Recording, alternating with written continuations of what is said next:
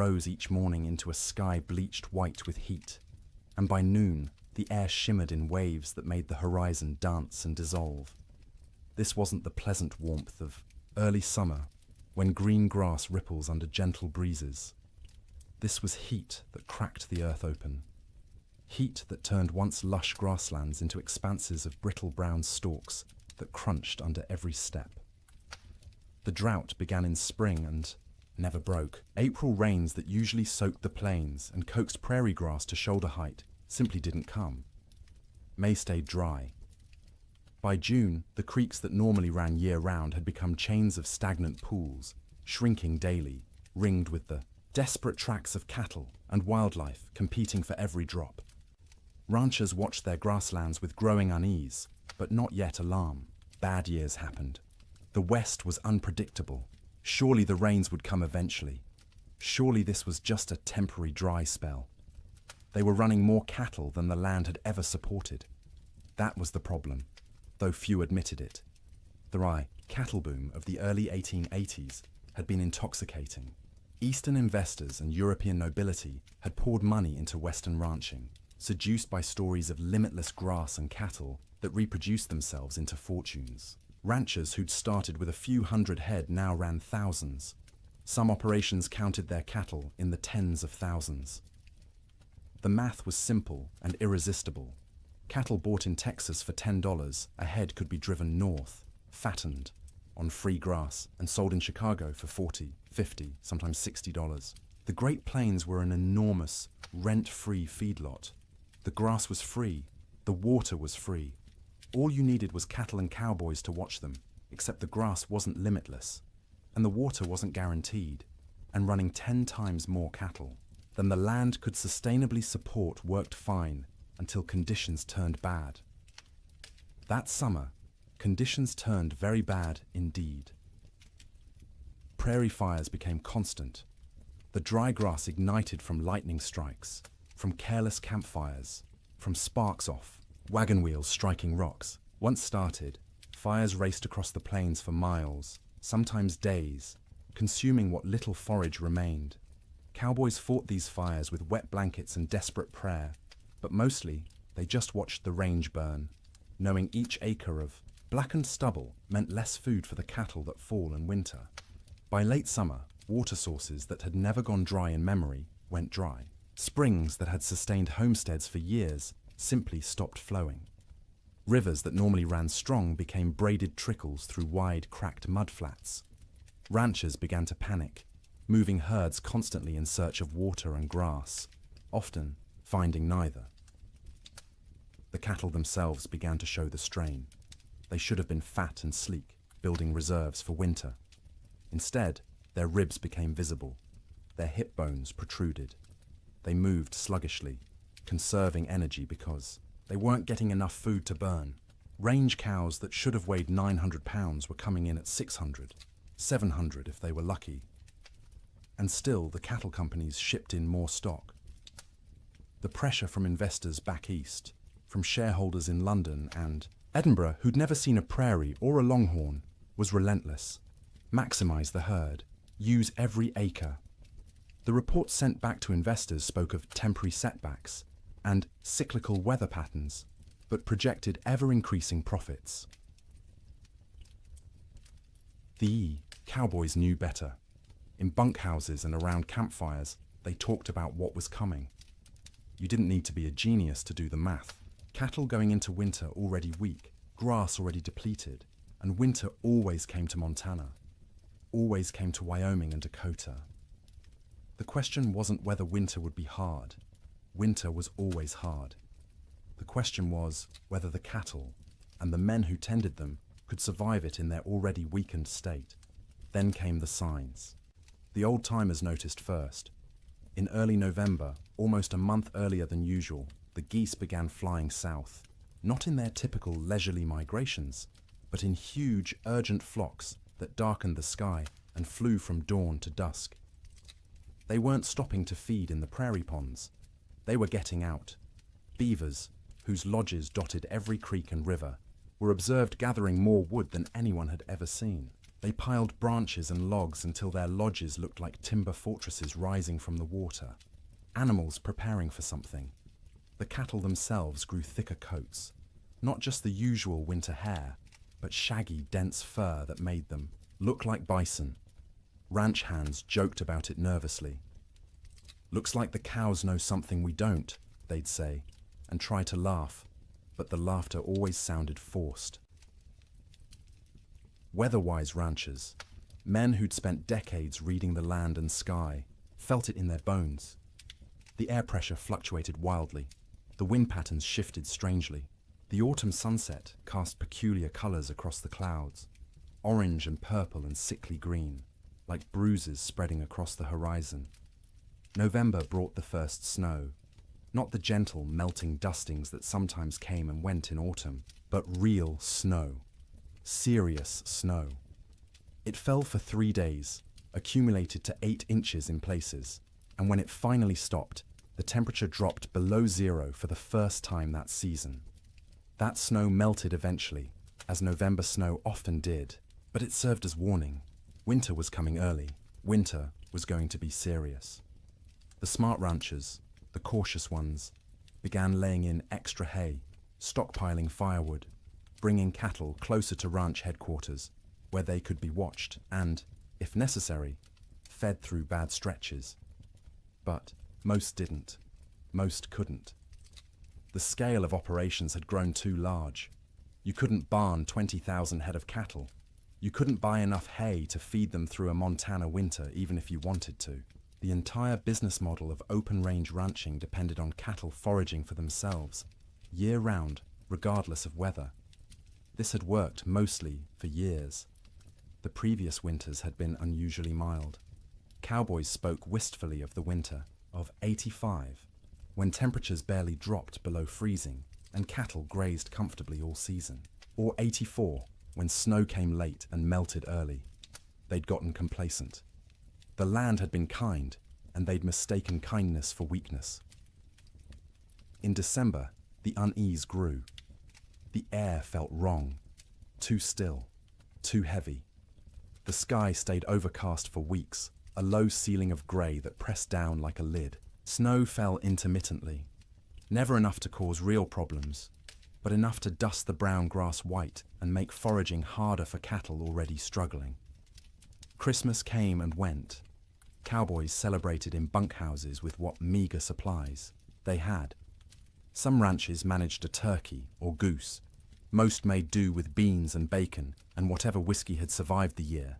They sang songs and told stories and pretended everything was normal, but the worry was always there. A cold knot in every stomach. New Year's Day, 1887 dawned clear and brutally cold, -20 degrees in some places, but clear. You could see for miles, the snow-dusted prairie rolling away to a horizon sharp as a knife edge. Cowboys rode out to check on cattle, found them bunched in coulees seeking shelter from the wind, but alive, still managing. For 8 more days, the cold held, but remained bearable, survivable. Cattle poured through snow to reach grass. Cowboys kept fires burning in bunkhouses and took turns on night watch. Ranchers' wives cooked enormous meals, knowing their men needed calories to stay warm. And then came January 9th. The morning started deceptively calm. The killing wind from the north that had blown for days suddenly stopped. The temperature rose, slightly enough that men went out without their heaviest coats. There was even talk of a Chinook coming, one of those warm winds that could raise temperatures 40 degrees in an hour and melt snow in a day. But this wasn't a Chinook coming. This was something else entirely. The calm before the storm isn't just a saying. It's meteorological reality. The stillness that morning was the pressure dropping, the atmospheric conditions realigning, the sky gathering its strength to unleash something that would be remembered for generations. By mid-morning, the first flakes fell. By noon, the world had disappeared into white, and the temperature, instead of rising, began to fall, and fall, and fall, until cold became something no one on the northern plains had experienced before, until winter stopped being a season and became an enemy that wanted everything dead. The autumn of warnings was over. The winter of death had arrived.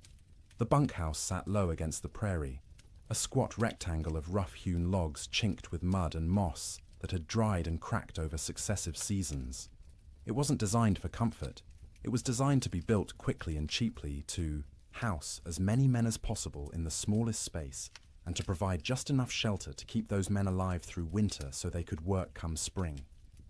Most bunkhouses were single rooms, maybe 30 feet long and 15 wide, with a ceiling, so low a tall man had to duck under the support beams. The logs were never properly squared, so gaps showed between them, filled haphazardly with whatever materials were at hand.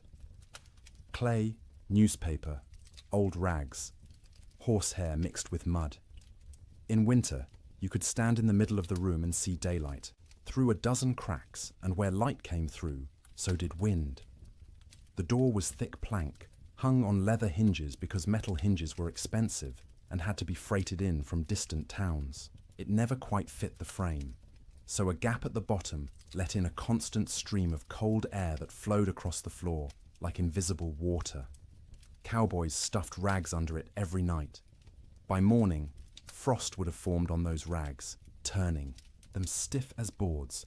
There was usually one window, if you could call it that, a square cut in the logs, covered with oiled paper stretched over a wooden frame. Or if the ranch had any money, actual glass brought in at considerable expense and constantly at risk of cracking in the cold. Most bunkhouses just had the oiled paper, which let in a murky amber light during the day and absolutely nothing at night. The bunks lined both long walls, stacked 2 or 3 high depending on how many men the ranch employed. Each bunk was nothing more than a wooden frame, rope webbing stretched across it in a grid. And on top of that, if you were lucky, a thin mattress stuffed with prairie hay. If you weren't lucky, just the rope webbing and whatever blankets you owned. The hierarchy of bunks was established and rigid. New men got the worst spots. Bottom bunks on the end nearest the door, where the cold draft flowed constantly and you'd be stepped on every time someone went outside to piss in the middle of the night. Top bunks were warmer because heat rose, but they put you closest to the roof where moisture from everyone's breath condensed and dripped. You'd wake with water spots on your blankets, sometimes ice if it was cold enough.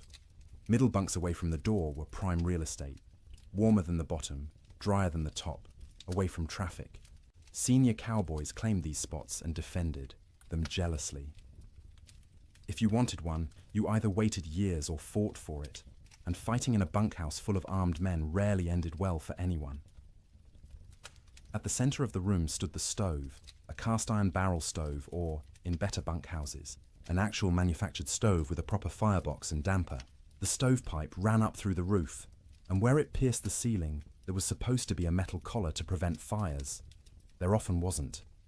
More than one bunkhouse had burned down from a too-hot stovepipe, igniting dried wood and old bird nests lodged in the rafters.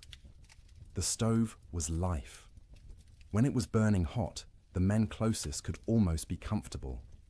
5 feet away, you could still be cold. 10 feet away, in a corner bunk, you might as well be outside. The stove created a temperature gradient so steep that men on one side of the room would be sweating, while men on the other shivered under piled blankets. Feeding the stove was a constant concern. Firewood was precious. Trees were scarce on the open plains, and what wood existed had to be hauled in by wagon from river bottoms or mountainsides miles away. Some ranches burned coal shipped in by rail, but coal cost money, and ranchers were notoriously cheap about anything that didn't directly increase cattle numbers. More often, cowboys burned whatever they could find: dried cow chips, sagebrush, buffalo bones, of which there were still plenty scattered across the plains from the great slaughter of a decade earlier. None of these burned hot or long. You had to feed the stove constantly to maintain any heat at all. At night, someone had to take responsibility for the fire. Usually, this rotated among the men, with each taking a shift to wake periodically and add fuel. Miss your shift, let the fire go out, and you'd wake to find 20 angry cowboys ready to throw you outside in your underwear to see how you liked the cold. Even with the stove going, the bunkhouse was never truly warm in winter. It was less cold than outside, which was the best that could be hoped for. Your face would be hot from the stove, while your back was cold from the draft. Your feet would be numb while sweat trickled down your spine. Comfort wasn't the goal. Survival, was the goal. Make it to morning alive and functional. That was success. Cowboys slept in their clothes. The idea of changing into night clothes, or worse, sleeping naked, was absurd. You slept in your wool shirt, your long underwear, your thick socks. On the coldest nights, you kept your pants on. Your hat stayed on your head or under it as a pillow, because hats were expensive, and you didn't want someone stealing yours while you slept. Boots were the exception. You took off your boots because sleeping in boots was miserable, and because boots needed to dry. They'd sit by the stove all night, the leather slowly warming and releasing the accumulated moisture of the day. The smell of drying leather mixed with the smell of unwashed men, wet wool, tobacco smoke, and the acrid tang of burning sage or cow chips. The smell of a bunkhouse was indescribable to anyone who hasn't experienced it. 40 men living in close quarters, bathing rarely because hauling and heating water was labor-intensive and rarely worth the effort. Clothes worn for weeks or months without washing, because washing meant they'd be wet and might not dry in winter, and wet clothes could kill you. The privy was outside, so men used a bucket in the corner at night rather than brave the cold, and that bucket added its own special contribution to the atmosphere. Tobacco smoke hung in layers because every cowboy who could afford it smoked too, passed the time. Some chewed and spit into cans or just onto the floor because the floor was already a mess of tracked-in mud, snow, manure, and spilled food. Mice lived in the walls and came out at night to scavenge. You could hear them scratching and squeaking, see them dart across the floor in the stove light. Some cowboys tried to kill them. Most gave up. There were always more mice, as long as they didn't chew holes in your blankets or get into the food. Stores, you learned to coexist. The sounds of a bunkhouse at night were particular. The wind outside, constant, varying from low moan to sharp whistle, depending on its strength and the gaps it found. The stove ticking as metal expanded and contracted with temperature changes. The creak of rope webbing as men shifted in there. Bunks, the thump of boots being pulled off and dropped on the floor. Snoring. Dear God, the snoring. 40 men in one room meant you'd have at least 10 serious snorers. Deep, rattling snores that shook the bunks. High, whistling snores that pierced through any attempt at sleep. Snores that stopped and started, until you'd lie there waiting for the next one, unable to relax. Sometimes men would throw boots at particularly bad snorers. Sometimes it helped. Usually it just made everyone else laugh and the snorer angry. Coughing was constant. The cold, the dust, the smoke, the close quarters meant everyone had some kind of lung affliction. Dry, hacking coughs that went on for minutes. Wet, rattling coughs that made you wonder if the man would survive the night. Cowboys coughed themselves, awake, coughed themselves back to sleep, coughed their way through the entire winter. Conversations happened in the dark. Men talked about home, about women, about cattle, about anything but the cold pressing in from all sides. Some conversations were quiet, just between neighbors in adjacent bunks. Others involved the whole room, stories being told and retold, jokes that weren't funny but made everyone laugh because laughter was warmth of a different kind.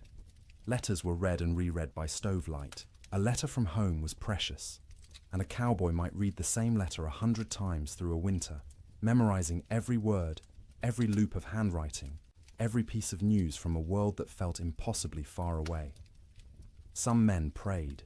You'd hear whispered prayers in the darkness, usually from the younger cowboys, the ones still new enough to the work that death seemed like a possibility rather than an inevitability. Older hands didn't pray much. They'd made their peace with whatever was coming, or they'd stopped believing anything was listening. The bedding itself deserves attention.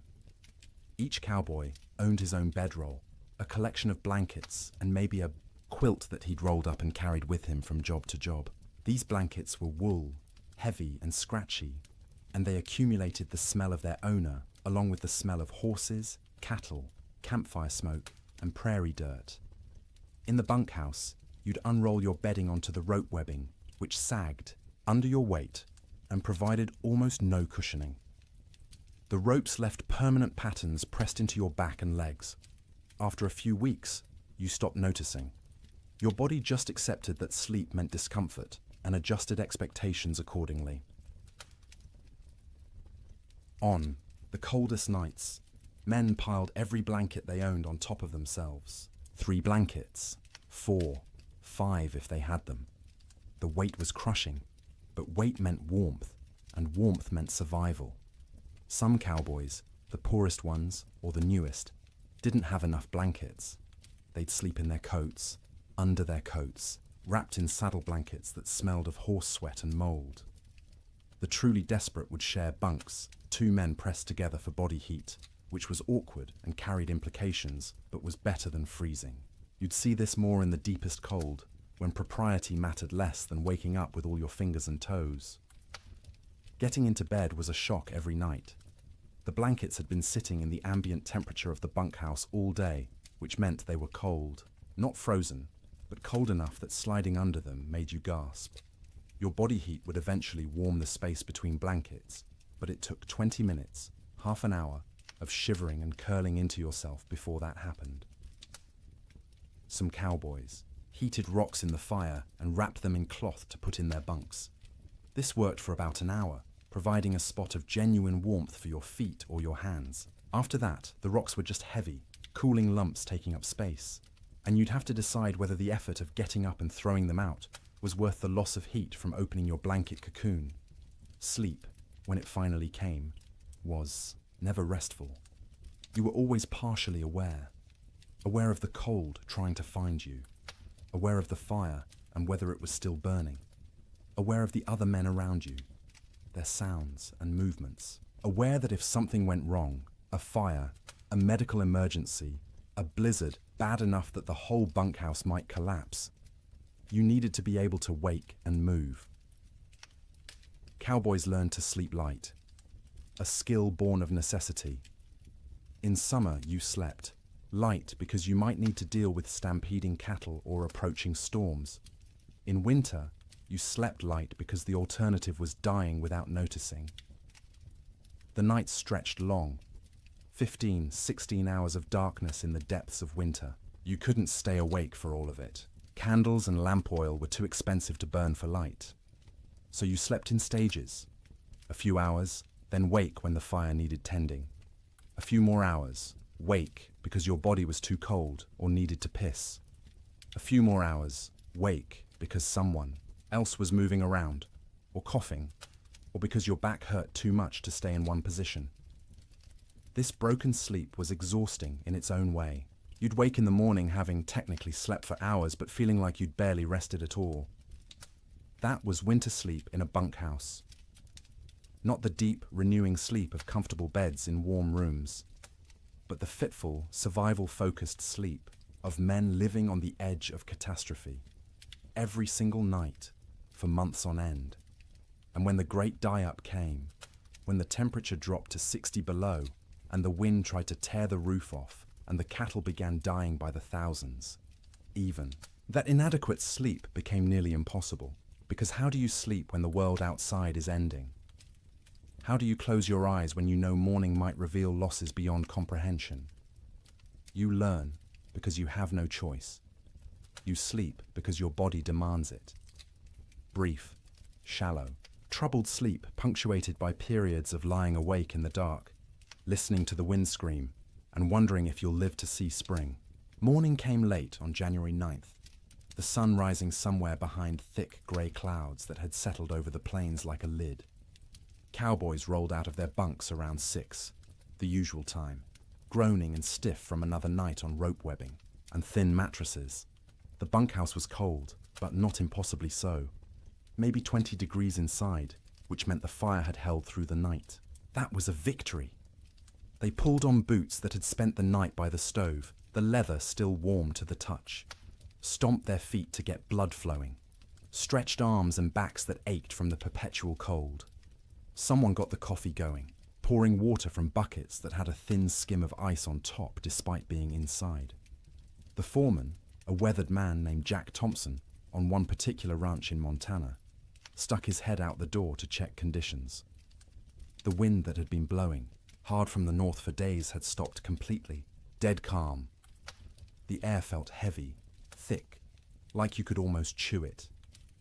Temperature had risen slightly overnight, maybe up to freezing, or close to it. "Might be a Chinook coming," Jack said, and a few of the men perked up.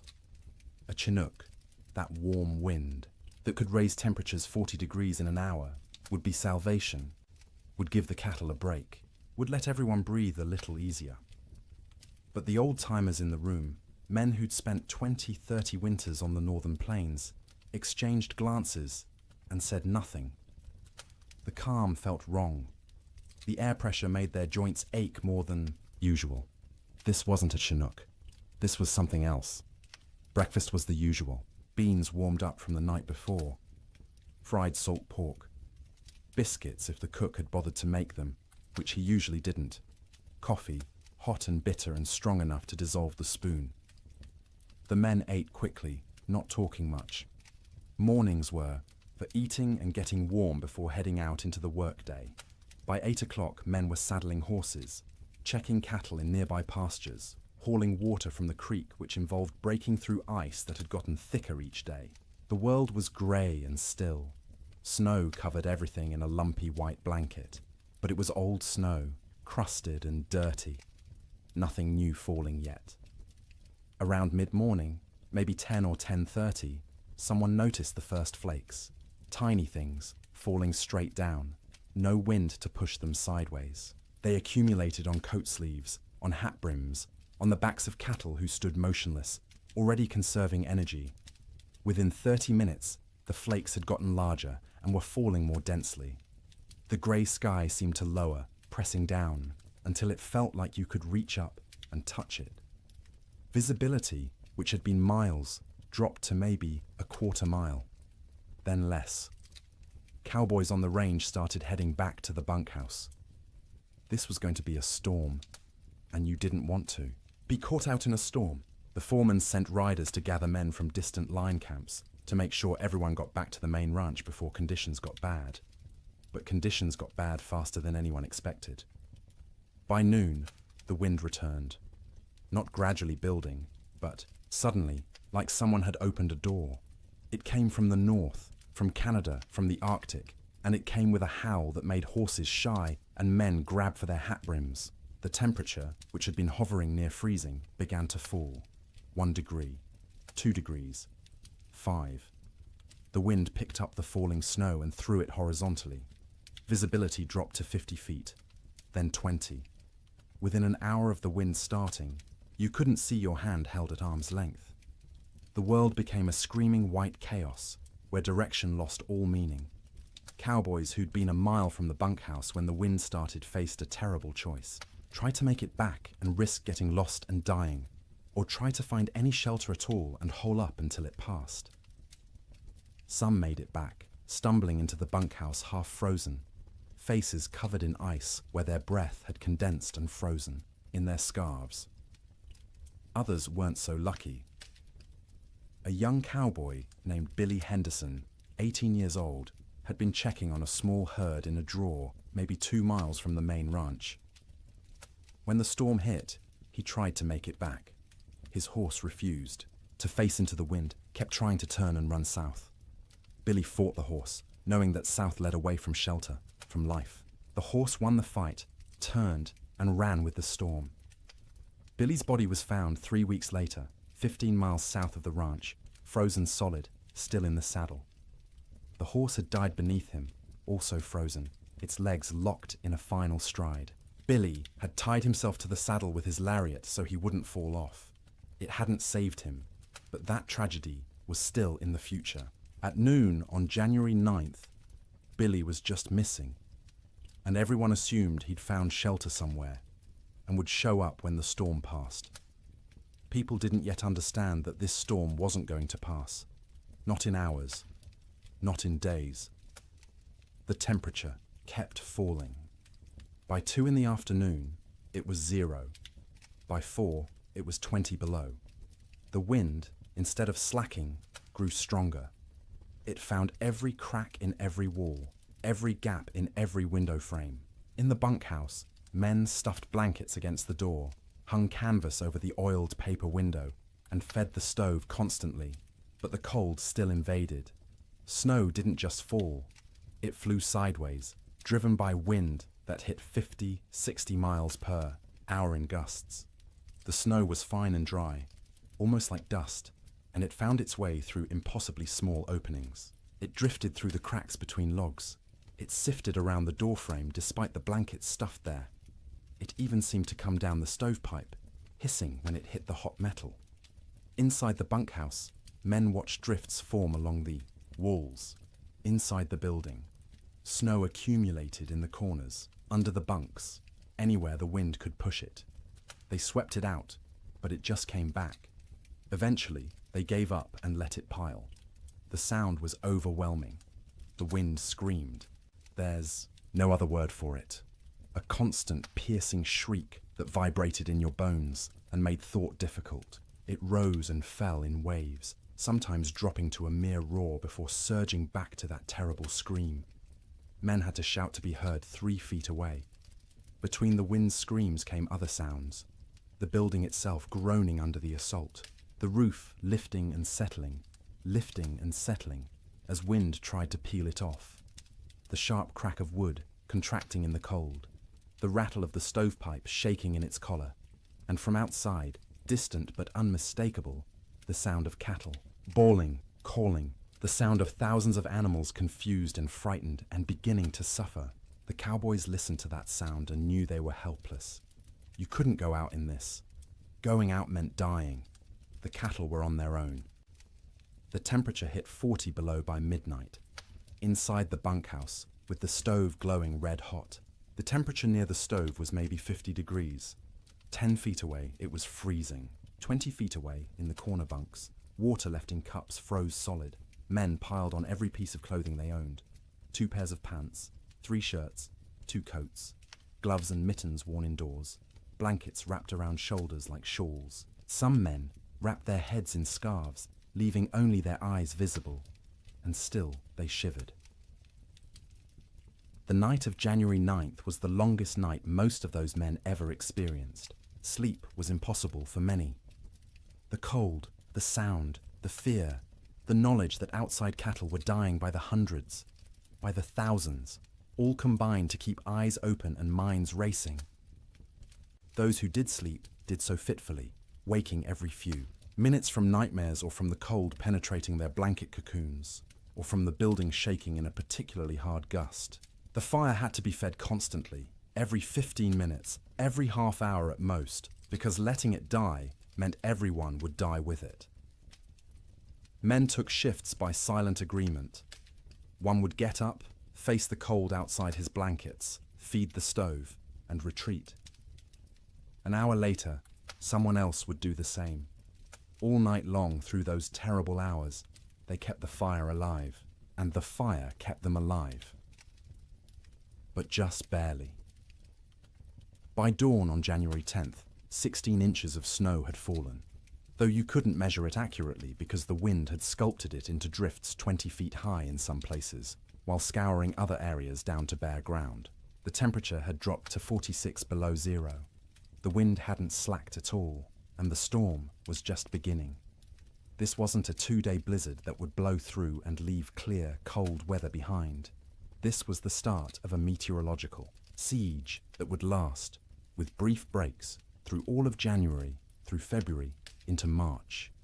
The great die-up had begun. Men didn't know that yet, huddled in bunkhouses across Montana, Wyoming, and Dakota Territory. They thought they were waiting out a bad storm. A few days, maybe a week, and it would clear. The cattle would be weak and scattered, but they'd recover. Spring would come, as it always did. They didn't yet understand that the world outside was dying, that cattle were already freezing where they stood, eyes frozen shut, ice forming over their nostrils with each breath, slowly suffocating as they slowly froze.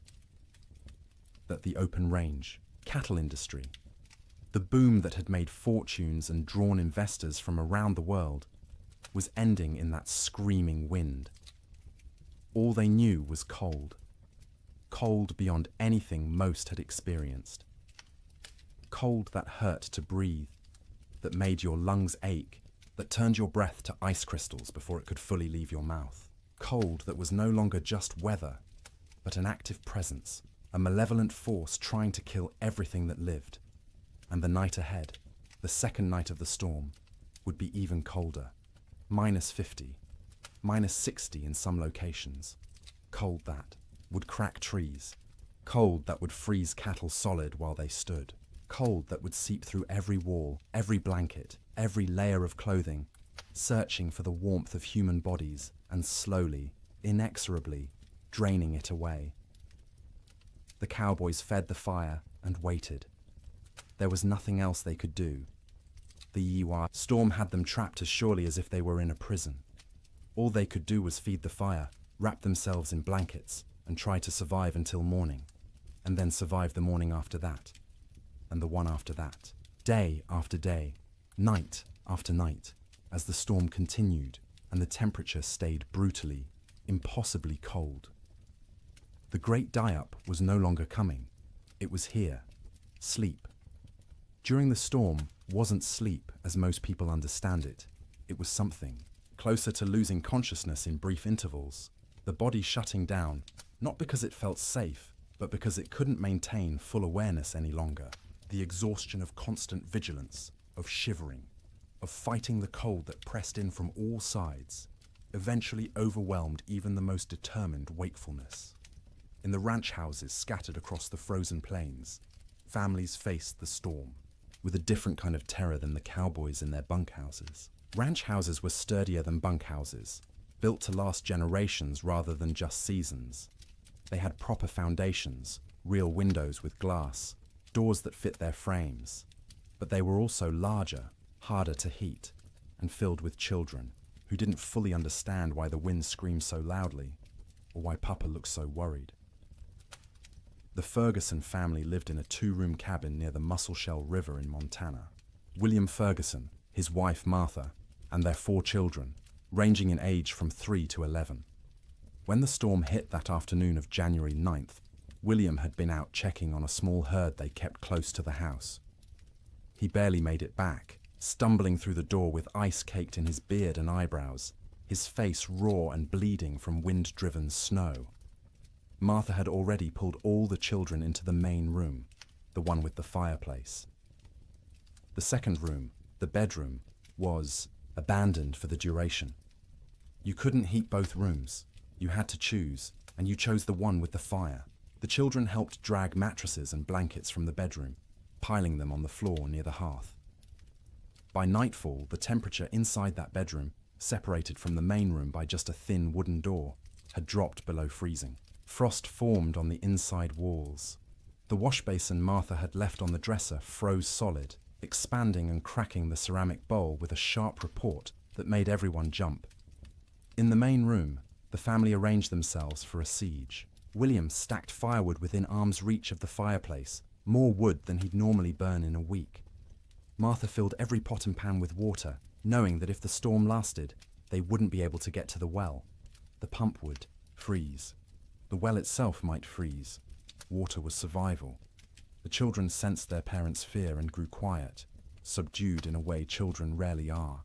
They huddled together on the mattresses, watching the fireplace with wide eyes as their father fed it log after log. The fire roared, consuming wood at an alarming rate, but even standing directly in front of it, you could feel the cold at your back. That first night, nobody truly slept. The children dozed fitfully, waking every time the wind hit a particularly violent gust, every time the house shook, every time their father got up to add wood to the fire. Martha sat up through most of the night, mending by firelight, her hands moving automatically through familiar motions, while her mind worried at the problem of how long their supplies would last. William dozed in his chair, the rifle across his lap, though what good a rifle would do against a blizzard he couldn't have, said. It was simply habit, the frontier habit of being armed, of being ready. When you couldn't do anything useful, you could at least maintain the posture of readiness. The second night was worse. By then, the storm had been blowing for 30 hours straight. The temperature had dropped to 50 below outside, which meant maybe 30 below in the unheated bedroom. And even with the fire blazing in the main room, it was barely freezing where they slept. They'd pulled every blanket in the house onto the mattresses on the floor. Wool blankets, quilts made from scraps of fabric, buffalo robes William had traded for years ago. The family slept together, all 6 of them in a pile, sharing body heat like animals in a den. The children in the middle, where it was warmest, the parents on the outside, taking the brunt of the cold that radiated from the walls despite the fire. Martha sang to the children before sleep, or what passed for sleep. Old songs her mother had taught her, lullabies in German that the children didn't understand, but found comforting anyway. Her voice was soft, almost lost under the shriek of the wind, but the children pressed close and listened. William lay on, his back staring at the ceiling, listening to the roof creak and groan. Every gust of wind made him tense, waiting for the moment when the roof would tear free and expose them all to the killing cold. It never did, but the fear never left either. Sleep came in stages. The youngest child, 3-year-old Emma, went first, exhausted from crying earlier in the day. She whimpered and fussed until her eyes finally closed and her breathing deepened. Her 7-year-old brother James followed, fighting sleep as long as he could, determined to be brave, to stay awake like the adults. But his eyes drooped, opened, drooped again, and finally stayed closed. The 2 older children, 11-year-old Sarah and 9-year-old Thomas, took longer.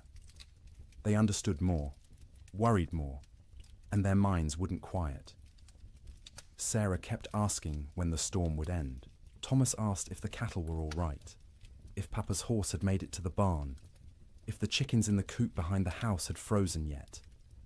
Martha answered in soothing murmurs, not really answering at all, just making comforting sounds until the children's questions trailed off and their breathing slowed. She waited until she was sure they were deeply asleep before she allowed herself to close her own eyes. But closing her eyes wasn't sleeping. It was resting with her ears still alert, still tracking every sound. The fire crackling, William shifting position, the wind pounding against the walls, the house settling with creaks and groans. Her mind catalogued each sound, assessed whether it meant danger, and only when satisfied the house still stood did she allow herself to drift towards something like sleep. William didn't sleep at all that second night. He dozed for minutes at a time, jerking awake at every sound, every change in the wind's pitch. Twice he got up to add wood to the fire, moving carefully to avoid stepping on children. Each time he stood, the cold away from the fire hit him like a physical blow. The air near the ceiling was noticeably colder than the air near the floor. Heat rose but couldn't escape fast enough through the gaps in the roof, so it pooled up there, wasted, while down where they slept, it was barely enough. Around midnight, by William's pocket watch, Emma woke crying. She was cold, she said, her teeth chattering. Martha pulled the child against her chest, wrapping her arms around her, trying to share warmth. Emma's feet were like ice, even though she wore wool socks and was buried under blankets. Martha rubbed the small feet between her hands, trying to restore circulation, terrified of frostbite. The child eventually quieted and fell back into restless sleep. But Martha stayed awake, feeling those cold little feet pressed against her stomach, wondering how much longer the storm could possibly last. The third night, exhaustion had set in so deeply that sleep came easier, even though conditions had gotten worse. The temperature outside bottomed out at 63 below zero. Inside, with the fire consuming wood at a frightening rate, they'd managed to keep the room at maybe 15 degrees, cold enough to see your breath, cold enough that the water in the pots near the fire had a skim of ice if you didn't stir it regularly, but not cold enough to kill. Not yet. The family had learned the rhythm of storm sleep. The children slept piled in the center, a tangle of arms and legs and shared warmth. The parents took turns in short shifts. Martha sleeping for 2 hours while William tended the fire and watched. Then William sleeping for 2 hours while Martha kept vigil. During her watch, Martha would sit close to the fire, feeding it, listening to her children breathe, and praying silently. She'd been raised Lutheran, not given to emotional displays, of faith, but now she prayed with desperate intensity. For the storm to end, for the wood to last, for her children to wake warm in the morning, for spring to come, impossible as that seemed in the howling dark. During his watch, William planned how to ration the wood, where to find more if it ran out, though going outside was suicide in these conditions. What they'd do when the food ran low. They had beans, flour, salt pork, and cornmeal. Enough for maybe 2 weeks if they were careful. But what if the storm lasted longer? What if they couldn't get to town when it ended because the snow was too deep? These thoughts circled endlessly, keeping him awake even during his supposed sleep shifts. He'd lie down, close his eyes, and his mind would immediately start calculating. How many logs they'd burned, how many were left, how cold it was, how long they could survive. The children slept better than the adults, helped by the simple resilience of youth. Their bodies demanded sleep and they gave in to it, even in conditions that would have seemed impossible before the storm. Sarah dreamed of summer, of the garden behind the house heavy with tomatoes and beans. Thomas dreamed of cattle drives, of riding with the cowboys to distant railheads. James dreamed confused child dreams that he couldn't remember on waking. Emma didn't dream at all, or if she did, they were wordless and forgotten. They'd wake periodically, usually needing to pee, which meant using the chamber pot in the corner because going to the outhouse meant death. The chamber pot became part of the room's landscape, emptied by William each morning by simply opening the door and throwing its contents out into the snow. It would freeze before it hit the ground. Martha developed a system for keeping track of the children during sleep. She'd reach out periodically, feeling for each small body, making sure everyone was still breathing, still warm enough. If a child had worked their way to the edge of the pile where it was colder, she'd gently pull them back to the center. If blankets had been kicked off, she'd rearrange them. This constant vigilance meant she never truly rested. Even during her sleep shifts, part of her brain stayed active, monitoring. She'd wake fully alert if a child coughed or moved suddenly, ready for crisis. Only after checking that everything was fine would she allow herself to drift back down. By the fourth night, a strange numbness had set in. The storm continued, would continue, had always been continuing, and would always continue. It became hard to remember a time before the storm, hard to imagine a time after. The world had narrowed to this room, this fire, this pile of blankets, these bodies pressed together against the cold. Sleep became deeper out of sheer exhaustion. The body can't maintain high alert indefinitely. At some point it simply gives up and crashes, regardless of external conditions. The children slept hard, twitching occasionally, making small sounds, but not fully waking. Martha and William slept in longer stretches, waking only when their internal alarms screamed that the fire needed tending or a child needed checking. The quality of that sleep was poor, dreams were vivid and often nightmarish. Martha dreamed of water freezing in her children's lungs, turning them to ice from the inside out. William dreamed of the roof tearing away and snow pouring in, burying them all in a white tomb.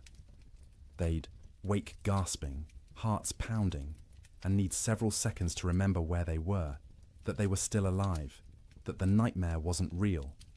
Not yet, but underneath the nightmares was the simple, animal relief of being horizontal, of having their eyes closed, of not having to actively fight the cold for a few hours. Their bodies took what rest they could get, storing it against future need, repairing what damage they could before the next crisis. In bunkhouses across the territory, cowboys experienced similar struggles. The difference was they had no children to protect, which freed them from that particular anxiety, but they also had less motivation to push through. A man alone can give up more easily than a father with children depending on him. Some cowboys did give up, in a sense. They wrapped themselves in every blanket they owned, lay down in their bunks, and simply stopped trying. They'd sleep for 20 hours straight, only waking to eat a little and relieve themselves before returning to their cocoons. This wasn't laziness, it was a survival strategy. In extreme cold with limited food, the best thing you can do is stay still, conserve energy, and wait. Others couldn't do it. The type of man who became a cowboy was often too restless, too active, to simply lie still for days. They'd pace the bunkhouse, drive everyone else crazy, gamble with cards or dice, anything to pass the time and distract from the gnawing fear that the storm might never end. In both bunkhouses and ranch houses, sleep became not rest, but simply another way of enduring. The days and nights blurred together into a continuous state of semi-consciousness, where you were never fully awake, but never fully asleep either. Your body was present, wrapped in blankets near a fire, but your mind wandered strange paths, disconnected from reality. And through it all, the wind screamed. The cold pressed in, the fire consumed wood, and people slept, or tried to sleep, or pretended to sleep, because what else could they do? Going outside meant dying. Staying awake meant slowly going insane from the sound and the fear. So they slept. Poorly, fitfully, desperately. But they slept. And each morning they woke, surprised on some level to find themselves still alive. Still, together, the fire still burning. The storm would eventually end, but not yet. Not for many days yet. And each of those days would require sleep stolen from between crises, rest grabbed in brief intervals, dreams haunted by cold and wind, and the terrible knowledge that outside the world was dying. The cattle felt the storm coming before any human did. Their instincts, honed by millennia of evolution, read signs in the air pressure, in the quality of light, in the way the wind tasted. When the first flakes began to fall on January 9th, cattle across the northern plains began to move, not panicked running, purposeful drifting, south, always south, away from the north wind that carried death in its teeth. They moved in groups, small herds combining into larger herds, thousands of animals flowing across the white landscape like a slow river seeking lower ground. Consider one cow, a 3-year-old Hereford mix, red and white, branded with the Rocking M brand on her left hip. She'd been born on this range, knew every coulee and creek, had survived 2 previous winters without particular hardship. She was carrying a calf, due in spring, and the pregnancy had left her thinner than usual going into winter. Not starving, but without the thick layer of fat that would have been ideal. When the snow started falling heavily and the wind began to rise, she was grazing, in a shallow draw with perhaps 50 other cattle. They'd been pouring through existing snow to reach the dried grass beneath, working methodically, conserving energy. The new snow started covering the ground quickly, and the cow lifted her head, testing the air. The wind came from the north with a sound like tearing fabric. The cow turned her back to it instinctively, and every other animal in the draw did the same. They began walking south, not because they knew south led to safety, but because south meant away from the wind, and the wind had to be avoided. They walked steadily for hours. The snow was falling too thickly to see more than a few feet ahead, but cattle can navigate by sense of smell and by following the animal in front of them. The cow found herself in the middle of the group, which offered some shelter from the wind, but also meant she had to keep moving at whatever pace the herd set. By nightfall, they'd walked perhaps 5 miles. Not far, but the constant fighting against wind and snow was exhausting. The temperature had dropped dramatically, and the cow's breath froze in clouds of white vapor. Ice was forming on her eyelashes, making it hard to see. Her legs ached from pushing through snow that was now knee-deep in places.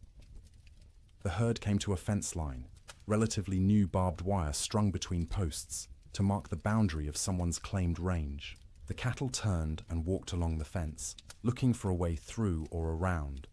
They found neither. The fence extended as far as they could sense in both directions. Cattle aren't stupid, but they aren't problem solvers either. Finding their path blocked, they simply stopped. They stood with their backs to the wind, pressed against the fence line, and waited. For what, they couldn't have said. For the wind to stop. For the fence to disappear. For whatever force had always eventually made things better to make things better now. But things didn't get better. The wind increased. The temperature kept dropping. Snow accumulated on the cattle's backs. A heavy white blanket that they couldn't shake off because their muscles were already occupied with shivering, with the constant work of generating heat. The cow stood and shivered. Her body burned calories, trying to stay warm, calories she'd gotten from grass, but she hadn't eaten since morning and wouldn't be able to eat until she could paw through snow to reach grass beneath. She tried, lowering her head and pushing at the snow with her muzzle, but the wind-packed snow was too hard. Her hooves couldn't break through it either. Around her, other cattle made similar attempts. A few managed to find thin spots in the snow and got a few mouthfuls of dried grass. Most got nothing. They stood and shivered, and slowly, gradually, their body temperatures began to drop. Cattle can survive remarkable cold if they're well fed and can escape the wind. But these cattle were already weakened from a summer of drought. They had no windbreak, and they weren't eating. Their situation was unsustainable. Something would have to change or they would die. It was that simple. By the second day, the cow's suffering had intensified. She'd been standing for more than 24 hours straight. Her legs trembled with fatigue. Ice had completely sealed her eyes shut. She'd stopped trying to open them, instead navigating by sound and smell, and the feel of other cattle pressed against her on either side. Her ears, exposed to the wind, had frozen. The tissue was dying, would eventually slough off if she survived, leaving her with shortened, mangled ears.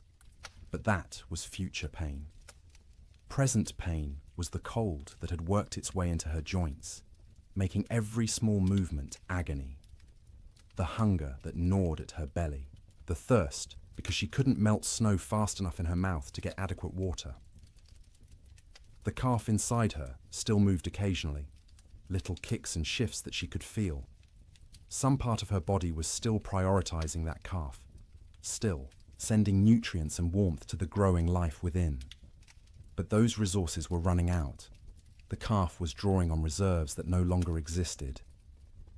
Around her, other cattle were in similar condition, some worse. A few calves, born too early that spring and smaller than they should be, had already died, frozen solid while standing, their mothers standing next to them and occasionally lowing in confusion. Older cattle, those with the wisdom of many winters, had tried to move away from the fence to find a coulee or draw that might offer windbreak. Some succeeded and survived. Most simply exhausted themselves walking in circles in the blinding snow and returned to the fence line to die with the herd. By the third day, the cow had stopped shivering. This wasn't because she'd warmed up. It was because her body no longer had the energy to shiver. Shivering is a metabolic furnace, burning calories to generate heat, but she'd burned through all available calories. Her body temperature was dropping toward equilibrium with the air around her. She was freezing to death. Her breathing had slowed. Each breath was an effort, drawing air so cold it hurt her lungs into a body that barely had the energy to exhale. Ice had formed around her nostrils, narrowing the passages, making each breath a fight. She was still standing, but only because the cattle around her held her upright. If they'd moved, she would have fallen. Her legs were locked, frozen in position, no longer taking commands from her failing brain. Her heartbeat had slowed to a sluggish thump, thump, thump, thump, each beat weaker than the last. The calf inside her had stopped moving. Whether it was dead or simply dormant, she couldn't tell, and wouldn't have understood if she could. Her maternal instincts, so strong just days ago, had been overridden by the body's desperate attempt to keep itself alive. Sometime late on the third night, or early on the fourth morning, it's impossible to know exactly when, the cow's heart stopped. 1 beat, 2 beats, then nothing. Her eyes, frozen shut, would never open again. Her legs, frozen in position, would remain standing. She'd become a statue of ice and meat, indistinguishable from the living cattle around her, except that she no longer breathed. She wouldn't fall for days, maybe weeks. The cattle packed around her held her upright, and when they eventually moved or died themselves, she'd topple over, frozen solid, and become one more carcass among thousands littering the plains. This scene repeated across hundreds of miles. Fence lines became death traps where cattle bunched up and died in groups. Ravines that should have offered shelter instead became graves as cattle crowded in so tightly they couldn't move, couldn't forage, and slowly froze together into a single mass of bodies. Riverbanks saw some of the worst carnage. Cattle seeking water found the rivers frozen solid, but their thirst drove them to try anyway. They'd crowd onto the ice, break through into the water beneath, and be unable to climb out. The current would push them under the ice, where they'd drown and freeze simultaneously. Spring would reveal riverbanks lined with carcasses, hundreds of cattle stacked like cordwood wherever the current had deposited them. Some cattle, driven by the wind and their own southward instinct, walked until they literally couldn't take another step. They'd collapse in open prairie, curl into a ball, as best their frozen legs allowed, and die where they fell. Snow would cover them within hours, creating smooth white mounds that looked like natural drifts until spring melt revealed the truth beneath. The death toll was staggering in ways that are hard to comprehend. A single large ranch might lose 10,000 head. Smaller operations lost everything. The Chicago stockyards, which normally received thousands of cattle per week from the northern plains, received almost none for months. The market for beef collapsed because there were no cattle left to sell. But numbers don't capture the reality. Numbers are abstract. The reality was hundreds of thousands of individual animals, each experiencing their own version of the cow's suffering. Each one cold, each one hungry, each one slowly freezing while standing in a wind that wouldn't stop screaming. Cowboys, safe in bunkhouses, could do nothing but listen to the cattle bawl. That sound, the massed calling of thousands of distressed animals, carried even over the wind. It rose and fell through the days and nights of the storm, a soundtrack of suffering that haunted the men who heard it. Some cowboys tried to help. They'd bundle up in every piece of clothing they owned, tie ropes around their waists, and venture out into the storm, with the other end of the rope tied to the bunkhouse door so they could find their way back. They'd struggle to where they thought. Cattle were usually unable to see them even when standing next to them, and try to herd them towards some shelter. It never worked. The cattle wouldn't move, or couldn't move, and the cowboys would burn through their body heat in minutes. Barely. Enough time to stumble back to the bunkhouse before frostbite claimed fingers and toes. They'd collapse inside, gasping and shaking, and lie near the stove for hours trying to warm up while listening to the cattle continue to bawl outside. Eventually, the bawling stopped. Not all at once, but gradually over days. Fewer and fewer, voices as more and more cattle died. By the end of January, the prairie was silent except for the wind. Silent because there was almost nothing left alive to make sound. The cattle of the open range, those millions of animals that had made fortunes for ranchers and fed the growing cities of America, were gone. The survivors, scattered and traumatized, would take years to recover. Most would never be found, lost in coulees and ravines where their carcasses would feed wolves and coyotes through the remainder of winter. The Great Die-Up earned its name from the cattle. They died in numbers beyond counting, in suffering beyond imagining. And every single death was quiet, private. The animal alone in the storm, except for other dying animals. No comfort, no relief, just the cold and the wind, until the end came, and the shivering finally stopped. Food became an obsession within days of the storm's arrival. Not because people were starving, not yet, but because every meal consumed was one fewer meal in reserve, and no one knew how long the storm would last or when resupply would be possible. Every bite carried the weight of calculation. Every pot of beans represented diminishing stores that might need to last weeks or months. In the Ferguson ranch house, Martha inventoried their supplies on the second day of the storm. She did this by candlelight while the children slept, and William kept watch by the fire. She counted every bag of flour, every pound of cornmeal, every strip of salt pork hanging from the rafters of the cold bedroom. She measured beans by the cupful, rice by the handful, and wrote everything down in careful columns in a ledger book. Flour, 42 pounds. Cornmeal, 18 pounds. Dried beans, maybe 30 pounds, 3 different varieties mixed together in a burlap sack. Salt pork, 14 strips, some thick, some thin. Rice, 5 pounds. Sugar, 3 pounds, precious and rationed even before the storm. Coffee, 2 pounds of beans, still in their burlap sack, aromatic and dark. Salt, plenty, a whole sack, bought last fall. Lard, a good supply, stored in a crock. Dried apples, half a sack, from their own trees. Molasses, 1 jug, nearly full. She did the math in her head, working through possible scenarios. 6 people eating 3 meals a day, 18 meals per day. If they were careful, if they stretched everything, if they didn't waste a single bite, they had perhaps 3 weeks of food, maybe 4 if they went hungry. 3 weeks seemed like plenty.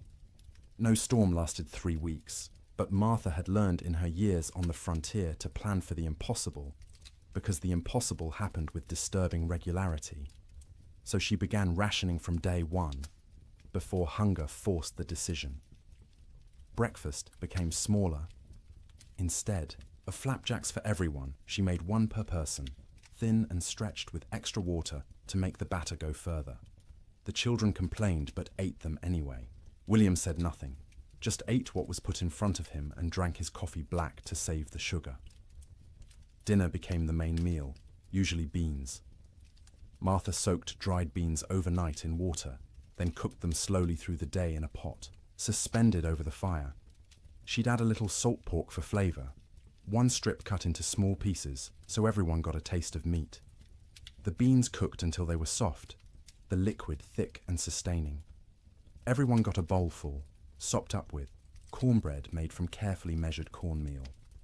Supper was often just leftover beans from dinner, reheated and eaten with whatever bread remained. Sometimes Martha made a thin soup from the bean broth, adding bits of dried apple for sweetness, calling it a special treat to make the children smile. The coffee was for William alone. Cowboys and ranchers believed coffee was essential, more important than food, and William was no exception. He drank it black and strong, rationing the precious beans so he could have at least 1 cup per day. That coffee was his luxury, his reminder that civilization existed beyond the wind and snow. Martha drank tea when she drank anything, made from herbs she'd dried the previous summer. Mint that grew wild along the creek, sage gathered from the prairie, rose hips collected in autumn. The taste was thin compared to real tea shipped from China or India, but it was warm, and it was hers, and it didn't consume their stores. The children drank water or milk, though the milk supply was problematic. They had 1 cow, a gentle Jersey, kept in the barn, and William had to venture out twice a day to milk her. The trip to the barn was only 50 feet, but felt like a mile. He'd bundle in every piece of warm clothing he owned, wrap his face in a scarf until only his eyes showed, and step out into the wind. The cold hit him like a fist every time. In the few seconds it took to cross from house to barn, exposed skin would start to freeze, his eyes would water, and the tears would freeze on his cheeks. His lungs would ache from breathing air that felt like shards of glass. But he made the trip because the cow had to be milked or she'd sicken, and they needed the milk. The children needed the milk. It was protein and fat and calcium and all the things growing bodies required. So twice a day, through the entire storm, William made that 50-foot journey and considered himself lucky the barn was so close. The cow produced less in winter, maybe 2 quarts a day instead of her usual gallon, but those 2 quarts were precious. Martha skimmed the cream off the top and used it sparingly. The milk itself went to the children, divided equally, measured carefully, so no one got more or less than their share. Cooking in extreme cold presented unique challenges. The fire had to be hot enough to cook food, but not so hot it consumed wood too quickly. Martha became expert at judging the flames, adding just enough fuel to maintain cooking temperature while stretching the wood supply. Water was perhaps the most critical resource. William filled every bucket and pot with snow scooped from outside the door, then left the containers near the fire to melt. It took hours for snow to melt into usable water, and the water that resulted tasted flat and strange because it had no mineral content. But it was wet, and it was clean, and it kept them alive. They couldn't wash dishes properly, couldn't waste water or wood heating water for washing. Instead, Martha wiped plates and bowls clean with rags, rinsed them quickly in cold water if necessary, and called it good enough. No one got sick from dirty dishes. There were larger concerns. Personal hygiene went by the wayside entirely. No baths, no washing hair, no changing clothes. Everyone wore the same shirts and pants for weeks, adding layers when cold, removing them when near the fire. The smell in the main room became oppressive, but you stopped noticing after a few days. It was just how things were. In the bunkhouses, cowboys faced similar but different challenges. They had supplies, but those supplies were designed for men doing hard physical labor in normal winter conditions, not for men trapped indoors during the worst cold in recorded history. The typical bunkhouse larder consisted of dried beans, rice, flour, cornmeal, salt pork, bacon, maybe some beef jerky made from cattle slaughtered in the fall, coffee in large quantities because cowboys lived on coffee, sugar, salt, lard, sometimes canned goods if the ranch could afford them, but usually not. Canned goods were expensive and the freighting costs were prohibitive. The cook, if there was one, was usually an old cowboy too stove up for regular ranch work. He'd preside over the cast-iron stove like a priest at an altar, creating meals from limited ingredients with whatever skill he possessed. Good cooks were treasured. Bad cooks were tolerated because the alternative was cooking for yourself, and cowboys were generally incompetent in the kitchen. One particular bunkhouse in the Judith Basin had a cook named Old Pete, called that to distinguish him from young Pete, who wasn't a cook and wasn't even particularly young, but was younger than Old Pete. Old Pete had cooked in army forts, in mining camps, on trail drives. He knew 100 ways to cook beans and could make bread in a Dutch oven that rivaled anything made in a proper kitchen. But even Old Pete struggled with the storm's duration and intensity. His usual recipes assumed men would be working hard, outside, burning thousands of calories daily. Now they were sitting around trying to stay warm, burning far fewer calories. They didn't need as much food, but they were bored and hungry from boredom, and managing those competing needs was delicate. He started making meals smaller but more frequent. Instead of 3 large meals, he made 4 smaller ones, gave the men something to look forward to every few hours, something to mark the passage of time. Breakfast at dawn, such as dawn was, in the constant grey, a second breakfast mid-morning, dinner in early afternoon, supper at dark. Each meal was simple: beans cooked with salt pork, cornbread or biscuits, coffee always, constantly, the pot never empty. Occasionally, he'd make a stew if there was meat available, though meat was running short. Most ranches had slaughtered a beef or 2 in the fall and hung the quarters to freeze. But accessing that meat meant going outside to the meat cache, which was difficult or impossible depending on the day. The men ate without complaint, mostly. Cowboys weren't complainers by nature. You ate what was put in front of you and were grateful to get it.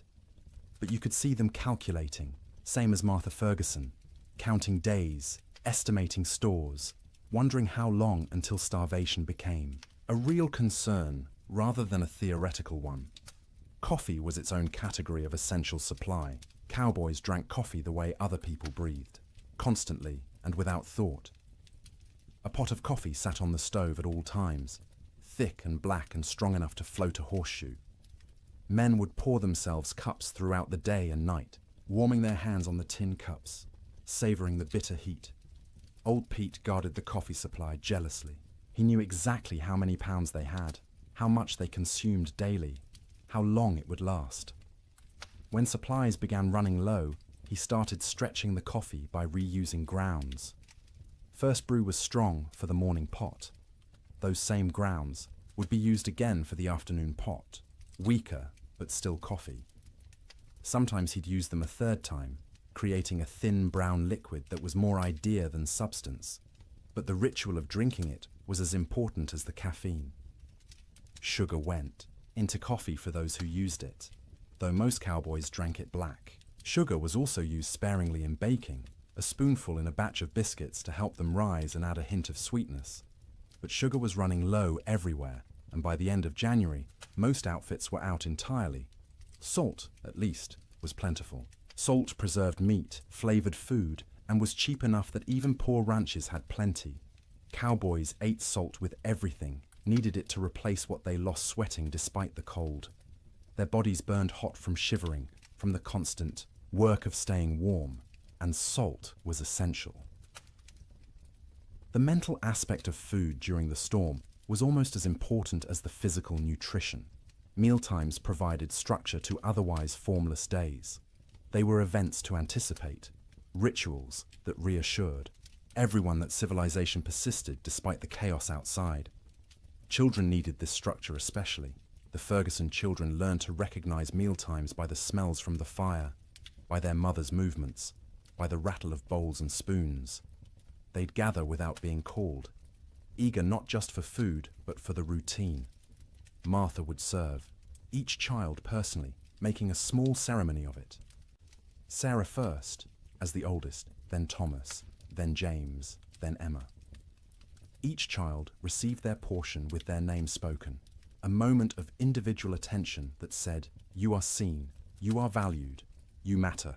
Then William, then finally herself, always last, always the smallest portion, though no one noticed because she was skilled at hiding it. They'd eat together, mostly in silence because food was serious business, but afterward there might be stories or songs. William would tell tales of his own childhood in Ohio, of winters there which had seemed hard at the time, but were nothing compared to this. Martha would sing in her soft voice, German lullabies or hymns. The children would listen and feel for a moment that everything might be all right.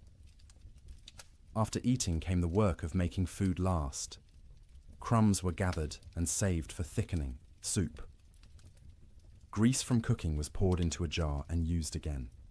Bones from salt pork were boiled to extract every bit of flavor and nutrition, then boiled again, then fed to the dog who lived outside the door in a snow shelter William had built. Nothing was wasted. Waste was sin in the arithmetic of survival. Every scrap had value, potential use, future purpose. Martha became a miser of food, hoarding and parceling it out with grim determination, knowing that running out meant death, and death was not an option while her children lived. The storm continued. January crawled past, each day a battle against cold and hunger and despair. Food supplies dwindled steadily. By the end of the month, the Ferguson household was eating 2 small meals per day instead of 3. The children's eyes developed the hollow look of inadequate nutrition. Martha's dresses hung loose where they'd once fit snugly. William's belt had to be tightened 2 notches, then 3, but they ate something every day, and they were all still alive. And the cow still gave milk, though less each week, and the fire still burned, and that was enough. It had to be enough, because spring would come eventually. It always came. The question was whether they'd survive long enough to see it, and whether there would be anything left of their lives when it finally arrived. Theodore Roosevelt was not in Dakota Territory when the blizzard struck. He was in New York, warm and comfortable in his sister's house, living the life of an Eastern gentleman which he'd tried so hard to leave behind. But his money was in Dakota. His dreams were in Dakota. And when the reports began filtering east about the catastrophic winter destroying the northern plains, Roosevelt's future was being written in frozen cattle and bankrupt dreams. He'd come to Dakota Territory in 1883, a wealthy young man fleeing personal tragedy. His mother and his wife had died on the same day, in the same house, within hours of each other. The grief had been unbearable, suffocating, And Roosevelt did what men of means often did when Eastern life became too painful. He went west. He invested heavily in cattle ranching, buying into two operations: the Maltese Cross Ranch and the Elkhorn Ranch, both along the Little Missouri River in what would become North Dakota. He'd thrown himself into the work with characteristic energy, trying to become a real Westerner, a real cattleman. He'd learned to ride, to rope, to shoot. He'd earned grudging respect from cowboys who initially mocked his Eastern accent and glasses. Roosevelt loved the West with the passion of a convert. He loved the vast emptiness, the physical challenges, the sense of building something in a hard land. He wrote about it constantly in letters and journals, painting romantic pictures of cowboy life that had more to do with his ideals than reality. His ranches ran cattle on the open range like everyone else. Thousands of head, bought with Eastern money, fattened on free grass, and expected to multiply into a fortune. His partners and employees assured him the investment was sound. Cattle prices were strong. The range could support far more animals than they were running. Winter mortality was minimal in recent years. Roosevelt believed them because he wanted to believe. He needed the West to work, needed it to be the place where he could reinvent himself from grieving widower into rugged frontiersman. The cattle were symbols as much as investments, proof that he belonged in this harsh landscape. When the winter of 1886 to 1887 arrived, Roosevelt was back east, attending to political matters and family obligations. He was aware of the early reports, of harsh weather, but not overly concerned. Winter was always hard in Dakota. His men were experienced. His cattle were hardy. Surely they'd manage as they had in previous years. The first letters from his ranch managers arrived in late January. They were careful, measured, not wanting to alarm their employer prematurely. The weather had been severe, yes. Cattle were, suffering, certainly. But it was too early to assess the full damage. They'd know more in spring when they could ride out and conduct a proper tally. Roosevelt wrote back with questions. How severe? How many cattle were in danger? What measures were being taken to protect the herds? The responses, when they came weeks later, letters delayed by closed roads and disrupted mail service, were progressively more concerning. His ranch, manager at the Maltese Cross, a practical man named Sylvain Ferris, tried to be honest without being devastating. The storms had been worse than anything he'd seen in 20 years on the plains. The cold had been extreme, sustained, deadly, many. Cattle were certainly lost. The exact number wouldn't be known until spring roundup. But Ferris estimated at least 30% mortality. Maybe more, 30%.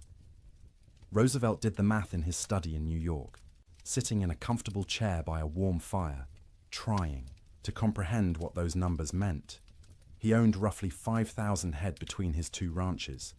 30% meant 1,500 dead cattle.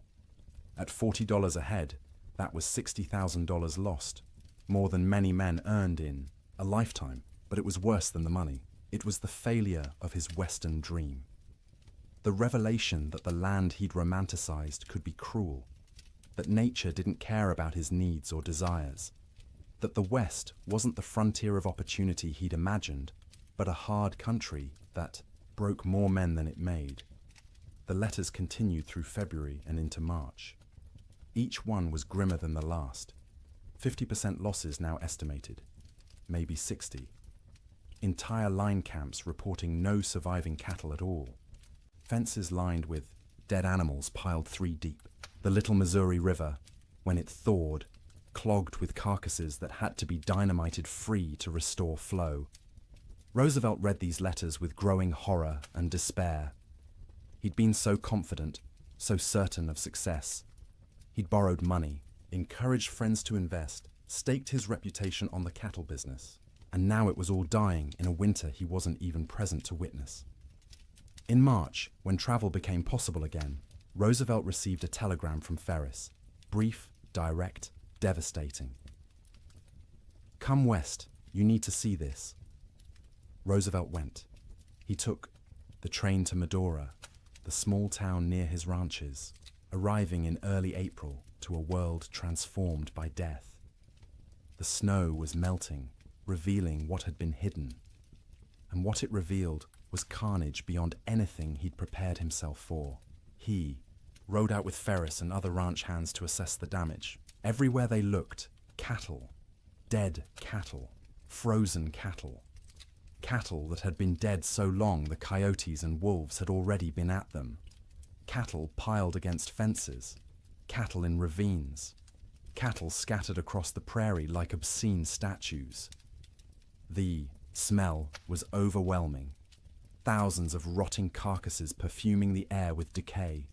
Roosevelt, who'd prided himself on his toughness, on his ability to handle frontier hardships, had to dismount and vomit. He wasn't alone. Even hardened cowboys were sickened by the scale of death.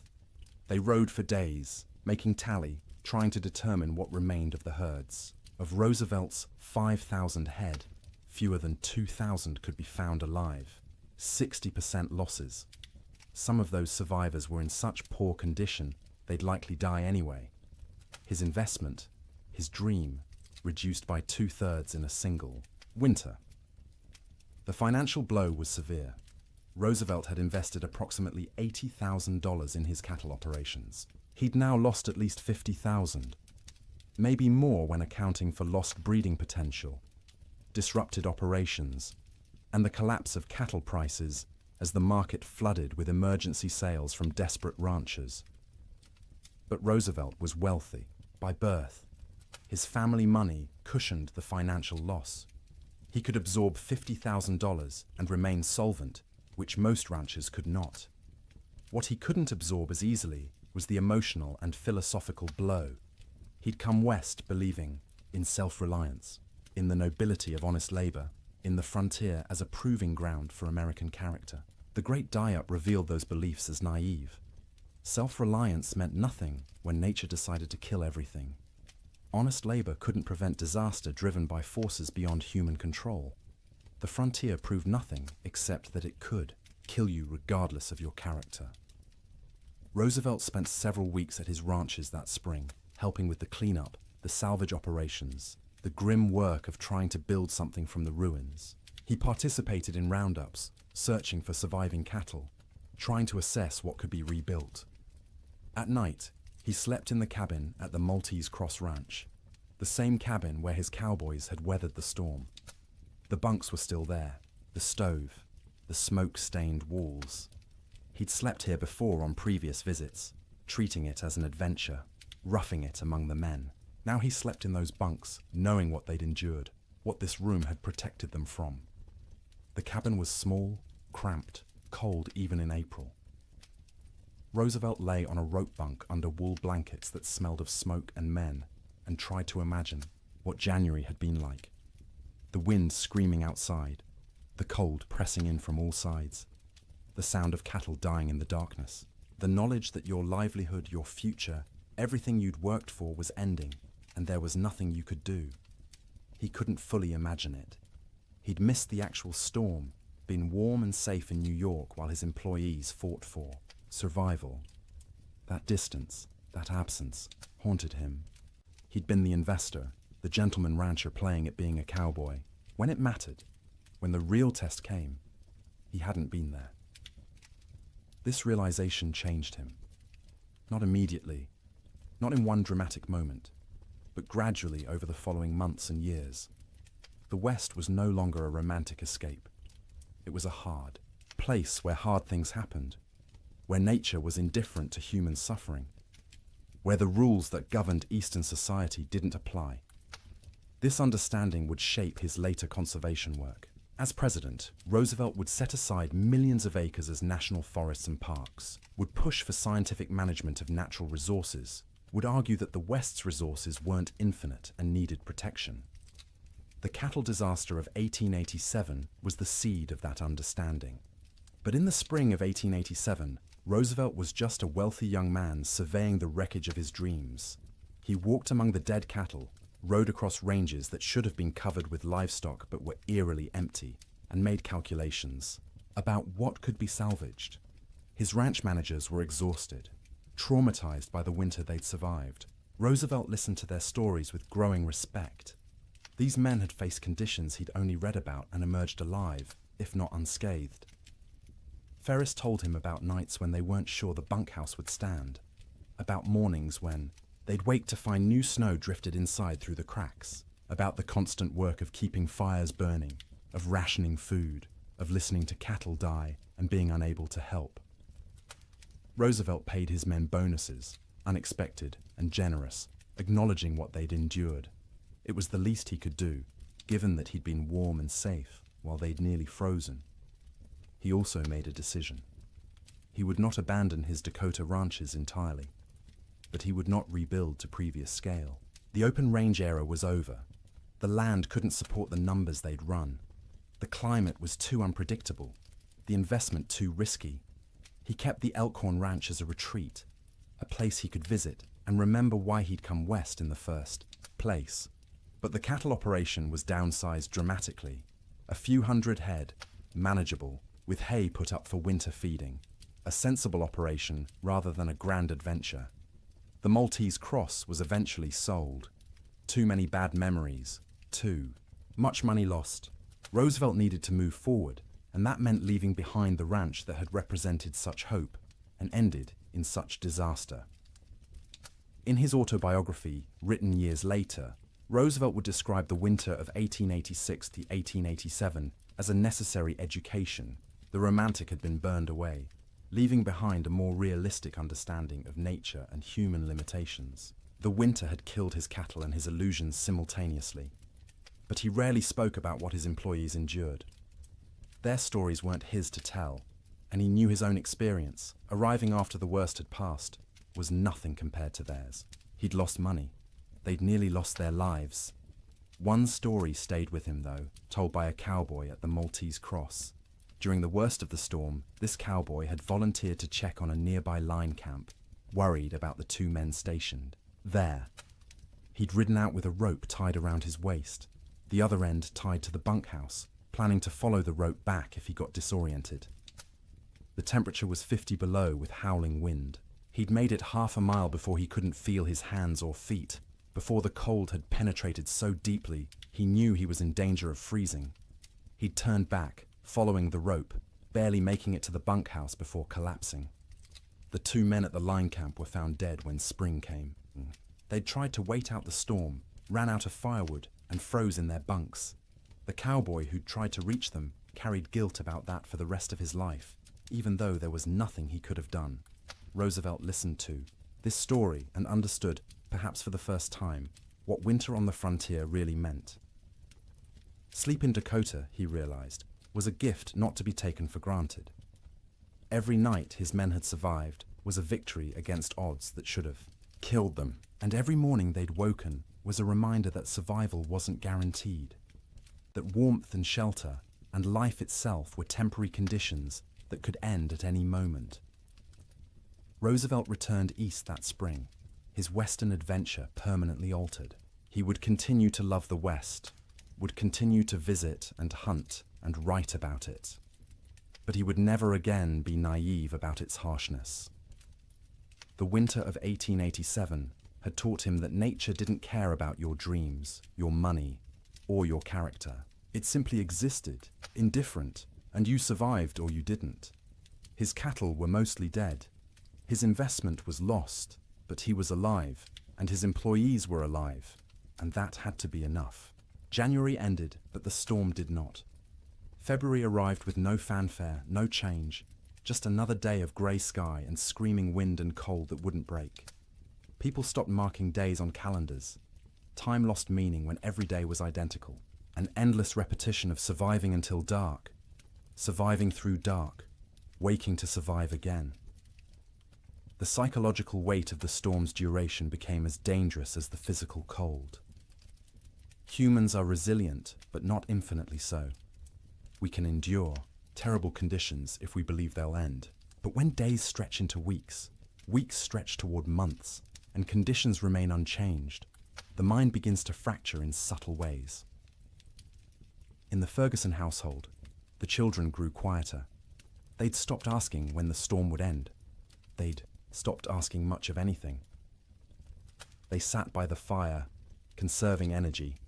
their eyes following their mother's movements with an intensity that unnerved her. They were always hungry now, and the hunger made them old beyond their years. Martha found herself forgetting things. She'd go to the cold bedroom to fetch something and stand there, shivering, unable to remember what she'd come for. She'd start sentences and lose the thread midway, words dissolving like snow on her tongue. William said her name sometimes, and she wouldn't hear him, lost in thoughts that circled endlessly around food, fire, survival. William stopped shaving. There was no point. No one to see him except his family, and vanity seemed absurd when survival was uncertain. His beard grew thick and unkempt, ice forming in it every time he went outside to milk the cow or fetch wood. He'd come back in looking, like a wild man, and the children would stare at him until Martha made them look away. The cow's milk production had dropped to less than a quart per day. The animal was suffering from cold and inadequate feed, standing in the barn with her ribs visible through her hide. William knew they should slaughter her, use the meat, but the milk was too precious. As long as she gave any milk at all, he'd keep making that twice-daily journey to the barn. Sleep patterns disintegrated completely. There was no day or night anymore, just periods of lighter grey and darker grey outside the oiled paper window. People slept when exhaustion overwhelmed them, woke when cold or hunger or nightmares forced consciousness. The family's sleeping pile shifted constantly as people moved, trying to find warmth, trying to escape dreams. Martha's dreams were always about food, elaborate meals from her childhood in Wisconsin. Her mother's kitchen, warm and fragrant, tables loaded with roasted chicken and potatoes and fresh bread and butter. She'd wake with saliva flooding her mouth, stomach cramping with want. The disappointment of reality crushing. They had beans, always beans, the same beans cooked the same way, day after day, until the thought of eating another spoonful made her gag. William dreamed about summer, riding across green ranges, cattle fat and healthy, sun warm on his shoulders. He'd wake disoriented, expecting heat, finding only cold. The contrast between dream and reality was so sharp it hurt physically. His chest would ache, his throat would close. He'd lie there fighting tears while his family slept around him. The children's dreams were less specific, but more unsettling. They'd whimper in their sleep, reach out for comfort, wake crying without being able to say why. Emma, the youngest, stopped sleeping deeply at all. She'd doze in fits and starts, never truly relaxing, her small body tense even in sleep. The storm broke briefly in early February. For 3 days the wind dropped to a whisper, the snow stopped falling, and temperature rose to just below freezing. Clouds remained, but didn't seem as oppressive. The change felt miraculous after weeks of unrelenting assault. William ventured outside beyond the barn for the first time since January. The landscape was unrecognizable. Snow had sculpted itself into bizarre formations, drifts 20 feet high in some places, bare ground in others. The fence line he'd built 2 summers ago was completely buried. Only the tops of fence posts showed, wooden fingers pointing at the grey sky.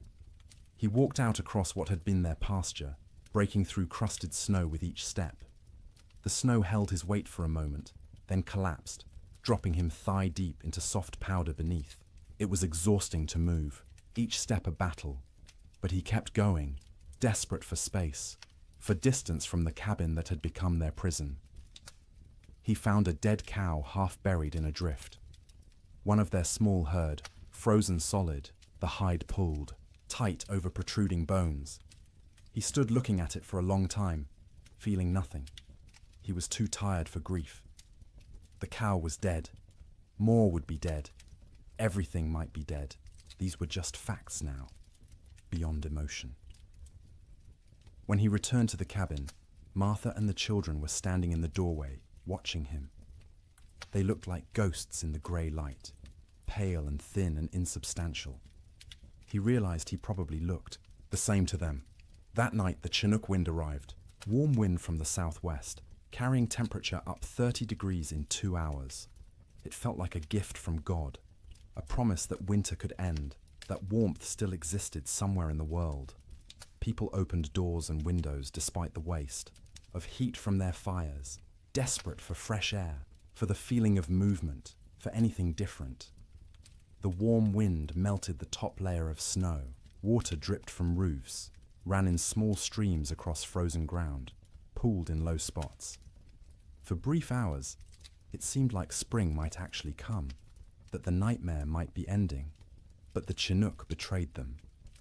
After 2 days of relative warmth, the wind shifted back to the north. Temperature plummeted. The water that had melted froze instantly, creating a thick crust of ice over everything. The snow that had softened turned to concrete, and when more snow fell on top of that ice, it created a prison for any surviving cattle. Before the Chinook, cattle could at least paw through snow to reach grass beneath. After the ice crust formed, this became impossible. Their hooves couldn't break through. They stood on top of their food, separated from it by inches of ice, and slowly starved, while the grass they needed lay tantalizingly close. Cowboys trapped in bunkhouses understood what this meant. Any cattle that had survived. January were now doomed. The Chinook hadn't been salvation. It had been a final cruelty, raising hope before delivering death more certainly than the cold alone could have. In the bunkhouses, men stopped talking about spring. They stopped talking much at all. Conversation required energy they didn't have. They lay in their bunks, wrapped in blankets, emerging only to eat the meager meals old Pete still managed to prepare, or to take their turns feeding the stove. The silence was worse than the earlier noise of men talking and joking and trying to maintain morale. Silence meant defeat. Silence meant they'd accepted that this was how things were now, that normal life was so far away it might as well not exist. Some men slept 20 hours a day. Their bodies had adapted to scarcity by shutting down, reducing all functions to bare minimum. They moved slowly when they moved at all, speaking in monosyllables, their eyes dull and unfocused. They weren't sick, exactly.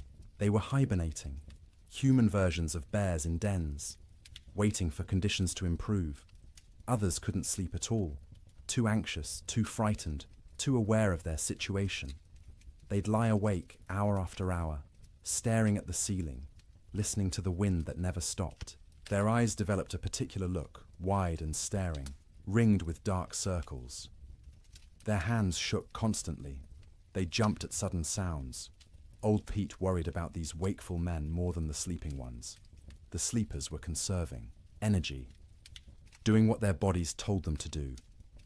But the wakeful men were burning through resources they couldn't afford to lose. Their minds were eating themselves from the inside, consuming sanity the way their bodies were consuming stored fat. He tried to help in small ways. Extra coffee for the wakeful ones, bitter and hot, and something to focus on besides fear. Stories told quietly in the dark, anything to distract. Sometimes just sitting with them, two men awake in a room full of sleeping men, sharing the burden of consciousness. The nights were hardest. 15, 16 hours of darkness in February's depth. The stove provided light as well as heat, flames visible through gaps in the iron, but it was barely enough to see by. Men moved through darkness, feeling their way, bumping into bunks and each other. Without clocks, without daylight, time became abstract. You'd wake, if you could call it waking when you'd only been half asleep, and have no idea if you'd been unconscious for 10 minutes or 10 hours. The disorientation was profound. Some men stopped trying to track time at all. They ate when food appeared, slept when they couldn't stay awake, existed in a perpetual present with no past or future. The concept of sleep itself changed. It wasn't restful anymore. You didn't sleep to feel refreshed. You slept because consciousness was too expensive to maintain. Sleep was a small death you practiced nightly, preparing for the real death that might come if the storm continued much longer.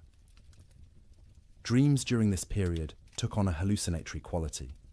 Men dreamed they were awake, walking around the bunkhouse, having conversations with others, only to actually wake and realize none of it had been real. Or they'd dream they were outside in the storm, freezing, struggling towards shelter, and wake to find themselves wrapped in blankets by the stove. The boundary between sleeping and waking blurred. Some men experienced what would now be called dissociation. They'd observe themselves from outside their bodies, watching a stranger wear their clothes and speak with their voice. This disconnection was protective, a way the mind created distance from unbearable circumstances. But it was also terrifying to lose even the certainty of being yourself.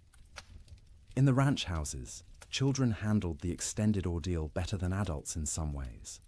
They adapted, accepting the new reality more easily than their parents who remembered how things should be. To the children, this was simply how life was now, cold, hungry, confined, but normal within its own context. But they also suffered in ways adults didn't. Their growing bodies needed more food than they were getting. Their development was being stunted by malnutrition. Sarah Ferguson, 11 years old, stopped growing taller. Her monthly bleeding, which had just started that fall, stopped entirely. Her body shut down non-essential functions to preserve life. Thomas developed a cough that wouldn't go away, a deep rattling in his chest that scared Martha.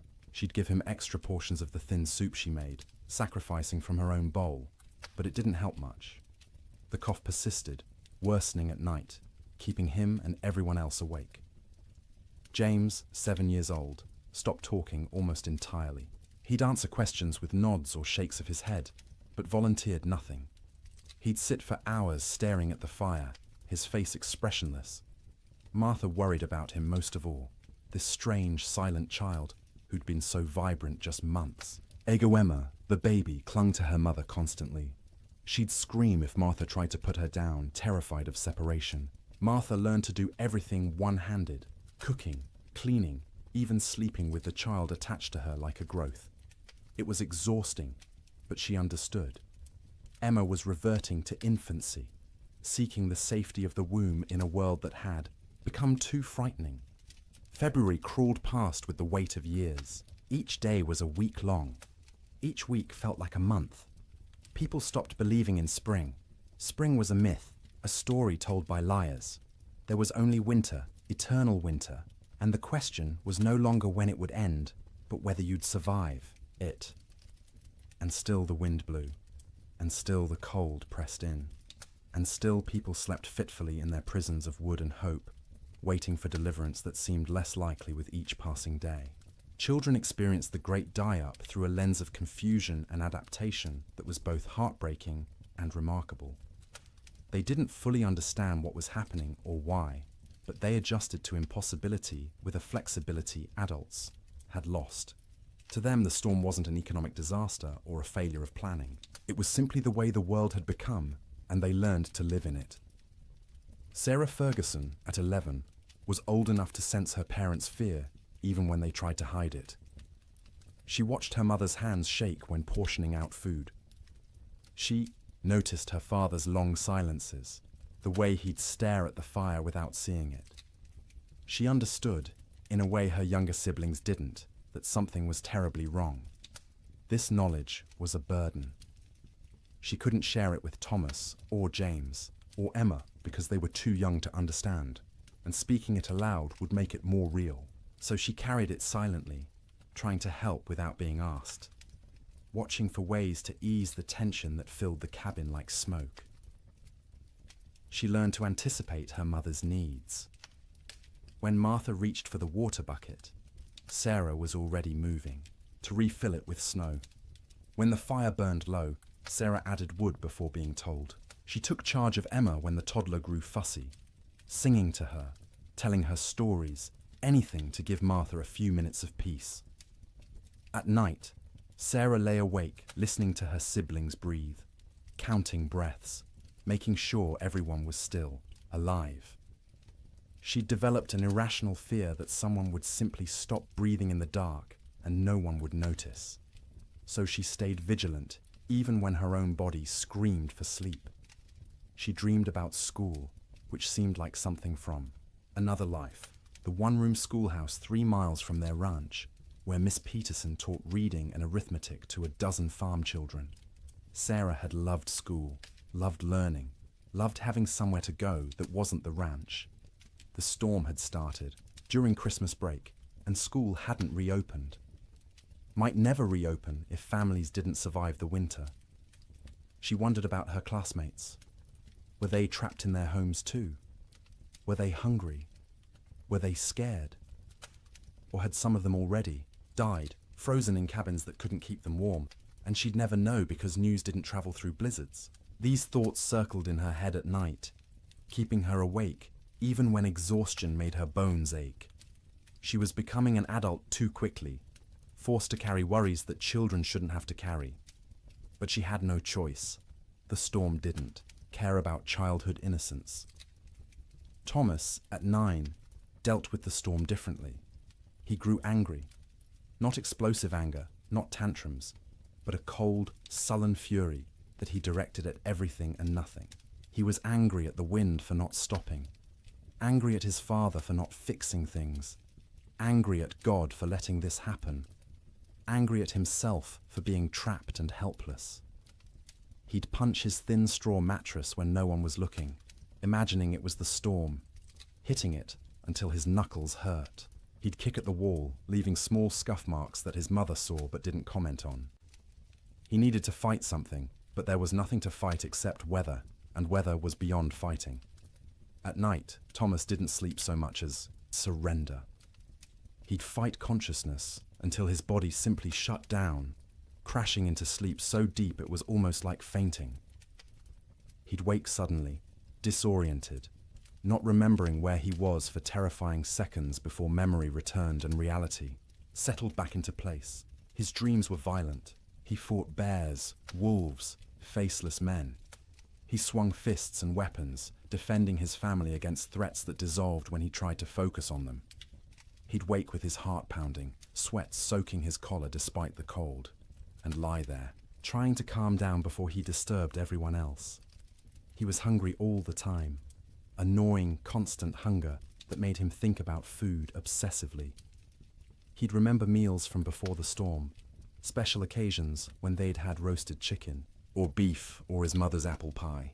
The memories were so vivid he could taste them, and the disappointment when he opened his eyes to find only reality was crushing. His mother noticed his anger, but didn't know how to help. She'd try to hug him, and he'd tolerate it stiffly, uncomfortable, with comfort, needing to be tough. He was the man of the house when his father was outside. He had to be strong. He couldn't let himself be a child, even though he was desperately, urgently still a child who needed reassurance that everything would be all right. James, at 7, retreated into silence and fantasy.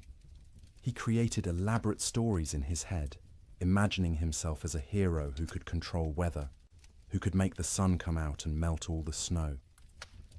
In his fantasies, he'd save his family, save the cattle, save everyone. People would thank him. His father would be proud. These daydreams, occupied hours. He'd sit by the fire, face blank, living entirely in his imagination where he was powerful instead of helpless. His mother worried about his silence, not understanding it was protection. If he didn't talk, he didn't have to acknowledge reality. He could stay in his head where things made sense and he had control. At night, James slept deeply but unrestfully. He'd thrash and kick, fighting battles in his dreams, sometimes crying out words no one could understand. His siblings had learned to sleep away from his feet because he'd kick without waking. Martha would sometimes reach over and touch his forehead, checking for fever, but he was just hot from the exertion of his dreams. When he did talk, it was often about summer. He'd ask when they could go outside and play, when they could go fishing in the creek, when the cattle would come back. His questions broke Martha's heart because she had no answers. She'd deflect, saying soon, or when winter ends, knowing these were lies, but unable to tell a 7-year-old that winter might not end, that nothing might come back. Emma, just 3 years old, understood least and suffered most in some ways. She knew something was wrong but couldn't articulate what.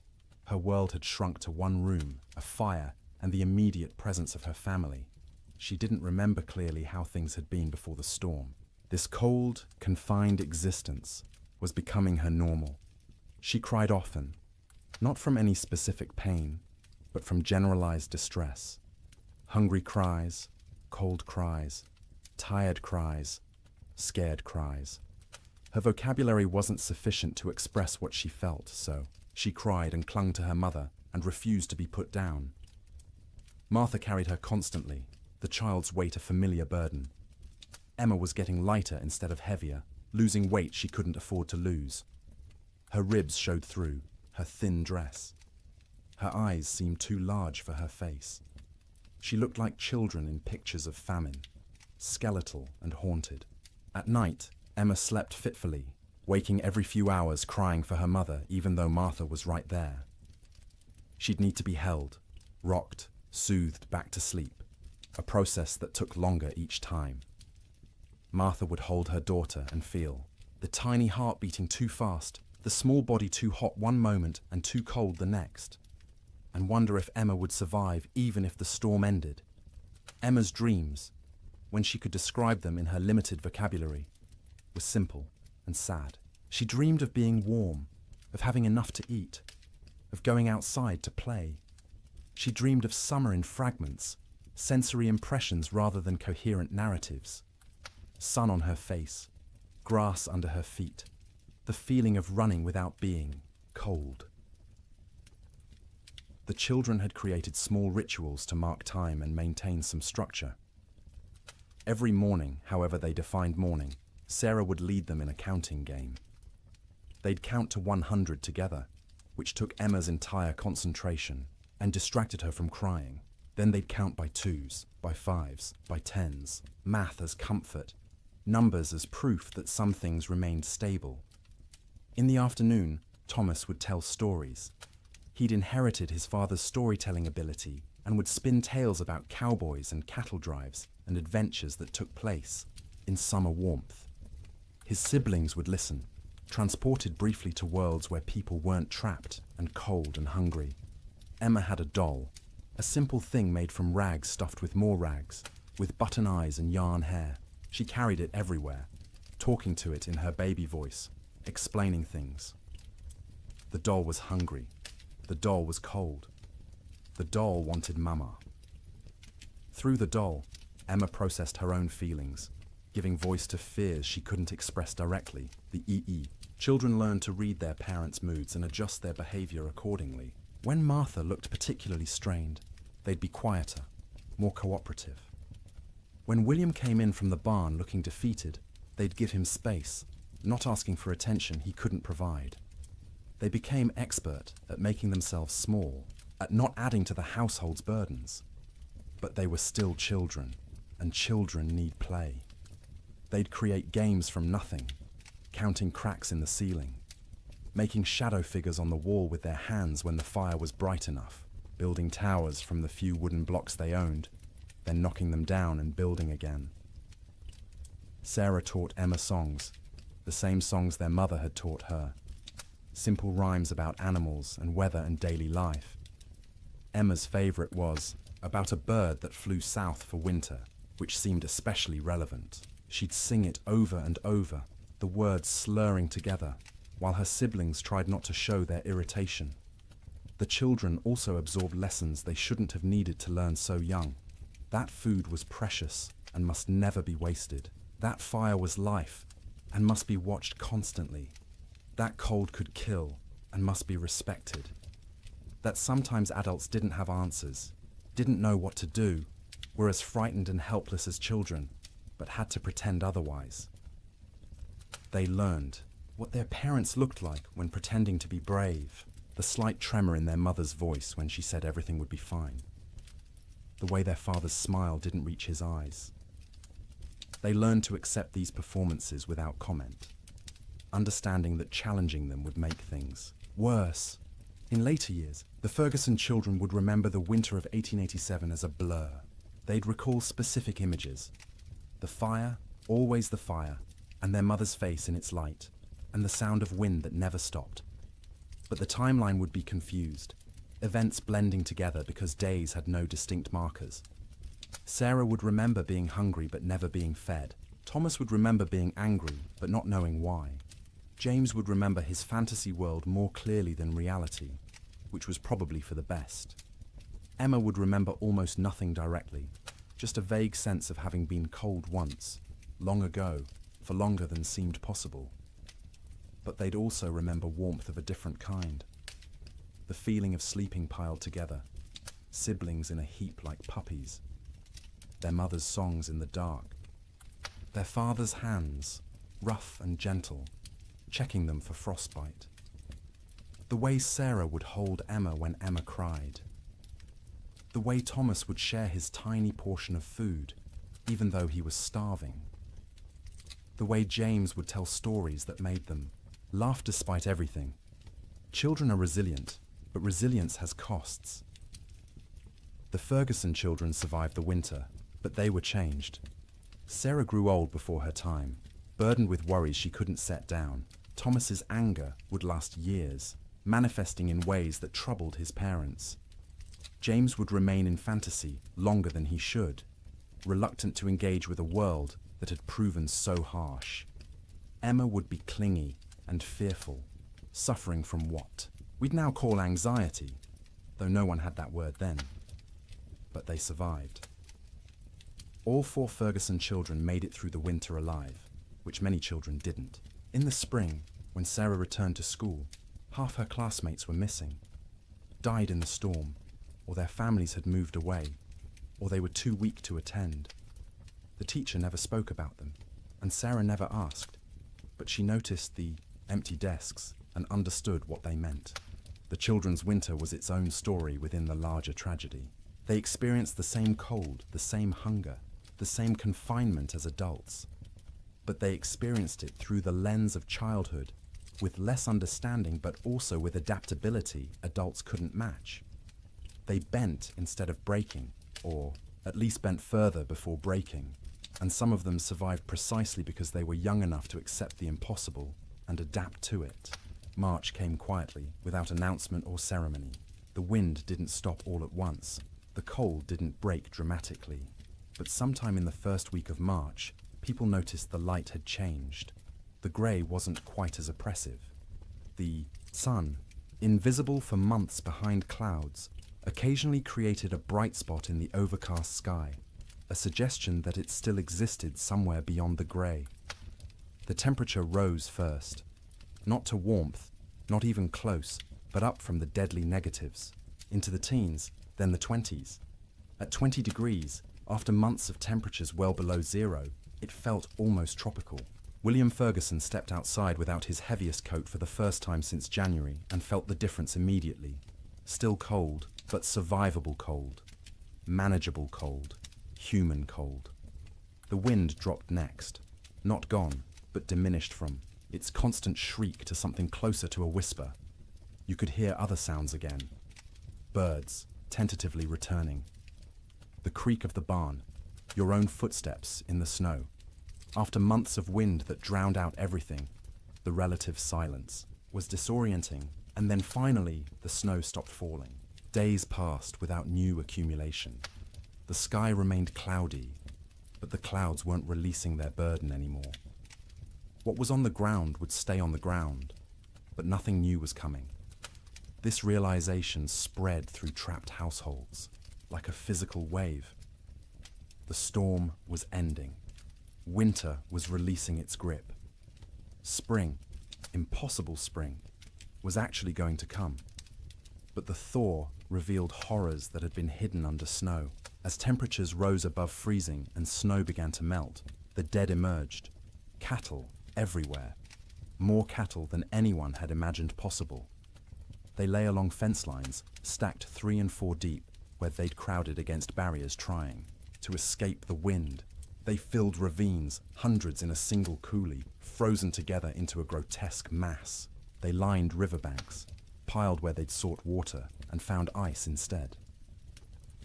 William rode out in mid-March to assess their losses. The snow had melted enough to navigate, though the ground was a swamp of mud and standing water. He rode for hours, seeing nothing but dead cattle. Their small herd of 30 head was gone, all 30 dead. Some near the barn where they'd sought shelter. Others scattered across their range, frozen in place, some still standing. The smell was overwhelming. As the carcasses thawed, they began to rot. The air across the plains filled with the sweet, cloying stench of decay. You couldn't escape it. It permeated clothing, hair, got into your mouth and nose until you tasted it constantly. Cowboys tied, scarves soaked in vinegar over their faces, but it barely helped. The financial devastation was absolute.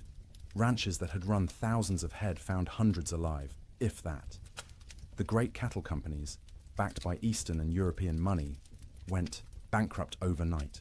Investors who'd expected returns of 20–30% instead lost everything. The boom was over. The cattle kingdom had fallen. But more important than money, more immediate, was the human cost. As spring progressed and travel became possible again, stories emerged.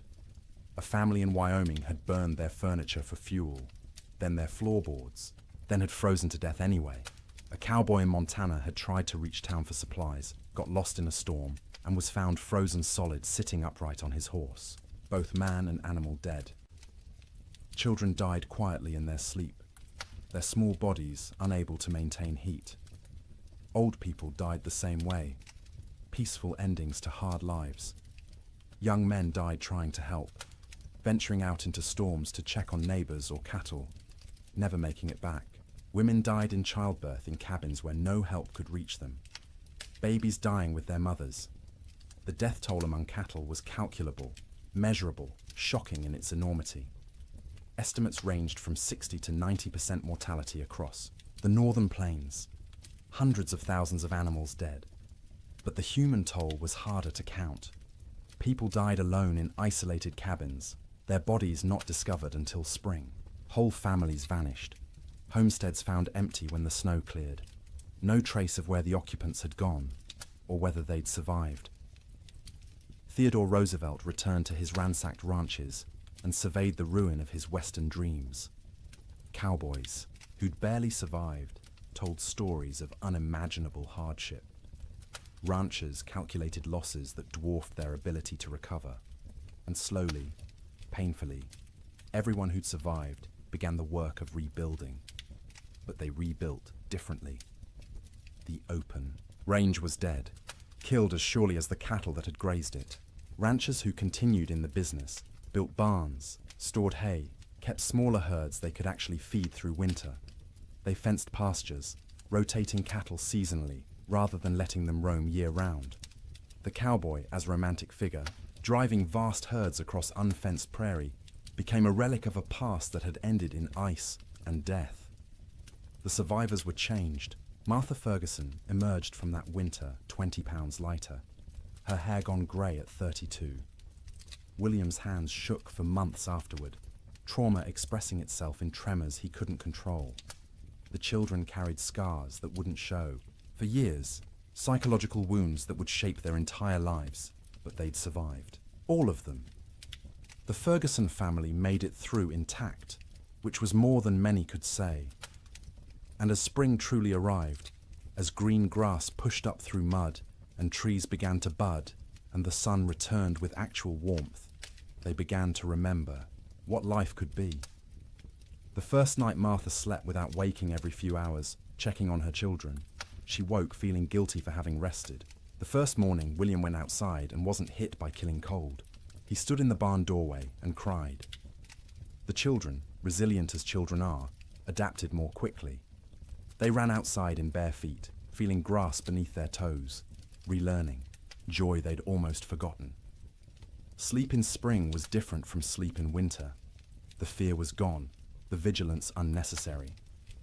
People slept deeply for the first time in months, their bodies finally feeling safe enough to truly rest. They slept for 10 hours, 12 hours, catching up on sleep debt accumulated over winter. They woke refreshed, amazed at the feeling, remembering what normal had felt like. But the dreams remained. For years afterward, survivors would wake from nightmares about the winter of 1887. They'd dream of being trapped, of being cold, of hearing cattle die, and being unable to help. These dreams would fade over time, but never entirely disappear. The winter had carved itself into their psyches, a permanent scar. And now, dear traveller through this story, we've reached the end of our journey through the coldest winter in wild West history. We've walked with cowboys in their bunkhouses, huddled with families around failing fires, witnessed the death of cattle and dreams, and an entire way of life. The Great Die-Up of 1887 was catastrophic. It killed hundreds of thousands of animals, bankrupted fortunes, and ended the era of open-range ranching forever. But more than that, it tested human endurance in ways few events ever have. It asked people to survive the unsurvivable, to sleep, in conditions where sleep seemed impossible, to maintain hope when hope was absurd, and they did. Not all of them, not even most of them without terrible cost, but enough survived to tell the story, to rebuild, to ensure that the lessons learned would protect future generations. As you lie in your warm bed tonight, safe from cold and storm, let yourself feel the profound gift of that warmth. The pioneers of the Wild West would have considered your comfort miraculous, impossible luxury beyond imagining. Central heating, insulated walls, blankets made in factories rather than woven by hand.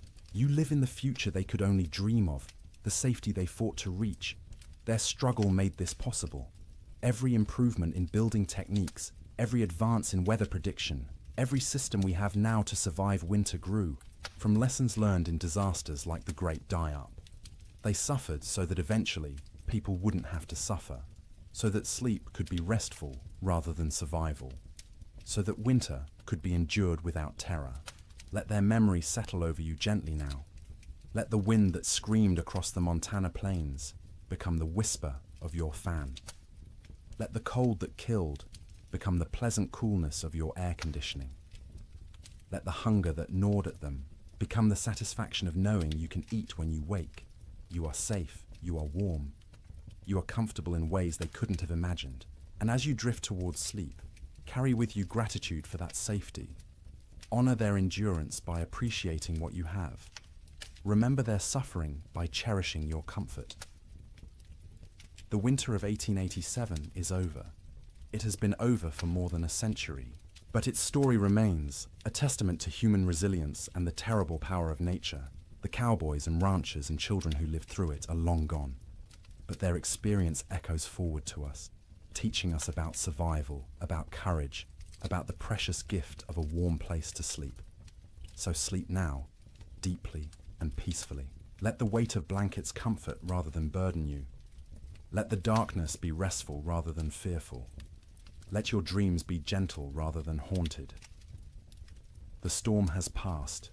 Spring has come. The long winter night is over, and you, in your warm bed, in your safe room, can rest without fear, can close your eyes without vigilance, can surrender to sleep, knowing you'll wake to warmth and safety. The Great Die-Up claimed so much, so many cattle, so many dreams, so much hope. But it couldn't claim everything. It couldn't kill the human capacity to endure, to adapt, to survive impossible conditions, and emerge, if not unscathed, then at least alive. Still capable of love, still capable of rebuilding, still capable of hope. That resilience lives in you too. You carry it in your genes, inherited from ancestors who survived winters and storms and hardships we can barely imagine. Their strength is your strength. Their determination is your determination. Their ability to close their eyes in terrible circumstances and wait to face another day is yours as well. You don't need it tonight. Tonight, you can simply rest. Let the story of the Great Die-Up fade like snow melting in spring sun. Let the cold recede. Let warmth embrace you completely. Sleep well, knowing that winter always ends, that spring always comes, that the coldest night eventually gives way to dawn. The pioneers of 1887 learned this truth at terrible cost. But they learned it, and they survived. And because of them, you live in a world where winter is manageable, where cold is temporary, where sleep is safe. Close your eyes now. Let your breathing slow. Feel the weight of your body sink into your mattress, supported and comfortable. You've traveled a long way tonight, through a winter that ended before you were born. You've witnessed suffering and endurance and the slow arrival of relief. Now it's time to find your own relief, your own rest, your own peaceful surrender to sleep. The wind has stopped screaming. The cold has lost its teeth. The cattle are grazing on green grass in valleys where snow once piled 20 feet deep. And you are here, warm and safe, ready to sleep, ready to dream gentle dreams, ready to wake refreshed to a world where the great die-up is history, where winter is a season rather than a death sentence, where sleep is rest rather than survival. Good night, traveller. Thank you for joining me on this journey through the coldest winter in Wild West history. May your own sleep be everything those pioneers couldn't have. May you wake warm and safe, grateful for the comfort that cost them so much to achieve. The storm is over. Spring has come. Sleep well. Good evening and welcome back, friends. Tonight, we are going to journey through the Great Famine Winter, when medieval Europe froze for 7 years. As always, let me know where in the world you are listening in from. Get cozy, settle in, and let's begin. In the spring of 1315, a mother in northern England made an unthinkable decision. She locked her children inside their cottage, walked into the frozen wasteland, and never returned. But she wasn't abandoning them. She was saving them. Was she? Knew what all of Europe would soon discover was that the world itself was dying. The rain wouldn't stop. The cold wouldn't break. And for the next 7 years, winter would reign supreme. Her name was Marjorie of Durham, and her neighbors found her children 3 days later, alive, huddled around the last embers of their fire. The eldest, a boy of 9, clutched a note his mother had left. The priest who recorded it wrote that his hands shook as he read her words aloud. My flesh will buy them grain. My absence will grant them mercy. Tell them I walk toward God, not away from them. You see, Marjorie had understood something terrible. Something that would take the rest of Europe months to grasp. This wasn't just another harsh spring. This was the beginning of an extinction. The marketplace where she'd traded her body for bread had made the calculation clear. A living mother meant 5 mouths to feed. A missing mother meant for orphans. The church had to shelter, and the church still had grain, still had walls, still had hope that this nightmare would end. But here's what makes Marjorie's story so haunting. She wasn't unique. Parish records from 1315 show hundreds of similar disappearances. Parents vanishing into blizzards, elderly grandparents wandering into forests, always leaving notes, always locking doors from the outside, always walking toward death like it was salvation. The chronicler Geoffrey Le Baker would later write about that spring with words that feel pulled from nightmares. Rains began on St. George's Day and fell like God had forgotten how to do anything else. Not the warm rains of April that wake sleeping seeds, but frozen needles that killed whatever they touched. Crops didn't fail, they drowned standing. Rivers didn't flood, they exploded from their banks like wounded animals. Think about that. For a moment, you're a medieval peasant. Your entire world is 3 miles wide. Everything you know about survival, every technique your father taught you, every prayer your mother whispered, assumes one simple truth, that seasons follow patterns. Spring brings life, summer brings growth, autumn brings harvest, winter brings rest. But what happens when spring never comes? When winter refuses to die? When the very foundation of existence cracks beneath your feet? That's what began in 1315. Not a famine, not a crisis, but the complete collapse of natural order. And Marjorie of Durham, walking into that frozen dawn, leaving her children behind to live, was just the first character in a story that would consume 15 million souls. Before it ended. The question isn't how Europe survived. It's what Europe became to survive it. Picture yourself waking up on Easter morning, 1315, in a small village outside Paris.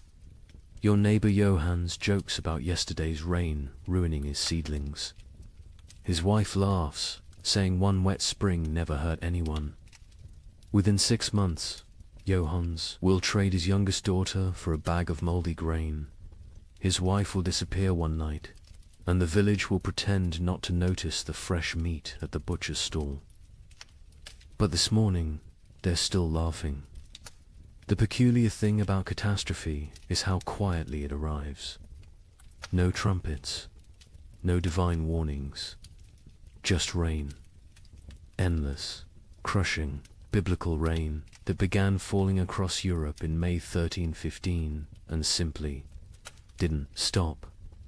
That Easter morning in Kratzy-le-Chapelle, 20 miles from Paris, felt like any other.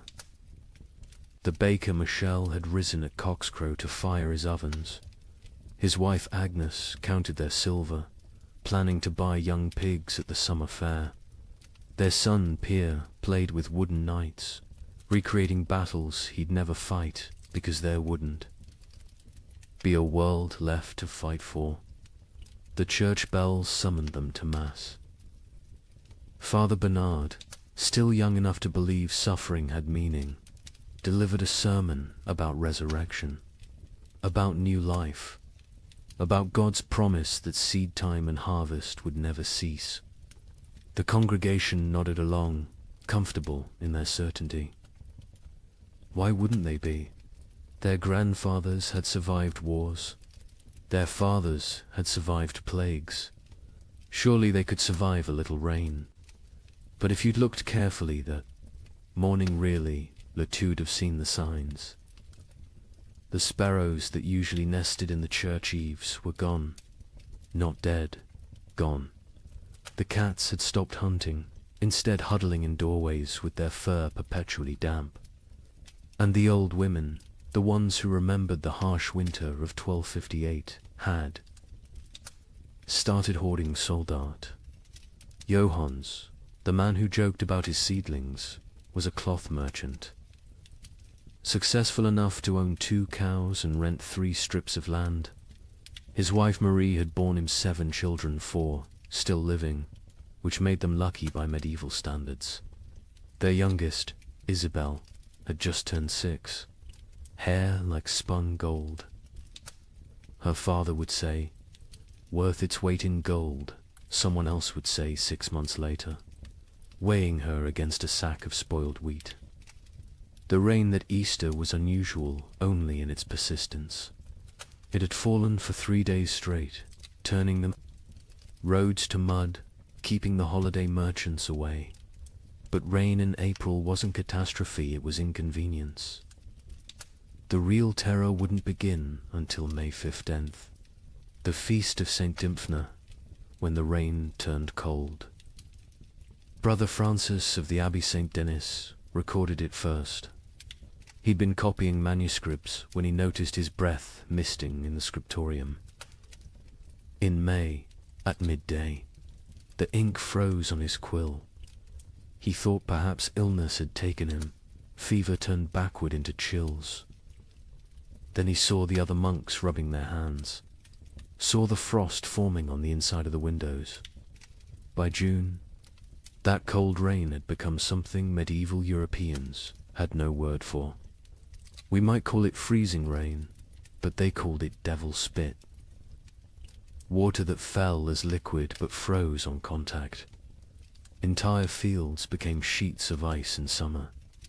Roses bloomed and died in the same hour, encased in crystal tombs. The wheat, which should have been knee-high in green, stood stunted and yellow. The barley rotted in the earth before it could sprout. The rye grew, but wrong-twisted, black, infected with something that would later be recognized as ergot, the fungus that causes hallucinations and gangrene.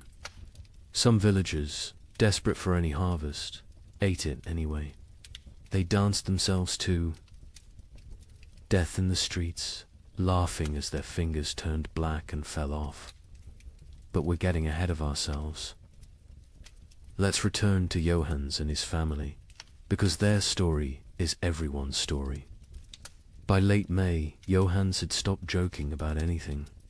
The constant rain had ruined the roads, making trade impossible. No merchants could travel, which meant no cloth could be sold, which meant no coins for bread. Not that there was bread to buy. The baker Michel had closed his ovens now. Grain meant no flour, meant no purpose to the fire. June brought the first death in Crassy-la-Chapelle. Not from starvation, not yet. Old Catherine, who'd survived 70 winters, simply gave up. She announced at Sunday Mass that God had abandoned them, walked home, lay down in her bed, and willed herself to die. The priest called it despair, a mortal sin. But privately, he envied her escape. The real horror began in July, when the rain briefly stopped. For 3 days, the sun appeared, weak and watery but present.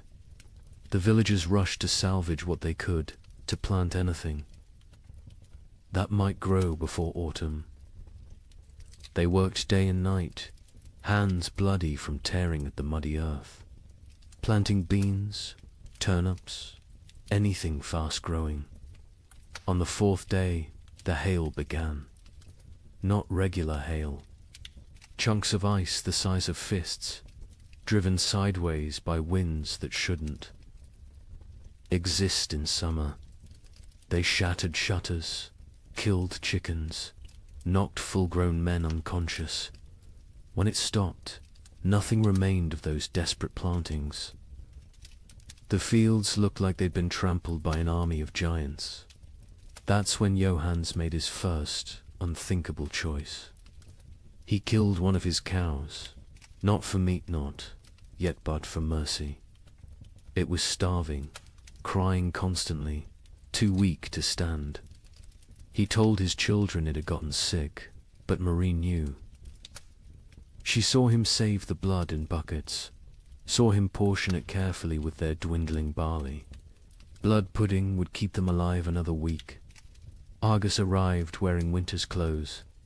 Frost in the mornings, ice on the water buckets, breath misting even at noon. The second cow died on its own, and Johannes counted it lucky. They ate everything: the meat, the organs, the marrow from the bones. They boiled the hide for soup.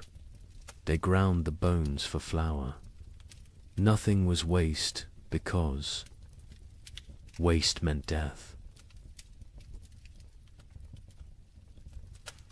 Brother Thomas of Westminster Abbey wrote something strange in his chronicle that summer. The heavens have forgotten how to cease their tears. At first, monks like Thomas saw it as God testing their faith. A brief punishment, maybe for the wars between England and Scotland, maybe for the French king arresting the Pope. Surely it would pass. But then came the letters from sister monasteries. From Cologne, our fields are lakes. From Florence, the Arno has swallowed 3 villages. From Krakow, the children ask what the sun looked like. What terrified Thomas wasn't the rain itself, it was the temperature. In July, the height of summer, he could see his breath while saying morning prayers. Ice formed on the altar wine, and still the rain fell. The monastery's chronicle, which Thomas kept with meticulous care, tells us exactly when normal ended and nightmare began. June 23rd, the eve of St. John, traditionally celebrated with bonfires that burned until dawn. That year, no fire would stay lit. The rain fell horizontally, driven by winds that belonged to December, not midsummer. Thomas wrote, "The brothers attempted 7 times to light the sacred fire. Each time, the rain doused it before a single prayer could be spoken. Prior William declared it a sign of what he dared not say." Thomas had been corresponding with monasteries across Christendom for 20 years. His position as chronicler meant he received letters from abbeys in Scotland to Sicily, from Ireland to Poland. Usually, these letters discussed theological matters, requested copied manuscripts, or shared news of appointments and deaths. But starting in July 1315, every letter carried the same message, dressed in different words. Something was terribly wrong with God's creation. From Melrose Abbey in Scotland came a letter that made Thomas's hands shake. "Brother, we write to you from hell, frozen over. It is July, yet we break ice from our wells each morning. The barley stands drowned in fields that have become swamps. Yesterday, we found a shepherd frozen to death. In July, Brother Thomas. He was young, strong, only 20 summers. We found him standing upright, eyes open, still holding his crook. The sheep around him were ice statues. Have we entered the end times? The abbot of Cluny in France sent word that would have been dismissed as madness any other year. The vine withers as if cursed. The soil rejects all seed. We have consulted. Our oldest records nothing, speaks of summer frost, of hail in August, of rain that burns like ice. Our farmers weep in the fields, beating the mud with their fists, begging it to remember its purpose. From the German monasteries came increasingly frantic reports. The prior of Reichenau wrote, "Lake Constance rises daily. Entire villages now exist only as church bells tolling beneath the waves. We ring our own bells in answer, but God remains deaf. The rain tastes of sulphur. Birds fall from the sky mid-flight, frozen solid. What sin has mankind committed to earn such wrath?" But it was a letter from an Italian monastery that contained the most chilling observation. Brother Antonio of Monte Cassino, a learned man who'd studied both scripture and natural philosophy, wrote, "This is not divine punishment. Brother Thomas, I have read the ancient texts, Greek and Roman both. This happened before. They called it the years without summer. Crops failed, empires fell, and mankind retreated to caves. We are not being punished. We are being erased." Thomas himself had begun keeping detailed records of the weather, something unprecedented for the time. His entries from July 1315 read, "Like fever dreams. July 4th, Feast of St. Ulrich. Rain for 16 straight hours. Temperature cold enough that we wore winter robes to matins. 2 brothers collapsed during prayers, their lips blue. July 11th. The rain has not ceased for 40 hours. We cannot light fires. We eat cold porridge and pray with numb fingers. Brother Matthew suggests we are experiencing Noah's flood again. Prior William had him whipped for heresy. But privately, we all wonder. July 19th. Something impossible today. The rain froze as it fell, coating everything in ice. In July, the vegetable garden is destroyed. Every plant encased in crystal, beautiful and dead. We gathered to pray, but the words stuck in our throats. How do you pray when creation itself seems broken? The correspondence between monasteries became increasingly desperate as summer crawled toward autumn. They began sharing survival techniques rather than theological debates. How to keep manuscripts from molding in the constant damp. How to preserve food when nothing would dry. How to maintain faith when every prayer for sun was answered with more rain. From Prague came instructions for building underground storage that might resist the water. From Dublin came recipes for making bread from acorns and chestnuts. From Rome came silence. The Holy See had problems of its own, with the Tiber flooding the papal palace repeatedly. Thomas noted something else, something that wouldn't be fully understood for centuries. The rain wasn't uniform. It would pound. One region while barely touching another 20 miles away. But those dry spots weren't lucky, they were cursed differently. Without rain, but with temperatures below freezing in summer, crops still died. Wells still froze. People still starved. A letter from the Bishop of Bergen in Norway contained an observation that haunts historians today. The merchants from Iceland have not come. They were due in May, as always. It is now August. Ships sent to investigate found the sea routes blocked by mountains of ice that should not exist in summer, or perhaps should not exist at all. The sailors speak of icebergs, tall as cathedrals, moving south like an army of frozen giants.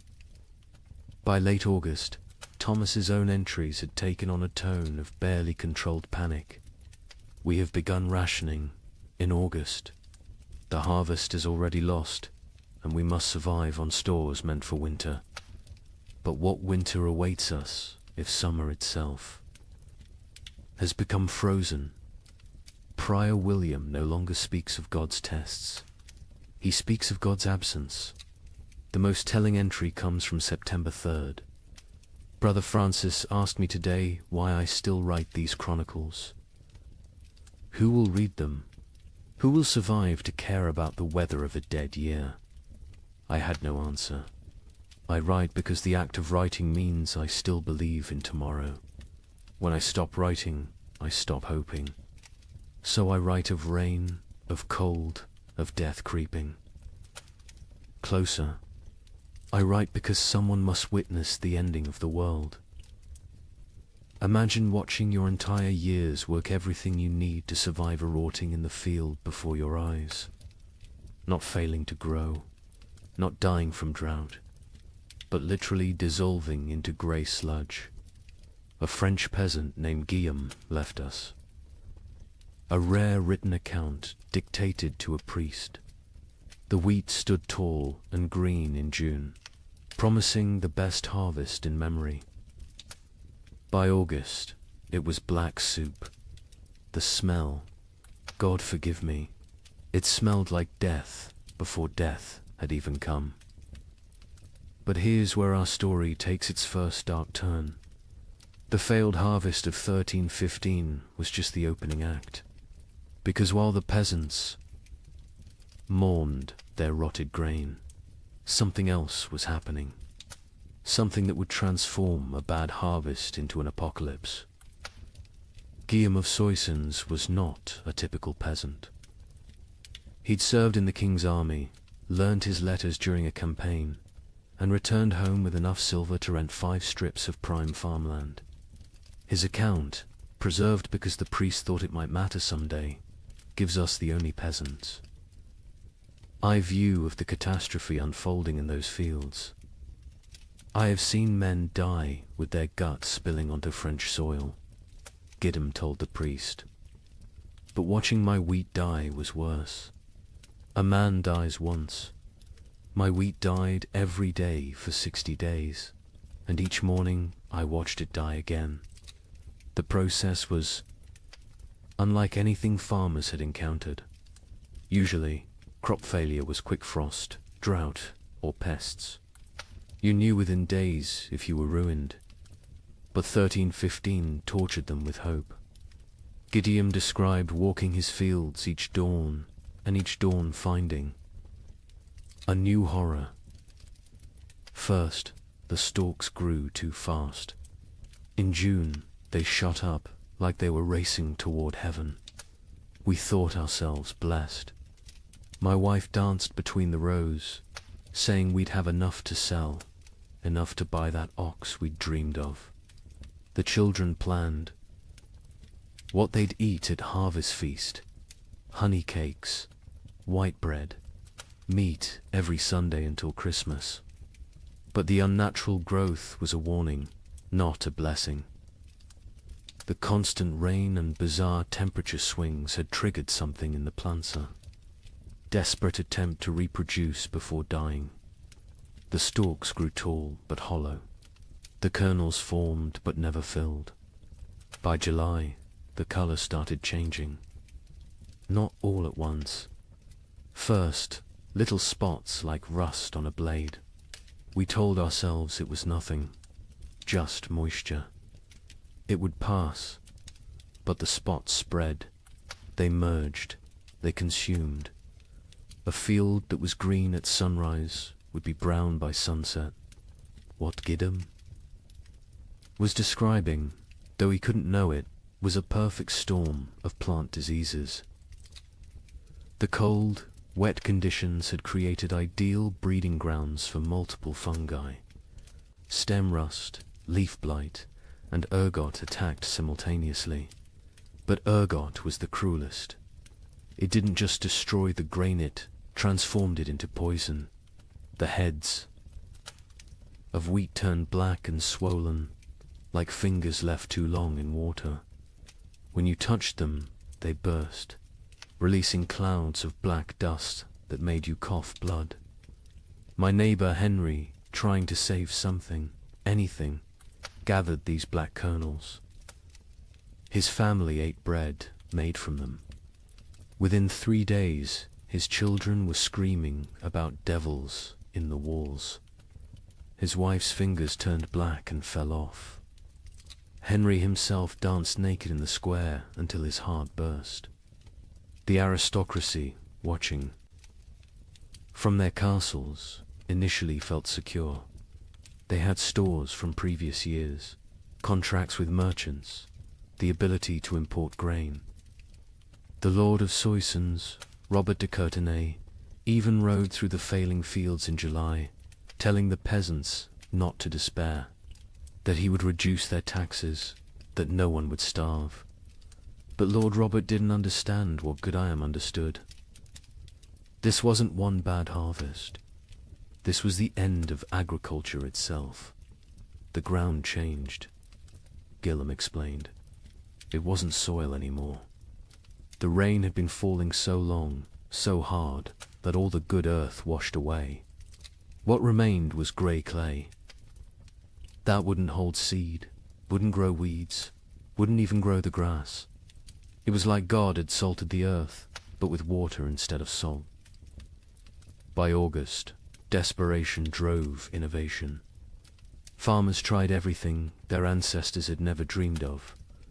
They built fires in the fields, trying to dry the soil. They dug drainage ditches that filled faster than they could empty them.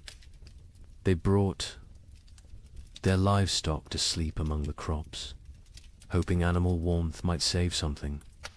An educated monk observing these efforts wrote, "They perform rituals that border on paganism, dancing naked under the full moon, burying live cats at field corners, bleeding themselves onto the soil.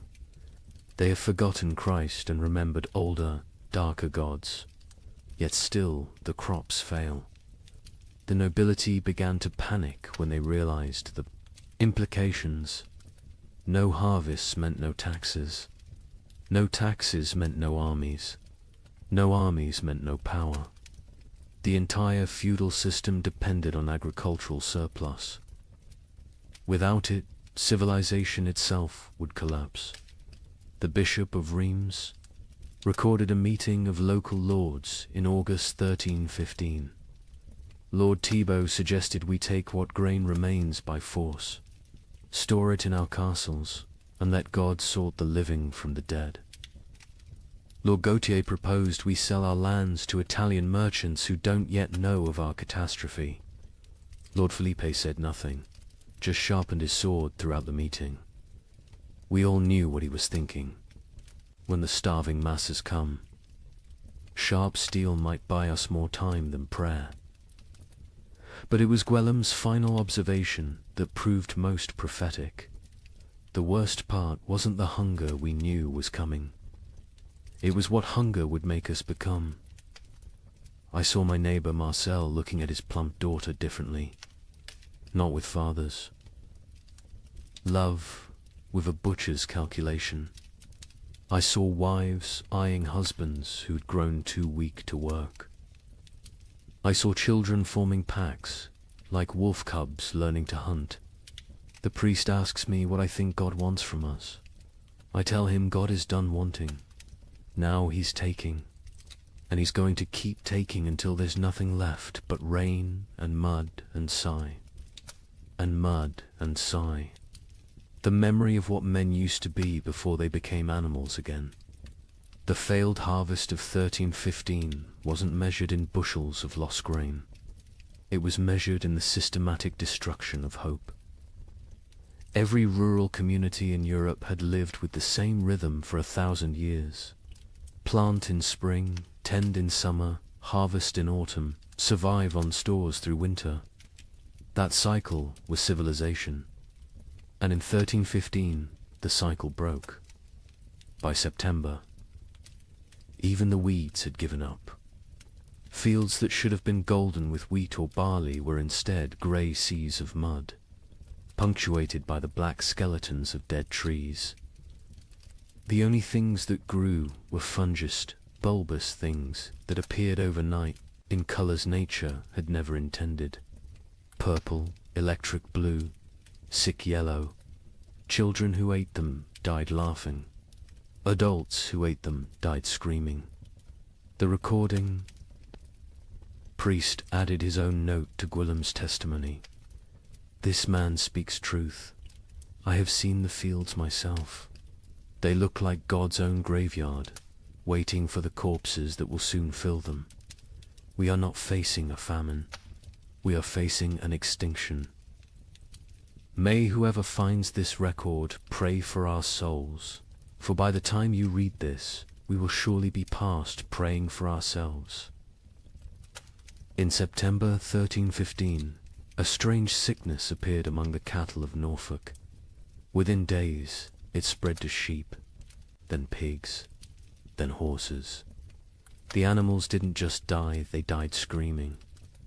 A contemporary account describes cattle crying like humans. In their agony, their tongues swollen black, their eyes weeping blood. Modern historians call it marin, but medieval Europeans had another name for it. Devil's touch. Because healthy animals would drop dead mid-step. A cow giving milk at dawn would be a corpse by noon, and the speed of transmission defied Logicantia herds gone in hours. But I haven't told you the worst part yet. The animals that survived, they changed. Horses began eating meat. Pigs turned. Feral, forming packs that hunted. And the rats. The rats disappeared entirely. Where did they go? That mystery wouldn't be solved for another 30 years, when they returned, carrying something far worse than hunger. The first recorded death was a prize bull named Samson, owned by the Earl of Norwich, worth more than most villagers earned.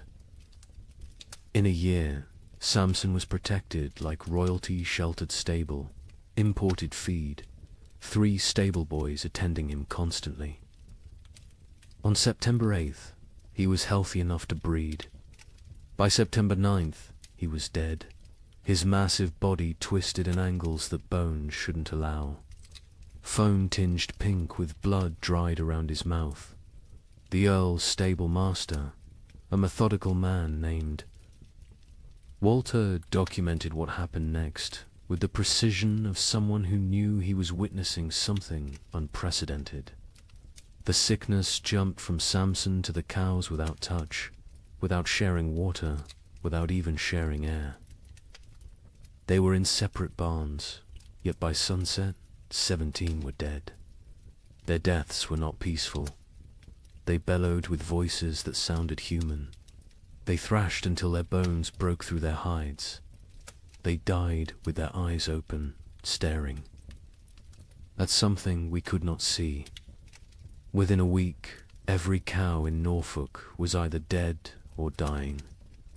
But the disease didn't respect species boundaries.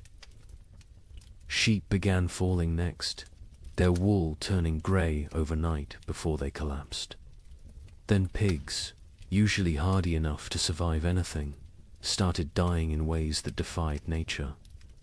They'd squeal for hours, a sound witnesses compared to children, screaming before their hearts simply exploded. A traveling merchant named Otto from Flanders recorded what he saw on the roads. I have traveled these paths for 20 years. I know where every farm keeps its herds. Today, I counted 4,000 dead cattle between Lynn and Norwich. They lie where they fell in fields, on roads, some still standing upright, held by mud that is frozen around their legs. The smell reaches you a mile before you see them. Sweet rot mixed with something chemical, like copper left in vinegar.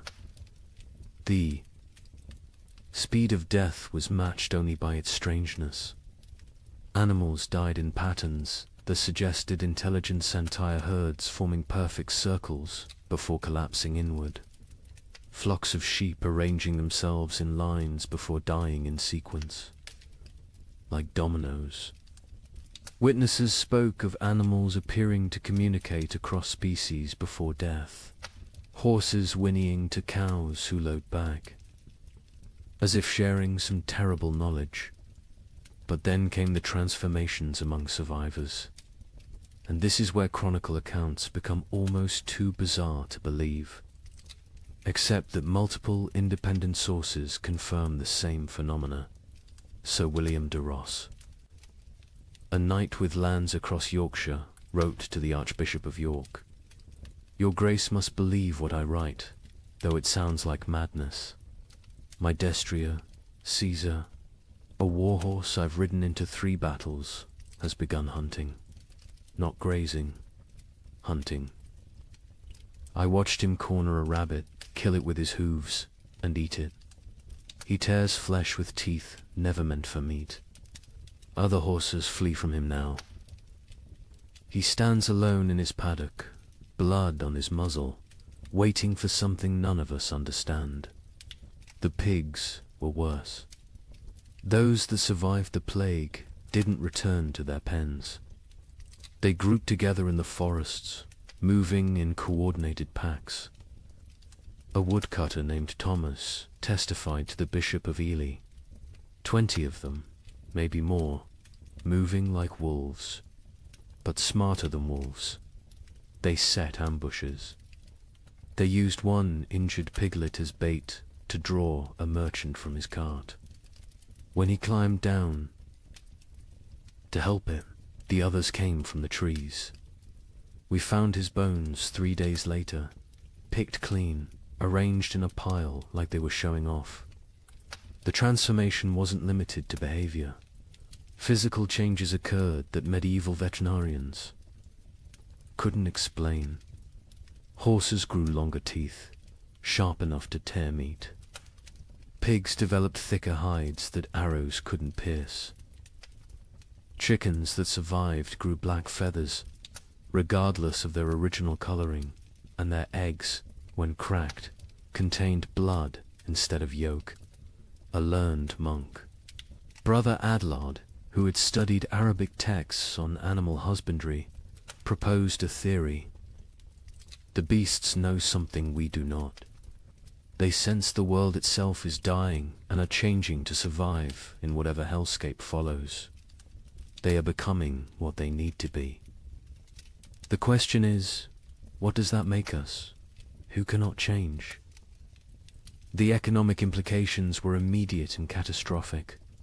Medieval society ran on animal power. Oxen pulled plows. Horses carried knights. Sheep provided wool. Cattle gave milk and meat. Without them, agriculture collapsed entirely. You couldn't plant without oxen. You couldn't travel without horses. You couldn't stay warm without wool. The reeve of a manor in Lincolnshire left records showing the speed of collapse. September 1st, 200 cattle, 500 sheep, 60 pigs, 20 horses. October 1st, 3 cattle, 12 sheep, 0 pigs, 2 horses. The 2 horses that remain will not accept saddle or bridle. They watch us with eyes that show too much white. We dare not approach them. Desperate attempts at prevention failed spectacularly. Some communities tried isolating healthy animals, only to watch them die faster in confinement. Others attempted ancient remedies, hanging holly over stable doors, painting crosses in lamb's blood on barns, burying horse skulls at crossroads. The Bishop of Winchester ordered all animals blessed with holy water. They died mid-blessing, falling dead at the priest's feet. The most disturbing account comes from a monastery in Somerset, where Brother Francis observed something that shouldn't have been possible. The rats are gone. All of them, not dead weave, found no bodies, simply vanished. The cats who hunted them sit in empty granaries, mewing at shadows. The barn owls have stopped hunting, stopped calling. Some have been found dead with full bellies, as if they ate something that killed them from within. But there are no rats. Where did they go? Into the walls, under the earth, or somewhere else entirely, somewhere they can wait out what's coming. This observation would prove prophetic. The rats had indeed gone somewhere deep into Eastern European forests, into cave systems, into places where they could breed and change and feast on the endless supply of corpses the famine would provide. When they returned in the 1340s, they brought the Black Death with them, as if they'd been preparing their revenge for 30 years. But in September 1315, all anyone knew was that the animals were dying or changing, and without them, human survival became nearly impossible. The social contract that had existed between human and beast for millennia, we feed you, you serve us, shattered completely. Nature itself had declared war on civilization, and the animals were its first casualties. In London, December 1315, something unprecedented happened. A wealthy merchant named Richard de Barkin tried to buy bread with a gold coin worth more than most people saw in a lifetime. The baker laughed in his face. "Can your gold fill my children's bellies?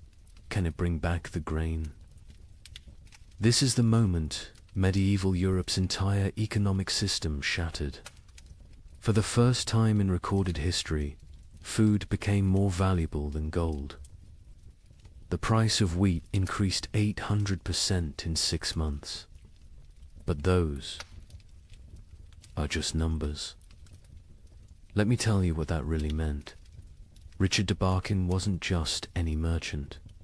He controlled the wine trade from Bordeaux to London, owned 3 ships, and held contracts with the royal household. His wealth was legendary. He'd once bought an entire street in London just to evict a rival. On that December morning, he walked into Thomas Baker's shop on Bread Street carrying a gold noble, a coin worth 80 silver pence, enough to buy a horse. Thomas Baker, his hands still dusted with the last of his flour, looked at the coin like it was a stone. "I have one loaf left," he said, "my last flour. When it's gone, I close my doors forever. That loaf goes to my children. Your gold cannot create grain from nothing." Richard, accustomed to gold opening every door, placed 2 more nobles on the counter. Thomas swept them onto the floor. "Take your metal to the Thames and see if the fish will trade bread for it. I'll keep my loaf." The story spread through London within hours, not because a rich man was refused bread, but because everyone suddenly understood. The fundamental assumption of civilization that money could buy necessities had died. The keeper of the Royal Exchange, Simon de Canterbury, recorded the complete collapse of monetary meaning. December 1st, 1 penny buys a loaf. December 15th, 1 shilling buys a loaf. December 30th, 1 pound buys a loaf. January 13, 16, no amount buys a loaf, for there are no loaves to buy. But the breakdown went deeper than inflation. The very concept of value imploded. A manuscript from Guildhall records an exchange that would have been incomprehensible months earlier. Margaret Carpenter traded her wedding ring, passed down 5 generations, for 2 turnips. John Smithson offered his house for a ham. The hams. Owner refused.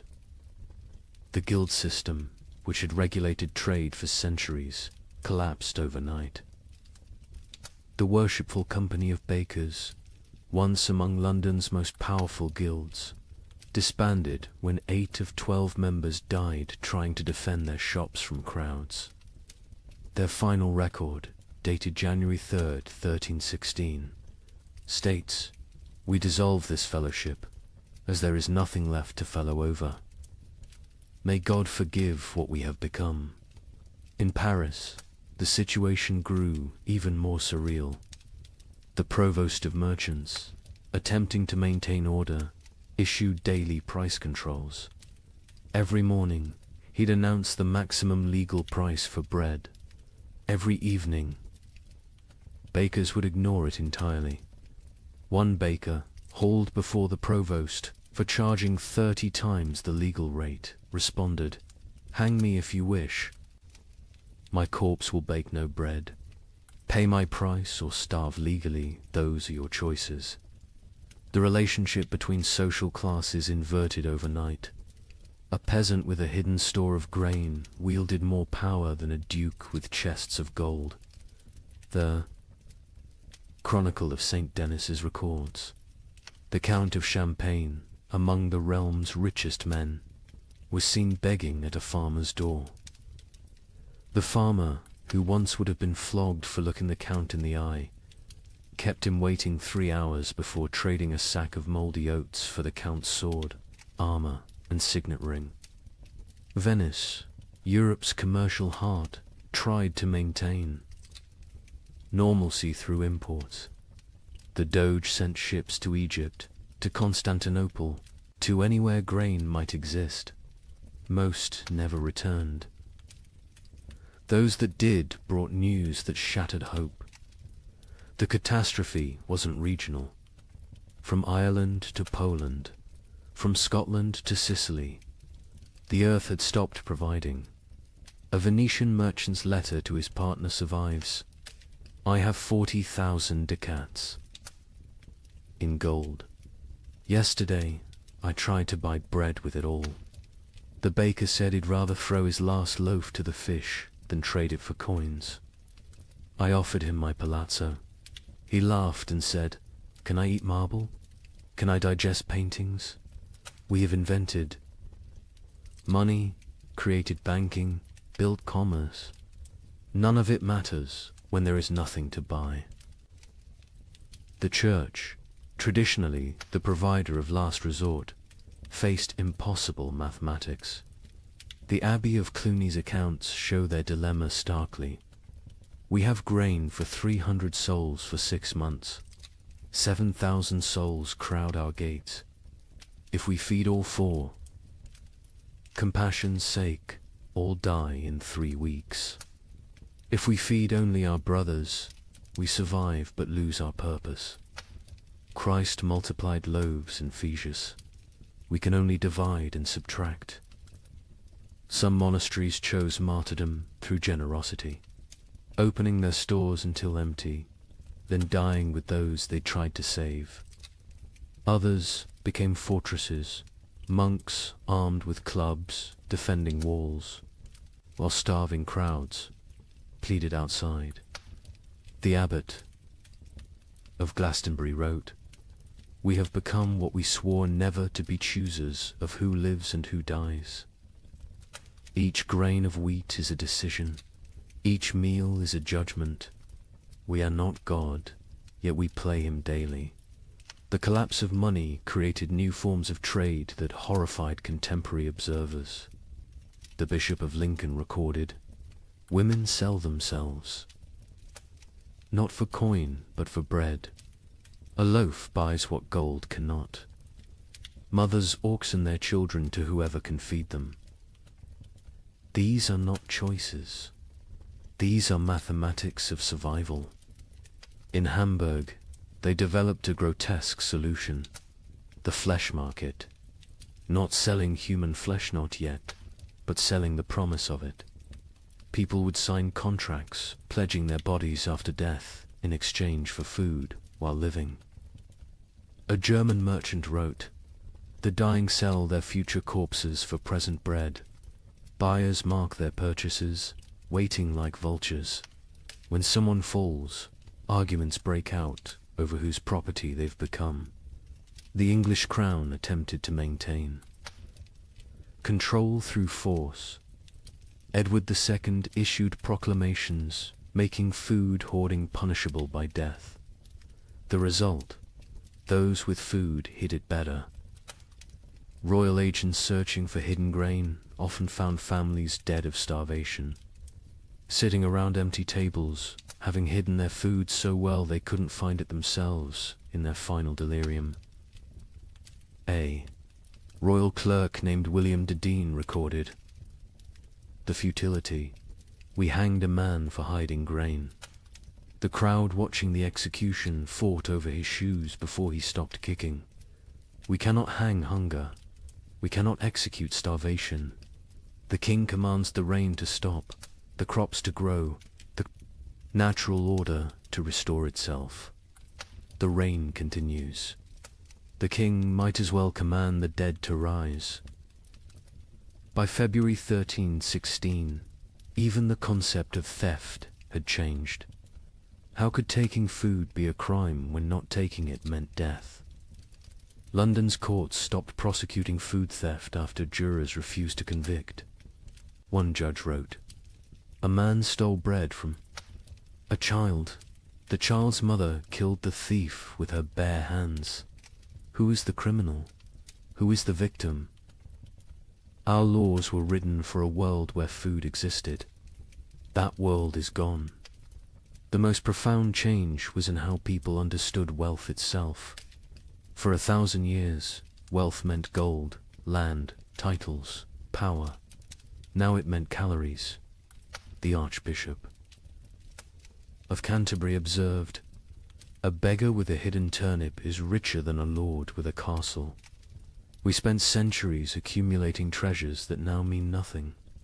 We should have been stockpiling grain. But who could imagine a world where gold couldn't buy bread? Who could conceive of money itself becoming worthless? This economic collapse wasn't temporary. Even after the harvests eventually returned, the absolute faith in currency never fully recovered. People remembered when gold meant nothing, when coins were just metal, when the entire elaborate system of commerce crumbled before the simple reality of hunger. They remembered when the only currency that mattered was food, and the only exchange rate was survival.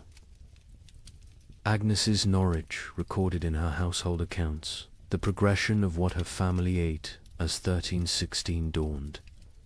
January, barley bread mixed with sawdust.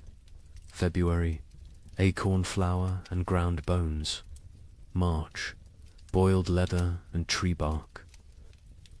April's entry is just one line. We no longer record what we eat. The creativity of starvation is horrifying. Pine needles ground into paste. Clay mixed with the last drops of milk to make it filling. Parents secretly bleeding themselves at night to mix blood into their children's gruel for protein. But in the city of Erfurt, they discovered something that would haunt Europe's collective memory forever. The local tanner, a man who had grown mysteriously fat while others starved, was found to have a peculiar source of leather. The city records state only, he was burned alive by common consent, and none would speak of what was found in his cellar. Agnes of Norwich was a merchant's widow who'd kept meticulous household accounts for 20 years. Her ledger, preserved in Norwich Cathedral, transforms from mundane records into a descent through hell. Her husband had died in late 1315, leaving her with 4 children and what seemed like adequate stores. She'd managed households through hard times before, but this was different. January 1316. Mix true barley with sawdust from Thomas Carpenter's shop. 1 part grain to 1 part wood. The children notice but do not complain. The sawdust fills their bellies even if it provides no sustenance. We tell ourselves it is fibre, like bran. We pretend not to see the splinters in their stall. The recipe sections of her ledger became increasingly elaborate as real ingredients vanished. Acorn bread. Gather acorns before the pigs find them. Boil. 7 times to remove bitterness, the water turns black as sign. Dry what remains. Grind with stone's mill wheels are too precious for such base material. Mix with water and anything that binds egg. If God provides, blood if he doesn't. Bake until it stops smelling of forest rot. By February, even her precise nature couldn't hide the desperation. Bone meal from the butcher, he claims it's sheep, but the fragments look human-sized. I do not ask. Mix with the last acorn flour. Add melted snow-clean snow from rooftops, not the ground where the dead have lain. The children eat, their teeth hurt from the grinding. Better tooth pain than belly pain. A travelling monk who sheltered with Agnes that February wrote his own account. The widow feeds her children soup that is merely hot water with leather boiled until it releases some essence of the animal it once was. She watches them drink it with such intensity as if her gaze could transform it into beef stew. The youngest boy asks what meat this is. She says it is shukau. He accepts this. The substitutions became a science. Flemish merchants developed detailed guides for extending food that read like alchemical texts. Pine needle tea provides the sensation of eating when boiled thick enough. Add chalk dust for substance. The stomach believes it is full for precious hours. Warning: more than 3 cups daily causes blood in the urine. In Paris, a baker named Henri Fouquet was arrested for his miracle bread that stayed fresh for weeks. Under torture, he revealed the secret. Ground bones mixed with plaster, baked with real flour, spread only on the outside. People see bread. Smell bread, initially tastes bread, he confessed. By the time they realize it's mostly limestone and corpse dust, they're too hungry to care. The Guild of Physicians in Montpellier documented the physical effects of these substitutions. Patients present with bellies swollen like pregnant women, yet they starve. Cut open after death, we find stomachs packed with clay, leather, wood, pulp, everything except food. They die full of nothing. Their bodies refuse to process tree bark into sustenance, no matter how finely ground, how carefully prepared. Children adapted faster than adults, developing tastes for the impossible. A priest in Reims wrote, "The young ones seek out specific trees, knowing which bark tastes less bitter. They have favorites: oak over ash, young wood over old. They teach each other which mushrooms cause the least pain, which grasses fill the belly longest." Children who should be learning Latin are instead becoming experts in eating the inedible. But March brought innovations that crossed into nightmare. Agnes's ledger, her handwriting now shaky. Martha Fisher says fresh blood from living animals goes further than from the dead. A cup drawn from a cow still walking provides more strength than meat from a week-old corpse. We take turns cutting our last goat, keeping it alive, taking just enough. It screams now when it sees us coming with the bowl. The monastery at Fulda recorded even darker adaptations. Brother Marcus suggests we bleed ourselves in rotation, each monk providing for others. The abbot forbids it, calling it cannibalism by degrees. But when the abbot falls ill, we find he's been secretly bleeding himself to feed the youngest novices. His arms are covered in cuts. He dies drained, literally and figuratively. In London, they discovered people grinding the mortar from between stones of ancient Roman walls. It contained traces of animal blood used in its mixing centuries ago. "They call it stone soup," wrote the sheriff. "They believe Roman blood maintains potency across 1,000 years. The city walls are disappearing as people eat our defenses." The absolute nadir came in Erfurt, where Hermann the tanner had maintained his weight while everyone else became skeletal. His neighbors noticed he always had meat, always had leather to work, even as all animals had died months ago. They noticed, too, that missing persons' clothes appeared in his shop, cleaned and folded.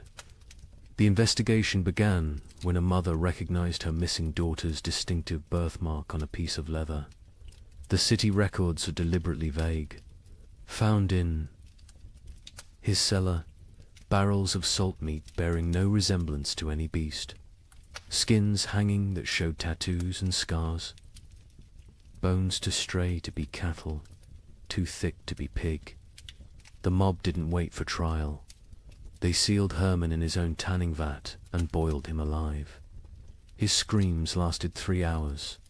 No one considered this excessive, but Hermann wasn't unique. Across Europe, the mathematics of survival created impossible choices. A Dutch merchant wrote, "In Amsterdam, we no longer ask what meat is served. We know, we all know, but we eat it and pretend it's pork. The alternative is death. God forgive us, but he's the one who sent this famine." Agnes of Norwich's final food relay entry, April 1316, is indeed just one line.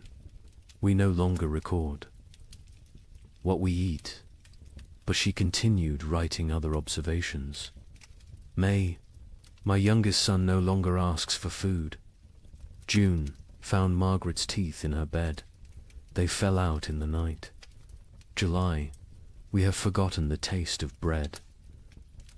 August contains no words, just tally marks, possibly counting days, possibly counting deaths.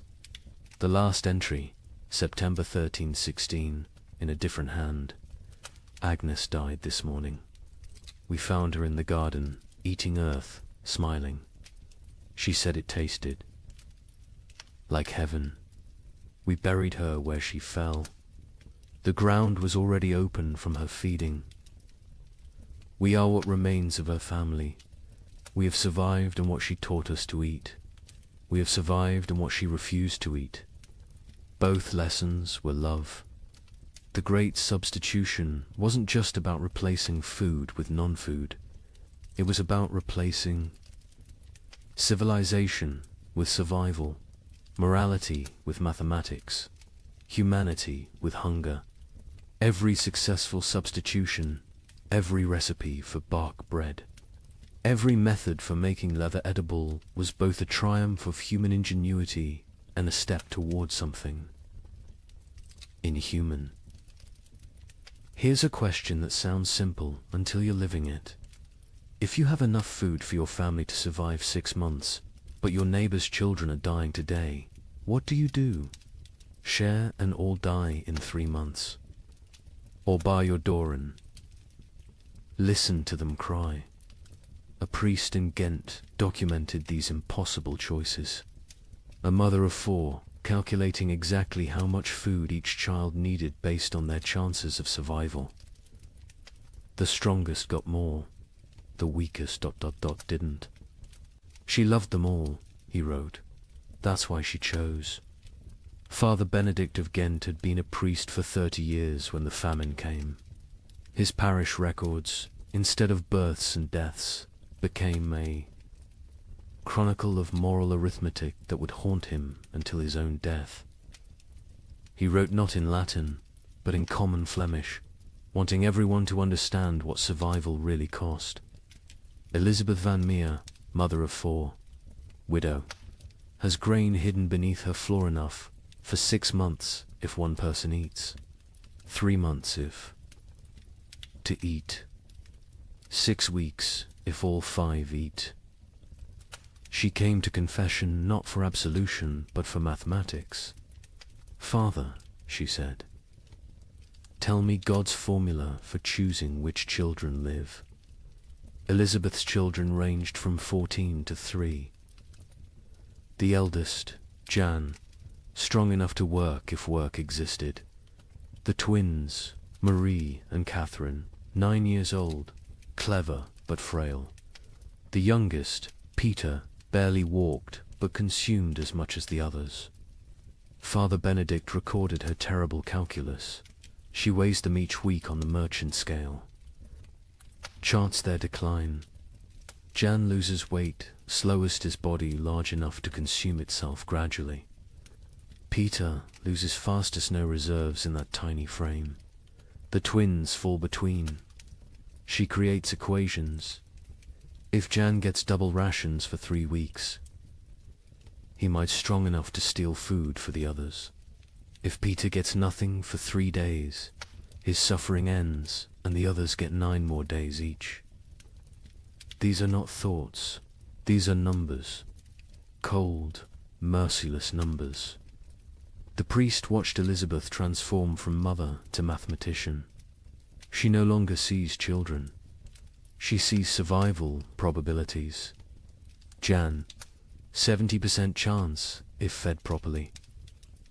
The twins, 40% each if maintained, but 60% for one if the other stops eating.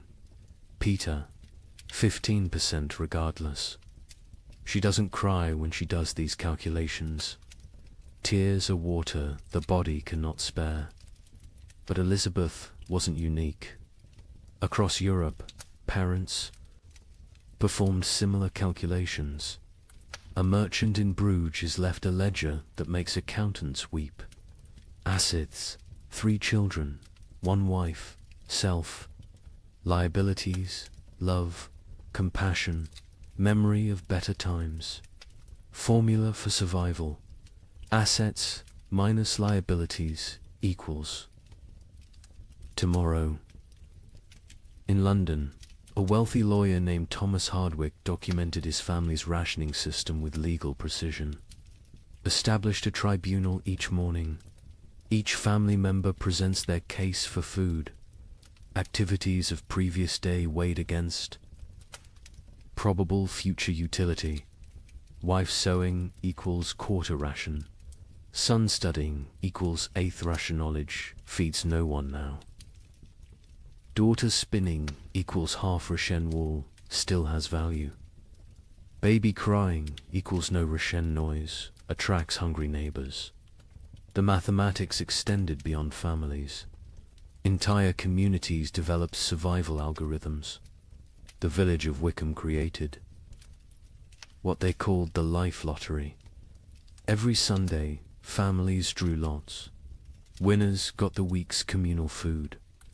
Losers got nothing. But here's the insane part. Families could trade lottery tickets. A mother with one child might sell her chance to a father with 4, calculating that certain death with payment beat probable death without. Father Benedict recorded a town meeting that descended into pure calculation. The baker proposed we stop feeding anyone over 50, they've lived their lives. The blacksmith countered, we stop feeding anyone under 5, they're too young to remember better times. Won't miss what they never knew. The mayor suggested we feed only those who can work.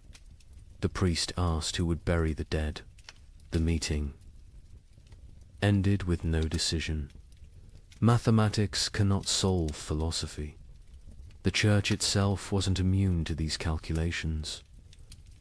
The Bishop of Tonnerre issued guidelines that read like actuarial tables.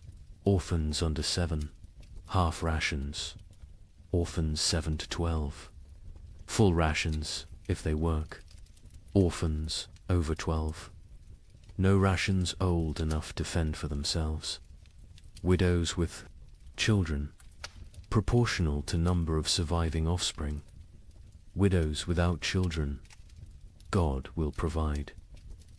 A monastery in Liège developed even more complex formulas. Each monk assessed daily. Prayer hours multiplied by manual labor divided by food consumed.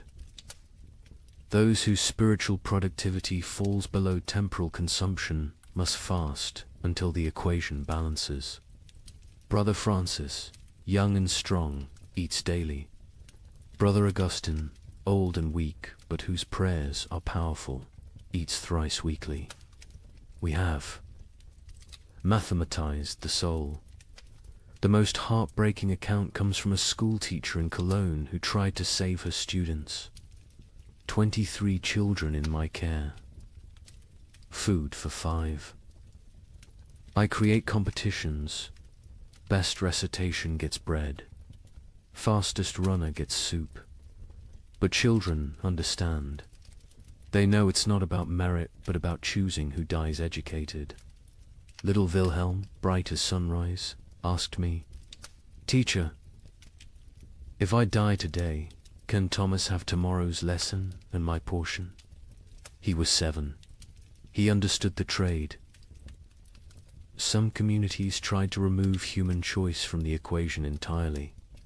In Basel, they built what they called the Wheel of Fortune, a great spinning disc with names. Each day, spin the wheel. Where it stops determines who eats. Pure chance. No favoritism, no guilt. The wheel chose who lived and died. Citizens preferred random cruelty to deliberate choice.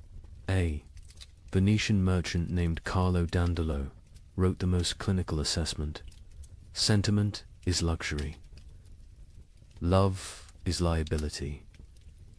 Calculate thus. Calories needed per pound of human maintained. Work output possible per calorie invested. Return on investment measured in days survived. My eldest son provides best ratio, strong enough to forage, smart enough to steal. My youngest daughter provides worse, consumes without producing. The middle children are variables, depending on daily performance. I am not a monster. I am an equation. But perhaps the most disturbing mathematics came from those who calculated backwards, not from food to survival, but from death to food. How many must die for the rest to live? If the population halves, do rations double? These calculations appeared in secret documents, burned after reading. But Father Benedict saw enough to write. They draw circles on maps. This district has grain for 1,000. Population 3,000. Solution: ensure 2,000 die quickly. How? Bar thee. Gates: poison the wells. Spread disease. These are not plans of war. These are plans of peace. Peaceful elimination of excess population. The psychological toll of these calculations broke minds.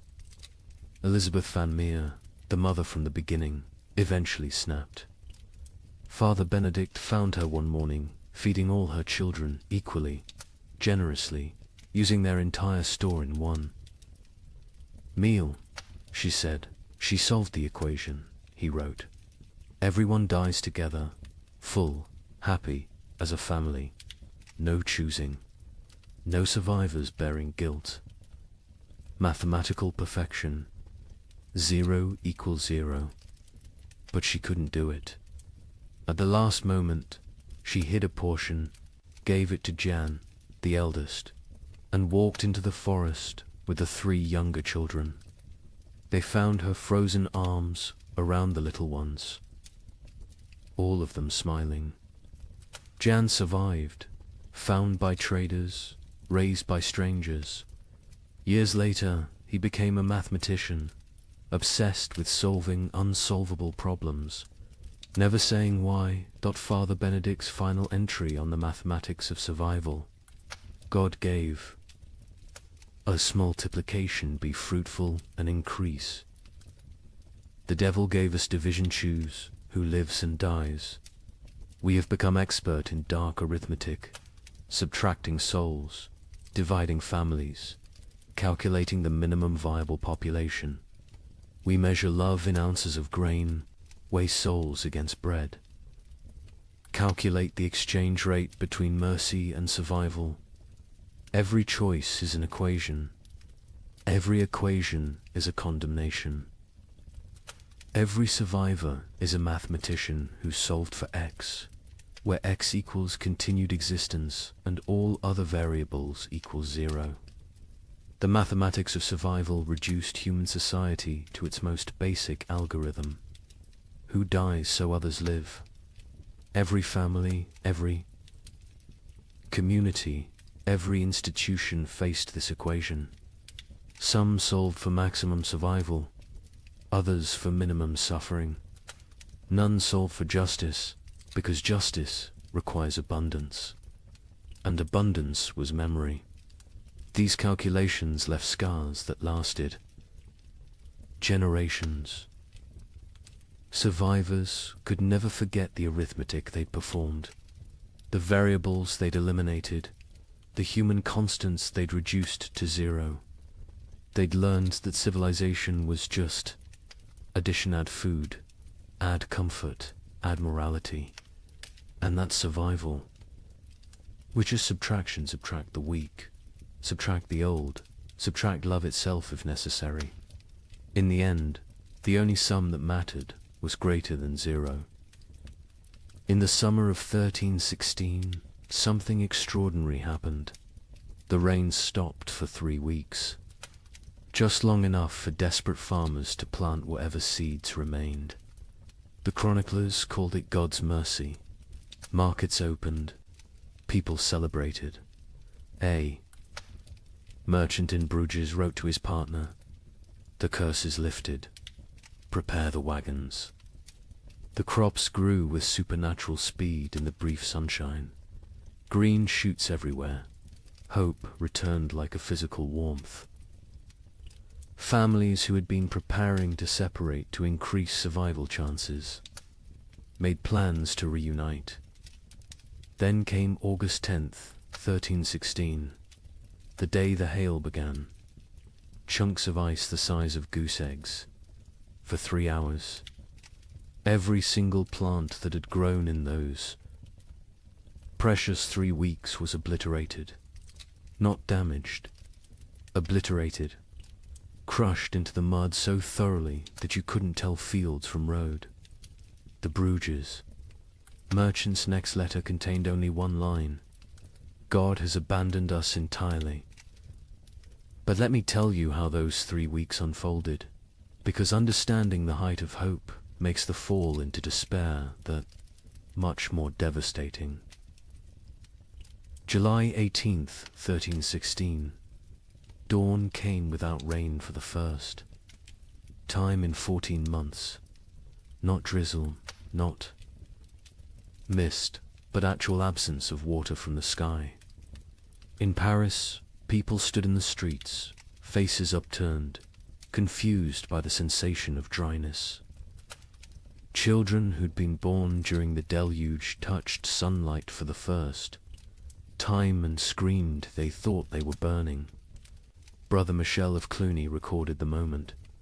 The clouds parted like curtains drawn by God's own hand, light actual. Golden light poured onto the earth. Monks fell to their knees, not in prayer, but in disbelief. We had forgotten the sun could exist without water. Word spread faster than plague. Church bells rang continuously, not for death this time, but for resurrection. In every village, town, and city, people emerged from their homes like creatures crawling from caves. Pale, skeletal, blinking in brilliance they'd forgotten existed. The merchant Jacob van Bruges wrote to his partner Hans in Antwerp with trembling hand. The curse is lifted. God has remembered us. The rain has stopped. Prepare, the wagons will have grain to trade by autumn. Tell everyone survival is possible again. Markets that had been closed for months exploded back to life. Not with food, there was still no food, but with hope transformed into commerce. People traded promises, futures, possibilities. A farmer would pledge his upcoming harvest for tools. A baker would promise future bread for present shelter. The economy, dead for a year, gasped back to life on nothing but anticipated abundance. The seeds came from everywhere and nowhere, hidden in walls, buried in yards, hoarded in attics. Every kernel that had been saved, just in case, was brought into the light. Some families had protected seed grain while their children starved, betting everything on this exact moment. They'd been called monsters. Now they were visionaries. The planting was religious ecstasy mixed with desperate efficiency. In Normandy, the entire surviving population, nobles, merchants, priests, children, went into the fields. The Duke of Normandy himself, who hadn't touched soil in his lifetime, was seen on his knees, pressing seeds into earth with tears streaming down his face. A young girl named Marguerite wrote in her diary, "Papa says we're planting hope. Mama says we're planting survival. I think we're planting prayers and watching to see if God makes them grow." And grow they did.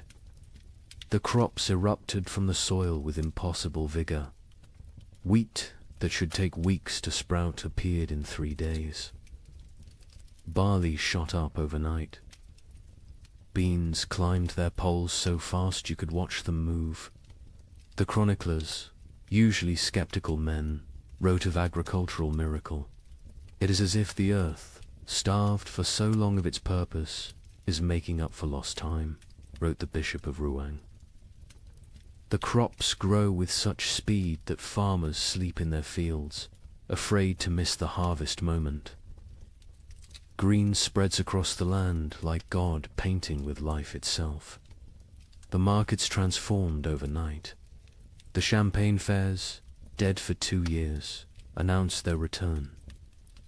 Merchants who'd hidden through the catastrophe emerged with old contracts, ready to trade. Ships that had rotted in harbors were hastily repaired. Trade routes, abandoned to bandits and nature, were cleared by communities working together for the first time in months. In Florence, they held an impromptu festival. Not planned, just spontaneous explosion of joy. Musicians who'd sold their instruments, played drums, made from barrels. Dancers who'd forgotten how to smile, laughed until they cried. Children who'd never known celebration invented it on the spot. An Italian chronicler wrote, "We feast on nothing but hope, and it fills us better than bread ever did." Families made reunion plans. Fathers who'd sent sons away to increase survival odds sent word to return. Mothers who'd placed daughters in convents prepared to bring them home. Communities that had fractured into hostile fragments began to speak of reconciliation. The 3 weeks of sun didn't just grow crops, they grew possibility. A priest in Ghent gave a sermon that captured the moment. "We have walked through the valley of death's shadow. But see, the shadow lifts. The valley blooms. We are Job, tested and found faithful. We are Noah, watching the waters recede. We are Lazarus, called from the tomb." Even the nobility, who'd maintained distance from their starving subjects, joined. The collective delusion. The Count of Flanders announced a harvest festival for September, promising wine from reserves nobody knew existed. The King of France declared that all debts incurred during the unfortunate rain would be forgiven once. The harvest was complete. The Pope issued a bull declaring the famine officially ended by divine intervention. The crops grew so fast that some whispered of dark magic. In Germany, rumors spread that the plants were unnatural, fed by the corpses of the million dead, growing on human fertilizer. But even these whispers were dismissed. Who cared if the wheat grew from graves? The living needed bread. By August 9th, the fields were green carpets of promise. The wheat stood tall, the barley swayed golden, the beans hung heavy on their vines. Another week, maybe 2, and harvest could begin. Calculations were made not of who would die, but of who would live. All of them. All would live. The night of August 9th, strange clouds gathered. Not rain clouds, something else. They glowed with an odd green light. Lightning without thunder. Wind without direction. Animals, the few that remained, became restless. Horses screamed. Dogs howled. Cats vanished entirely. August 10th, 1316. 2:47 in the afternoon. The exact time is known because the clock tower in Bruges stopped when the first hailstone hit it. They fell like God's own artillery. Ice chunks the size of goose eggs, driven by winds that shouldn't exist in August. But these weren't normal hailstones. Witnesses described them as sharp, angular, some shaped like pyramids, others like daggers. They didn't just fall, they attacked in. The fields of Flanders, farmers tried to shield their crops with their own bodies. The hail broke their backs, shattered their skulls, left them dead atop the plants they'd tried to protect. Children sent to bring in animals were found hours later, beaten to death by ice from the sky. But the crops suffered worse. The hail didn't just flatten them, pulverized them, drove them so deep into the mud that archaeologists still find compressed plant matter at that geological layer. 3 weeks of growth erased in 3 hours. Not damage deleted. The fields looked like they'd been scraped clean by God's own hand. When it stopped, silence fell across Europe. Not peaceful silence, the silence of complete despair. People stood in their obliterated fields, unable to speak, unable to cry, unable to comprehend. The hope hadn't been gradually eroded, had been murdered in a single afternoon. Jacob van Vey. Bruges, the merchant who'd written so joyfully to his partner, sent one final letter. Not even a letter, just 8 words on a torn piece of parchment. God has abandoned us entirely. Do not come. The suicides began that evening. Not the slow suicide of starvation, but immediate, decisive ending. Entire families walking hand in hand into rivers.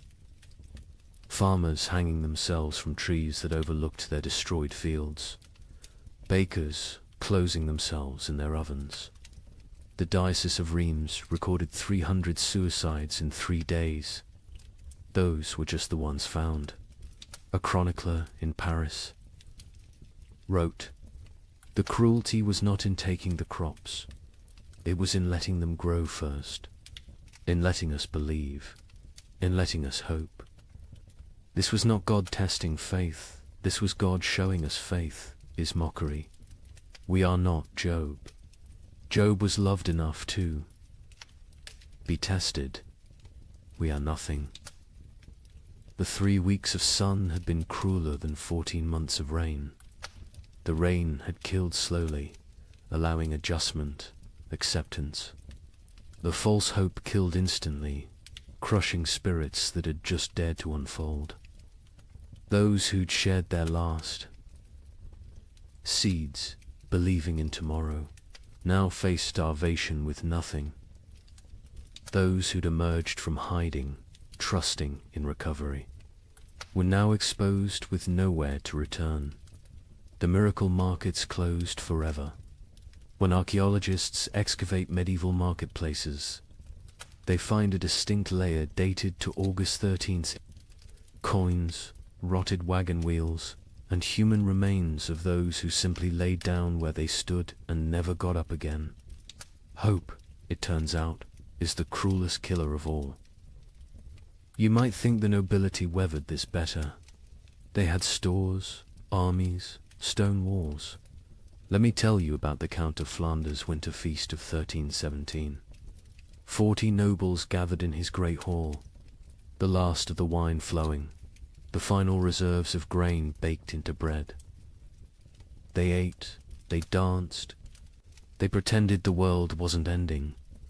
By morning, 12 were dead, not from poison, from shock. Their bodies, weakened by months of subtle starvation, couldn't process the sudden richness. The Count himself survived. 3 more days, long enough to dictate his final words. "My castle is my coffin. Let none enter until the curse lifts." They found his body 4 years later. He had burned his furniture, his tapestries, even his books for warmth. The richest man in Flanders died, gnawing on leather straps. The feast itself had been an act of delusion dressed as defiance. Count Louis of Nevers had sent invitations in December 1316, written on vellum worth more than food. Let us gather as nobility ought, to demonstrate that breeding conquers nature. The guests who arrived on January 6th, the feast of the Epiphany, looked like spectres playing at being lords. The Duchess of Brabant arrived in a carriage pulled by servants her horses had been eaten months ago. The Duke of Luxembourg wore armor that hung loose on his shrunken frame, clanking with every movement like bones in a box. The Bishop of Liege blessed the meal with hands that shook from more than cold, his episcopal ring sliding off fingers made skeletal by hunger. But they maintained the facade. They spoke of hunting parties that would never happen, of spring tournaments already impossible, of marriages between children who were likely dead. The Count's chamberlain, Robert de Bethune, later wrote in his secret diary, We dressed corpses in silk and made them dance. We were already dead. The feast was merely our funeral performed by the deceased. The meal itself was madness.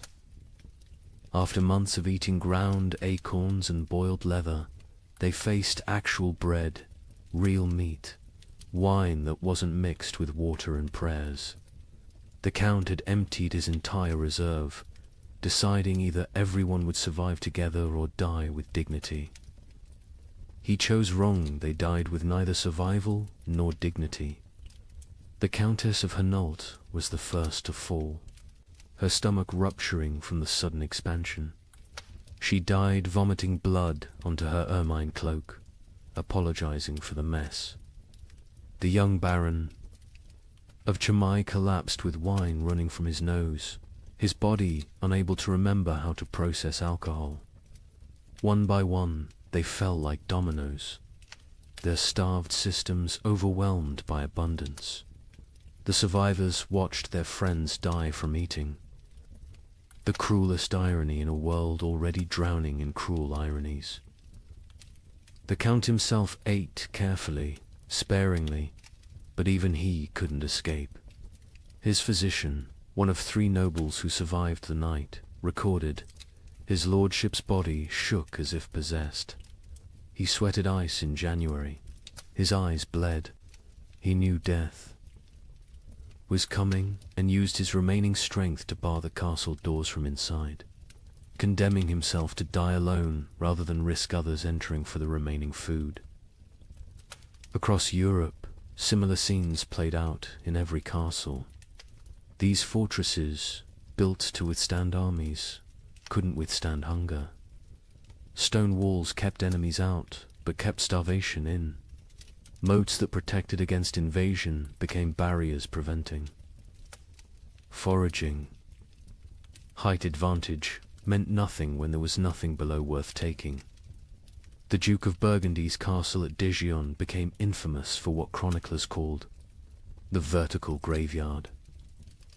As servants and knights died, they were stacked in the towers, frozen by winter, preserved in their positions of death. By spring 1317, visitors could climb the tower stairs and pass through layers of the dead, each floor representing a different week of mortality. The Duke himself was found at the top, seated on his throne, frozen mid-gesture, as if still issuing commands to the dead below.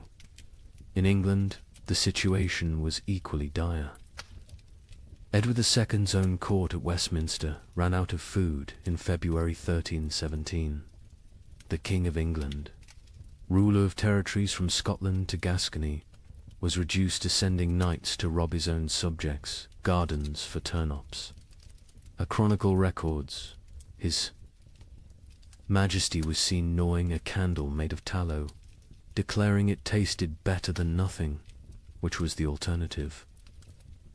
The nobility suffering was different from the peasants, not worse, but uniquely horrible. They had never learned to survive without excess.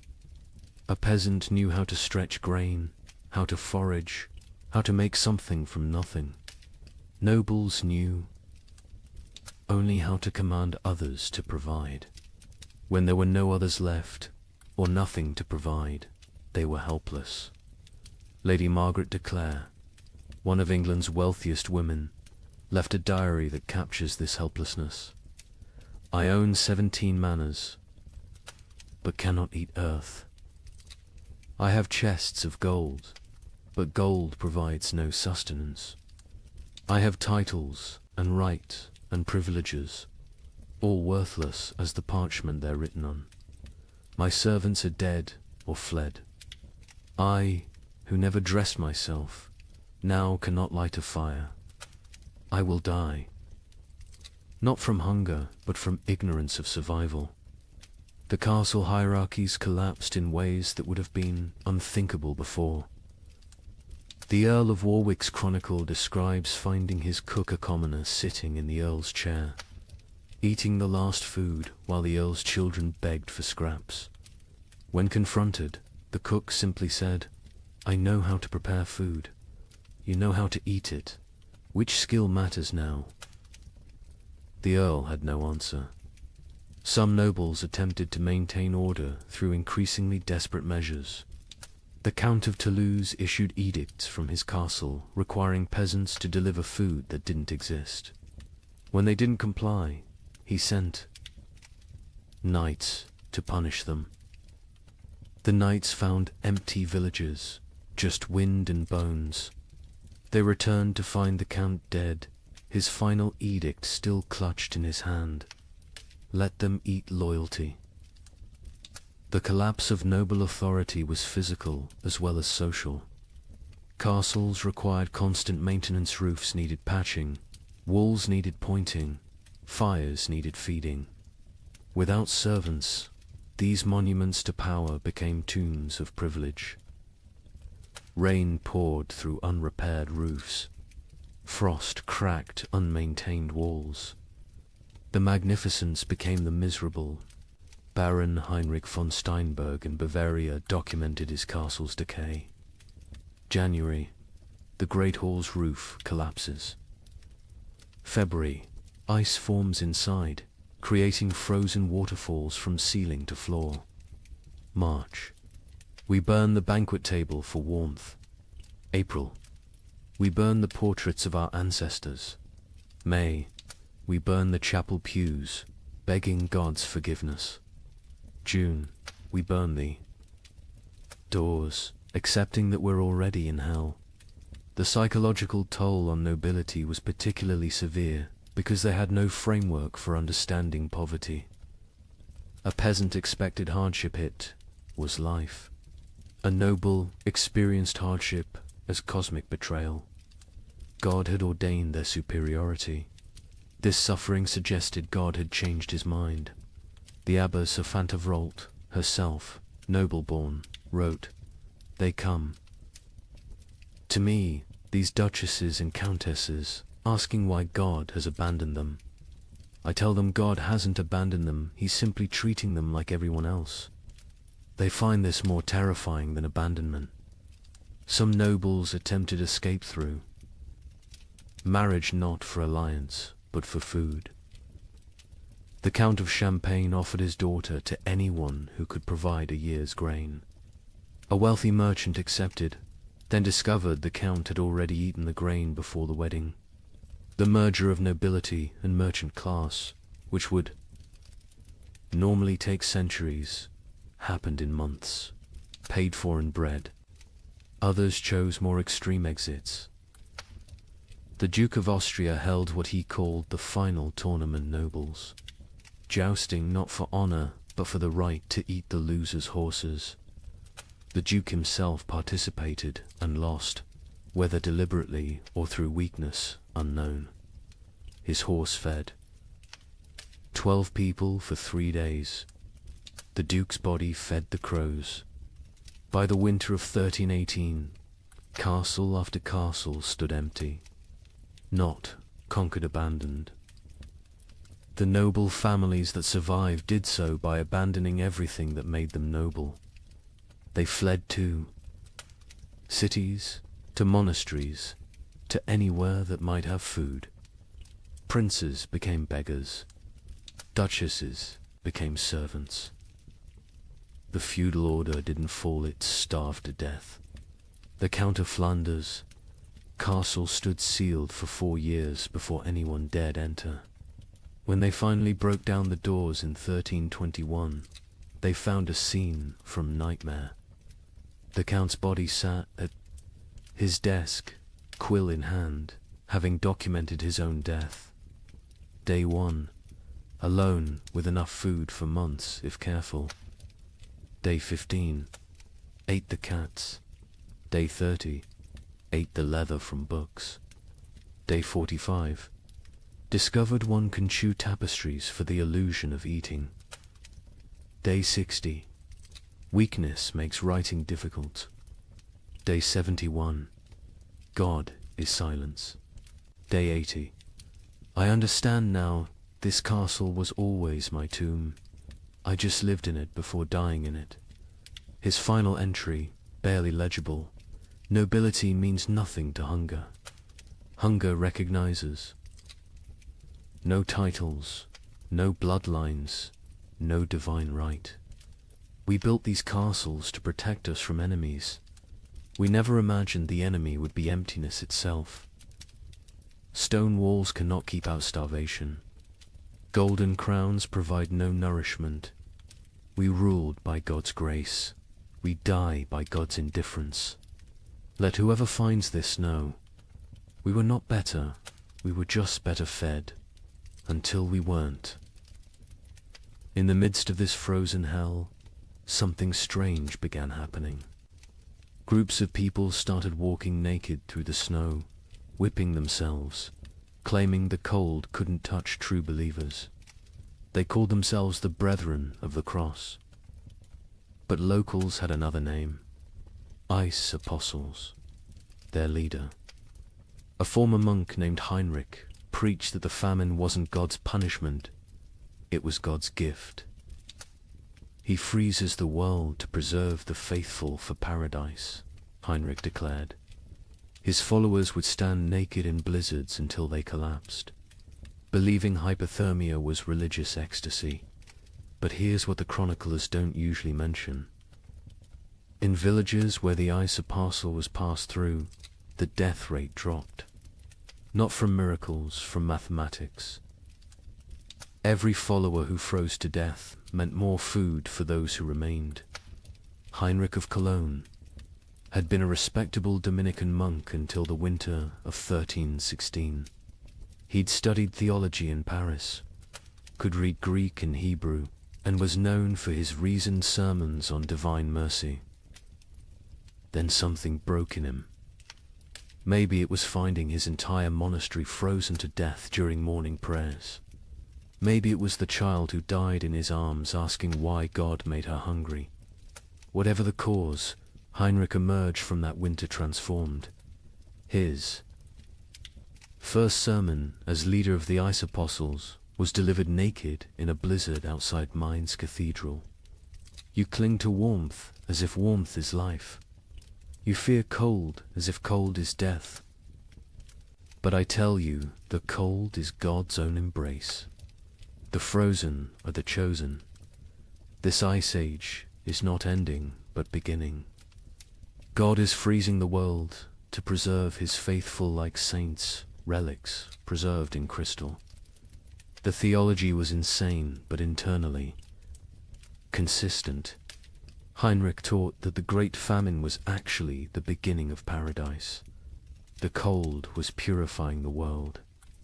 The hunger was freeing souls from flesh.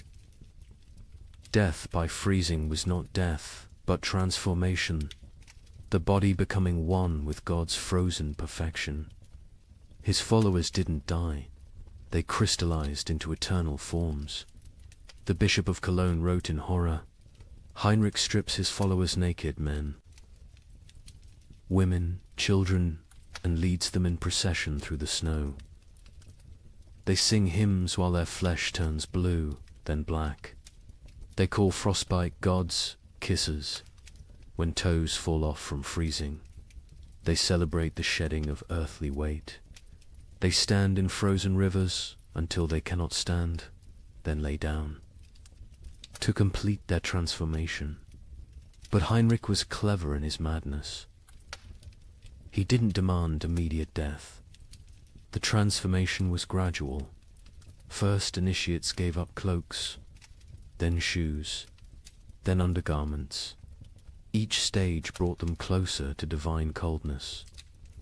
This gradual exposure meant some survived long enough to spread the movement. Others died at precisely calculated intervals, creating a steady stream of martyrs without eliminating the entire group at once. The rituals were elaborate and horrifying. The baptism of ice involved breaking through frozen rivers and submerging converts until they stopped shivering. Heinrich claimed this was the moment the soul accepted divine cold. The communion of snow had followers eating only snow for days, claiming it was bread from heaven, already blessed by God's frozen touch. A merchant from Nuremberg witnessed their evening prayers. Hundreds of naked bodies kneeling in snow, their skins so blue it looked painted. They whipped themselves. With branches frozen into ice clubs, each strike shattering skin like broken pottery. Blood froze before it could flow. They called it red ice prayer beads. Children among them, babies even, held up by dying mothers, all singing about the warmth of freezing. The movement spread with terrifying speed. By spring 1317, ice apostle groups appeared from Poland to England. Each had their own variation of Heinrich's teachings, but all shared the core belief. The cold was sacred, survival was sin, and freezing to death was the highest form of worship. In France, they called themselves Les Gelées Saints, the frozen saints. They would stand motionless in town squares during blizzards, human statues gradually covered in snow until they died standing. Townspeople would find them in the morning, frozen mid-prayer, and debate whether to move bodies that looked more like ice sculptures than corpses. The English variant. The Frost Brothers added self-cannibalism to their practices. As members froze to death, others would eat their frozen flesh, claiming it was purified by God's cold, and therefore not cannibalism but communion. The Archbishop of Canterbury banned the movement, but enforcement was impossible for authorities who tried to arrest Frost. Brothers found only frozen corpses arranged in disturbing tableaus. But here's what made the Ice Apostles truly insidious. They targeted the most vulnerable. Heinrich actively recruited the elderly, the sick, the starving, those already near death. He offered them meaning for their suffering. Instead of dying forgotten in some hovel, they could die as martyrs in public spectacles. A widow named Agnes wrote before joining them, "My children are dead. My husband is dead. I will die within days regardless. Heinrich offers me the choice to die for something instead of from something. Is joining madness worse than dying sane but meaningless?" The mathematics of their deaths were coldly practical. A village of 100 people with food for 50 had a problem. If 30 ice apostles achieved transformation, suddenly there was enough for the remaining 70. The movement solved starvation through voluntary mass suicide disguised as religious ecstasy. Some villagers actively encouraged the ice apostles. The mayor of Strasbourg secretly provided Heinrich with lists of the dying poor, suggesting them as ready for transformation. The town council of Basel offered the ice apostles free passage but required them to perform their freezing rituals outside town walls. They wanted the benefits of fewer mouths without the spectacle of public death. Heinrich himself seemed aware of this dynamic. In a letter to a former colleague, he wrote, "They think I'm mad. Perhaps, but my madness feeds their children. Every follower who freezes is one less competitor for grain. We are solving the famine through faith. Is it not better to die believing you're achieving paradise than to die knowing you're just starving?" The church struggled to respond. Declaring the movement heretical was easy. Stopping it was impossible.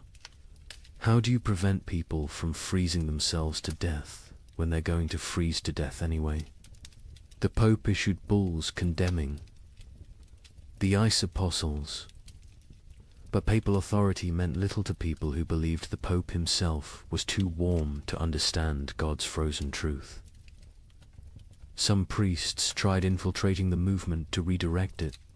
Father Johannes of Worms joined a group, gradually convincing them that true freezing required surviving winter to freeze again next year. He saved dozens through this theological manipulation. But Heinrich heard of this and declared that any ice apostle who survived winter had failed their transformation and must try harder next time. The movement produced disturbing art. Ice. Apostles would arrange dying members into religious scenes, frozen nativity displays using real dying people, crucifixion tableaus with followers frozen to wooden crosses, recreations of the Last Supper with participants dying at table. These displays would remain until spring thaw revealed the horror underneath the snow. Children raised in the movement knew no other reality. A boy named Wilhelm, rescued at age 7, couldn't understand warmth. He would scream when brought near. Fires, tear off clothes, stand outside during blizzards, begging to return to God's cold. He never recovered, spending his adult life sleeping on stone floors, eating snow when available, eternally seeking the frozen paradise of his youth. The end of the ice apostles came not from suppression but from success. By 1318, most vulnerable, populations who might join had already transformed. Heinrich himself disappeared during the winter of 1318 to 1319. Some say he finally achieved his own transformation, freezing solid while preaching. Others claim he was seen years later in Spain, warm and well-fed, having abandoned the movement once it served its purpose. A final account from a survivor provides the most chilling perspective.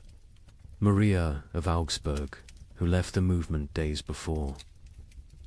Her planned transformation wrote, "We knew we were committing suicide." Heinrich knew. Everyone knew. But we dressed it in ritual and meaning because meaningless death was unbearable. The ice apostles didn't worship cold, we worshipped having a choice in how we died. In a world where death was certain, choosing. Its form felt like freedom. The demographic impact was significant. Historians estimate the ice apostles removed between 50,000 and 100,000 people from the population, voluntary deaths that paradoxically helped others survive.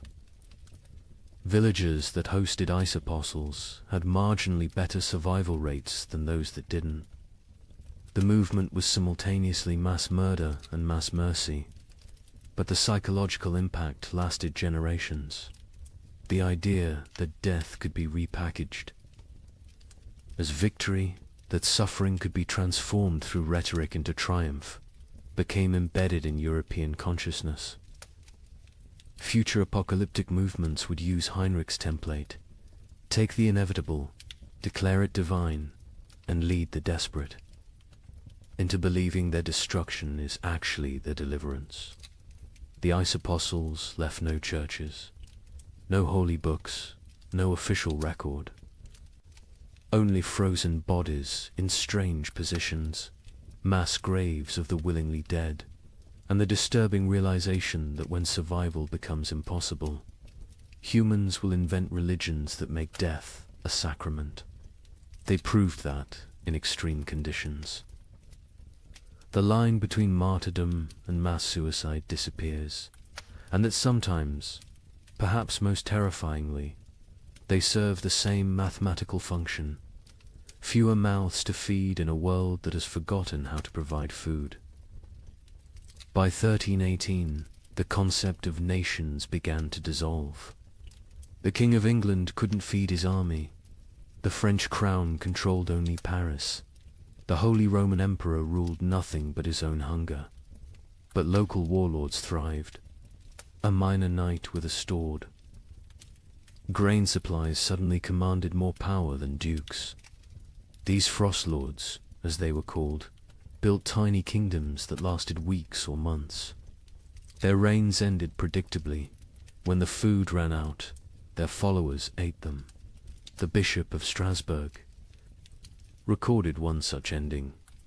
Lord Wilhelm's men roasted him over his own hearth. They claimed he had grown fat on their suffering, so it was only just. His screams echoed across the frozen Rhine.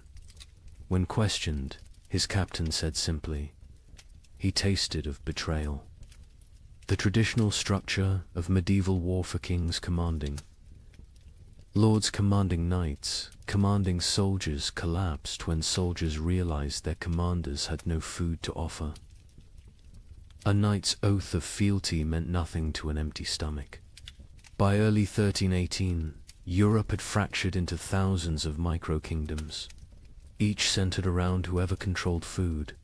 Sir Roderick of Ghent, a minor knight with no title beyond his sword, became more powerful than the Duke of Burgundy simply because he had discovered a monastery's hidden grain store.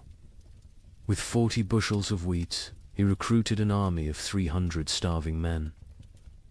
They called him the Wheat King, and for 6 weeks, he ruled a territory spanning 3 villages. His reign followed a pattern that would become horrifyingly common. Week 1. Triumphant distribution of food to followers. Week 2. Strict rationing. As reality set in. Week 3. Increasingly desperate raids on neighboring territories. Week 4. Internal conflicts over dwindling supplies. Week 5. The mathematics becoming clear. Week 6. The inevitable conclusion. A surviving member of Roderick's band, Thomas the Miller, testified, "We knew by week 5 that the grain would run out." Roderick knew too. He stopped eating, said he was fasting for victory. Really, he was trying to stretch supplies. But you can't lead starving men if you look fed. When the last grain was gone, we looked at him still healthier than us, despite his fasting, and made the only logical decision. He'd fed us for 6 weeks with wheat. He'd fed us for 3 more days with himself. These frost lords emerged everywhere, their tiny kingdoms rising and falling like waves. A tax collector with a hidden cache became Lord of Calais for 11 days. A merchant who'd hoarded salt pork ruled Antwerp for a month. A priest who'd discovered Roman-era grain stores in ancient ruins declared himself Pope King of Regensburg and lasted 2 months before his congregation ate him during what they called the True Communion. The Bishop of Strasbourg's account of Lord Wilhelm provides the most detailed description of how these micro-kingdoms operated. Wilhelm had been nobody, a 3rd son of a minor lord, trained for priesthood but turned soldier. When the famine began, he was guarding a river crossing that nobody used anymore. But beneath that crossing, in caves known only to smugglers, lay tons of preserved food from decades of illegal trade.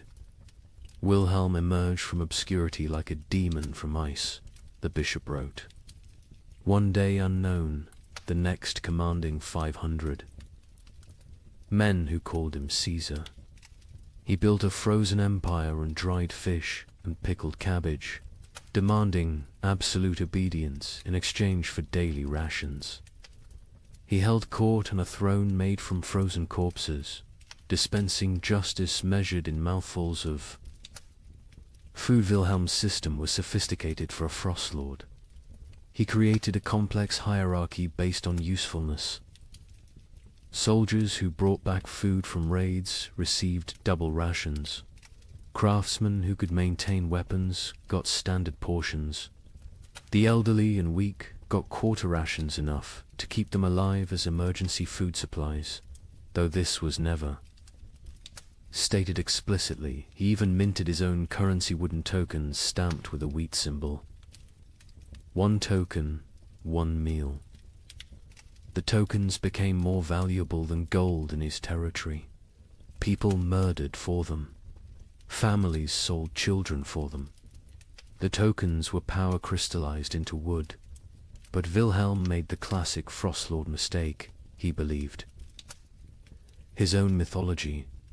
He started eating more, justifying it as maintaining strength for leadership. He took multiple women as wives, claiming he was breeding a new nobility for the post-famine world. He built a palace from commandeered timber, while his followers sheltered in ruins. He grew fat while they grew thinner. The end came in March 1318. His captain, Hans Württemberg, later testified to church authorities. We could see his belly growing while ours shrank. He wore furs while we froze. He spoke of the kingdom we were building while we died building it. When the last preserved meat was distributed, none to us, all to his wives, we knew what had to be done. They didn't just kill Wilhelm, they ritualized it. They held a mock trial where he was accused of hoarding flesh while others had none. They sentenced him to share his flesh as he should have shared his food. They cooked him slowly, keeping him alive as long as possible, making him watch as they ate pieces of him. His screams, the bishop recorded, could be heard in Strasbourg, across the frozen Rhine. The French crown attempted to reassert control, but found their armies dissolving. Upon contact with frost lords, royal soldiers would desert en masse when offered food by local warlords.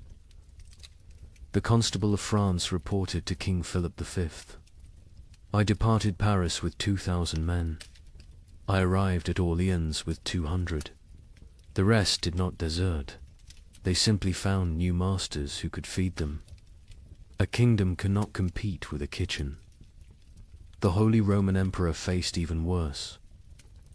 His imperial army, once the terror of Europe, simply ceased to exist. The Chronicle of Augsburg records, "The emperor sent orders to mobilize his forces. The messengers returned with laughter." What forces? His generals had become frost lords. His soldiers had become bandits. His authority extended exactly as far as his personal guards could walk before collapsing from hunger. England's Edward II tried a different approach, officially recognizing frost lords as legitimate authorities if they swore fealty. The result was chaos. Hundreds of petty warlords claimed royal sanction while fighting each other. The Earl of Lancaster wrote, "The king has legitimized anarchy. Every man with a barn full of turnips now styles himself Lord Protector of something. Some frost lords created elaborate justifications for their rule. Baron Friedrich the Mad claimed God spoke to him through the patterns of frost on windows, dictating who should eat and who should fast. Lord Jacques of Normandy insisted he was the reincarnation of Charlemagne, returned to lead France through darkness. Count Stanislaus of Mazovia declared himself the Emperor of Winter and demanded tribute in the form of human flesh, claiming it was the only meat that wouldn't spoil. The battles between frost lords were unlike traditional warfare. They fought not for territory but for carries. Sieges were impossible. The besiegers would starve before the besieged. Cavalry charges were fantaside, the horses had been eaten. Battles were brief, vicious affairs where starving men fought over rumors of food. A typical battle might involve 100 men fighting to the death over a storehouse. That turned out to contain only rotted turnips. The Chronicle of Cologne describes one such conflict. Lord Henrik's men met Lord Dietrich's at the frozen mill. They fought for 6 hours in the snow, men dying from cold as much as combat. The winners found 3 sacks of mouldy barely enough to feed them for the march home. 43 died for perhaps 43 meals. This is the mathematics of the winter wars. Naval warfare ceased entirely. Ships required crews, crews required food, and any ship with food became a target for its own sailors.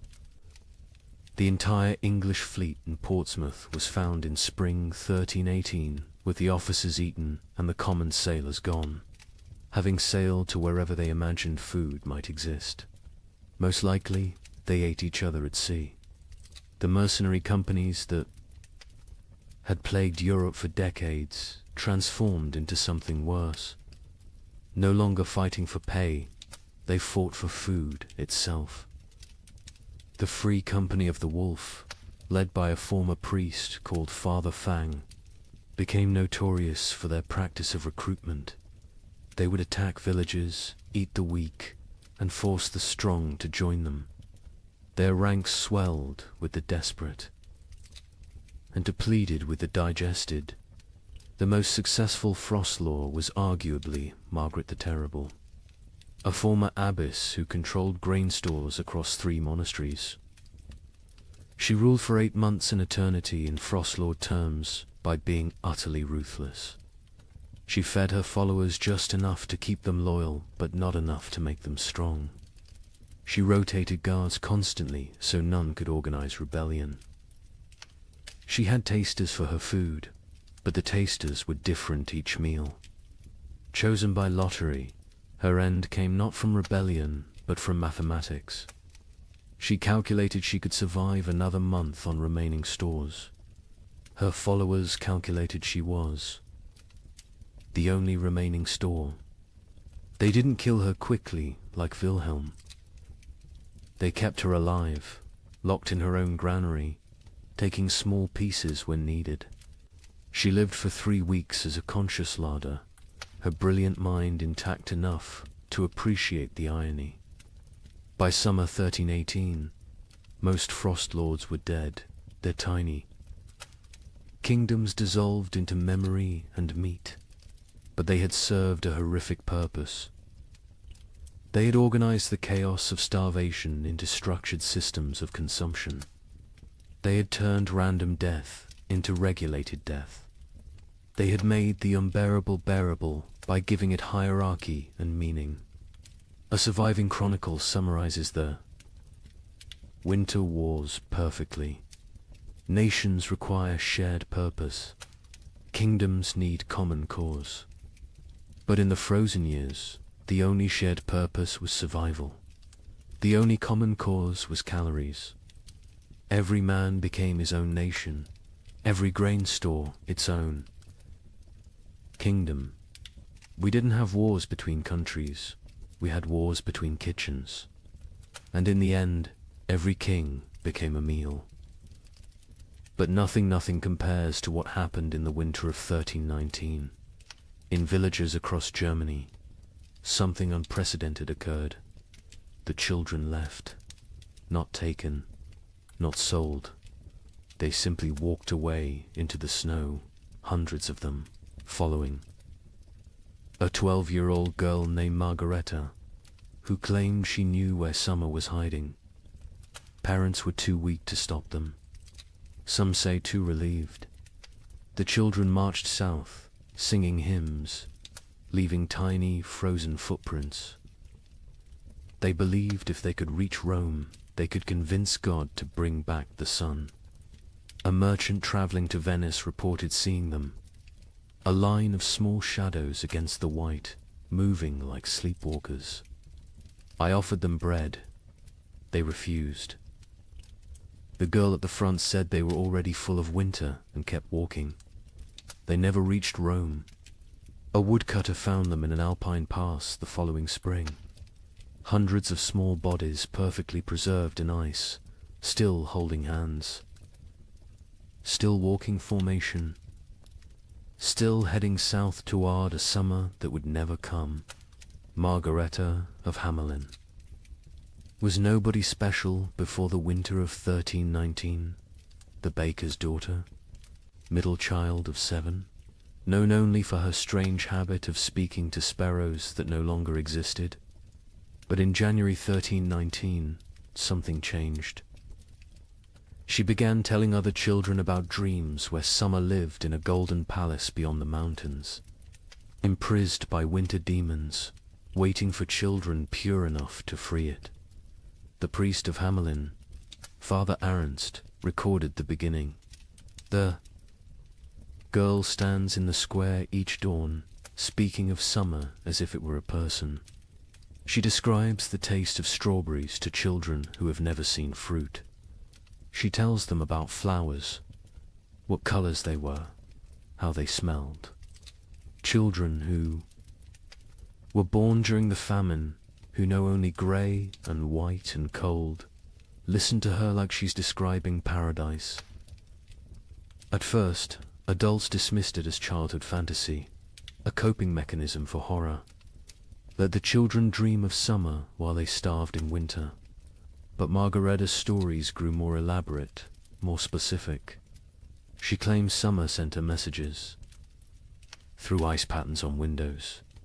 She said she could hear summer crying, trapped behind the wall of winter, begging to be freed. Summer is not gone. She preached to growing crowds of children. Summer is captured. The adults are too heavy with sin to rescue it. But we, children, light with innocence, can slip through winter's fingers and bring summer home. The theology was childish but compelling. Adults had caused the famine through their wars, their greed, their sins. Children were innocent victims. Therefore, children could be innocent saviors. The logic of a 12-year-old mind, but to other 12-year-olds it was revelation.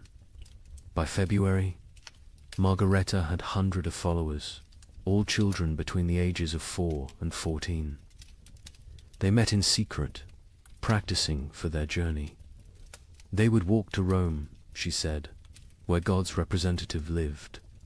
They would demand, not ask, demand that the Pope release summer from its prison. If he refused, they would find summer themselves. The preparation was heartbreaking in its innocence. Children stole their parents' shoes, too large for tiny feet, stuffing them with straw. They made summer cloaks from stolen blankets, decorated with charcoal drawings of flowers they'd never seen. They practiced walking in formation, the older children carrying the younger, believing that unity would protect them from winter's grasp. Hans Müller, a traveling merchant, encountered them preparing. They train like an army of ghosts. 8-year-olds teaching 4-year-olds how to walk through snow. They share imaginary food, practicing for when they'll have real food again. The girl Margaretta watches them with eyes too old for her face. She knows, I think. She knows where this leads. But she continues anyway. Parents were paralyzed by impossible mathematics. Stop your children from leaving and watch them starve slowly at home. Let them leave and maybe, possibly, they find food elsewhere. Or at least they die with hope instead of despair. The mayor of Hamelin wrote, "We cannot feed them. We cannot save them. If they wish to walk to their deaths, is that worse than sitting to their deaths? At least walking gives the illusion of agency." Some parents actively encouraged their children to join.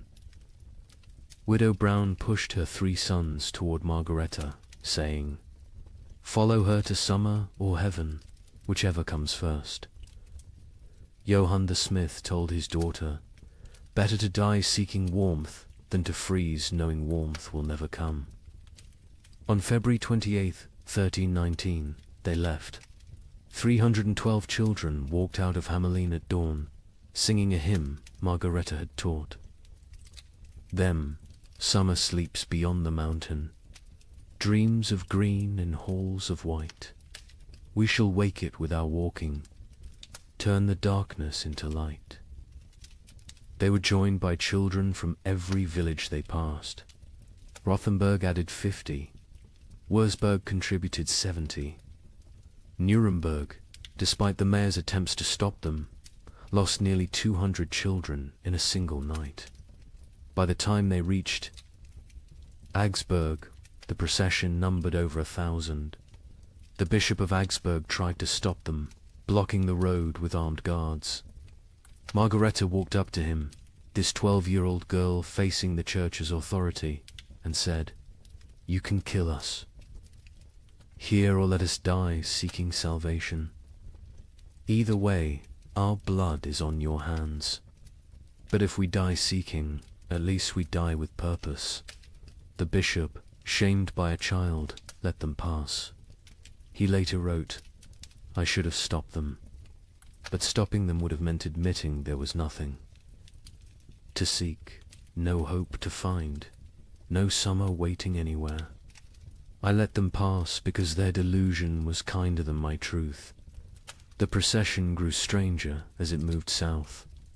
Children who could no longer walk were pulled on makeshift sleds. Those who died were not left behind.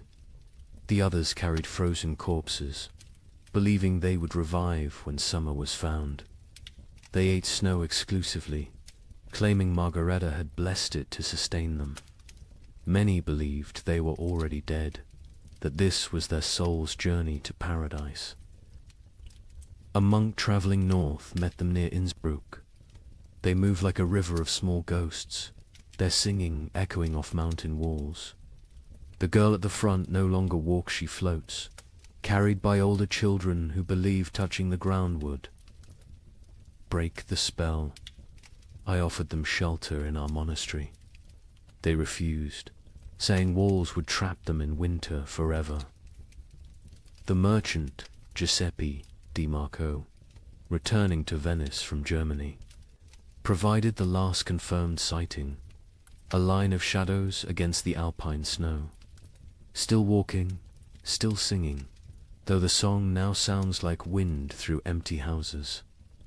The leader, a girl, her lips blue with cold, but still moving in prayer or madness. I offered bread, real bread, not imagination. She looked at me with eyes already seeing another world, and said, "We are already full of winter. We need no earthly food." They walked past me into the mounting storm, and I swear before God they seemed to fade rather than depart, becoming one with the blizzard itself. They never emerged from the Alps. Search parties sent when spring finally Cain found them in a high pass, preserved perfectly in ice. They had died walking, still in formation, still holding hands. The smaller children carried by the larger, all facing south toward an Italy they would never see, a Rome they would never reach, a summer that had never been imprisoned except in the desperate imagination of a 12-year-old girl. Margareta was found at the front, her face turned skyward, arms outstretched as if embracing something invisible. In her frozen hand, a piece of parchment with a single line. Summer was inside us all along, but winter was stronger. The bodies were left where they lay.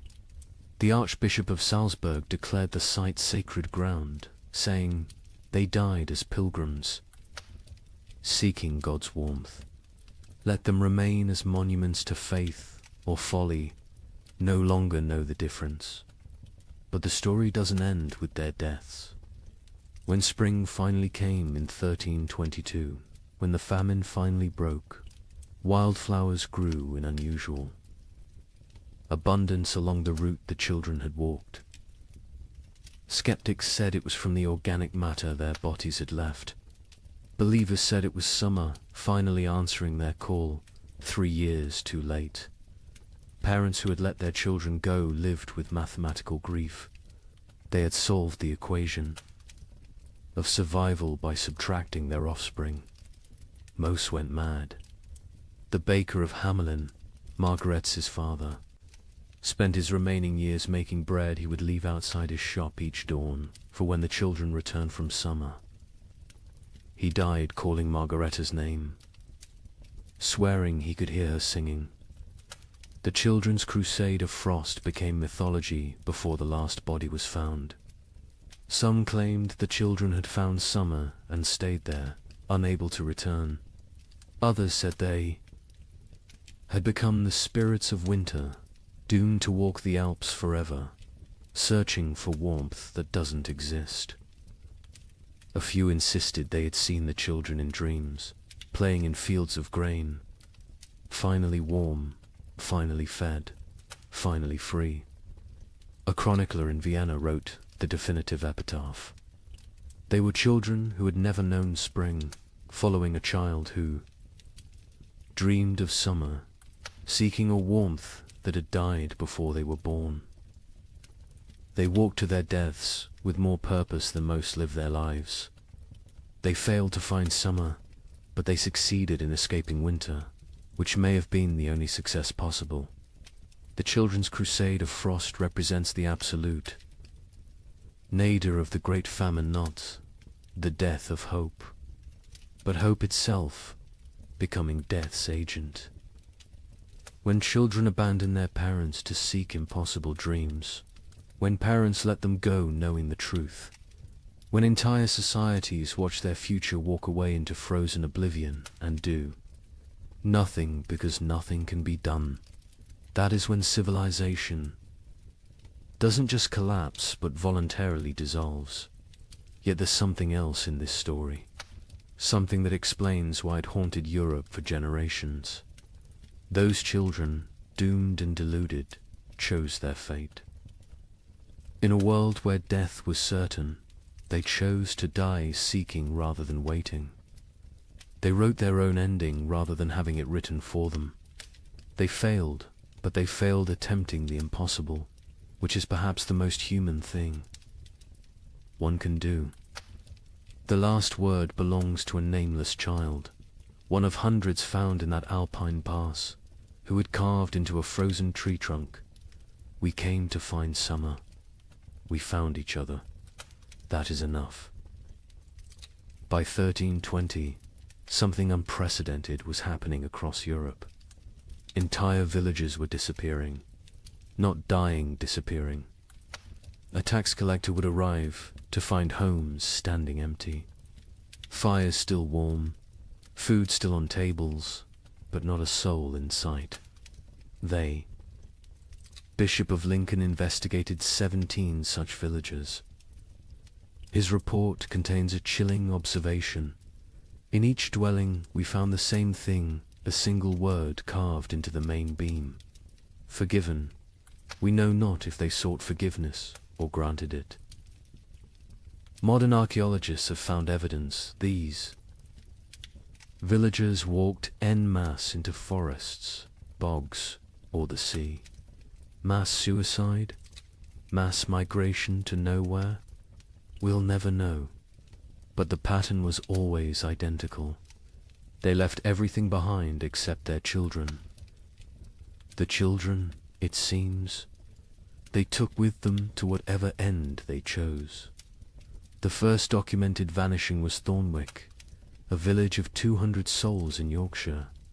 The king's tax collector, William de Vere, arrived on March 15, 1320, to find smoke still rising from chimneys, but no one to tend the fires. His report to the crown reads like a ghost story. The village stands as if frozen in a moment. Bread half-eaten on tables. Needlework abandoned mid-stitch. A pot of porridge still warm over dying embers. But of people nothing, not even bodies. They have vanished as completely as if God himself erased them from existence. But they hadn't been erased. They had chosen erasure. In every house, carved deep into the main support beam, that single word, forgiven. Some carved carefully, with time and purpose. Others scratched hastily, as if in final moments before departure. All in different hands, but all the same word, the Bishop of Lincoln. Thomas Beckhampton was sent to investigate when 7 more villages in his diocese reported similar vanishings.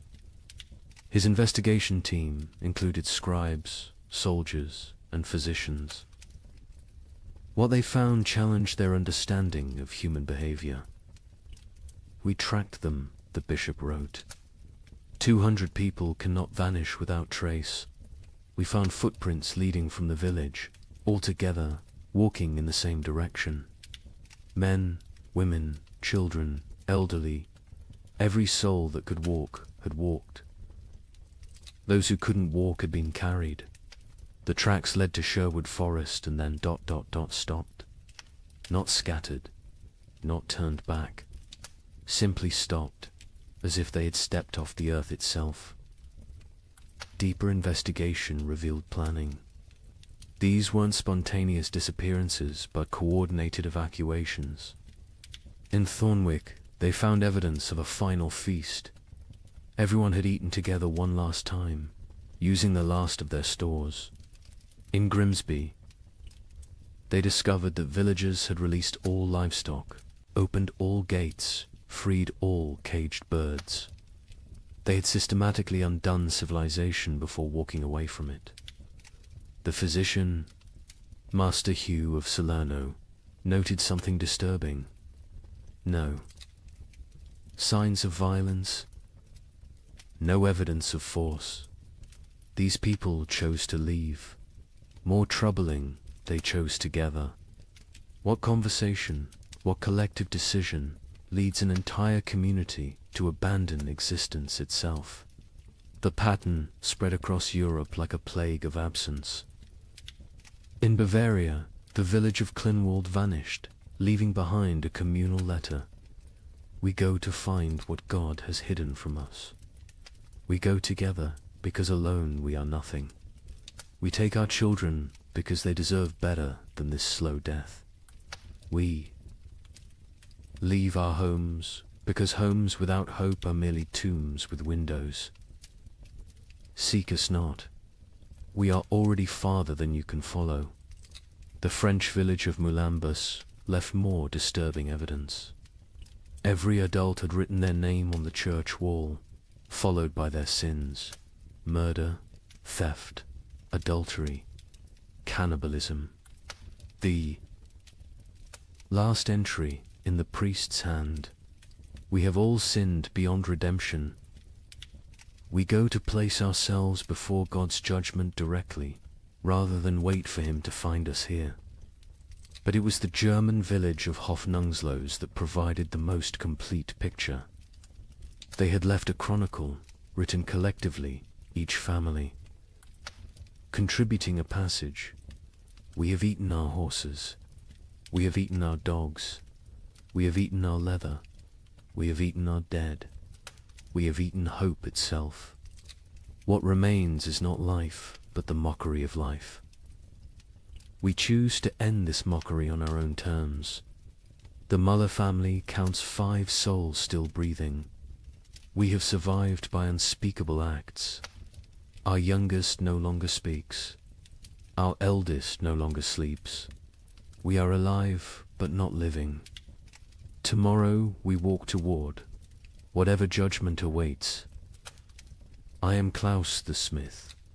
I have beaten plowshares into weapons, weapons into tools, tools into nothing. My hammer has nothing left to strike. My forge has nothing left to burn. I have nothing left to be. We go to become nothing together. The entries. Continued 4 pages. Each family's testament to horror endured and horror committed. The final entry, unsigned. We forgive each other because no one else will. We forgive ourselves because we must. We forgive God because he knows not what he does. The children were always taken. This detail haunted investigators. In villages where adults were found dead from starvation, disease, violence, children's bodies were often present. But in the vanished villages, no children remained. Whatever dark pilgrimage these communities undertook, they brought their young. A woodcutter named Franz claimed to have seen one such procession near the Black Forest. 300 shadows walking into the trees at dusk. No talking, no crying. Even the babes silent in their mother's arms. They walked like they were already dead, just looking for a place to lie down. I called out, but none turned. They walked into the forest, and the forest swallowed them. The church struggled to explain the vanishings. Suicide was mortal sin, but was this suicide? The Archbishop of Canterbury wrote, "If a man throws himself from a cliff, it is suicide. If a village walks into the sea, what is it? Mass suicide? Or something else? A collective return to the nothing from which we came." In Paris, 1321, while peasants gnawed bark, the nobility held what historians call the most disturbing party in medieval history, the Feast of Fools. Organized by Count Robert of Artois, it was meant as defiance against death. Here's what happened. Nobles dressed as peasants, peasants dressed as nobles. They served courses of elaborately prepared nothing, empty plates dressed with garnishes of straw. They held mock executions where the condemned gave recipes for cooking leather. They crowned a skeleton as May Queen, but the climax was the last. Supper 13 nobles drew lots. The one who drew the black stone would provide the feast. Count Robert drew it himself. He laughed, opened his veins into wine cups, and served his blood to his guests while making toasts. He bled to death. Standing, cup raised, still smiling. The chronicle states, none stopped drinking until the cup was empty. The invitation had arrived on vellum worth more than most Parisians would see in a lifetime, written in gold ink that could have been traded for bread. Count Robert of Artois requests your presence at the Feast of Fools, where we shall dine. On reality and drink deep of truth. Come as you are not. Leave as you never were. April 1st, year of our absent Lord 1321. Count Robert had survived the famine through typical noble privileged hoarded grain, fortified walls, the ability to take from those who couldn't resist. But something had broken in him when his youngest daughter died not from starvation, but from abundance. She'd found his hidden honey store, eaten herself to rupture, died vomiting sweetness while Paris starved. He'd laughed when they found her body, and hadn't stopped laughing since. The feast's preparation was elaborate insanity. Robert spent the last of his wealth on decorations for serving nothing. He commissioned golden plates for emptiness, silver, chalices for air, elaborate centerpieces celebrating absence. The great hall of his chateau was transformed into what witnesses called a cathedral of mockery. Lady Isabelle de Valois, who survived the feast, left the most complete account. We arrived to find reality inverted. Servants sat at the high. Tableware in our clothes rob had demanded we exchange garments at the door. We nobles served them, dressed in rags that stank of death. But the servants were more disturbed than we. They knew this game could only end badly for them. First course was soup of memories. Empty bowls filled only with steam from heated stones. Guests were required to describe what they tasted. Duke Philippe claimed he tasted his mother's fish stew. Countess Marie swore she could taste strawberries. Baron Henry said he tasted his own death and was asked to be more specific about the flavoring. Robert presided over this madness dressed as Death himself, black robes, skull mask, scythe resting against his chair. But he'd modified the costume. Death wore a crown of bread loaves, molded and painted gold. Technically edible, but deliberately withheld. Death is the only one eating well these days, he announced, so I dressed appropriately. The second course was meat of mathematics, elaborately garnished platters containing nothing but written equations. If one person eats for 3 days, 3 people eat for 1 day, or 9 people eat for 4 hours. Solve for X, where X equals survival. Guests were required to eat the paper, chewing their calculations, swallowing their arithmetic. The Duke of Orleans choked on a particularly complex formula involving compound interest in human flesh. Between courses, entertainment. A troupe of starving actors performed the tragedy of abundance, a play where King Midas starved surrounded by golden food. Halfway through, one actor actually collapsed mid-soliloquy. The audience applauded, thinking it was part of the performance. When they realized he was truly dead, they applauded louder. The third course, fish of philosophy. Servants brought paintings of fish, beautifully rendered, while Count Robert delivered a lecture on the nature of reality. Is a painting of a fish less real than a fish? Can you eat either in these times? At least the painting doesn't rot. Art has become more substantial than substance. Then came the mock trials. Guests took turns being executed for the crime of survival. Each condemned had to share their worst act, their method of staying alive. The Duchess of Berry admitted to eating her own stillborn infant. The Count of Nevers confessed to walling up servants with grain stores so he wouldn't be tempted to share.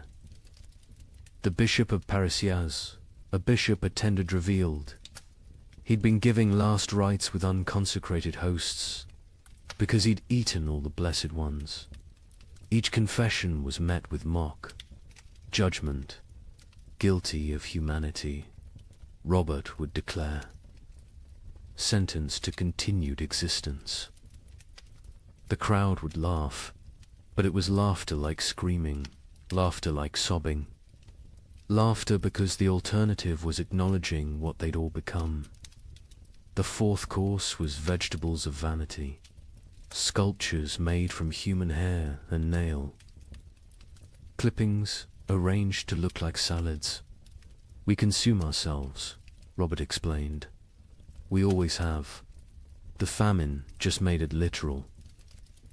Guests were required to eat these too. The Marquis de Toulouse vomited immediately. He was forced to eat that as well. Nothing wasted, Robert insisted. That's the new nobility. The entertainment grew darker. A puppet show where marionettes made from human bones performed a harvest dance. A choir of orphans singing recipes for preparing leather. A juggler tossing skulls who revealed, mid-performance, that they were his own children's skulls. The audience couldn't tell what was performance and what was confession. The fifth course, bread of betrayal. Actual bread appeared, one small loaf. The room went silent. Real food, after hours of elaborate nothing. Roberts explained the game. Tell us who you killed for food. The best story wins the bread. What followed was an auction of atrocity. The Baron of Anjou described smothering his elderly mother to inherit her hidden grain. The Countess of Blois explained how she'd poisoned her husband when she discovered he'd been secretly eating while she starved. The Duke of Normandy won with his tale of hosting a dinner party, serving his guests, his own son, then revealing the truth after they'd eaten. He took one bite of the bread and vomited blood. The bread was made from sawdust and painted to look real. The sixth course, wine of wisdom. Empty goblets that guests had to fill with their own fluid stares, saliva, blood, whatever they could produce. We toast to truth, Robert declared. The truth that we are bags of liquid pretending to have purpose. They drank their own essences while Robert laughed and laughed and laughed. Then came the moment that would define the feast in history. Robert announced the Last Supper, 13 volunteers to recreate Christ's final meal. but with a twist. They would draw lots. 12 would feast. 1 would be the feast. The volunteers came forward, 12 nobles, so broken by horror they'd embrace any ending. Robert himself was the 13th. They drew carved bones from a jeweled box. Robert palmed the black bone, ensuring he drew it. Everyone knew. No one spoke. "I am the feast," he announced with genuine joy. "I am bread and wine. I am flesh and blood. I am the only honest noble lefty. Give myself to be consumed." He opened his veins with ceremonial precision, not to die quickly, but to fill 13 cups. He made toasts as his blood flowed, to abundance. Nervous laughter to the feast that never ends. Desperate drinking to the truth that we're all already dead. Silence, except for swallowing. He conducted himself like a sommelier describing vintages. Note the iron undertones, the hint of despair, the full body of wasted life. He grew paler with each toast, but never stopped smiling. Drink deep, friends. I'm a vintage that won't be repeated. The guests drank because stopping would mean acknowledging what they were doing. They drank because Robert was watching, still standing, still bleeding, still insisting this was all a grand joke. They drank because his blood was warm and they'd forgotten warmth. They drank because it was that or scream. Robert's final toast, as his knees began to buckle, to the feast of fools, where fools feast on fools, where wisdom is folly and folly is survival. To the nobility that dies with nobility, leaving only animals wearing crowns. To the joke that God played on us, and the joke we play back. To the end that never ends, and the ending that never he fell forward. Cup still raised, smile still, fixed. Dead before he hit the ground, but somehow still laughing. The guests sat with empty cups, full stomachs, and the knowledge that they'd literally drunk noble blood while dressed as peasants in a world where symbolism had become sustenance. The aftermath was swift and terrible. The servants, Forster, watch nobles drink noble blood, revolted, not politically aside. They stripped off the noble clothes, fled the chateau, most walking directly into the Seine to drown. The nobles, trapped in servant rags, covered in Robert's blood, stumbled into Paris streets where they were attacked by mobs who didn't recognize them or didn't care. Of the 100 guests at the Feast of Fools, 13 survived to Easter. Most died by suicide, unable to process what they'd participated in. Lady Isabel, who recorded the events, ended her account. "We went to mock death and became death's mockery. We tried to feast on nothing and discovered we were nothing. Count Robert won his game. He died laughing at a joke only he understood, leaving us to live with the punchline."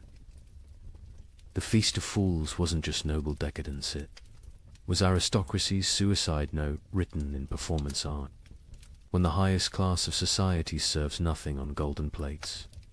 Crowns, corpses, and drinks human blood as entertainment, the social order hasn't just collapsed, has performed its own autopsy while still breathing. The king, upon hearing of the feast, reportedly said, "Count Robert has shown us our future elaborate rituals around nothing, performances of power without power. Substance, consumption of ourselves disguised as celebration." He then ordered all records of the feast destroyed. They survived because Lady Isabel hid her account inside a Bible, writing, "Let future generations know that when the world ended, the nobility threw a party. We dressed our doom in silk and served our destruction on silver platters.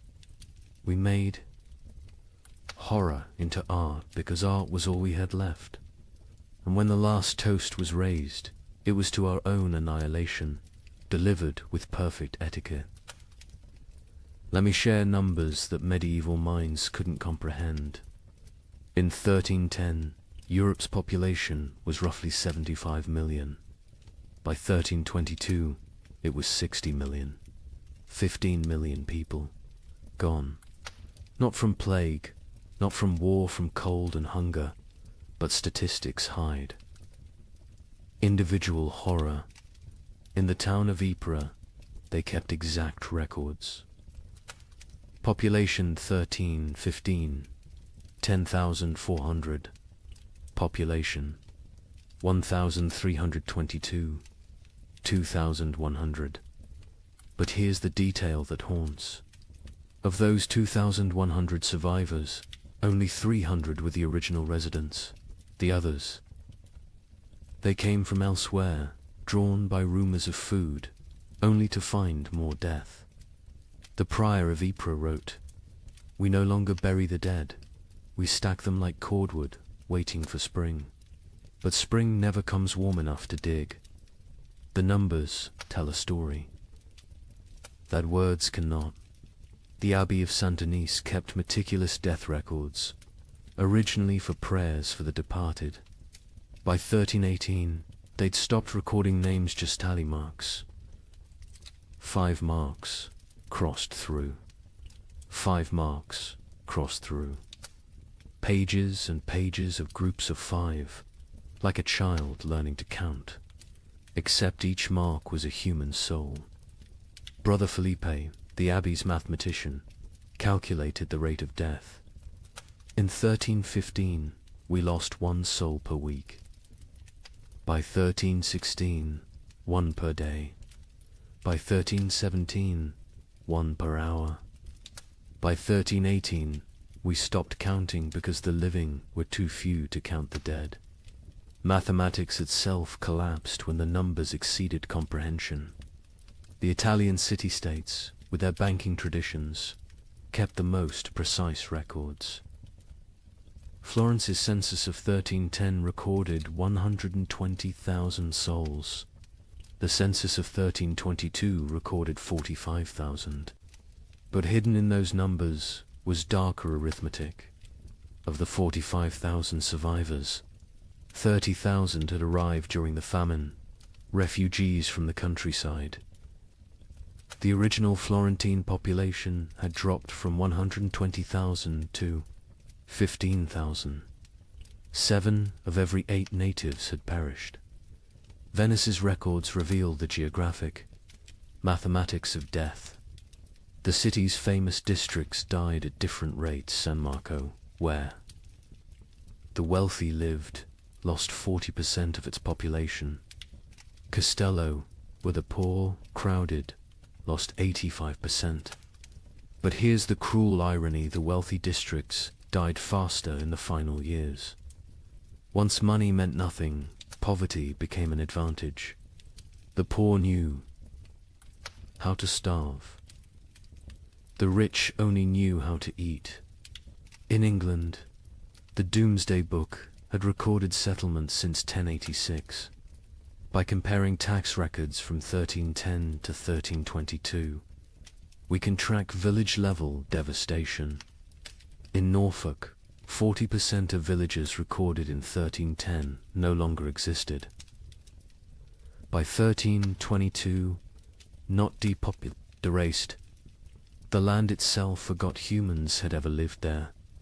But let's look deeper at Ypres, because their obsessive record-keeping reveals the true mathematics of societal collapse. The town's cloth guild recorded not just deaths, but causes. 1,315. 500 deaths to 400 starvation. 100 disease 1316. 1,200 deaths to 900 starvation. 200 disease. 100 violence 1317. 2,100. deaths to 1,000 starvation, 500 disease, 400 violence, 200 voluntary, 18, 2,500 deaths to 800 starvation, 600 disease, 700 violence, 400 voluntary, 19, 1,800 deaths to 300 starvation, 400 disease, 500 violence, 600 voluntary, 1,320, 900 deaths minus 100 starvation, 200 disease, 200 violence, 400 voluntary. See the pattern. As starvation deaths decreased because the weakest had already died, violence and suicide increased. The mathematics of survival had shifted from competing for food to eliminating competitors. The demographic breakdown is equally telling. By age, infants 0 to 2, 95% mortality children 3 to 12, 80% mortality young adults 13 to 25, 60% mortality adults 26 to 45, 70% mortality elderly 46 plus, 90% mortality. The young adults survive best old enough to fight, young enough to endure. Children and elderly died first, too weak to compete. But adults in their prime died at higher rates than young adults. Why? They had families. They gave their food to their children, starved themselves for others. Love was mathematically lethal. The gender mathematics were brutal. In 1315, Ypres had roughly equal numbers of men and women. By 1322, there were 3 men for every woman. Not because women were weaker, because women fed their children first, their husbands second, themselves last. Maternal sacrifice showed clearly in the survival statistics. The social class mathematics defied expectations. Nobility, 60% mortality clergy, 50% mortality merchants, 70% mortality craftsmen, 75% mortality peasants, 80% mortality beggars, 40% mortality beggars. Survived best. They already knew how to live on nothing. The nobility, despite their resources, died from inability to adapt. Merchants died because their profession became meaningless. But beggars, they thrived in a world that had become universal beggary. The geographic distribution created what scholars called death shadows. Cities drew refugees from the countryside, creating rings of escalating mortality. Paris, with a 1310 population of 200,000, had 80,000 survivors in 1322. But the villagers within a day's walk of Paris, complete annihilation. They'd all walked to the city seeking food, died in the streets, their homes becoming ghost towns. The monastery of Cluny mapped deaths across their network of abbeys. They discovered death followed trade routes not because trade spread disease, but because rumors of food traveled along merchant paths. Entire populations would migrate toward imagined abundance, creating waves of mobile starvation that crashed against city walls. The seasonal mathematics were predictable yet horrifying. Spring, highest death rates, bodies hidden by snow revealed. Last stores exhausted summer, moderate deaths, some forage available. But disease spread autumn. Lowest deaths, whatever harvest existed, plus weakest already dead winter. Rising deaths, cold, multiplying hungers, lethality, but within those seasons. Specific dates showed spikes. Christmas saw mass suicides. The contrast between religious celebration and reality broke minds. Easter saw violence spiked, the promise of resurrection mocked by death's omnipresence. Harvest festivals became killing fields as communities fought over failed crops. The birth rate mathematics were perhaps most tragic. In 1310, Ypres recorded 400 births. In 1316 to 200 births. In 1318, 50 births. In 1320, 12 births. By 1321, 0. Not 0, recorded 0, occurred. Women stopped conceiving, bodies too starved to support pregnancy. Those who did conceive miscarried, or gave birth to stillborn children. An entire generation unborn. The marriage mathematics inverted. In 1310, Ypres recorded 200 marriages. In 1320, they recorded 400. Why the increase during horror?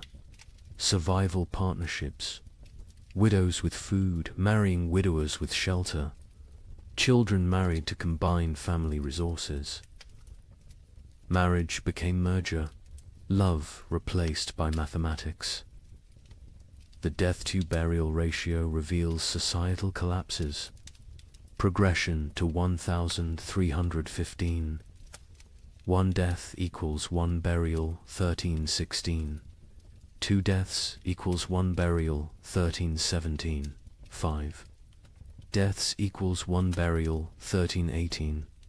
10 deaths equals one burial, 1319. 20 deaths equals one burial, 1320. Burial ceased. Bodies stacked or burned. The prior of Ypres wrote, "We have built pyramids of the dead, frozen corpses stacked like masonry, mortared with ice. Come spring, they will thaw and collapse, but by then, who will remain to care?" The economic mathematics were absurd.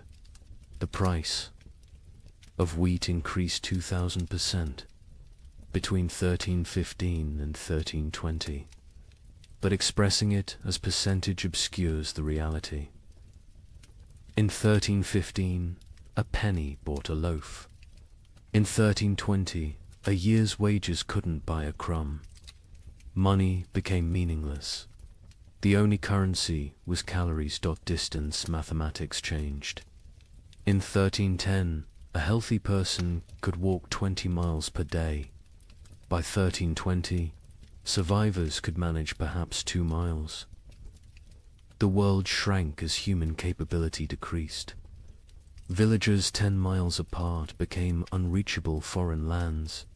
Geography expanded as humans contracted. The theft mathematics reveal moral collapse. 1,315. 100 thefts. Mostly grain, 1316. 500 thefts. Anything. Edible, 1317. 1,000 thefts. Including clothing and fuel, 1318. 2,000 thefts. Including children, 1319. Theft became meaningless. Nothing left to steal. The murder mathematics followed similar patterns, but with a crucial difference.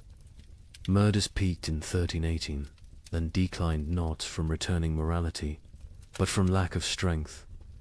By 1319, people were too weak to kill. Violence required carries nobody could spare. The migration mathematics created empty zones and death clusters. Rural areas emptied as survivors walked to cities. Cities became graveyards as refugees died in streets. The population didn't just decline, it concentrated, then collapsed. Like a star becoming a black hole, the linguistic mathematics were subtle but telling. The Ypres records showed declining vocabulary over time. 1315 records use varied, complex language. By 1320, the same. Scribes used perhaps 200 words repeatedly. Hunger had literally reduced their ability to think in complex terms. Survival required all cognitive resources. The time mathematics warped reality. Survivors reported years feeling like decades, days feeling like minutes. The prior wrote, "We have lived 7 years that feel like 70. I am 40 but feel 400. Time itself has starved, moving slowly like everything else dying." The children's mathematics were most heartbreaking. In 1315, Ypres had 3,000 children under 12. By 1322, 45. Of those 45, only 3 were from Ypres. The others were orphans who'd wandered in from elsewhere. Their origins unknown, their parents dead, their futures non-existent. An entire generation deleted. Here's the mathematical truth medieval minds couldn't grasp. Exponential death. When food production drops 50%, population doesn't drop 50%, drops 80%. Because that 50% reduction creates competition, disease, violence, and suicide that multiply mortality beyond the initial cause. Famine doesn't just kill through starvation, kills through the mathematics of social collapse. The final statistic, the one that captures the true horror of the 15 million who died. Historians estimate only 5 million died directly from starvation. The other 10 million died from what starvation created: disease, violence, suicide, exposure, accidents caused by weakness, childbirth without resources, infections without medicine. 2/3 of deaths weren't from famine, but from famine's mathematics. The prior of Ypres' final entry, dated March 1322. I have kept these records for 7 years. I have reduced human souls to marks on parchment, lives to numbers, horror to mathematics. But mathematics cannot capture the sound of children crying for food that doesn't exist. Cannot calculate the weight of watching your family die by degrees. Cannot solve for why God allows such equations. The numbers say 2,100 remain from 10,400. But numbers lie. None remain. We 2,100 are not survivors, we are the not yet dead. Walking statistics waiting for our final tally. Mathematics has proven that hell is not fire and brimstone. Hell is subtraction without end, division without remainder, the null set of human hope. In 1321, as the worst seemed to be passing, something strange happened. The rats returned, but they were different, larger, bolder, moving in coordinated swarms. A chronicler in Milan wrote, "They fear neither cat nor dog nor man. They walk in daylight like they own the earth." Where had they been for 7 years? Some scholars believe they survived in the vast granaries of Eastern Europe, growing fat while the West starved. Others think they evolved, adapted to the cold. But everyone agrees on one thing. They brought something back with them. A Venetian merchant noted, "The rats are sick. They dance in circles before dying, black swellings on their necks." Those swellings would have a name soon enough. But in 1321, as Europe began to believe, the worst was over. Nobody knew they were witnessing the overture to the Black Death. The first documented sighting was in Prague, March 1321. A baker named Joseph, one of the few whose ovens still functioned, reported to the city guard. They came at dawn, hundreds of them, moving like water through the streets.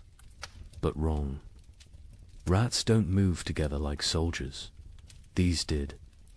They ignored the few cats left alive. The cats ran from them. Within days, similar reports flooded in from across Europe. But these weren't the timid creatures that had vanished in 1315. The merchant Giovanni di Marco, traveling from Venice to Vienna, documented what he saw. Rats the size of rabbits, some larger, grey-black fur so thick arrows bounce off, eyes that reflect light like demons. They don't scatter when approached. They stand their ground, studying you, calculating. The Archbishop of Mainz received disturbing reports from his parishes.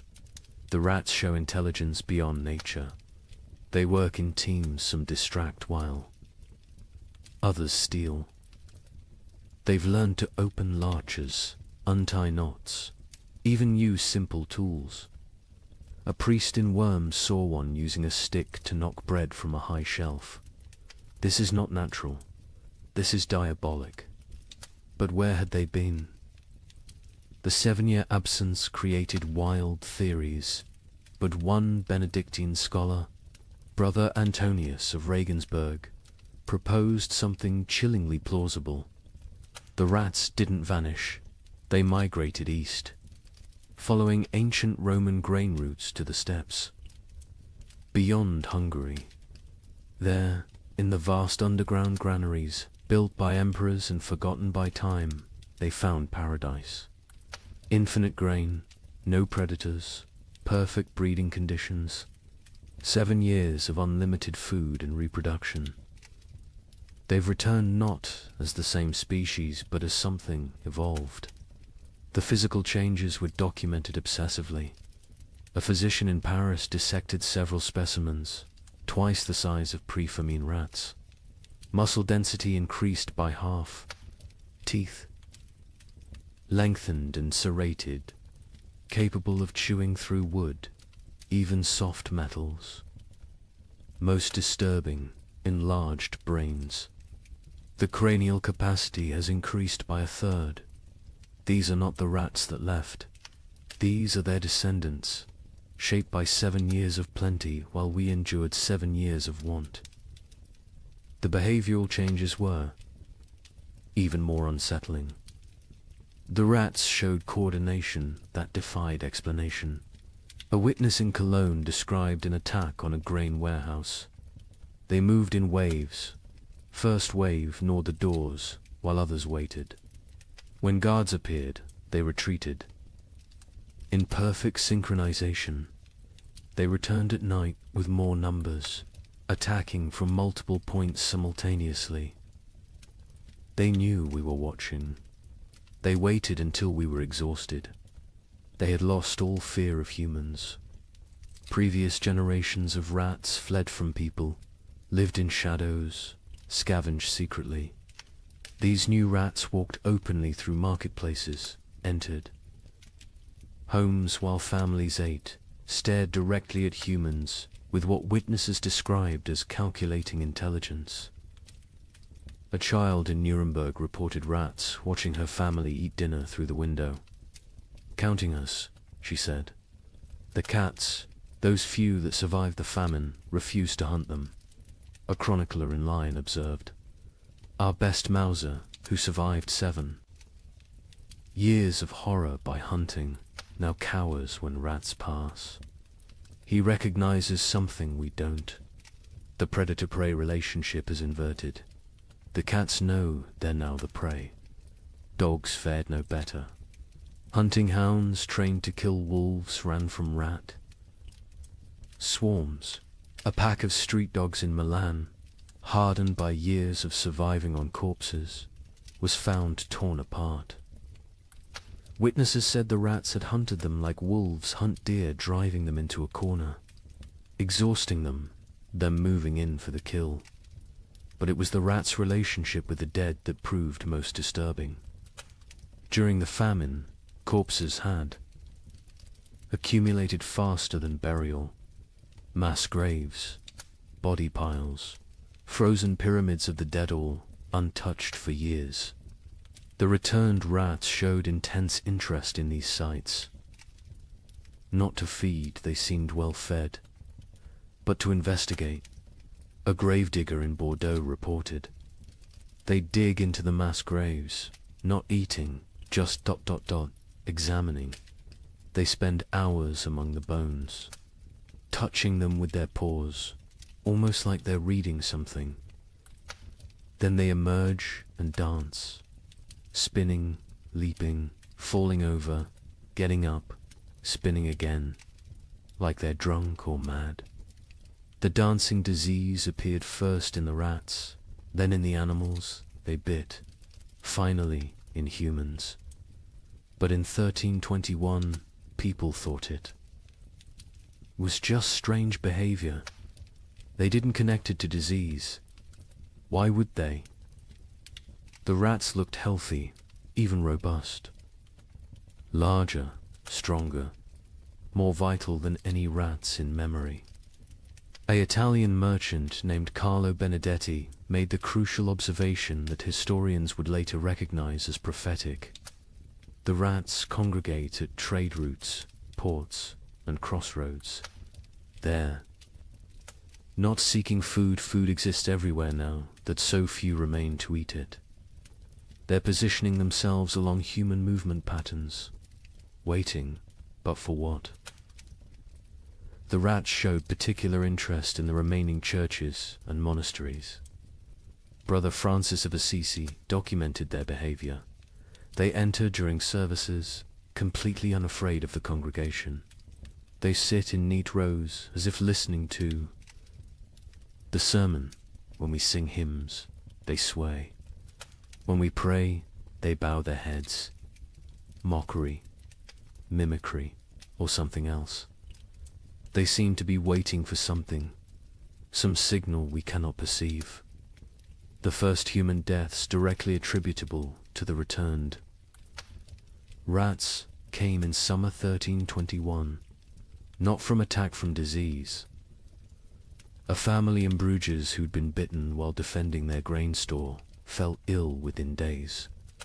The symptoms were unlike anything seen during the famine. High fever, delirium, and most distinctively, black swellings in the neck, armpits and groin. The family died within a week, but not before describing their hallucinations. The rats speak to us in dreams. They show us cities of the dead, kingdoms built in grave earth, empires of bone and plague. They promise us citizenship and then Acropolis if we stop fighting and accept the gift they bring. Medical professionals were baffled. A physician in Prague wrote, "The disease is nothing like the starvation, sickness, or winter plague. It burns through bodies like fire through dry wood. The black swellings appear where the body fights hardest, lymph nodes swelling with failed resistance. But, strangest of all, the victims dance before they die, just like the rats." The dancing sickness spread from the bitten to their families, from families to neighborhoods, from neighborhoods to districts. But in 1321, it was still contained, still rare. Most who died that year still died from famine's lingering effects. The new plague was just beginning its incubation, both in human bodies and human societies. The rats' intelligence manifested in increasingly complex ways. They learned to avoid traditional traps, poison, and hunting methods.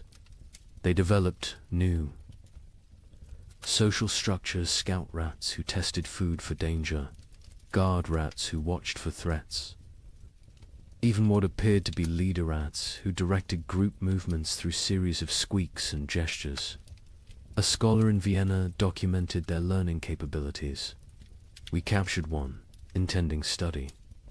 Its companions spent 3 nights trying to free it, using increasingly sophisticated methods: leverage, distraction, even attempting to pick the lock with twisted metal. When they failed, they sat outside the cage in vigil until the captured rat died. Then they left. But the next night, Our laboratory burned. The fire started in 3 places simultaneously. Draw your own conclusions.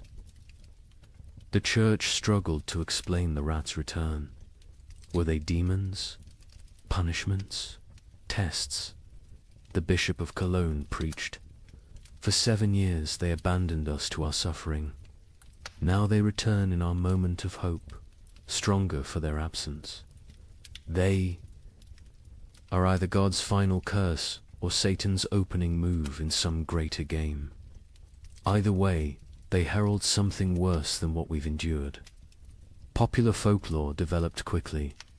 Rats were secret rulers of the underworld who'd retreated to plan humanity's destruction.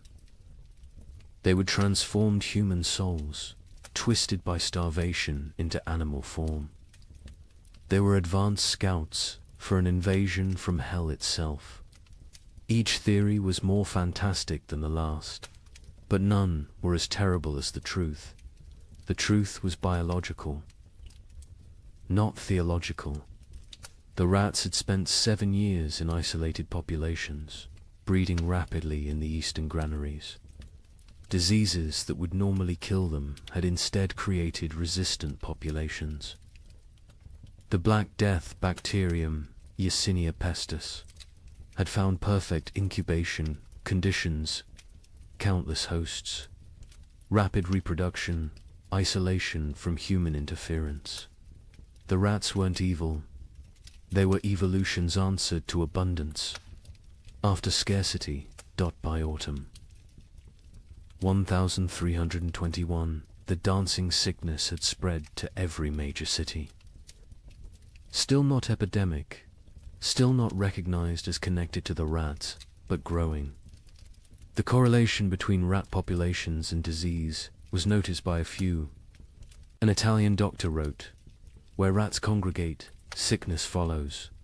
Where rats dance, humans die.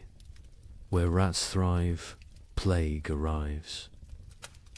But Europe, exhausted from 7 years of famine, couldn't process another catastrophe. The return of the rats was seen as disgusting but manageable. The dancing sickness was concerning but limited. Nobody connected the dots that would seem obvious in hindsight, that the rats weren't just returning from exile. They were bringing hell with them. The final observation of 1321 came from a child in Marseille, a girl who'd survived the famine by eating rats when they were still scarce. She told her priest, "The old rats tasted of hunger and fear. These new rats taste of death and patience. They're not afraid of us because they know something we don't. They're waiting for us to realize we're already dead." Within 20 years, her words would prove prophetic. The Black Death would kill 1/3 of Europe's remaining population. But in 1321, as people celebrated the famine's end, as they counted their dead and rebuilt their lives, the rats just watched, and waited, and danced their strange dances in the moonlight, practicing for the grand performance yet to come. On March 15, 1322, something miraculous happened. The sun broke through clouds that had shrouded Europe for 7 years. Real warmth, real light. In London, people fell to their knees in the streets, weeping. Church bells rang for 3 straight days. A young monk in Canterbury wrote, "We had forgotten the sun could hurt your eyes." Children who had never seen their own shadows screamed in terror at the dark shapes that followed them. But the thaw revealed horrors frozen in time. Bodies emerged from snowdrifts, perfectly preserved. Entire families found seated at tables, frozen mid-meal. Armies discovered standing in formation, weapons raised, ice statues of a war that winter had won. The warmth came suddenly, without warning. Dawn broke grey as it had for 7 years. But by noon, actual golden light pierced through, not the weak, watery light that occasionally appeared, but real sunshine, hot, bright, alive. In Paris, people stumbled from their homes, shielding their eyes, unable to comprehend what they were seeing. Marie de Champagne, age 7, born during the famine, experienced sunshine for the first time. Mother fell to her knees and pulled me down, saying we must pray. I asked what the burning light was. She said God's eye has opened. I was terrified. I thought God was going to see what we'd done to survive. The ice began to melt with alarming speed. Winter's archives, 7 years of frozen death, began to reveal themselves. In Cologne, the Rhine's thaw exposed a grotesque gallery, hundreds of bodies that had fallen through ice over the years, preserved perfectly, now floating downstream like a parade of the damned. Citizens lined the banks, searching for relatives lost years ago, finding them looking exactly as they had at death. Brother Thomas of Westminster, who'd chronicled the disaster from beginning, wrote with shaking hand, "The earth gives up its dead, but not for resurrection. They return only to show us what we've done." A mother and child, frozen in embrace, so perfectly preserved I could count the tears frozen on their cheeks. Soldiers who died defending grain stores, still standing at their posts, ice guardians of nothing. God has kept perfect record of our failures. But with the thaw came something worse than revealed corpse. Truth-field truth. The ice had hidden the full scope of devastation. Entire districts thought to be empty were found to contain hundreds of frozen dead. Mass graves, hastily covered with snow, began to melt and shift, creating mudslides of human remains. The spring of 1322 didn't bring renewal. It brought archaeology of horror in the Alps. The thaw revealed the children's crusade of frost, perfectly preserved. A merchant reported, "They stand like an army of small angels, ice blue and beautiful. In their death, still holding hands, still facing south, still seeking summer that has finally come too late. Pilgrims are already calling it holy ground. I call it the world's guilt made manifest. Europe that emerged from the Great Famine was unrecognizable. Languages had changed, words for hunger had multiplied, while words for joy had been forgotten. Children born during the 7 years were stunted, marked forever by starvation. They would be called the famine generation, shorter, weaker, but survivors of the impossible. The social order had shattered. Peasants who survived owned land, for the first time inherited from the dead. The church's authority collapsed. Where was God during the freeze? And most critically, the population drop created labor shortages that would, within a generation, end feudalism itself. The Great Famine didn't just kill millions, it killed the medieval world. The linguistic changes were documented by scholars, attempting to translate pre-famine texts. The Abbot of Cluny wrote, "We have 23 new words for different types of hunger, but have lost the words for feast, abundance, and satisfaction. Children learning to speak, use, eat. As past tense only, they cannot conceive of eating as a present or future action. We've developed exact terms for the taste of leather, bark, clay, but forgotten words for flavors of meat. The famine generation bore physical marks that would last lifetimes. Stunted growth, adults reaching barely 5 feet, bone deformities from childhood rickets, teeth destroyed from eating stones and wood, but worse were the invisible scars. They hoarded food obsessively, even in plenty. They ate alone in darkness, unable to share meals. They counted every grain, weighed every crumb. A physician in Paris noted, "They survived famine, but remain imprisoned by it. Their bodies live in 1322, but their minds remain in 1318.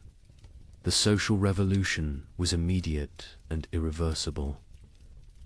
A third of Europe's nobility had perished, entire bloodlines extinct. Peasants squatted in abandoned castles, worked lordless lands, claimed ownership through occupation. The survivorship created overnight social mobility. A serf who'd hidden grain became a merchant. A baker's assistant who'd outlived his master became a guild leader. A prostitute who'd hoarded food became a property owner. The church's authority evaporated like morning frost. 7 years of unanswered prayers had broken faith's monopoly. New sects emerged, some worshipping nature, others embracing nihilism. The Pope's call for renewed devotion was met with laughter. A graffiti in Rome read, "God starved. We survived. Who then is stronger?" Priests found congregations unwilling to tithe, unable to trust divine providence that had provided only suffering. But most revolutionary was the labor shortage. With 15 million dead, every survivor became valuable. Peasants demanded wages. Instead of feudal obligations, serfs simply walked away from their lords, knowing they'd find better conditions elsewhere. The statute of laborers, attempting to freeze wages at pre-famine levels, was universally ignored. A blacksmith could demand noble prices. A farmer could negotiate like a merchant. The medieval world built on hierarchy. Faith and agricultural abundance had been murdered by weather. What emerged was proto-modern, mobile, skeptical, calculating. The Great Famine didn't just kill people. It killed the very idea of divinely ordered society. The survivors knew now that God could forget them, that nobles could starve, that civilization was only 3 meals deep. Europe would rebuild, but never recover. The medieval dream was frozen in those 7 years, preserved like the corpses in ice, beautiful and dead forever. In 1323, an anonymous scribe in Bavaria wrote what might be the most important document of the entire famine. Not a chronicle of events, but a warning. To those who come after, know this. We thought ourselves masters of the earth. We built castles against enemies, churches against damnation, walls against nature itself.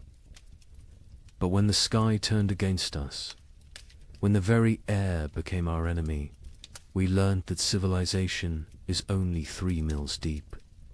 Beneath that lies the animal, and beneath that ... lies something worse, something that would eat its own shadow if it could provide sustenance. We survived. That is not the same as living. Some costs can never be repaid. Some hungers never leave you, no matter how much you eat. We measured time in deaths. We measured love in shared suffering. We measured God in his absence. If the cold comes again, and it will come again, remember that the greatest danger is not the freeze. It's what the freeze reveals about your neighbor, about your family, about yourself. May you never be warm enough to forget what we learned in the cold. The document was found hidden in a monastery wall, wrapped in waxed cloth, deliberately preserved. The scribe continued, "I write this with fingers that consumed my own flesh. I write with eyes that watched my children choose which sibling would eat. I write with a soul that has been to hell and discovered hell is not fire. Hell is ice and the mathematics of survival. We who survived are not heroes. We are the ones who did what heroes couldn't. We chose ourselves over others. We calculated love against calories and chose calories. We learned that honor digests poorly, that mercy is a luxury of the fed, that civilization is just an agreement between people who aren't hungry yet. The sun has returned. The crops grow again. Markets open, bells ring. Children are born who will never know the taste of bark bread. They will call us the generation who endured. But endurance is just a prettier word for betrayal. Betrayal of everything we once believed. Made us human. When abundance returns, you will forget. You will must forget to stay sane. But someone should remember. Someone should know that we measured children's worth in weeks of food, that we drew lots for who would walk into winter, that we learned to distinguish the taste of different mortar. From ancient walls, so I leave this testament, not of what happened chronicles will tell that story, but of what we became. We became arithmetic. We became efficiency. We became the truth that underneath every prayer, every law, every noble sentiment, lies the animal that will eat its own tail if the circle of consumption demands it. Remember us accurately, not as victims of weather, but as humans revealed. The cold didn't change us, it showed us, and what it showed can never be fully hidden again. The thaw has come. Summer returns. But we who survived carry winter inside us forever, a frozen seed that whispers, "This is what you really are. Everything. Else is just the dream of well-fed men." In the spring of 1315, a mother in northern England made an unthinkable decision. She locked her children inside their cottage, walked into the frozen wasteland, and never returned. But she wasn't abandoning them. She was saving them. What she knew, what all of Europe would soon discover, was that the world itself was dying. The rain wouldn't stop. The cold wouldn't break. And for the next 7 years, winter would reign supreme. Her name was Marjorie of Dereham, and her neighbors found her children 3 days later, alive, huddled around the last embers of their fire. The eldest, a boy of 9, clutched a note his mother had left. The priest who recorded it wrote that his hands shook as he read her words aloud. "My flesh will buy them grain. My absence will grant them mercy. Tell them I walk toward God, not away from them." You see, Marjorie had understood something terrible. Something that would take the rest of Europe months to grasp. This wasn't just another harsh spring. This was the beginning of an extinction. The marketplace where she'd traded her body for bread had made the calculation clear. A living mother meant 5 mouths to feed. A missing mother meant 4 orphans the church had to shelter, and the church still had grain. Still had walls, still had hope that this nightmare would end. But here's what makes Marjorie's story so haunting. She wasn't unique. Parish records from 1315 show hundreds of similar disappearances. Parents vanishing into blizzards, elderly grandparents wandering into forests, always leaving notes, always locking doors from the outside, always walking toward death like it was salvation.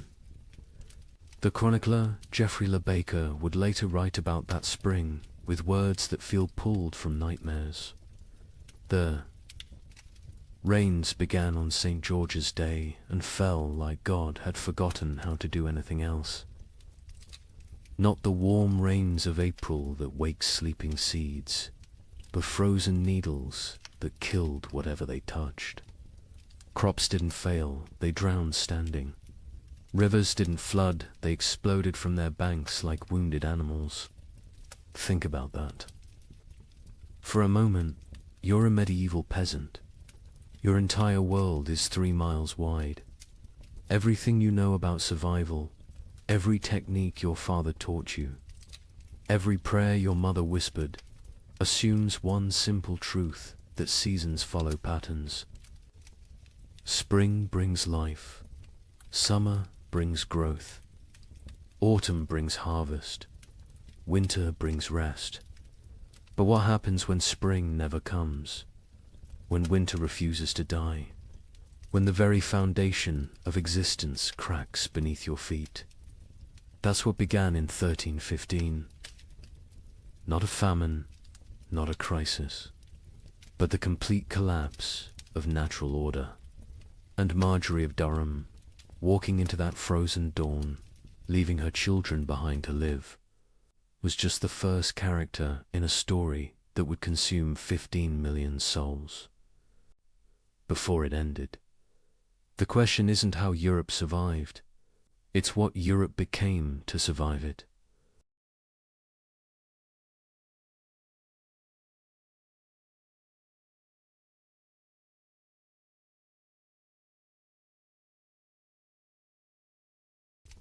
Good evening and welcome back, friends. Tonight, we are going to journey through the winter that never ended, America's forgotten ice years. As always, let me know where in the world you are listening in from.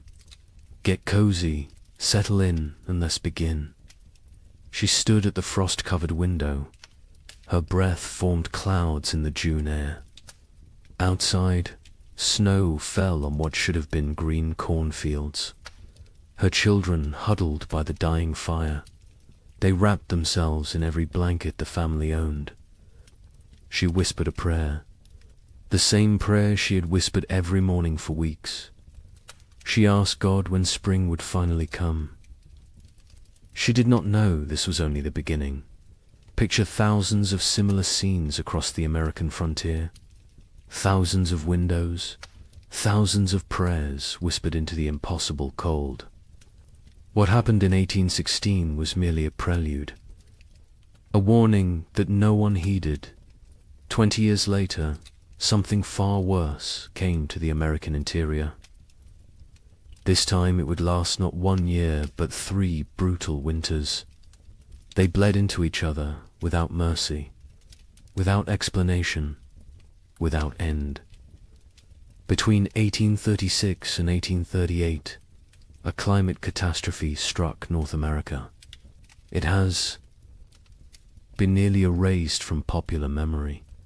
Historians debate the causes today. Solar minimums, volcanic eruptions half a world away, or a deadly combination of forces beyond human understanding. The pioneers who lived through it had no such explanations. They had only survival. They had only the next day, and the day after that, if they were lucky enough to see it. This is their story. The story that America chose to forget. What you are about to hear challenges everything you thought you knew about westward expansion. Textbooks celebrate the march of civilization across the continent.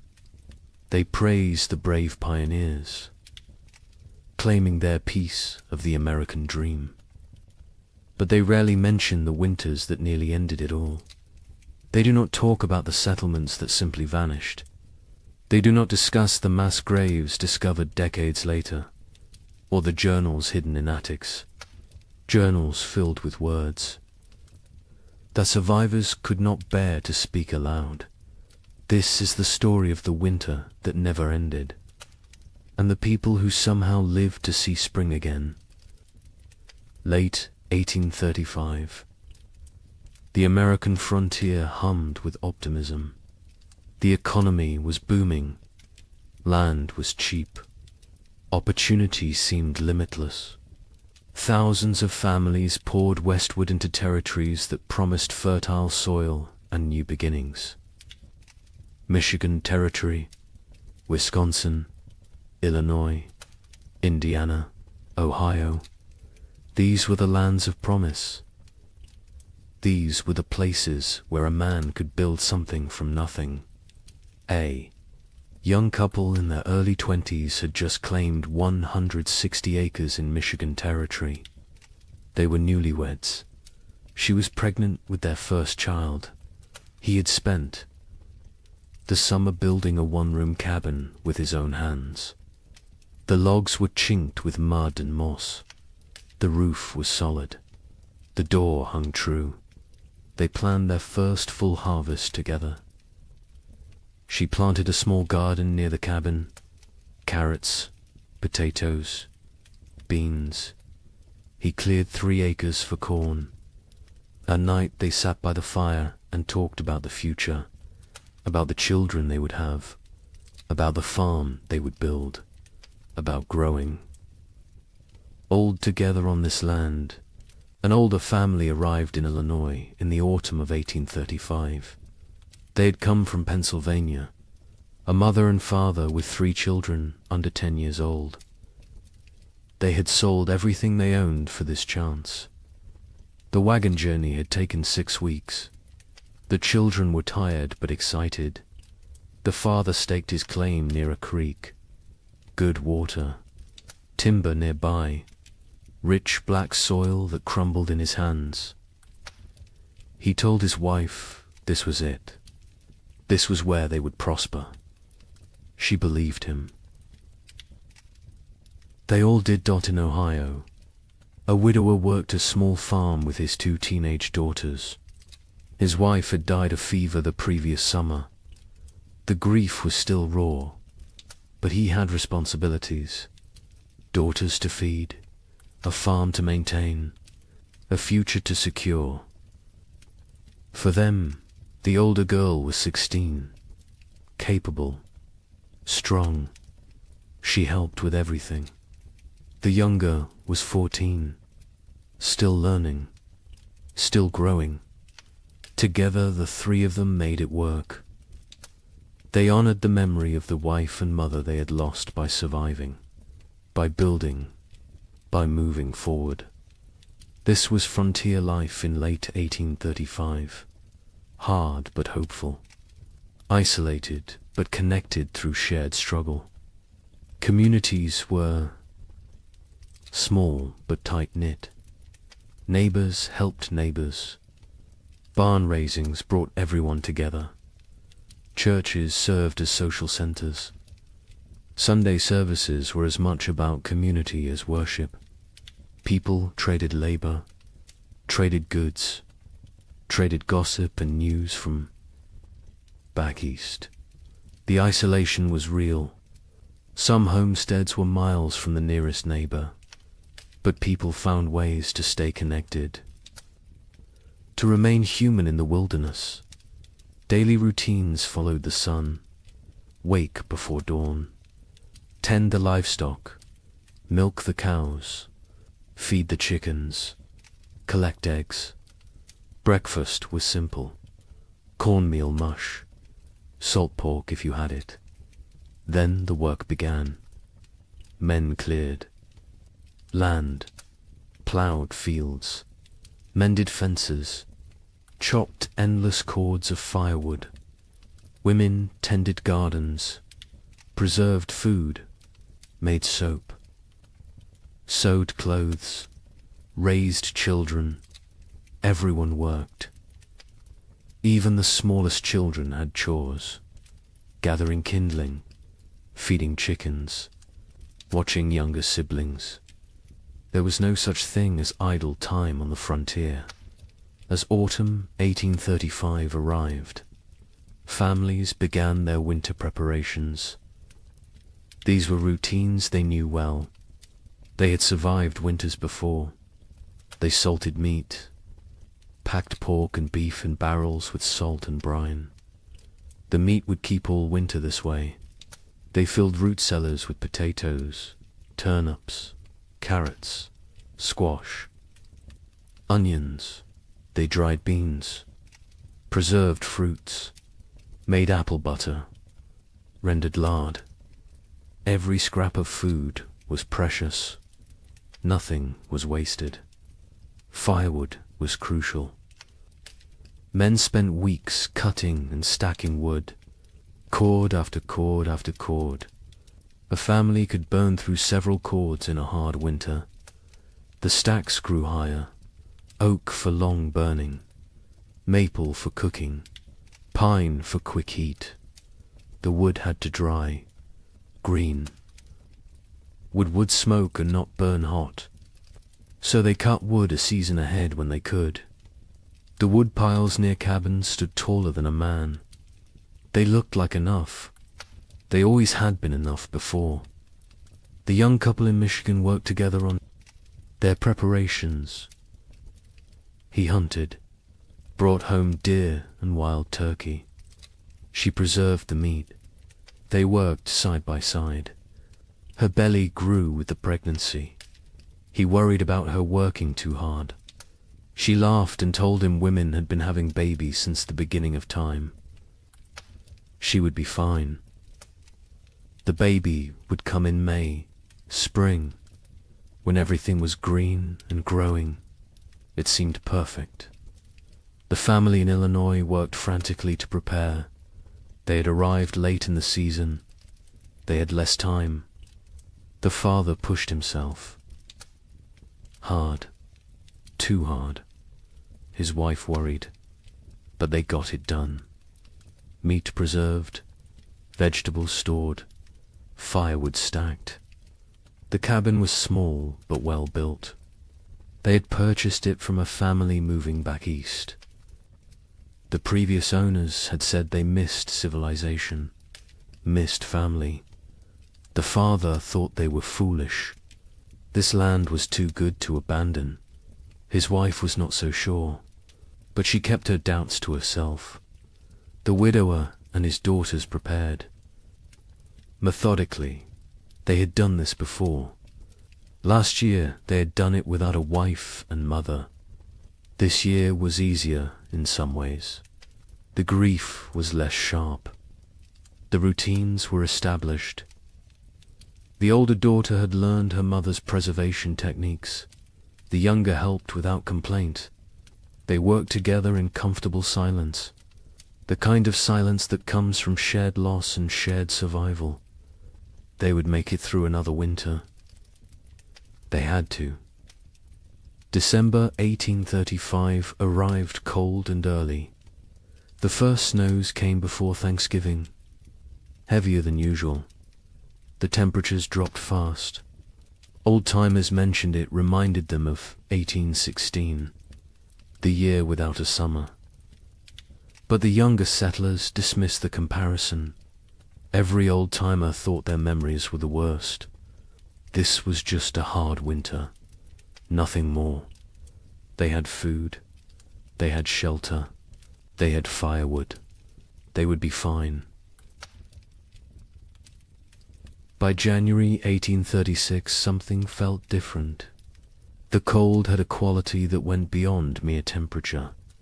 It was bone-penetrating, relentless, aggressive, the kind of cold that found every crack in a cabin wall, every gap around a door, every weakness in your clothing. People wore layers, wool on wool on wool.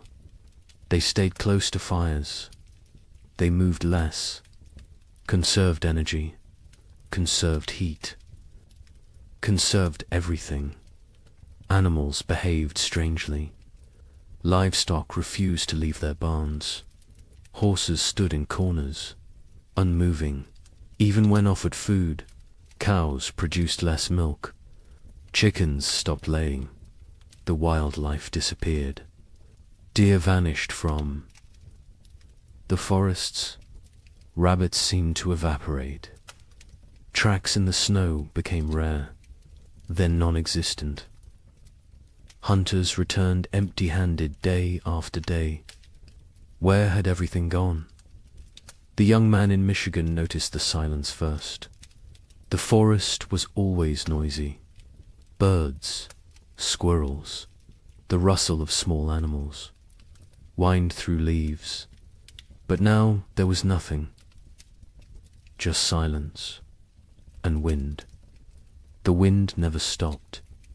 It howled around the cabin at night.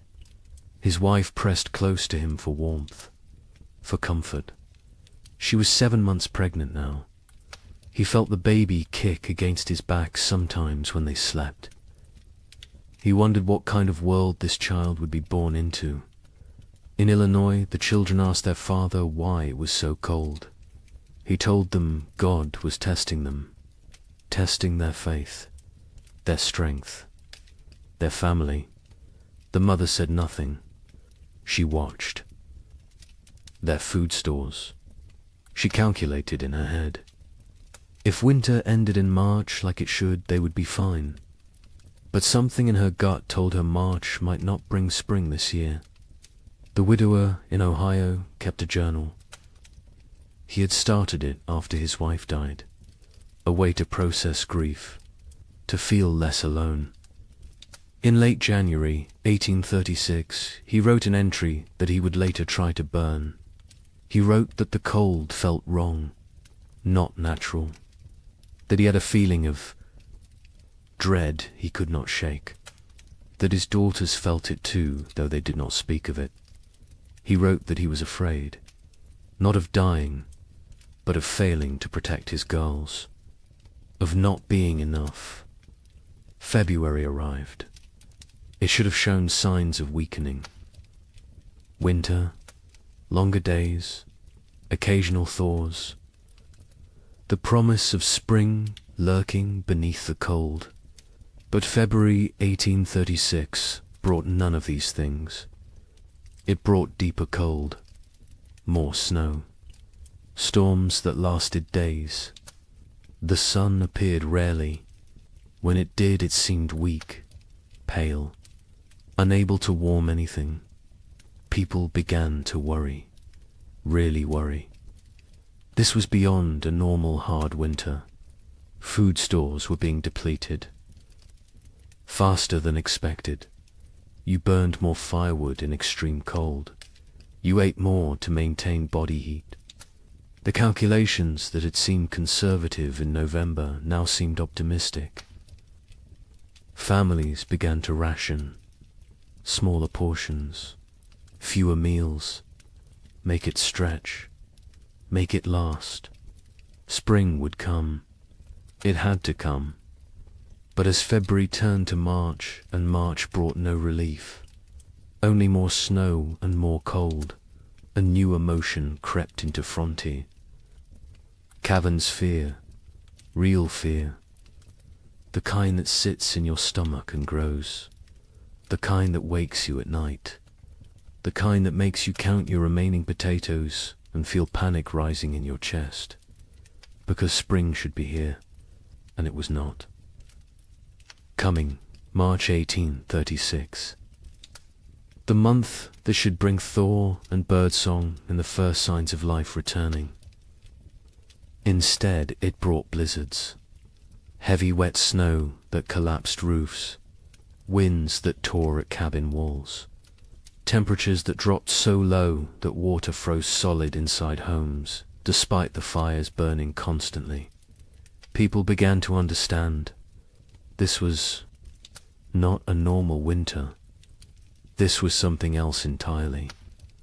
The young wife in Michigan went into labor on March 15th, 3 weeks early. Her husband rode through a blizzard to fetch the nearest midwife. She lived 4 miles away. He almost did. Not make it. The horse struggled through chest-deep drifts.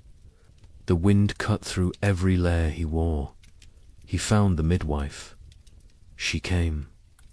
They rode back together. The journey that should have taken an hour took 3. The baby came that night.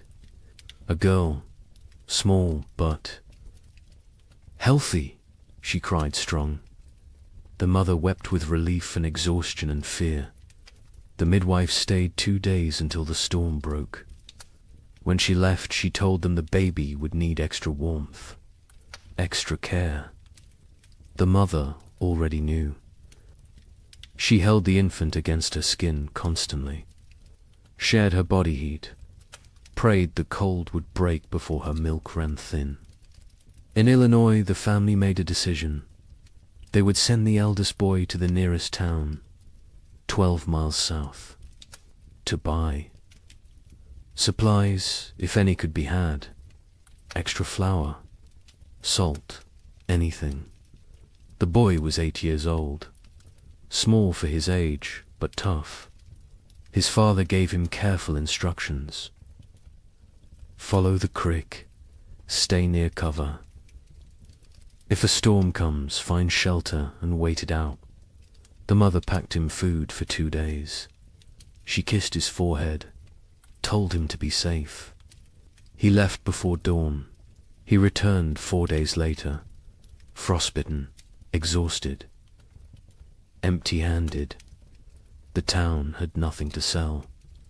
Their stores were depleted too. Everyone was rationing. Everyone was afraid. He had slept in a barn the first night, a chicken coop the second. A family had taken him in on the third night, fed him soup, let him warm by their fire. They had children his age, thin children with hollow eyes. He came home and told his parents what he had seen. His father nodded, said nothing. His mother turned away so the children would not see her cry. The widower in Ohio made an inventory in mid-March. He wrote down every item of food they had left. 2 bushels of potatoes, some sprouting, half a barrel of salt pork, 1 small sack of cornmeal, dried beans, maybe 20 pounds, some preserved apples, not many, he calculated. If they were very careful, if they ate little, if spring came in April, they might make it. Might, he gathered his daughters, sat them down, told them the truth. They were running low on food. They would need to ration carefully. The older daughter asked if they would starve. He could not lie to her. He said he did not know, but they would do everything possible to survive. They would hunt, they would trap, they would make every scrap. Count, she nodded. The younger daughter started to cry. The older put her arm around her sister, told her they would be all right. The widower was not sure which of them she was trying to convince. April came. April that should burst with life and warmth and renewal. April that should mean planting time and spring rain and hope. This April brought none of those things. The ground remained frozen solid, 18 inches deep, 2 feet in some places. No plow could break it. No seed could be planted. Even if they tried, nothing would grow in this cold. Families faced a terrible realization. Even if spring came tomorrow, the growing season was too short now. Crops planted in late April might not mature before full frost. And full frost in this new reality might come in August, or July, or never. Leave it all? The cycle of farming that had sustained human civilization for thousands of years was broken, and no one knew how to fix it. The young couple in Michigan began hunting for any food source. The man set snares for rabbits. The traps stayed empty. He tried fishing through the ice. Nothing. Not even the fish were biting. He ranged farther from the cabin, looking for any game, any sign of life. His wife worried when he was gone. She sat by the window with the baby, watched for his return. Sometimes he was gone for 2 days. When he came back with nothing, they did not speak of it. They simply held each other and their daughter and tried not to think about tomorrow. Neighbors began to disappear. The family 2 miles east was there. One day, gone the next. Their cabin door stood open, their belongings left behind. Only the food was gone, and their wagon, and their animals. They had fled south, or tried to. No one knew if they made it. More families followed. Every week someone else left. The community that had been tight-knit was fraying, unraveling. People made choices for their own survival now. There was no room for collective thinking anymore. Some tried to help each other still. Families with slightly more food shared with those who had less. But even generosity has limits when your own children are starving. A man in Indiana gave his last potatoes to a neighbor. His own family went without for a week. When his wife confronted him, he said it was the Christian thing to do. She said Christian charity would not save their sons. They argued. It was the first real argument of their marriage. There would be many more before spring finally came. Churches held special services, prayer meetings, asking God for deliverance, for spring, for mercy. Attendance was sparse. Travel was too dangerous. Faith was wavering. A preacher in Illinois gave a sermon about Job, about suffering that tests faith, about endurance through trial. 3 families walked out. One man stood and shouted that God had abandoned them. The preacher had no answer, because maybe he had. By late April 1836, reality had set in. This was not going to end. Not soon. Maybe not ever. People stopped saying spring would come. They stopped making plans. They focused only on surviving the day in front. Of then, nothing more. The future was too uncertain, too terrifying. Better not to think beyond the next meal, the next night, the next morning if you were lucky enough to see it. The psychological toll was as brutal as the physical. People began to break under the strain. A woman in Wisconsin stopped speaking entirely, just sat by her fire, staring. Her husband tried everything. She would not respond. Their children were terrified. Eventually the husband took the children and left. He could not stay with a woman who had stopped being present. Some said he was cruel. Others said he did what he had to do. There was no right answer anymore. Marriages strained. Parents fought. Children grew silent and withdrawn.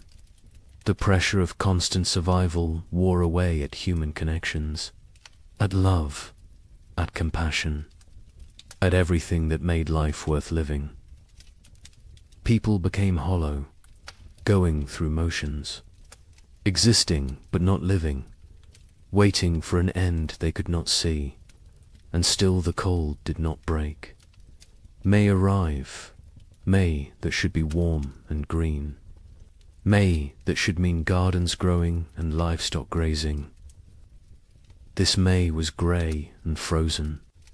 Snow fell on the 10th, again on the 18th, again on the 23rd. People stopped being surprised. They just accepted. This was the world now. Cold and dead and endless. But something else was coming. Something worse. Because as terrible as this first winter had been, it was only a prelude. The summer of 1836 would bring brief hope. Just enough to make people believe the worst was over. Just enough to make them vulnerable. And then winter would return. Colder, longer, more deadly. Wait until you hear what happens next. Spring refused to come. That is the simplest way to describe what happened in 1836. Spring simply refused to arrive. March became April. April became May, and still the ground stayed frozen. Still the snow fell. Still the temperatures remained far below what any living person had. Experienced Dot, the young mother in Michigan Territory, held her baby and watched the window. Every day she looked for signs. A bird, a patch of bare ground, anything that suggested winter was weakening. She saw nothing but white, endless white. Her husband ventured out less now. The cold was too dangerous. The exertion burned calories. They could not afford to lose. He sat by the fire and stared at the walls. She knew what he was thinking. The same thing she was thinking. How long can we last? Their food stores had dwindled to almost nothing. The potatoes were gone. The preserved meat was gone. They had cornmeal, perhaps enough for 2 more weeks if they were careful, if they made it thin, if they did not mind the constant gnawing hunger.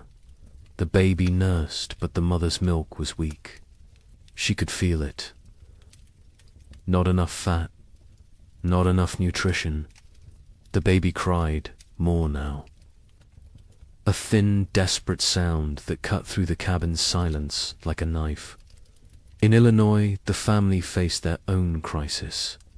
They had 5 mouths to feed, 3 children, 2 adults. The mathematics were brutal. They cut their portions again. And again. The children stopped asking for more. They understood somehow, even the youngest. She was only 4, but she had learned not to complain, learned that complaining changed nothing.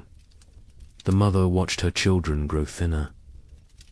Their faces became angular, their eyes too large, their movements slower. She wanted to scream, to rage against the unfairness, but rage would not bring spring. So she stayed silent and counted the days. The father went hunting every few days.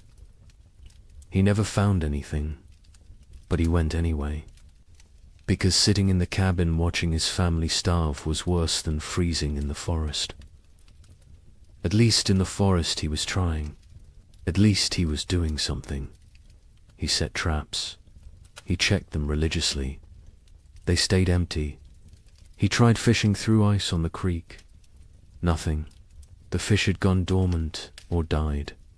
He did not know which. He returned empty-handed every time. His wife would look at him. He would shake his head. No words necessary. They both knew. The widower in Ohio and his daughters had become experts at survival. They burned furniture for warmth when the firewood ran out. A chair 1 week, a table the next. They ate 1 meal a day. Soup stretched so thin it was barely more than hot water. They trapped a squirrel once. 1 squirrel for 3 people. They made it last 2 days. They boiled the bones for broth, sucked the marrow, used every part. Nothing was wasted. Nothing could be wasted. The older daughter took on more responsibility. She was 17 now, though she looked younger.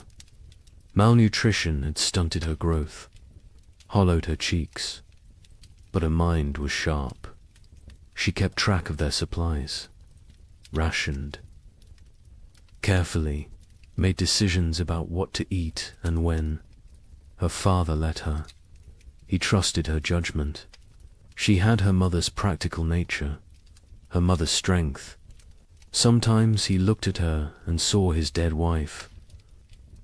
It was comforting and heartbreaking in equal measure. The younger daughter was 15. She spoke less than before. The cold and hunger had made her withdrawn. She did her chores without complaint, helped where she could. But there was a distance. In her eyes, a remove. Her father worried about her, about what this experience was doing to her mind. To her spirit, He tried to engage her in conversation. She would answer in single words. Yes, no, maybe, then return to silence. He did not know how to reach her anymore. Communities that had held together through the winter began to fracture. Trust eroded. A family in Michigan discovered their hidden food cache had been raided. Someone had broken in while they slept, taken half their remaining supplies. They suspected a neighbor, a man they had helped the previous autumn, but they could not prove it, and confrontation seemed pointless. Everyone was desperate. Everyone was capable of terrible things when survival was at stake. Theft became common. People took what they needed to live. A chicken here, a bag of grain there, tools, blankets, firewood, anything that might help them survive another day. Some felt guilt, others felt nothing. Morality becomes flexible when you are watching your children starve.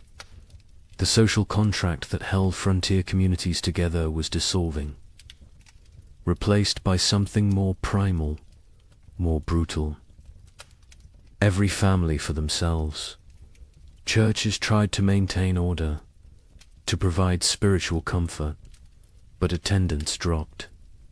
People could not afford the calories to walk to services, could not spare the time away from survival, could not reconcile a loving God with this endless cold.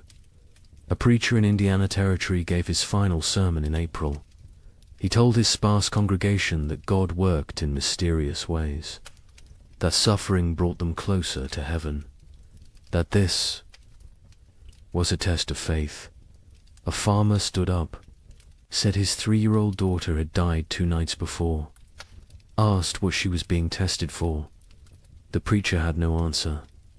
The church never held another service. Parents made impossible choices. A couple in Illinois debated whether to eat their last seed corn. It was meant for planting, for the future, for hope. But their son was dying, 6 years old and dying of starvation. They could see it, his body consuming itself, his ribs visible through his shirt, his eyes sunken. They ground the seed corn into meal, made bread, fed him. He ate slowly. His stomach had shrunk.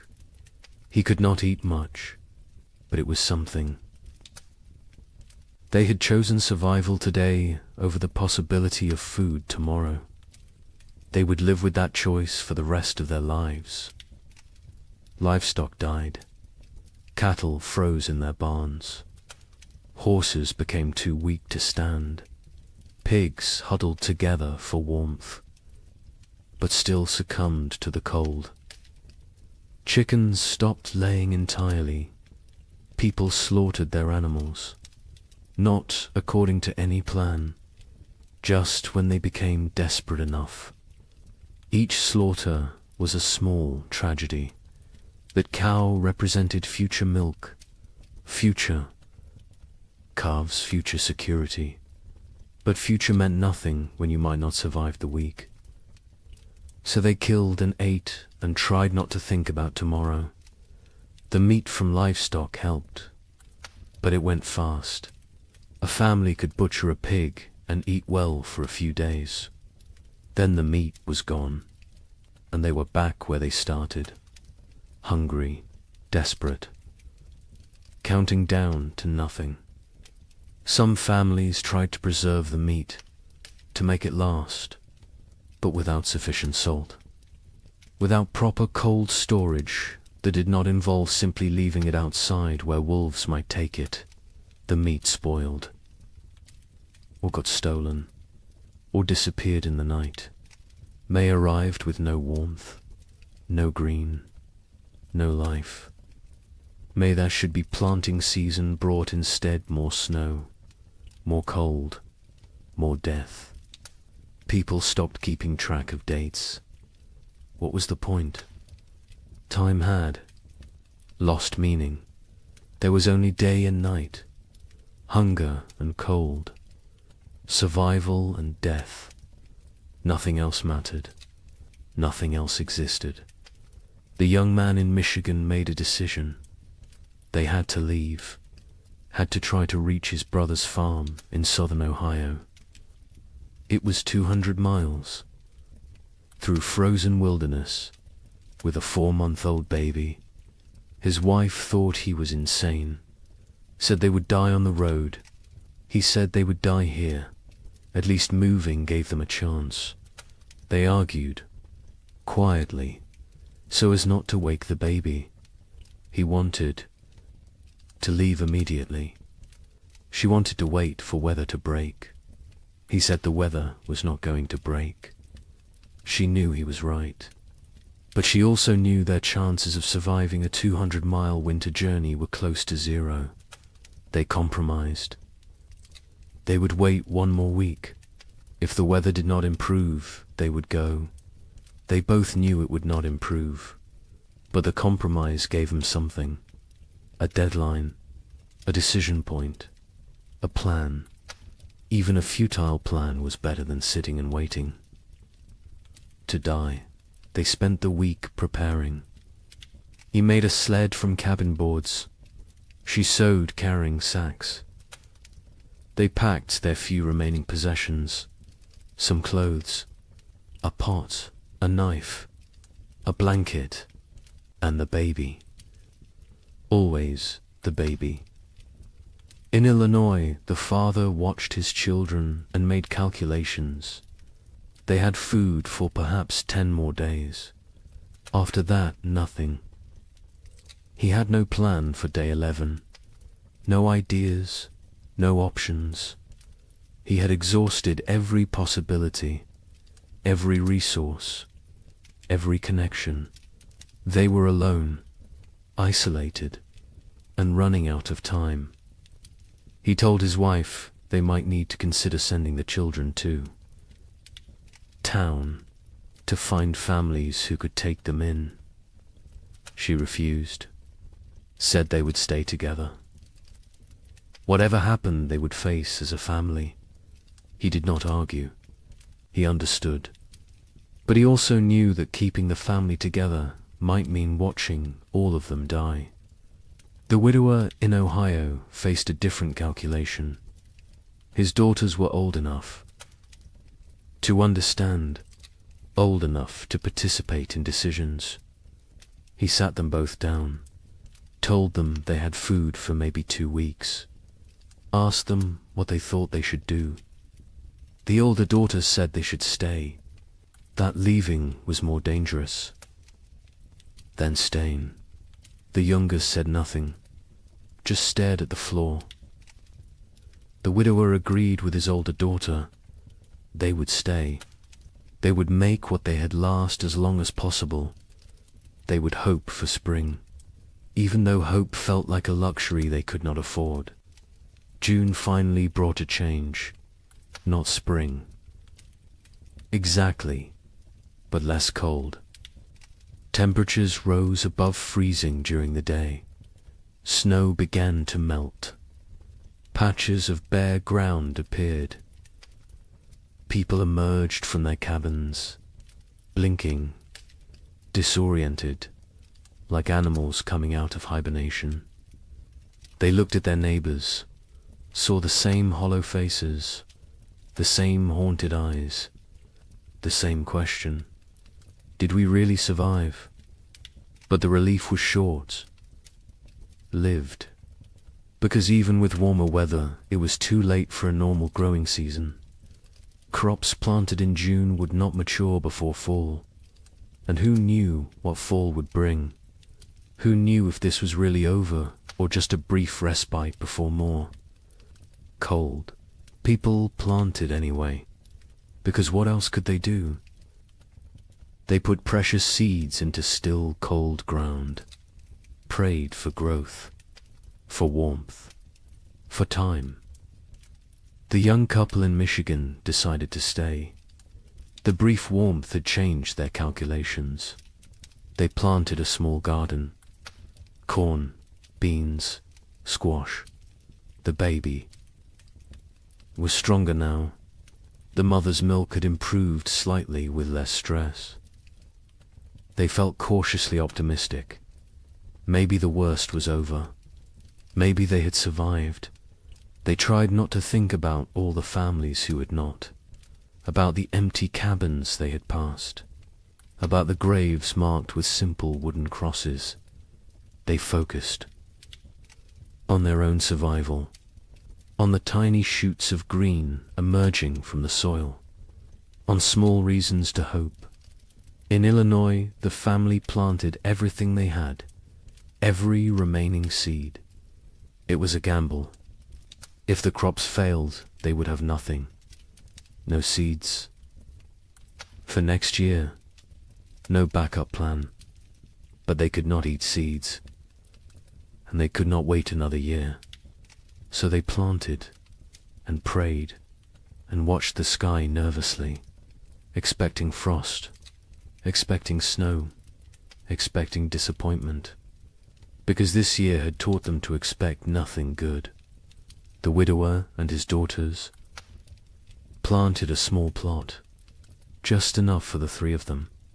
They had learned efficiency through necessity, no wasted space, no wasted effort, every action calculated for maximum return.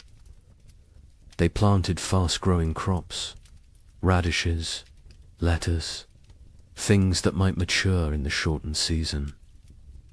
They avoided crops that needed long growing periods, corn, squash, melons. There was no time. They needed food now, or as close to now as nature. July brought warmth, real warmth. For the first time in what felt like forever, people were too hot instead of too cold. It felt miraculous. Children played outside. Women hung laundry to dry in actual sunshine. Men worked their fields in just shirts. No coats, no layers. It felt like a different world. A world they had almost forgotten existed. Some people wept, just from feeling warm sun on their faces, from remembering what it felt like to be comfortable. The gardens grew, slowly at first. The soil was poor after 2 years of cold. The plants were struggling, but they grew. Green shoots became leaves. Leaves became stalks. Stalks became the promise of food.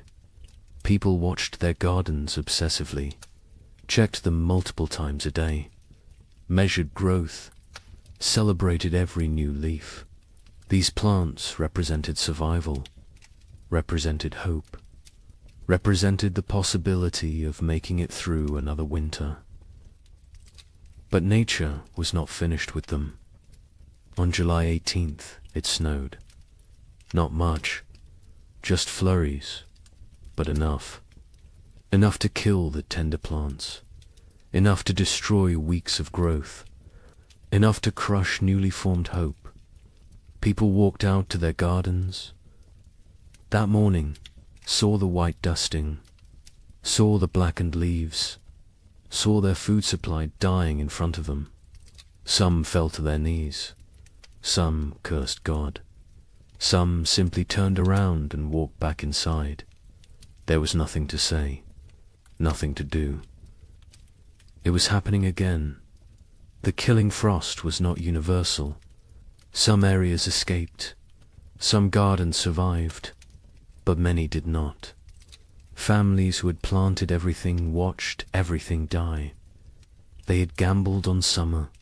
Summer had betrayed them. Now they faced another winter with even less than before. The mathematics were impossible.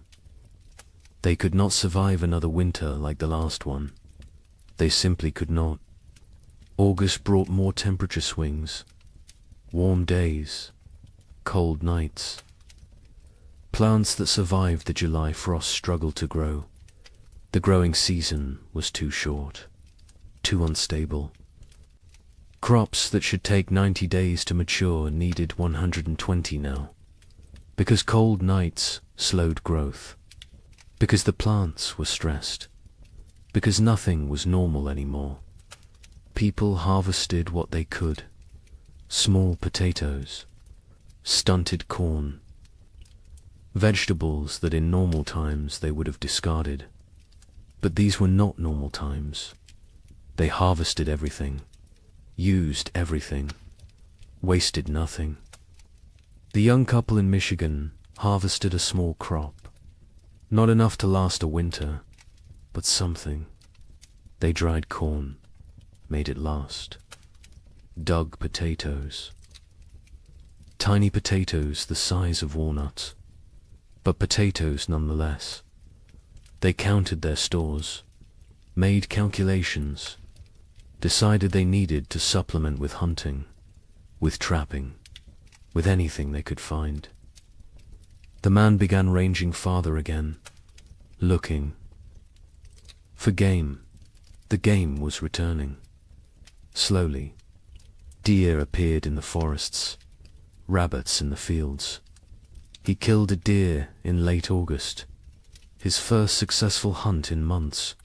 They celebrated, ate fresh meat, felt strong for the first time in forever. In Illinois, the family harvested almost nothing. Their garden had been hit hardest by the frost. Only a few plants survived. They gathered what they could: a handful of beans, some small squash. It was not enough, not even close. The father knew they could not stay, could not survive another winter here. He told his family they would leave before the snow came, go south, find warmer land, find food, find a way to survive. His wife agreed. The children said nothing. They had learned not to question adult decisions, learned that arguing changed nothing. The widower and his daughters harvested a better crop. Their fast-growing vegetables had matured before the frost. They had radishes, lettuce, some early peas. It was not much, but combined with careful rationing, it might be enough. Might. The older daughter did the calculations, told her father. They would need to find additional food. He nodded, said he would try. She knew what that meant: hunting, trapping, foraging, taking risks. She did not argue. They needed food. Risk was unavoidable. September arrived cold. Too cold for September. People looked at each other with understanding. It was starting again. The brief summer was over. Winter was returning. And this time they knew what to expect. This time there would be no surprise, no shock. Only grim preparation. Only the knowledge that they had barely survived the first time. And now they had to do it again, with less food, less strength, less hope. The psychology of facing a second winter was different from the first. The first winter had carried shock, disbelief, the constant expectation that surely this would end soon. The second winter carried no such illusions. People knew what was coming. They remembered the hunger, the cold, the fear, the losses, and they knew they were weaker now, less prepared, more vulnerable. The knowledge sat heavy on everyone who remained. Many families chose to leave before winter set in. Migration south became a steady stream. Wagons loaded with whatever possessions people could carry. Children wrapped in blankets. Livestock trailing behind. They abandoned cabins. Abandoned land claims. Abandoned dreams. Survival mattered more than property now. More than pride. More than the promise of the frontier. They headed toward Kentucky, Tennessee, places where winter might be survivable. The young couple in Michigan debated leaving daily. Every conversation came back to it. Should they go? Should they stay? He wanted to try one more winter. They had more food this time, more experience, more knowledge of what to expect. She was not convinced. The baby was only 6 months old. Traveling with an infant in winter was suicide. But staying might be too. They went in circles, never deciding, paralyzed by impossible choices. A neighbor stopped by in mid-September, an older man who had lived in Michigan Territory for 10 years. He told them he was leaving, heading to his sister's farm in Kentucky. He offered to take them with him. Safety in numbers, shared resources, shared risk. The young man looked at his wife. She looked at the baby. The neighbor said he was leaving in 3 days, with or without them. Think about it, he left. They thought about it. They thought about nothing else. In the end, they decided to stay. The risks of travel seemed greater than the risks of staying. They had a cabin, firewood, some food, a chance. The journey was hundreds of miles through increasingly hostile weather with a baby. The math did not work, so they stayed. They watched their neighbor's wagon disappear down the trail, wondered if they had made the right choice, knew they would never know until it was too late to change their minds. In Illinois, the family prepared to leave.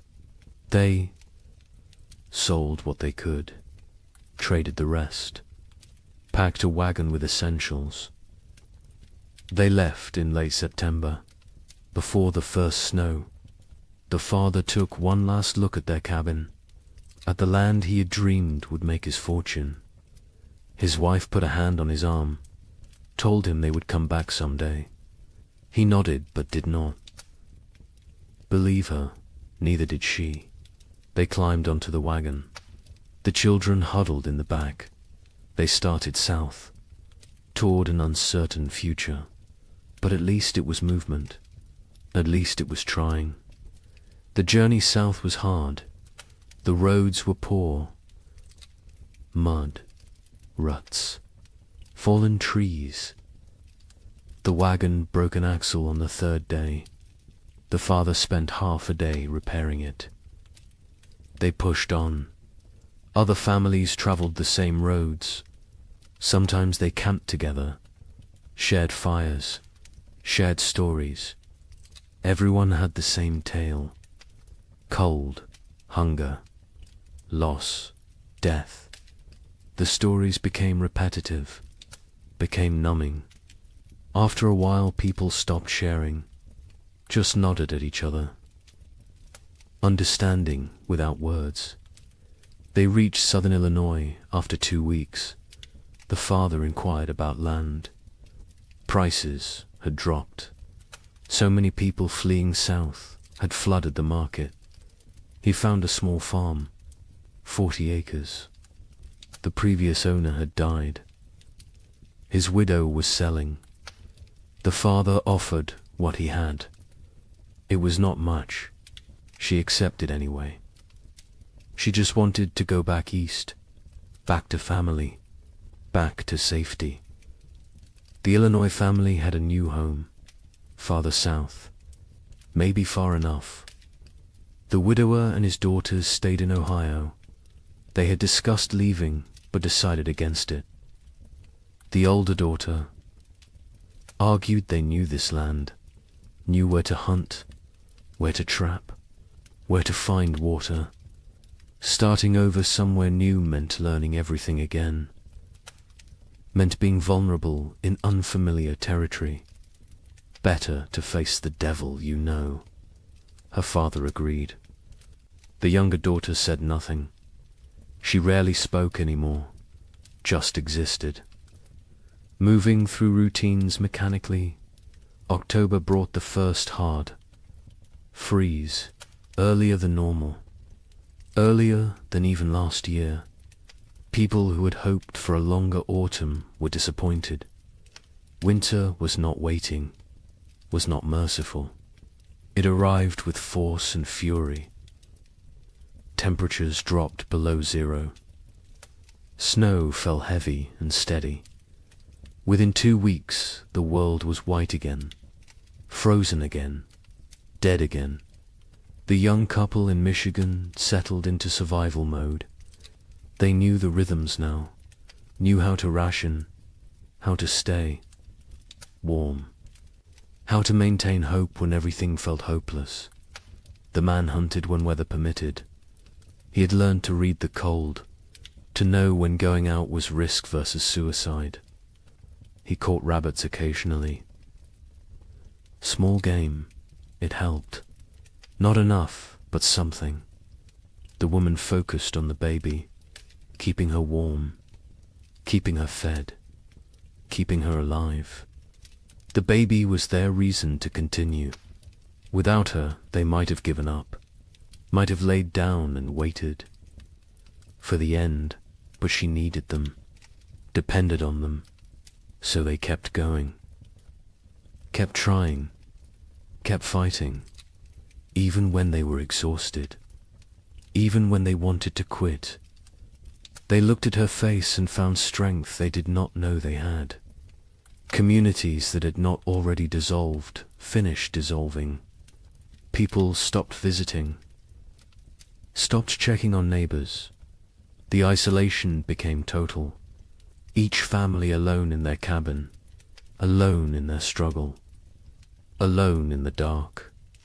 The only sounds were wind and cold and occasionally wolves. The wolves had returned, hungry, desperate, like everyone else. They came close to cabins at night, howling, looking for weakness, looking for opportunity. A family 3 miles from the young couple disappeared in November. The husband went to check on them after not seeing smoke from their chimney for several days. He found the cabin empty, the door hanging open. Snow drifted inside. No signs of struggle, no blood, no bodies, just absence. They had left, or something had taken them, or they had died and been buried or dragged off. He did not know, would never know. He went home, told his wife. They barred their door that night, and every night after, death became common. Expected. A family in Indiana lost their youngest child, a boy of 3. He simply did not wake up one. Mourning, malnutrition, cold, pneumonia. Probably all 3. They buried him in snow because the ground was frozen, marked the spot with stones, planned to give him a proper burial in spring. If spring came, if they survived to see it. The mother stopped speaking after that, just rocked in her chair, staring at nothing. The father tried to reach her, could not. Eventually he stopped trying. Illness spread through weakened populations. People with no reserves, no immunity, no strength to fight. Pneumonia, influenza, infections from minor cuts that would normally heal. Bodies shutting down under relentless stress. Some families lost multiple members, a father and 2 sons in 1 week, a mother and infant daughter, entire families, sometimes. Cabins found empty in spring, everyone gone, questions no one wanted to answer. The widower in Ohio kept his family isolated. He had learned from the first winter, contact with others meant risk of illness. They stayed home, stayed separate, stayed alive. The older daughter maintained their routines, rationed food precisely, kept the fire going, kept spirits up as much as possible. The younger daughter helped when asked, but remained distant, locked, inside her own mind, traumatized by 18 months of horror. The widower worried about her, but keeping everyone alive took precedence over mental health. Survival first, healing later. If there was a later, December arrived. The darkest month. Short days. Long nights. Endless darkness, both literal and metaphorical. People sat by fires and tried not to think, tried not to calculate, tried not to realize how bad things were, because thinking made it worse. Awareness made it unbearable. Better to exist moment to moment, not looking forward, not looking back, just being, just surviving. Christmas came and went unmarked. No celebrations, no gifts, no joy. Some families tried to acknowledge it, a special meal, a prayer, but mostly it passed like any other day. Cold, dark, hungry. Religion felt hollow to many now. Hard to believe in divine providence when children starved. Hard to have faith when prayers went unanswered year after year. Some held on to belief, others let it go, released it like one more thing they could not afford to carry. The young man in Michigan carved a small wooden toy for his daughter, a doll. Simple but carefully made. He gave it to her on Christmas morning. She was too young to understand, but his wife cried, not from sadness, from gratitude, that he still tried, still found ways to create beauty, still believed in something beyond mere survival. She held him, told him she loved him. They stayed like that for a long time, drawing strength from each other, from their small family, from the choice to keep going. January 1837 arrived, the coldest month of the coldest winter in memory. Temperatures that made the previous year seem mild, winds that cut through any barrier, cold that penetrated everything. People wore every piece of clothing they owned, layered until they could barely move, and still the cold found them. Still it reached through to skin and bone and soul. Food was running critically low for most families. The math was becoming impossible. Even with strict rationing, supplies would not last until spring. Families faced starvation, real starvation. Not just hunger, but the final stages of the body consuming itself. People grew skeletal, moved slowly, spoke rarely, conserved every calorie, every bit of energy. Some no longer had the strength to gather firewood. They burned furniture, burned cabin walls, anything that would produce heat. The young couple ate. One meal every 2 days. They gave most of their food to keep the wife's milk flowing for the baby. The man was wasting away, his ribs visible, his face gaunt, his eyes sunken. But he never complained, never suggested changing the arrangement. His daughter would eat, would survive, even if he did not. The wife saw what he was doing, begged him to eat more. He refused, said she needed strength for the baby. She did not argue further, because he was right, and because arguing took energy. They did not have. February brought no relief, just more cold, more snow, more death. The widower in Ohio made a final inventory. They had perhaps 3 weeks of food left. After that, nothing. He gathered his daughters, told them the truth. They would need to start hunting more aggressively, taking more risks. It was dangerous, but necessary. The older daughter nodded, said she would help. She had learned to trap, to track, to skin small game, skills her mother never imagined she would need. The younger daughter looked up briefly, then back down. The widower wondered what she was thinking, if she was thinking, or if she had retreated so far inside herself that she was unreachable. But then something changed. Late February brought a warm spell. Temperatures above freezing for 3 consecutive days. Snow melted.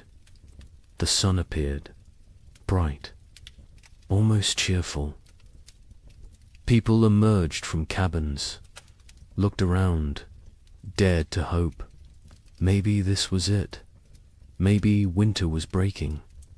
Maybe they had made it through. The warmth lasted a week, then ended abruptly. Temperatures plunged again.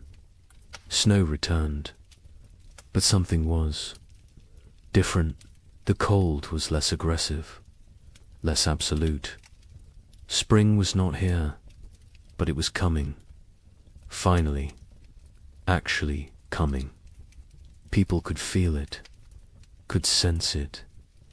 The rhythm of seasons reasserting itself. Nature remembering how things were supposed. To work March brought increasing warmth. Real thaw. Ice melting on rivers. Snow receding from fields.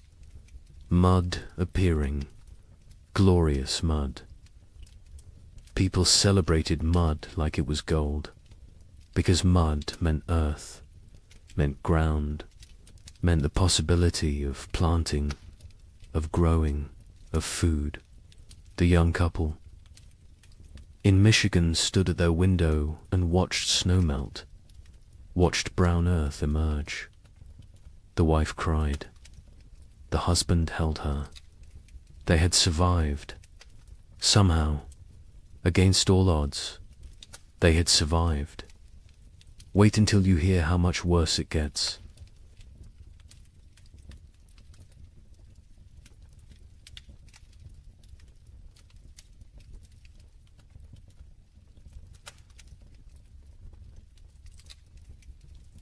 The relief of March 1837 was short-lived.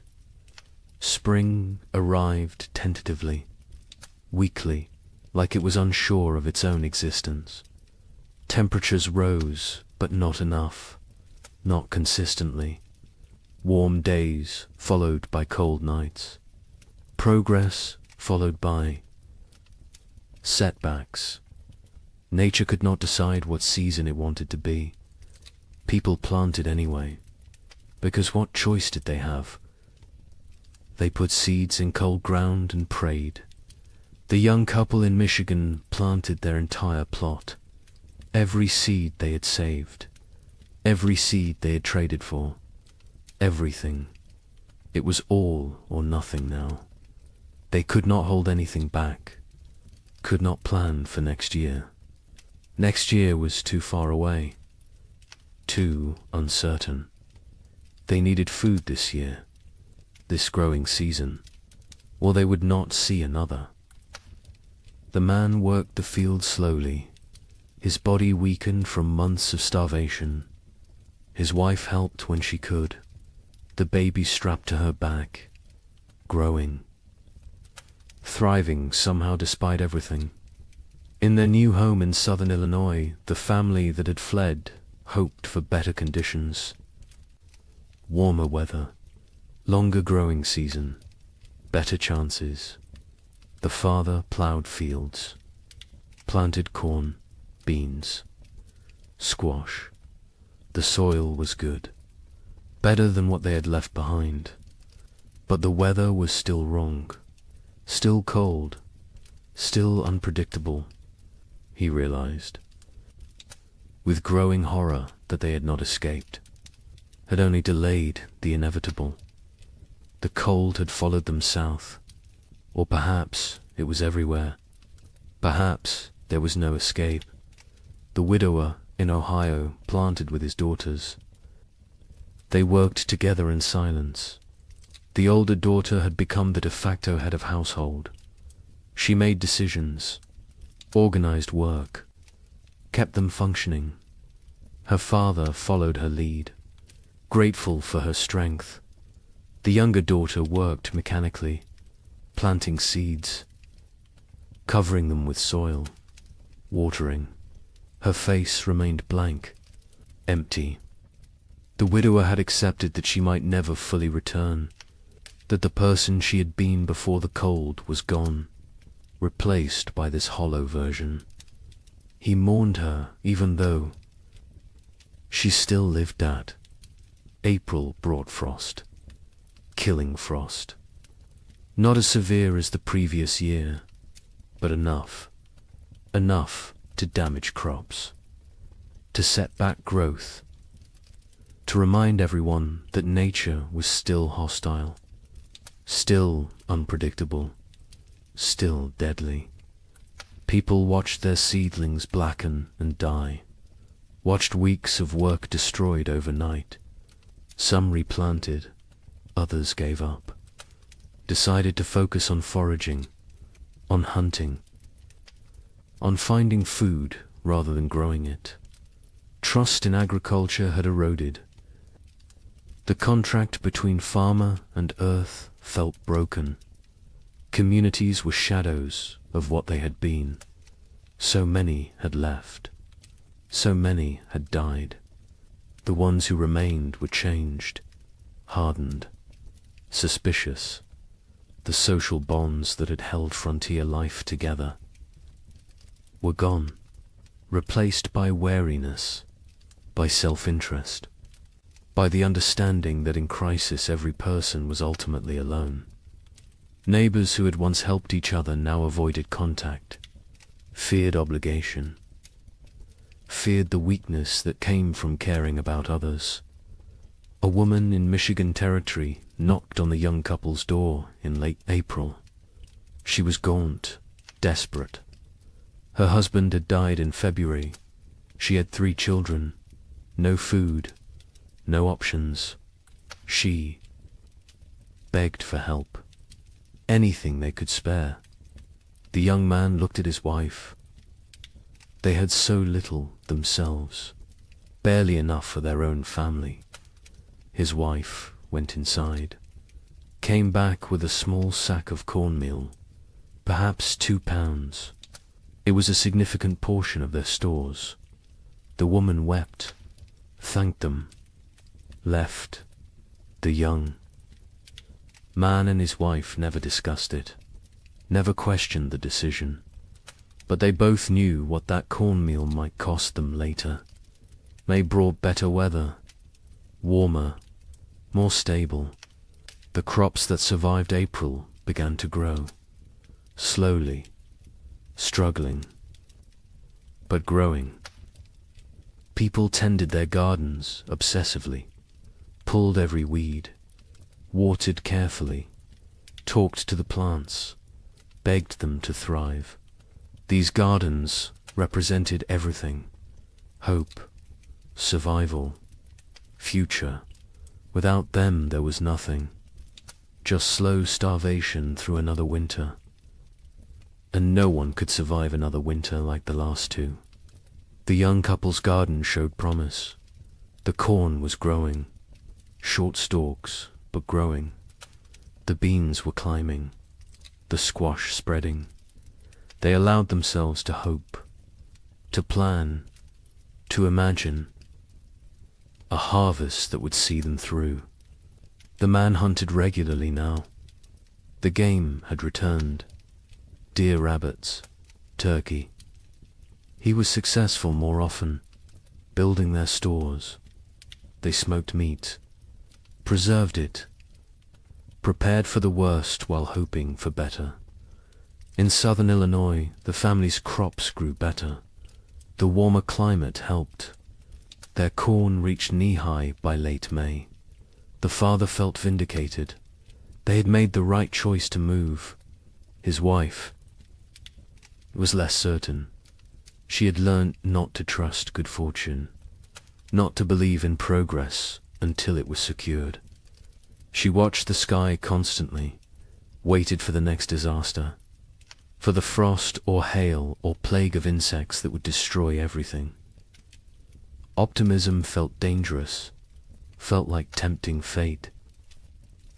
The widower's garden grew adequately, not abundant but adequate.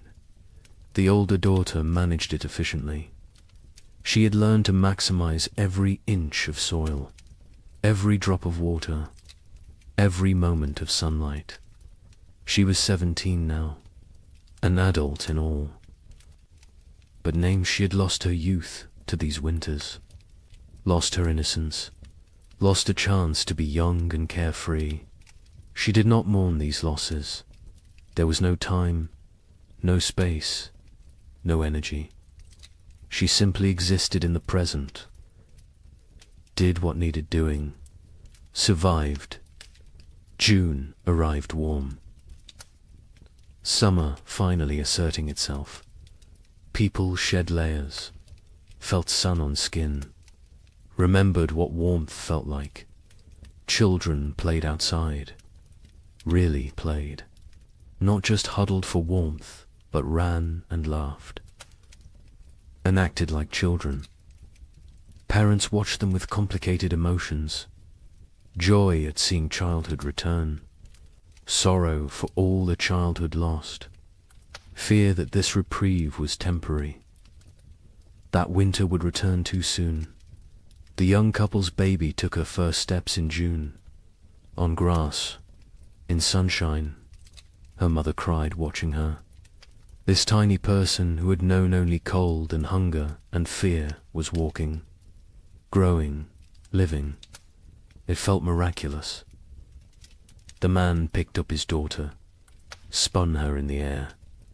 She laughed. The sound was pure joy, untainted by the suffering around her. Too young to understand, too young to remember. They both hoped she would never remember these years, never carry the scars they carried. July was hot, genuinely hot. People complained about heat, then laughed at themselves for complaining. Heat was blessing. Heat was life.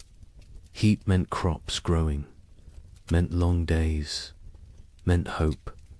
The gardens flourished. Corn grew tall. Beans produced pods. Squash spread across the ground with heavy fruit. For the first time in 2 years, abundance seemed possible, not guaranteed, but possible.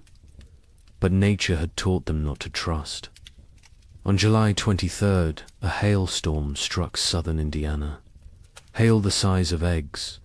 It shredded crops, destroyed gardens, killed livestock. Families who had been preparing for harvest lost everything in 20 minutes. The storm passed, left devastation. People walked through destroyed fields in shock, corn beaten into the ground, beans stripped from vines, squash smashed. Months of work, all their hope, gone. The Eloy family was spared. The storm passed north of them, but they heard about it. Heard about families losing everything. The father thanked God. The mother said nothing. She had stopped thanking God, stopped blaming God. God was absent from the struggle. They were alone. They survived or died based on luck and effort. Nothing more, no divine plan, no greater purpose, just random chance and brutal nature. August brought the harvest. For those whose crops survived, it was a time of desperate work, gathering everything before weather could destroy it, before animals could take it, before anything else could go wrong. People worked dawn until dark, harvesting, preserving, storing, building supplies for the winter they knew was coming, because winter always came, and it came early, and it stayed late, and it tried to kill you. The young couple in Michigan harvested a reasonable crop, not abundant, but enough. Combined with the meat the man had preserved in careful rationing, they might have enough, might make it through. The woman calculated and recalculated, added numbers, divided portions, tried to make the math work. Her husband told her they would be fine. She wanted to believe him, but she had learned not to believe in fine. Fine was a luxury. Fine was an assumption they could not afford. The widower and his daughters harvested their garden methodically. The older daughter kept precise records, weight of every potato, count of every ear of corn, number of beans. She created an inventory, made a plan, calculated daily rations for each of them. Her father was impressed, told her so. She shrugged, said it was just practical. Someone had to do it. He realized she had become the leader of their family. Somewhere during these terrible years she had taken control. He was grateful and sad. No 17-year-old should have to be this responsible, this hard. This adult September came cool, cooler than it should be. People noticed, worried, hoped. They were imagining it, hoped it was just normal September weather. But they knew better. They had learned to read the signs, to feel the wrongness in the air. Winter was coming early again. The second winter in a row. The third overall in this nightmare cycle. And they were tired. So tired. Tired of fighting. Tired of surviving. Tired of being afraid. October brought the first snow. 6 weeks early. Heavy snow that blanketed everything. Buried the world in white. People watched from windows with dead eyes. They had known it was coming, had prepared as best they could, but knowing did not make it easier, did not make it less terrifying. They settled into their cabins, barred the doors, fed the fires, began the long dark wait. The psychology of the second winter was different from the first. The first had carried shock, disbelief, the hope that surely this would end. The second winter carried resignation, acceptance, the knowledge that this might never end, that they might die in this cold, that survival was not guaranteed no matter how hard they tried. This knowledge was heavier than the cold, heavier than the hunger. It pressed down on souls, crushed spirits, made people hollow. The young couple settled into routines. He maintained the fire.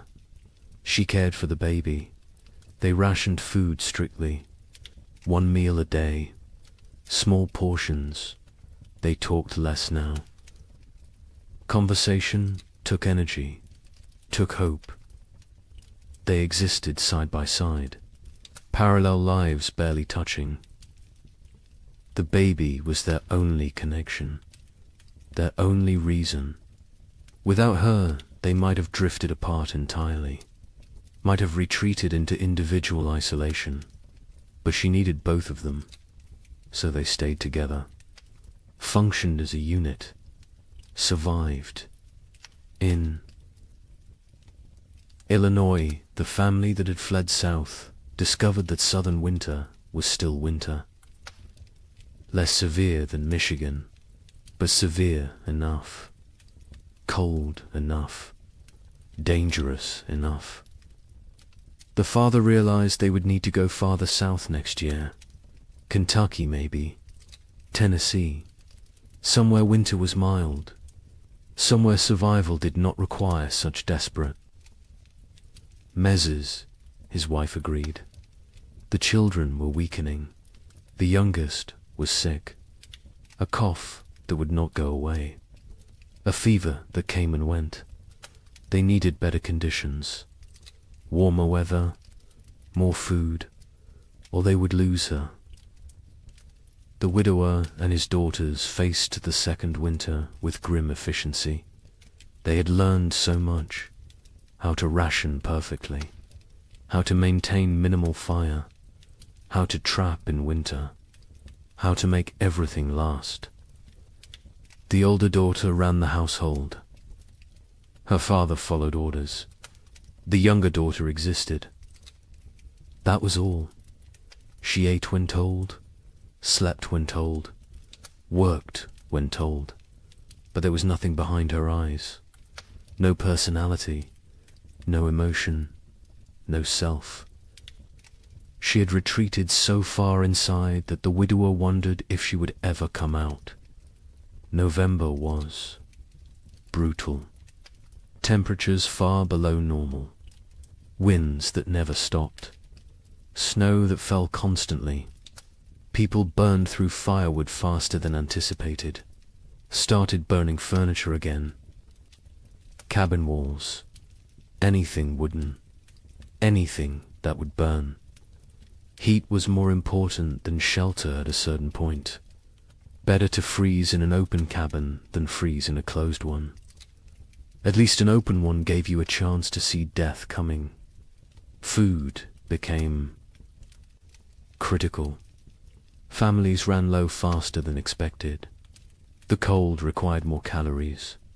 The body burned fuel trying to stay warm.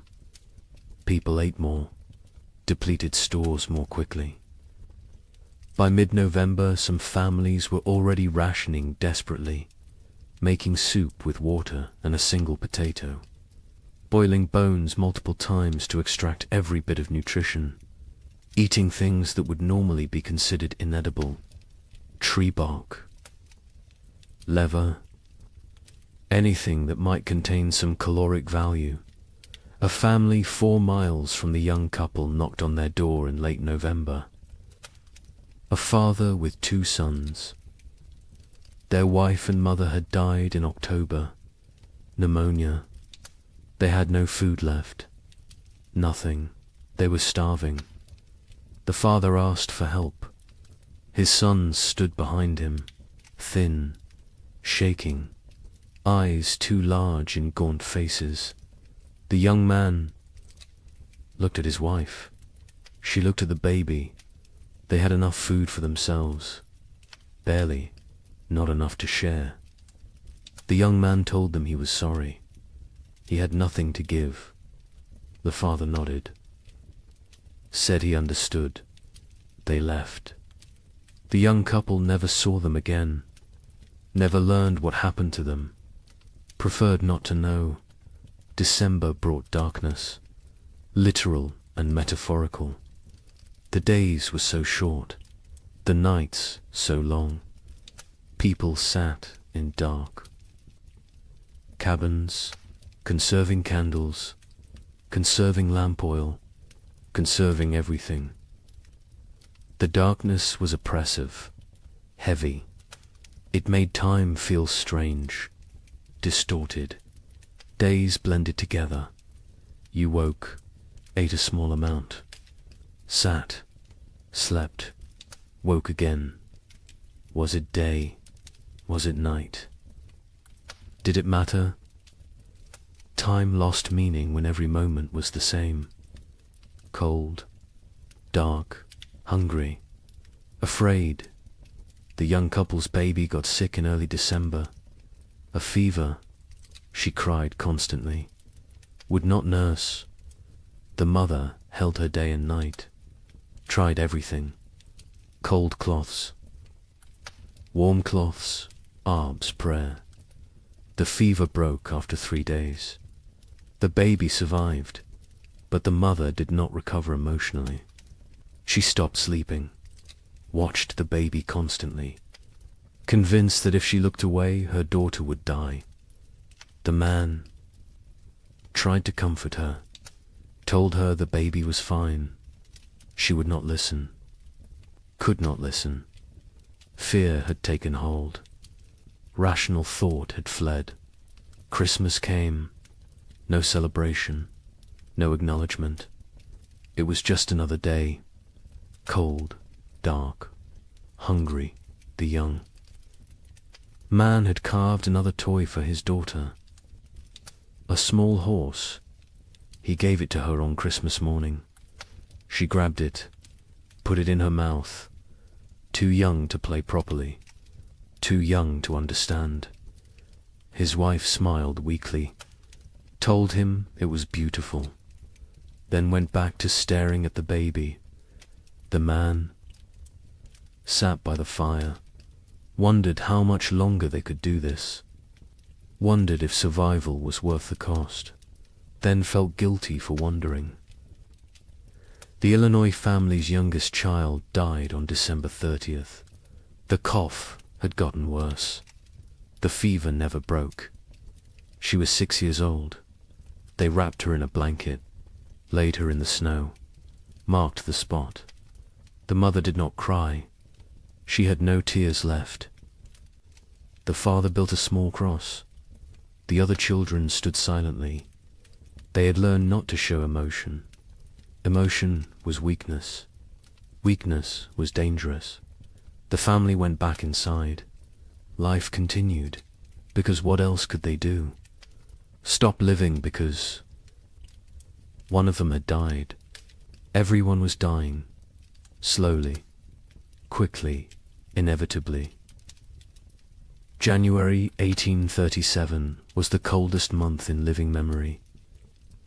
Temperatures dropped to levels that should not be possible, that could not be survived. People huddled by fires, wore every piece of clothing, burned everything that could burn. And still the cold found them, reached through walls, through clothes, through skin, into bones, into souls. Cold that felt sentient, malevolent, actively trying to kill. The widower in Ohio burned his bed in January, then the girl's bed. They slept on the floor near the fire, all three together, sharing body heat, sharing blankets. The older daughter protested burning the beds, said they would need them later. Her father said later did not matter if they froze tonight. She understood, helped him break up the bed frames, fed them to the fire, watched the wood burn, wondered what they would burn next, what they would sacrifice tomorrow. People stopped moving unless necessary. Movement required calories, burned energy. Energy was precious, could not be wasted. Families sat still for hours, days, only moving to tend fire, to prepare food, to use the chamber pot. Everything else was eliminated. Conversation, work, activity, all gone, replaced by stillness, by conservation, by the desperate attempt to make their bodies last until spring. Food was running out everywhere. People were starving, really starving. The body consuming itself, muscle wasting, organs beginning to fail. People became skeletal, their faces gaunt, eyes sunken, teeth loose, hair falling out. The physical signs of advanced starvation. Some went mad. The hunger drove them insane. They talked to people who were not there, saw things that did not exist, lost touch with reality. Others became violent, desperate, dangerous. The young man in Michigan was starving himself to keep his wife and daughter fed. He ate almost nothing, claimed he was not hungry, His wife knew what he was doing, begged him to eat. He refused, said she needed strength to nurse. She needed food to make milk. The baby needed milk to survive. Therefore, the baby and wife ate. He did not. The math was simple, brutal, but simple. He was dying. They both knew it. Neither spoke of it, because speaking made it real, made it unbearable. February brought no relief, just more cold, more hunger, more death. Bodies were found frozen in cabins. Entire families sometimes. They had run out of firewood, run out of food, run out of strength. They had simply stopped, laid down, let the cold take them.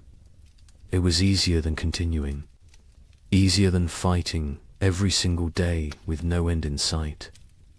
Some people judged them, called them weak. Others understood, envied them even, because at least their suffering was over. The young couple reached their breaking point in late February. They had no food left, nothing. The man was too weak to hunt, too weak to trap, too weak to move. His wife was still nursing, but her milk was almost gone. The baby cried constantly, starving, dying. They sat together, held each other, held their daughter, waited for the end. They did not speak, did not cry, did not pray. They had moved beyond all that. They simply existed in the moment, waiting for it to be over. Then a neighbor appeared, the same neighbor who had offered to take them south. He had returned. His sister's farm had been no better. He had come back to his land, to his cabin. He knocked on their door. The young man opened it, could barely stand. The neighbor saw the situation immediately, went to his wagon, brought back food, salt pork, cornmeal, dried beans. Not much, but something. He told them he would check on them weekly, share what he had. The young man tried to thank him, could not find words. The neighbor nodded, said they were neighbors. That was enough. He left. The food saved them. They rationed it carefully, made it last. The wife's milk returned. The baby stopped crying, started nursing properly. The man ate small amounts, regained some strength. Not much, but enough to function, enough to survive. They knew they owed their lives to the neighbor, knew they could never repay him, but they would try. Someday, if they lived that long. March finally brought real thaw. Not false hope this time, real warmth, sustained warmth. Snow melted, ice broke up on rivers, mud appeared everywhere. Glorious mud. People emerged from cabins, looked around, counted who was left. So many were gone, dead or fled. The survivors looked at each other with hollow eyes. They had made it, somehow, through a second winter, through horror that should not be survivable. They had made it, but at what cost? Wait until you hear about the third winter. Asterisk. Spring 1837 arrived broken, not absent like before, but damaged, wounded, like nature itself was exhausted from the struggle. The warmth came, but felt fragile, tentative, as if it might retreat at any moment. People planted again, because they had to, because there was no alternative. But the hope that had sustained them through previous plantings was gone. replaced by grim determination, by obligation, by the mechanical act of putting seeds in ground without believing. Anything good would come from it. The young couple in Michigan planted their field. The man was skeletal now. His body had not recovered from February, probably never would, but he moved through the motions, ploughing, planting. His wife helped, the baby on her back, growing despite everything, thriving in ways that defied logic. Children were resilient, more resilient than adults. She embodied hope even when her parents had none. They worked for her, survived for her, continued for her. The neighbor who had saved them helped with planting. He had lost his own family in the first winter. Wife and 2 daughters. He never spoke of them, never explained what happened, but the grief lived in his eyes, in his movements, in the way he threw himself into work. Helping others was how he survived, how he found meaning. The young couple became his purpose, his reason to continue. He checked on them weekly, shared food when he had extra, fixed things around their cabin, asked for nothing in return. In Illinois, the family that had lost their youngest daughter planted in silence. The mother moved mechanically, planting, watering, weeding, but her spirit was elsewhere, with her dead child, with the life they should have had. The father tried to engage her. She responded in single words. Yes, no, maybe. Their remaining children watched their parents fracture, watched the marriage dissolve under the weight of grief.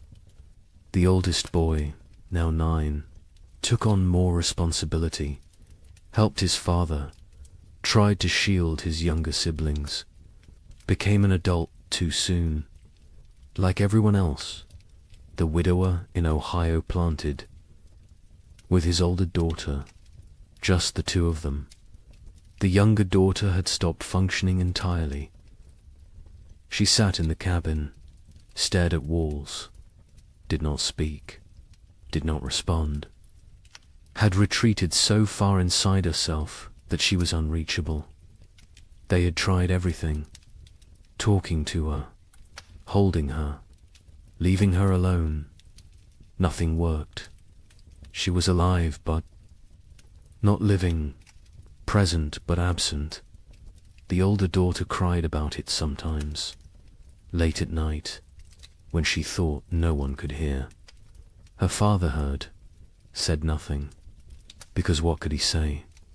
They were all broken. Some breaks just showed more than others. April brought adequate weather. Not warm, not cold, just neutral. The crops grew slowly, struggling. The soil was depleted after years of abnormal cold. Nutrients locked away.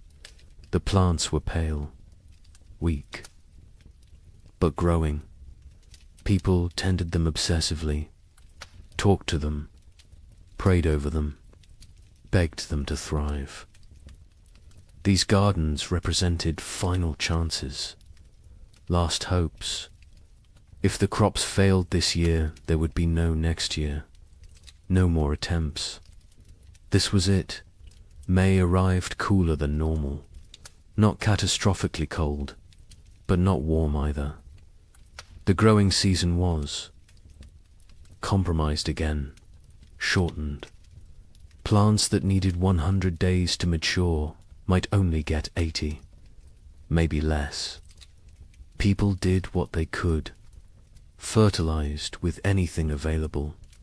Manure, ash, compost, watered constantly. Protected seedlings from cold nights, fought for every plant, every stalk, every leaf. Communities barely existed now. The population had dropped so dramatically that calling them communities felt generous. Collections of isolated families, strangers occupying the same general area. No cooperation, no shared resources, no collective identity, just individuals fighting separate battles. The social structures that had once defined frontier life were dead, replaced by atomization, by loneliness, by the understanding that in the end everyone dies alone. The young couple saw other people rarely. Weeks would pass without contact. When they did encounter neighbors, the interactions were brief, uncomfortable. No one wanted to share information about food stores, about successes or failures, about anything that might reveal vulnerability. Trust was gone. Community was gone. Only wariness remained. Eyes that assessed whether you were threat or opportunity. Calculations about whether helping you would benefit them. Nothing was given freely anymore. Everything had price. June brought better weather. Finally, real warmth. Sustained warmth. The crops responded. Grew with vigor they had lacked before. Corn shot up. Beans produced. Squash spread. For the first time in 3 years, gardens looked healthy, looked productive, looked like they might actually yield harvests. People allowed themselves to feel something close to hope, not real hope. That was too dangerous, but cautious optimism. The possibility that maybe, possibly, they might have enough food. The young man hunted successfully in June. Deer were abundant again. The population had recovered, or perhaps the human hunters had diminished enough that game was plentiful. He killed 2 deer in 3 weeks. They smoked the meat, stored it, carefully added it to their supplies. The wife calculated, recalculated. If the garden produced even half of what it promised, combined with the smoked meat, careful rationing, they would make it. Would survive another winter. The math finally worked. But the wife had learnt not to trust good fortune. She waited for disaster, for the frost, the hail, the blight. Something would go wrong. Something always went wrong. She checked the garden multiple times daily, examined every plant, looked for signs of disease, of insect damage, of anything that might threaten their harvest. Her husband told her to relax. She could not. Relaxing felt like inviting catastrophe. Vigilance was all. That kept them safe. She believed that. Needed to believe that. Because if vigilance did not matter, then nothing they did mattered. And that was too terrifying to accept. July was hot, scorching, the kind of heat that in normal times would be complained about. But these were not normal times. Heat meant growth, meant long days, meant crops maturing. People celebrated heat, worked in it without complaint. Sweat was blessing. Discomfort was price of survival. They paid it gladly. The gardens flourished. Corn grew tall, over 6 feet. Tassels appeared. Ears formed. Beans hung heavy on vines. Squash fruit swelled. It looked like abundance, like salvation. The Illinois family's garden exceeded expectations. They would have enough, more than enough. The father felt vindicated again. They had survived, had made the right choices, had protected their family. His wife said nothing. She had learned that survival was temporary, that next year would bring new challenges, new threats, new opportunities for loss. The dead daughter haunted her, would always haunt her. Success. Today did not erase yesterday's failures, did not bring back what was lost. The widower and his older daughter harvested the first. Vegetables in late July, radishes, lettuce, early peas. They ate fresh food for the first time in months. The taste was overwhelming, sharp, vibrant, alive. The older daughter cried while eating. Her father pretended not to notice. They offered food to the younger daughter. She took it, chewed mechanically, swallowed. No change in expression, no recognition of the gift they were giving her. She was gone. The person she had been was dead. This shell remained. They would care for it, protect it. But they had accepted that their family was now too.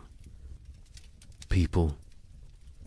Not August brought the main harvest. People worked frantically, gathering everything, storing everything, preserving everything. This harvest represented life, represented hope, represented the possibility of future they could not afford to lose any of it. Every ear of corn mattered, every bean, every squash. They worked dawn to dusk, exhausting themselves, not caring. This was too important to spare effort. The young couple harvested more food than they had seen in 3 years. Corn beans, squash, combined with the smoked venison, they had enough. Actually enough. Not barely enough. Not maybe enough. But truly enough. They stood in their cabin looking at the stores. The wife started laughing, then crying, then laughing again. The man held her. They had made it, had survived, had beaten the odds. Their daughter played at their feet, oblivious, perfect. A miracle they did not deserve, but received anyway. The neighbor helped them preserve food, showed them techniques for long-term storage, how to keep corn dry, how to prevent mold, how to protect against rodents. He had learned so much in his years on the frontier. Before the cold years he had been successful, prosperous even. Now he was just surviving, like everyone else. But he remembered the old knowledge, the techniques that worked. He shared them freely, asked nothing in return. The young couple offered to pay him, with food, with labor. He refused, said neighbors helped. Neighbors, even though neighbors barely existed anymore. Even though community was dead, he held on to the old ways, the old values. It was how he honored his dead family. September arrived cool. People tensed, waited for the cold, for winter to come early again, for the pattern to repeat, but it did not. September stayed temperate, pleasant even. Leaves changed color on schedule. Geese flew south at the normal time. Nature seemed to be remembering how to be normal, how to follow the rhythms that had existed for millennia. People did not trust it, could not trust it, but they noticed, hoped, very carefully hoped. October brought the first frost, right on schedule. Normal frost, expected frost, not the killing freeze of previous years, just regular autumn cold. Farmers finished their harvests, stored the last vegetables, prepared for winter. But this preparation felt different, less desperate, less terrified. They had food, real food, enough food. Winter was coming, but it was normal winter. Survivable winter. They could do this. The young family brought in their last harvest in mid-October, filled their cabin with stores. The man built additional storage, racks for corn, bins for potatoes, hooks for smoked meat. The cabin was crowded now, full of food, full of life, full of hope. His wife walked around touching everything, making sure it was real. Not a dream, not delusion, actually real. She counted, recounted. The numbers worked. They would eat this winter, would eat well even. The relief was almost unbearable. The Illinois family stored their harvests methodically. The father built a proper root cellar, dug into a hillside, lined with stone, cool and dry, perfect for storage. He placed potatoes carefully, carrots, turnips, everything that would keep. The corn hung from rafters, the beans dried in bags, the squash lined shelves. It looked like prosperity, like success. He allowed himself to feel proud. His wife did not share the feeling. She looked at the food and thought only of their dead daughter, of how she would never eat any of it. The father tried to reach her, tried to pull her back to the living. She would not come. Grief had her, would always have her. The widower and his older daughter stored their harvest efficiently.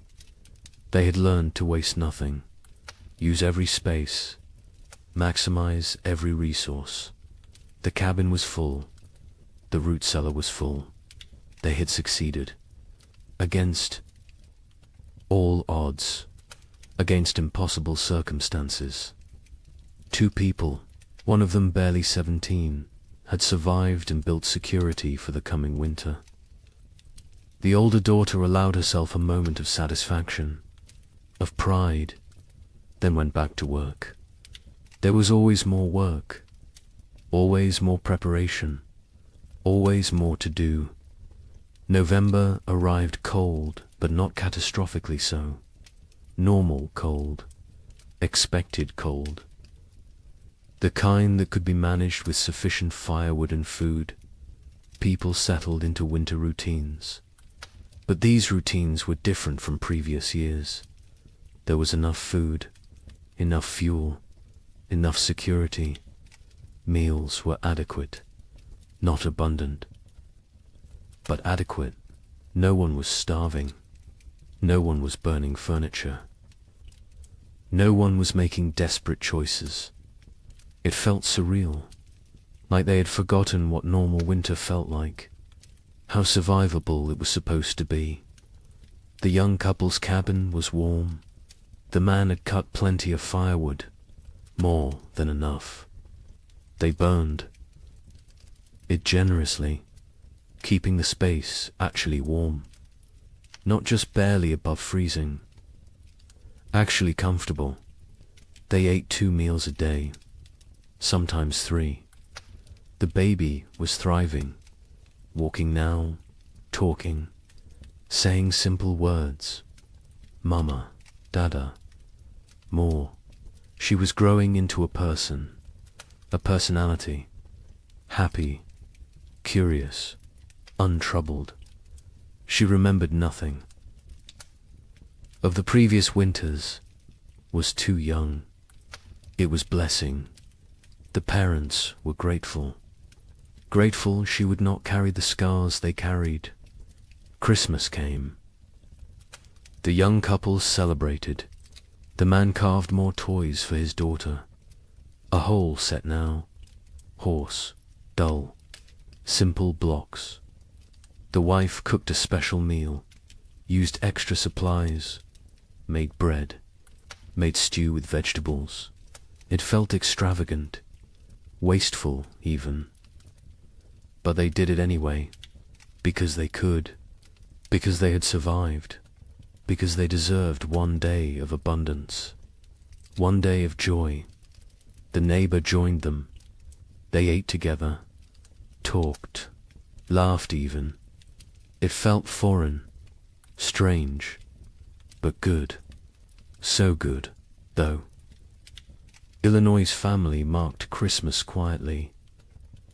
The father suggested they celebrate, make a special meal.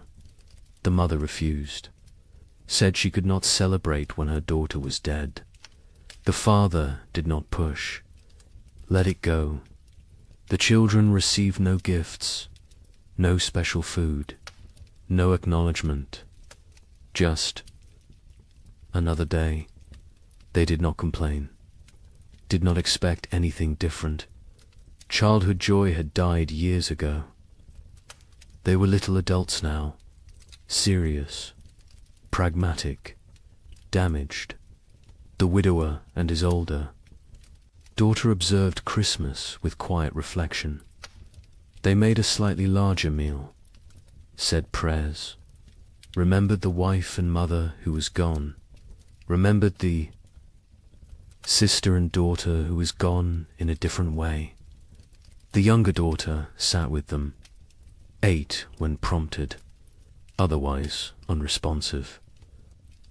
They had given up trying to reach her, had accepted this was who she was now. They would care for her as long as necessary, forever if needed, but they no longer expected recovery, no longer hoped for her return. She was gone. They mourned her. While she still lived, January 1838 arrived cold, but normal cold, the kind that belonged in January, the kind that was manageable. People burned firewood steadily but not desperately, ate food regularly but not extravagantly, lived, actually lived, not just survived. There was difference. Survival was mechanical, was existing without living. Living was having moments beyond mere existence, moments of comfort, of satisfaction, of something approaching contentment. People had not lived in 3 years. Now they remembered what it felt like. The young man sat by the fire one January evening, his wife beside him, their daughter asleep. Between them, he looked around the cabin, saw the food stores, felt the warmth, heard his family breathing. He started crying. Quietly, his wife took his hand, asked what was wrong. He said nothing was wrong. Everything was right. For the first time in 3 years, everything was actually right. They were warm, fed, together, alive. It felt like miracle, like grace, like something they had not earned, but received anyway. February brought storms, heavy snow, strong winds, but the cabin was warm. The food was adequate. The family was safe. The storms raged outside. Inside there was peace. The baby played with her toys. The mother sewed. The father carved. They existed in domestic tranquility. It felt surreal, impossible, like any moment they would wake up and discover it was dream, that they were actually still in the second winter, still starving, still freezing, still dying. But they did not wake up, because it was real. The nightmare was ending, finally, actually ending. The Illinois family endured February without crisis. They had enough of everything, enough food, enough fuel, enough supplies. The physical needs were met, but the emotional damage remained. The mother barely spoke, spent hours staring at nothing. The father tried to engage her. She would not engage. The children adapted, learned to parent themselves, The older boy especially. He took care of his younger siblings, made sure they were fed, dressed, safe. The father was grateful and heartbroken. No 9-year-old should have to be so responsible, but gratitude outweighed. Heartbreak. The family functioned. That was enough. The widower and his daughters survived February too easily. After 3 years of desperate struggle, normal winter felt trivial. They had so much food, so much fuel, so much security. The older daughter relaxed slightly. Not much, but slightly. Allowed herself to believe they would make it. Would survive. Would see spring. Her father noticed the change. Was glad. She deserved peace. Deserved to feel safe. Even if that safety was temporary. Even if next year brought new challenges. She deserved this moment. March arrived with thaw. Real thaw. Permanent thaw. Spring was coming. Not false hope this time. Not temporary reprieve. Actual spring. The kind that arrived and stayed. The kind that brought warmth and life and renewal. Snow melted rapidly. Rivers broke up. Birds returned. The world came back to life. People emerged from cabins, looked around, saw their neighbors, saw who had survived, who had made it through. The numbers were shocking. So few left. So many gone. The young couple walked their property in early March, looked at the field they would plant, looked at the cabin they had defended, looked at each other. They had survived, had kept their daughter alive, had made it through 3 winters that should have killed them. They did not speak. Words were insufficient. They simply stood together, holding hands, watching their daughter chase the neighbor's dog through melting snow, laughing, perfect, untouched by the horror. Her parents had endured. They had protected her from it, had given her life and safety and future. It was enough. It had to be enough. The worst was over. The 3 winters that seemed endless had ended. Spring had returned. Life had returned. Hope had returned. But the cost had been staggering.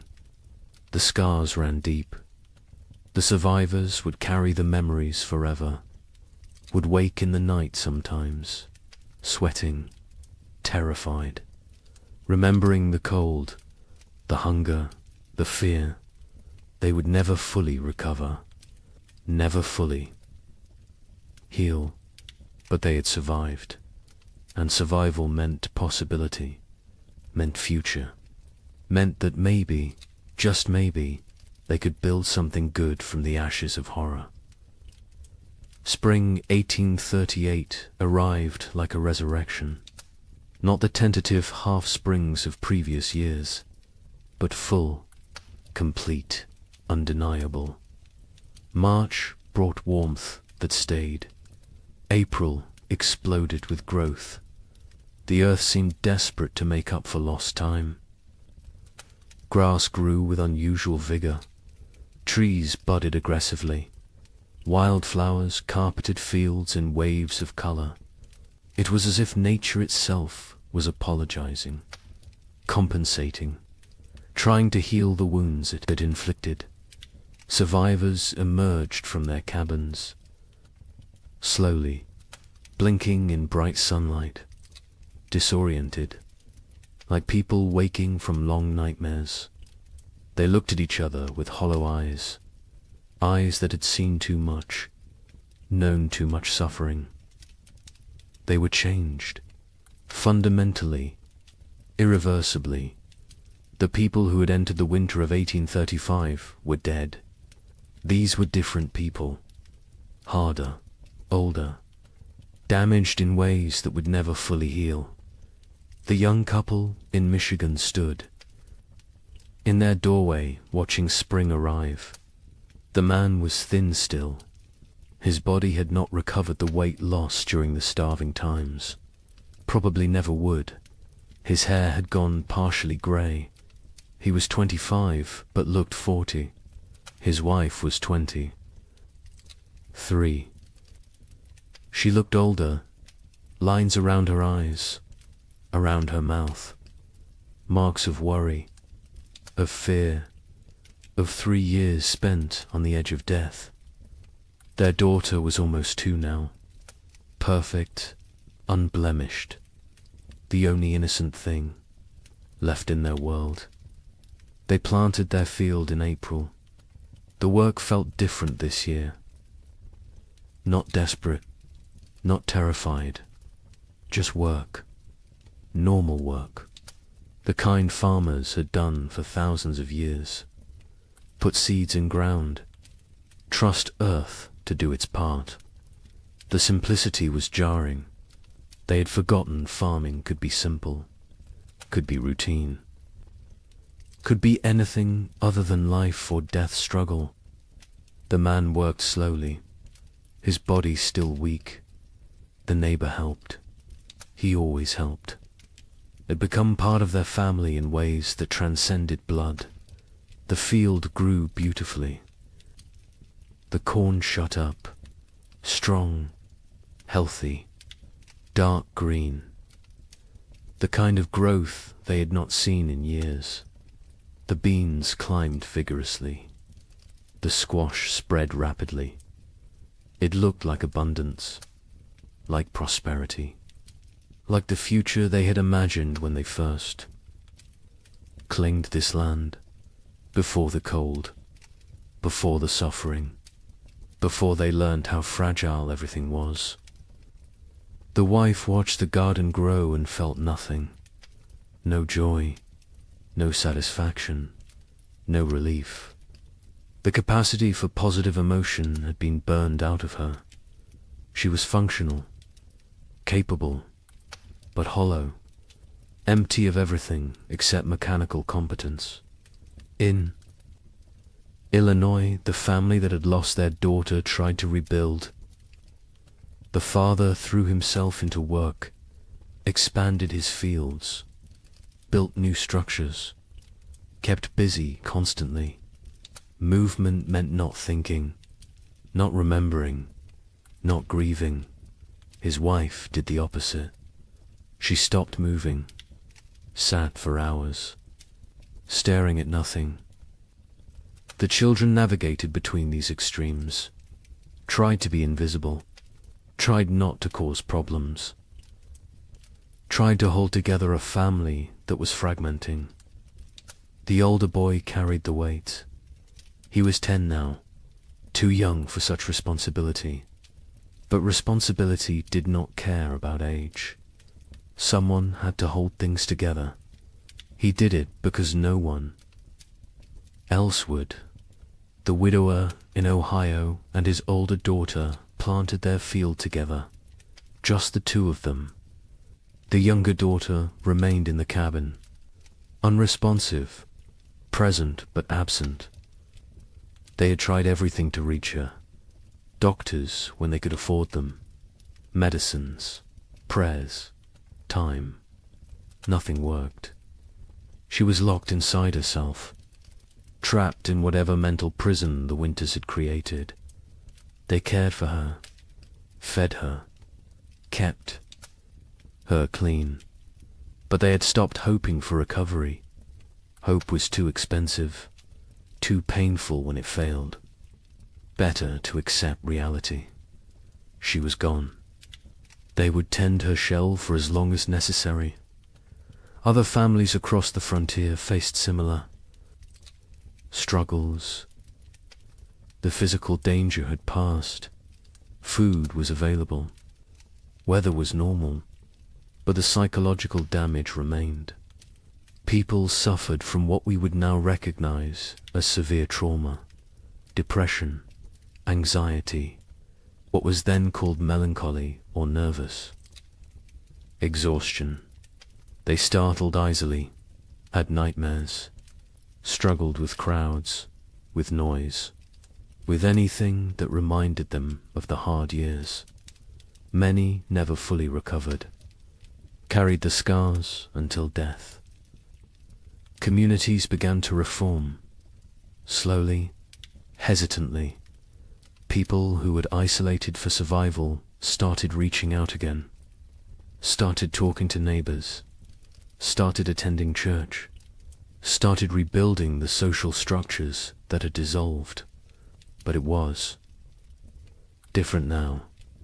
The easy trust was gone. The assumption of mutual aid was gone. People helped each other, but warily, with limits, with boundaries. The innocence of early frontier community had died, been replaced by something more cautious, more cynical, more realistic.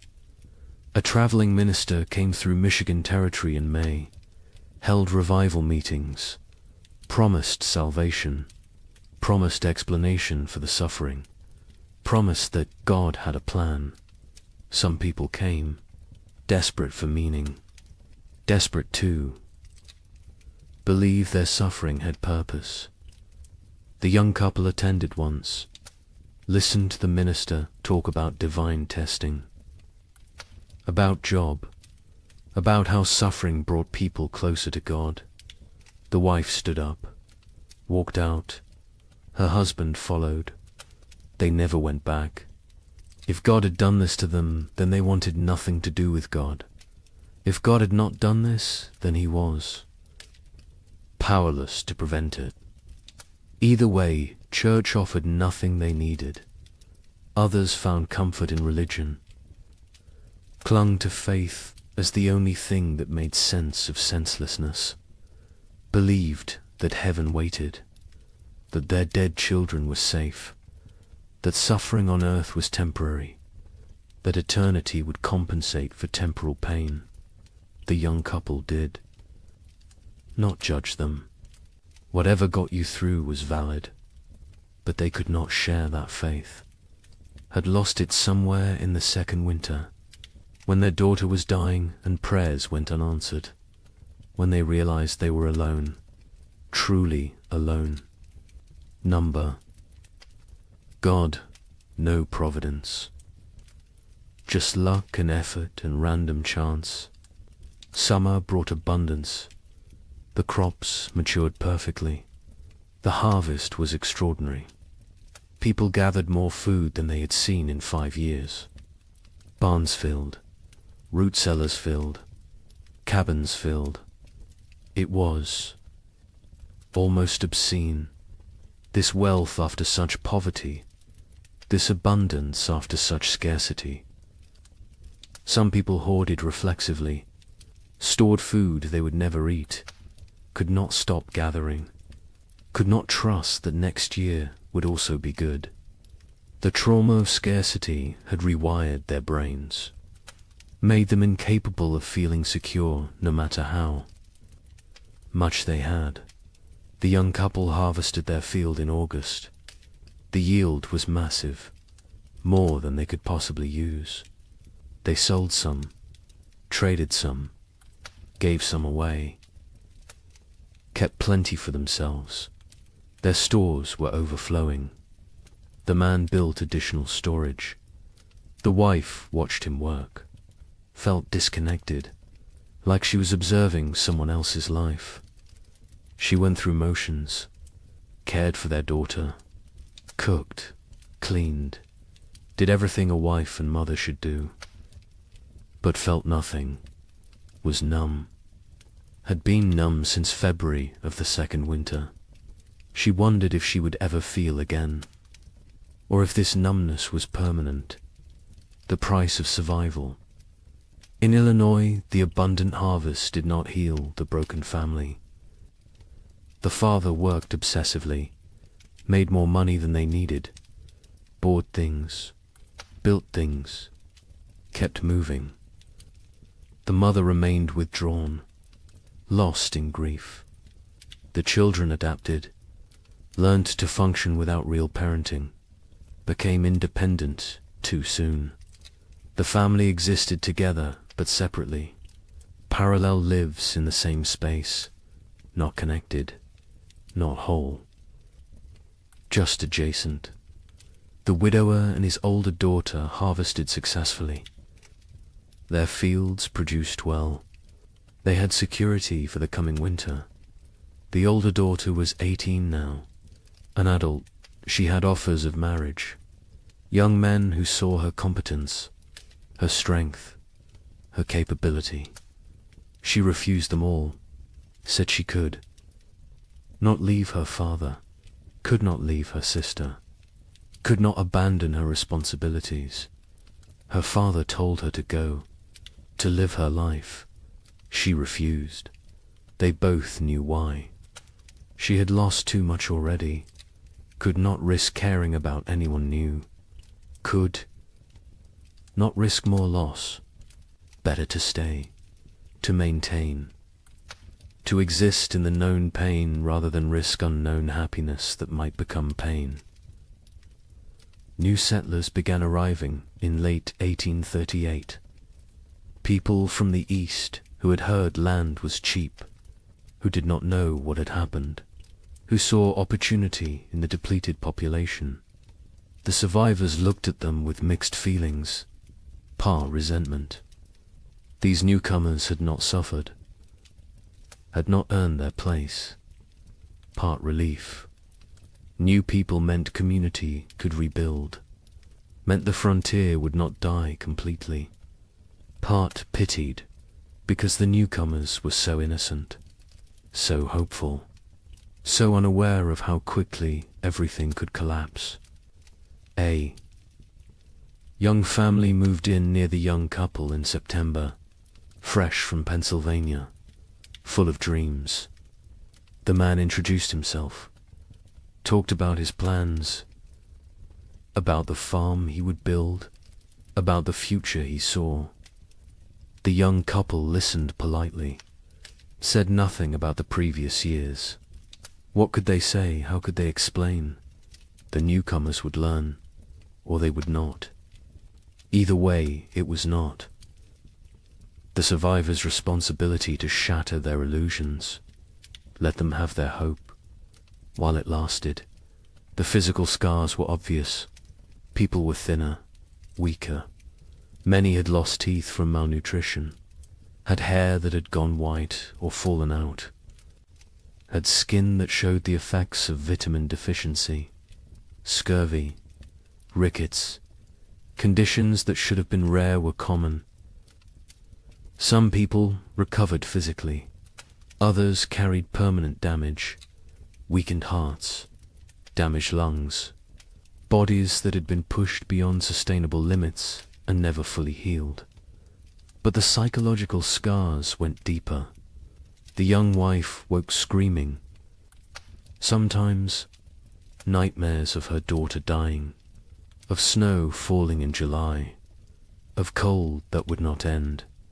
Her husband held her, said nothing, because what could he say?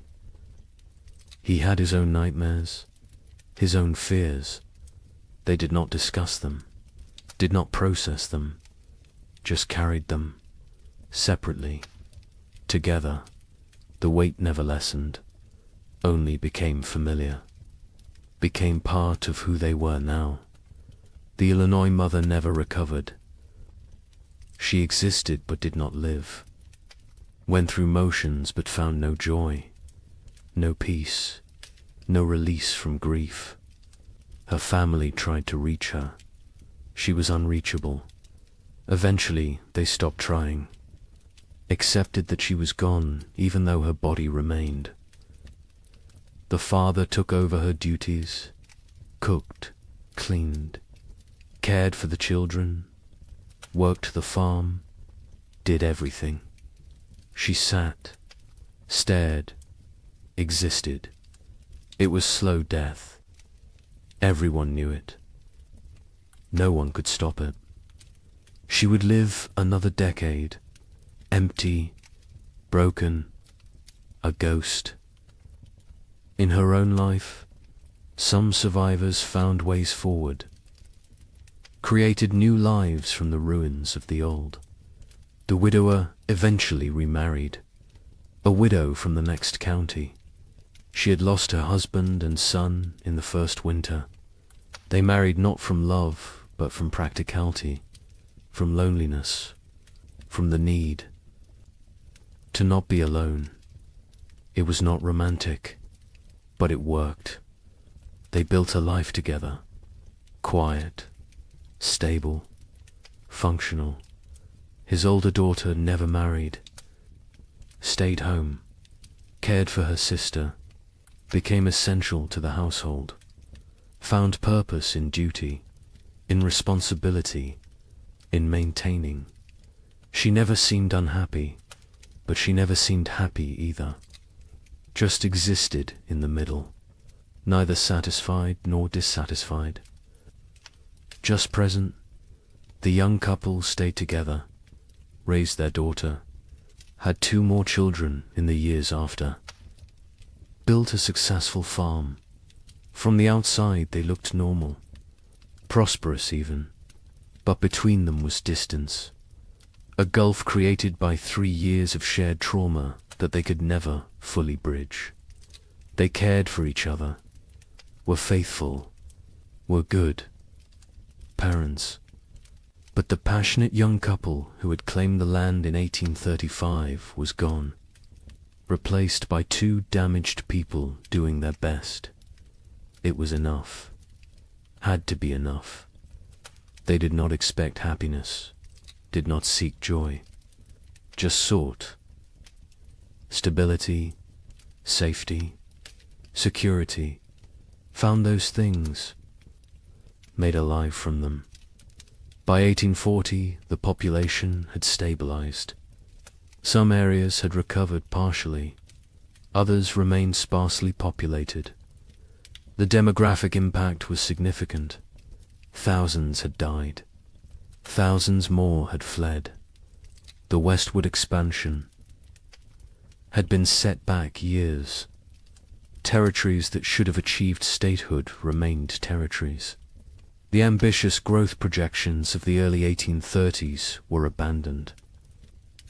Reality had intruded, shown the limits of human ambition, of manifest destiny, of the belief that the frontier was there for the taking. Nature had reminded everyone who was really in control. The survivors aged rapidly.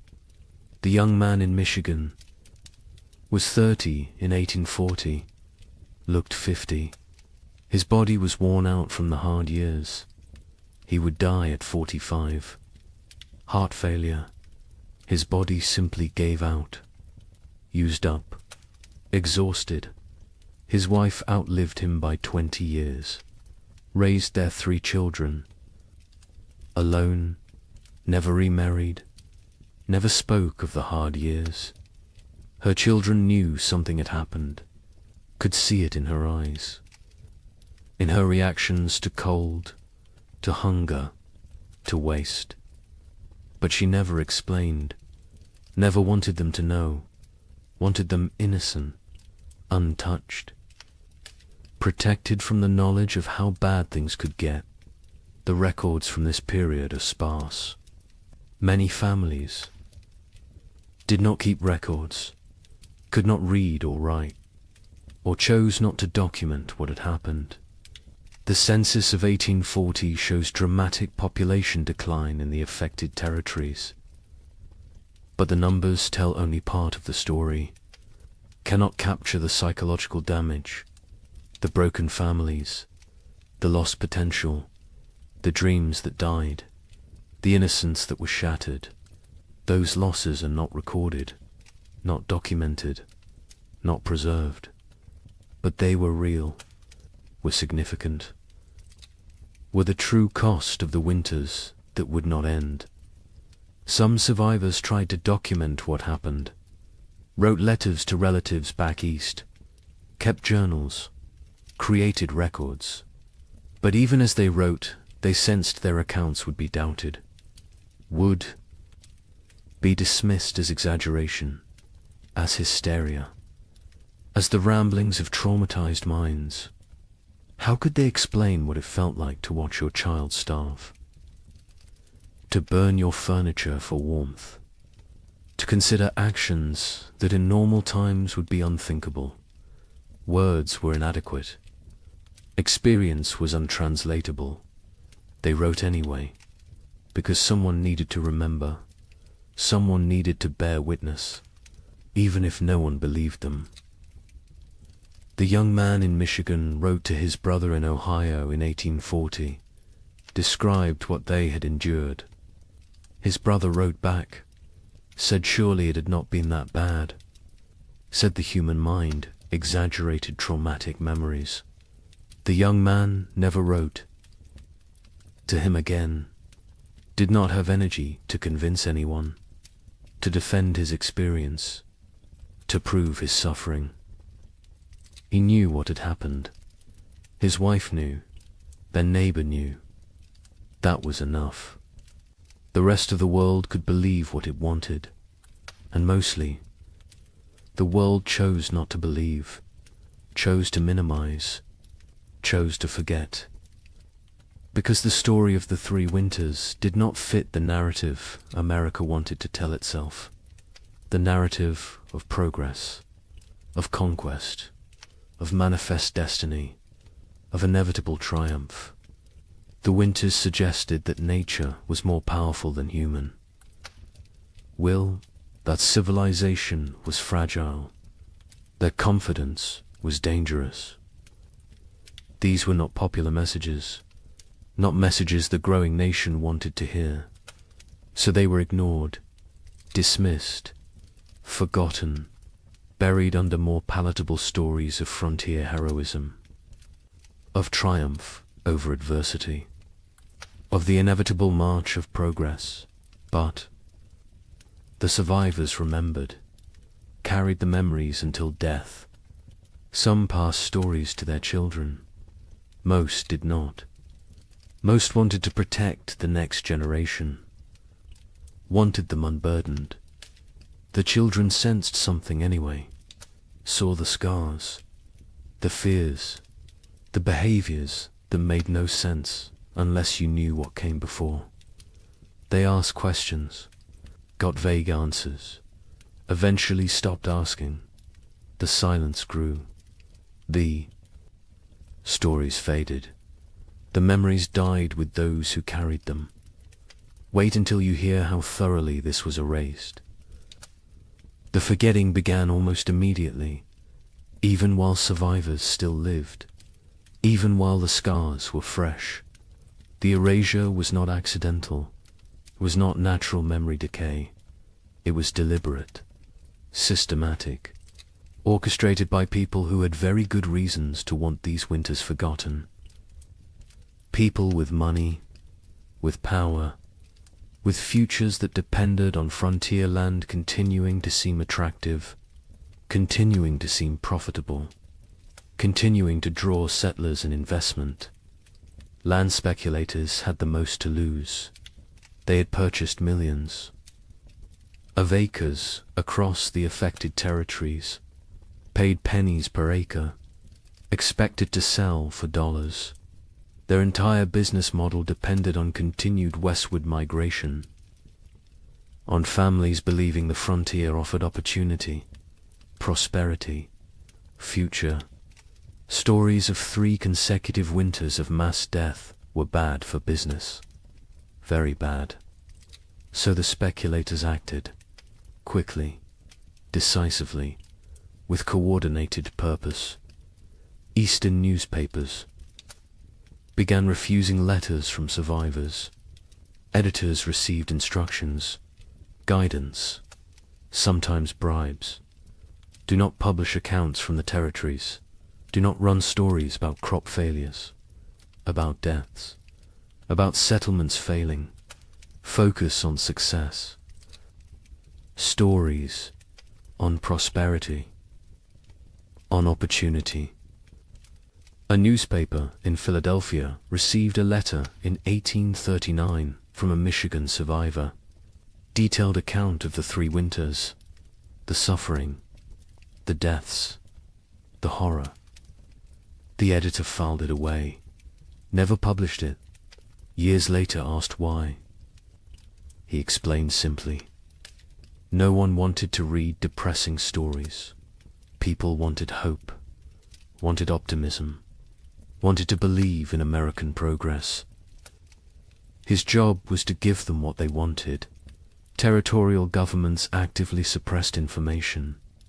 Official reports downplayed casualty numbers, listed families who had disappeared as relocated rather than dead or missing.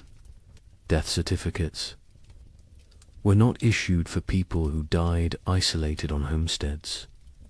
If no one reported the death officially, then officially it did not happen. Population records were adjusted, made to show growth rather than decline. The manipulation was not subtle, but it was effective. Future historians looking at official records would see steady population growth, would see successful territorial expansion, would see nothing that suggested catastrophe. Land companies published promotional materials in 1839 and 1840, glossy brochures, detailed descriptions of fertile soil, mild climate, abundant opportunity. They made no mention of the previous years, no acknowledgement of hardship, no warning of risks. New settlers arrived with these brochures, with these promises, found a very different reality. By then, the land companies had their money. The deception had served its purpose. The newcomers were stuck, had to make the best of it, or abandon their investment and flee. Most stayed, tried to succeed. Never knew they had been deliberately misled. A land office clerk in Michigan Territory received orders in 1839. Adjust the records. Families who had disappeared needed to be listed as relocated to other territories. Deaths needed to be minimized. The numbers needed to show growth, success, progress. He complied. His job depended on it. His family depended on it. He made the changes, falsified documents, erased people from existence. Years later, guilt-ridden, he confessed to his wife, told her what he had done. She told him he had no choice. Everyone had to survive somehow. He accepted this, but the guilt never left.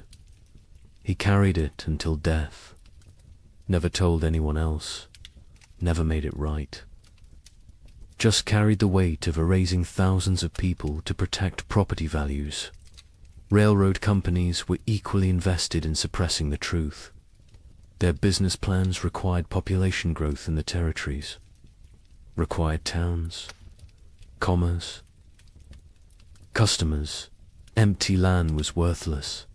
They needed settlers, needed them desperately. Stories of mass death were obstacles, barriers to profit.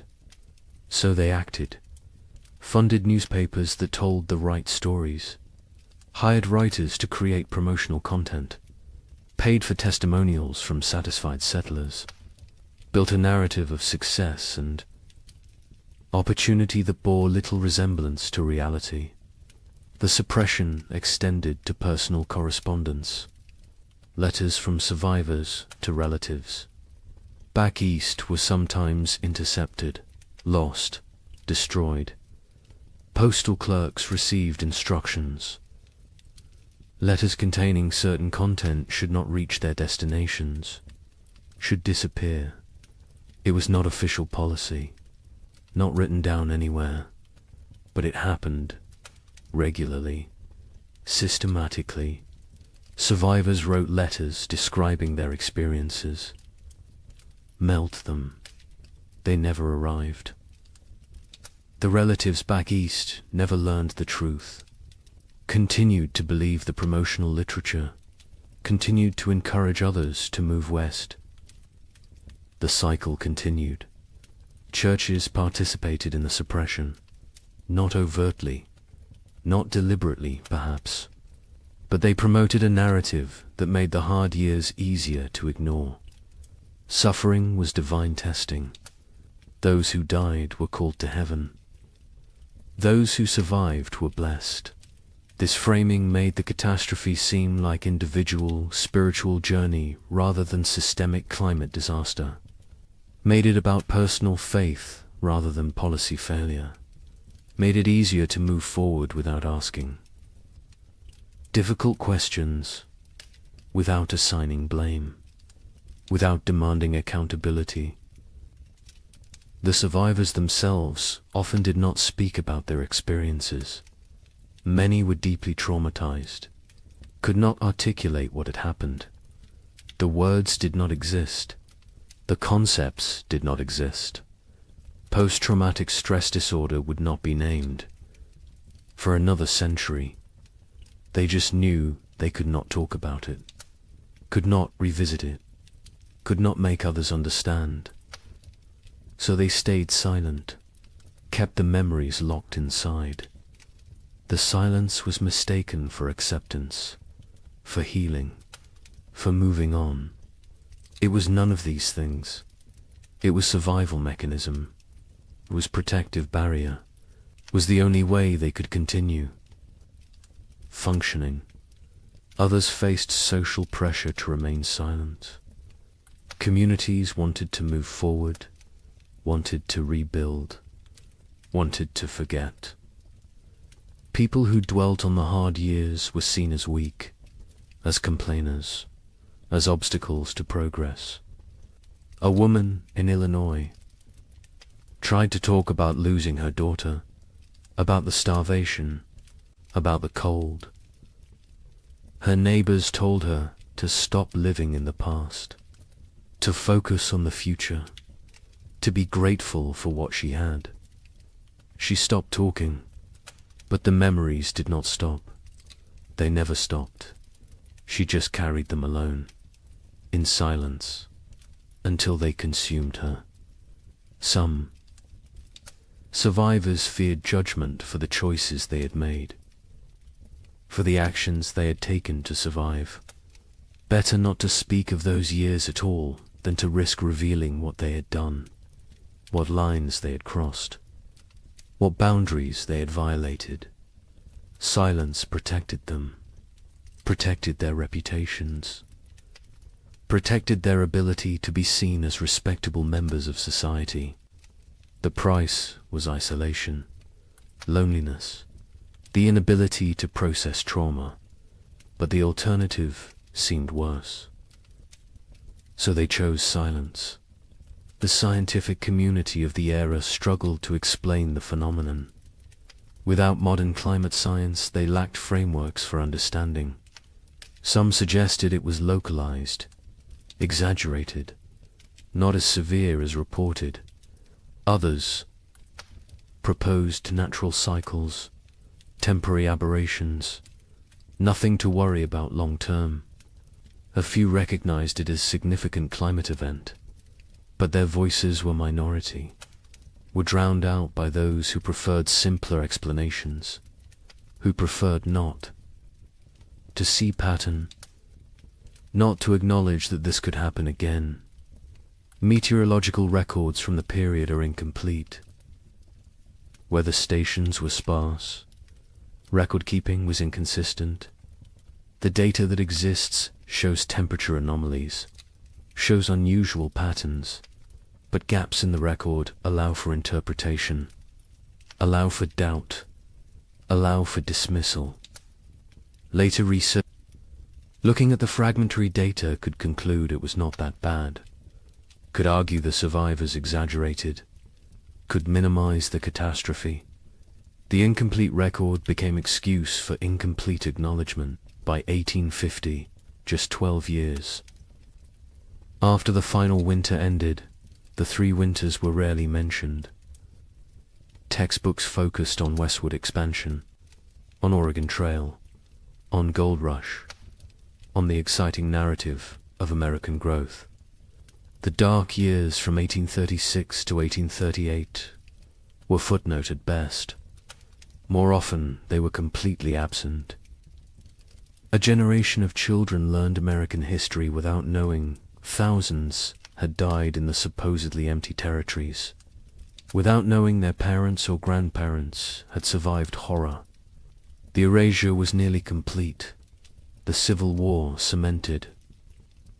The forgetting. After 1861, the nation had new trauma, new deaths, new catastrophe to process. The frontier winters seemed distant, irrelevant. Why dwell on old suffering when new suffering was everywhere? The few survivors who tried to tell their stories found no audience, found a nation consumed by present crisis. Unwilling to hear about past pain, they gave up, accepted that their experience would die with them, that no one would remember, that no one cared. The American mythology of the frontier required triumph, required success, required the narrative of bold pioneers conquering wilderness, building civilization, creating something from nothing. The three winters did not fit this mythology, could not be incorporated, so they were excluded. The myth was more important than history. The story was more important than truth. America needed heroes, needed victories, needed to believe in manifest destiny, needed to believe that will and work were enough, that nature could be tamed, that progress was inevitable. The erasure served another purpose. It protected those in power, politicians who had encouraged westward expansion, who had promoted territorial development, who had promised safety and opportunity. Acknowledging the winters meant acknowledging failure, meant admitting they had.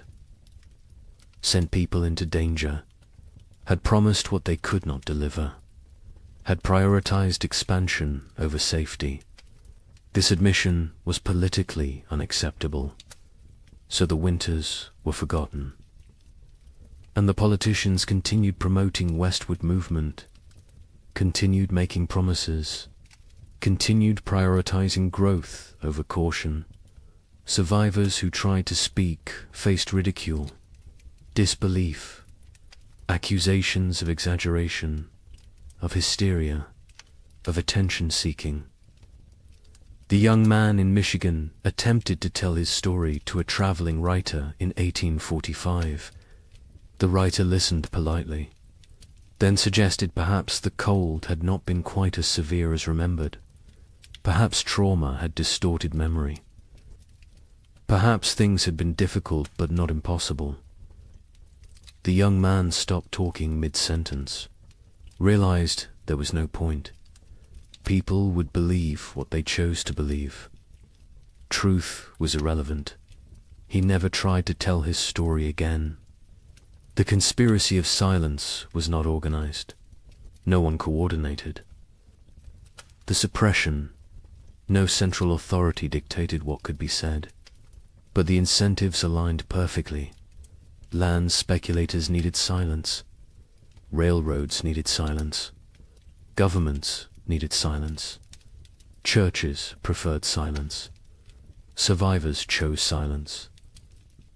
The result was comprehensive, effective, devastating. Within 20 years, the three winters had been nearly erased from collective memory. Within 50 years, they were completely forgotten. A climate catastrophe that killed thousands and destroyed. Hundreds of settlements simply disappeared from history, vanished, as if it never happened, but evidence remained, buried, hidden, waiting, in journals stuffed in attics, in letters preserved by accident, in graveyards with too many children's stones dated 1836 to 1838. In the population records that did not add up, in the archaeological evidence, in the tree rings, in the ice cores, in the gaps in genealogies where entire families simply ended. The evidence was there, scattered, fragmentary, ignored, but there, waiting for someone to look, someone to ask questions, someone to remember. Wait until you hear what we found. Modern science has uncovered what deliberate forgetting tried to erase. The evidence exists, scattered across disciplines, buried in places most people never think to look. But it is there, consistent, compelling, undeniable. The 3 winters happened, were as severe as survivors claimed, perhaps more severe than they could articulate. The truth has emerged slowly, piece by piece, building into a picture that validates everything the survivors tried to tell us. Tree ring analysis provides the most objective evidence. Trees record their growing conditions in their rings. Wide rings mean good growing seasons. Narrow rings mean stress, cold, drought, poor conditions. Researchers examining old-growth trees across the Midwest discovered something remarkable. The rings from 1836 to 1838 are extraordinarily narrow, some of the narrowest in the entire record. These trees were stressed, struggling, barely growing. The pattern is consistent across species, across regions, across thousands of individual trees. The cold was real, was widespread. Was severe ice core samples from Greenland tell a similar story. Each layer of ice preserves atmospheric conditions from when the snow fell. Chemical analysis reveals volcanic particulates, sulfur compounds, evidence of major eruptions. The layers from 1835 and 1836 show unusually high concentrations, multiple eruptions. The volcanic material entered the upper atmosphere, circled the globe, blocked sunlight, lowered temperatures, created the conditions for catastrophic cooling. The ice remembers what humans forgot. A volcanic eruption near Japan in late 1835 was particularly significant. Mount Osama, not as famous as Tambora, which caused a year without summer in 1816, but substantial, combined with other eruptions in the Pacific. In Central America, the cumulative effect was devastating. The particulates in the atmosphere created a cascade of cooling, blocked solar radiation, disrupted weather patterns. The effects were most severe in continental interiors, places far from moderating ocean influences, places like the American Midwest. Soil analysis from archaeological sites shows frost penetration to unusual depths. In normal years, frost might penetrate 12 to 18 inches. In the affected years, it went deeper, 24 inches, 30 inches. In some locations, the ground never fully thawed. Permafrost conditions in places that should never experience them. The soil remembers, holds evidence of cold that survivors described but scientists initially dismissed as impossible. Mass grave sites have been discovered during modern construction projects. A housing development in Michigan in 1985 uncovered a burial site. 47 bodies, men, women, children, no markers, no records. Carbon dating placed them in the late 1830s. The bones showed signs of extreme malnutrition, scurvy, rickets, starvation. Some showed evidence of violent death. circumstances no one wants to examine too closely. The site was quietly reburied, a small memorial placed. Most people who drive past have no idea what lies beneath. Cabin sites across the frontier show evidence of desperate measures. Archaeological excavations reveal layers that tell stories. Burned furniture, charred cabin walls, butchered animals that would normally never be eaten. Rats, squirrels. In one site in Indiana, researchers found evidence suggesting the inhabitants had eaten leather. Boot leather, harness leather, anything that might contain nutrition. The desperation is written in the debris, in what people consumed, in what they burned, in how they died. Historical Society archives contain survivor accounts, journals that sat ignored for over a century. A diary from a woman in Illinois was donated in 1923, filed away, not examined until 1998.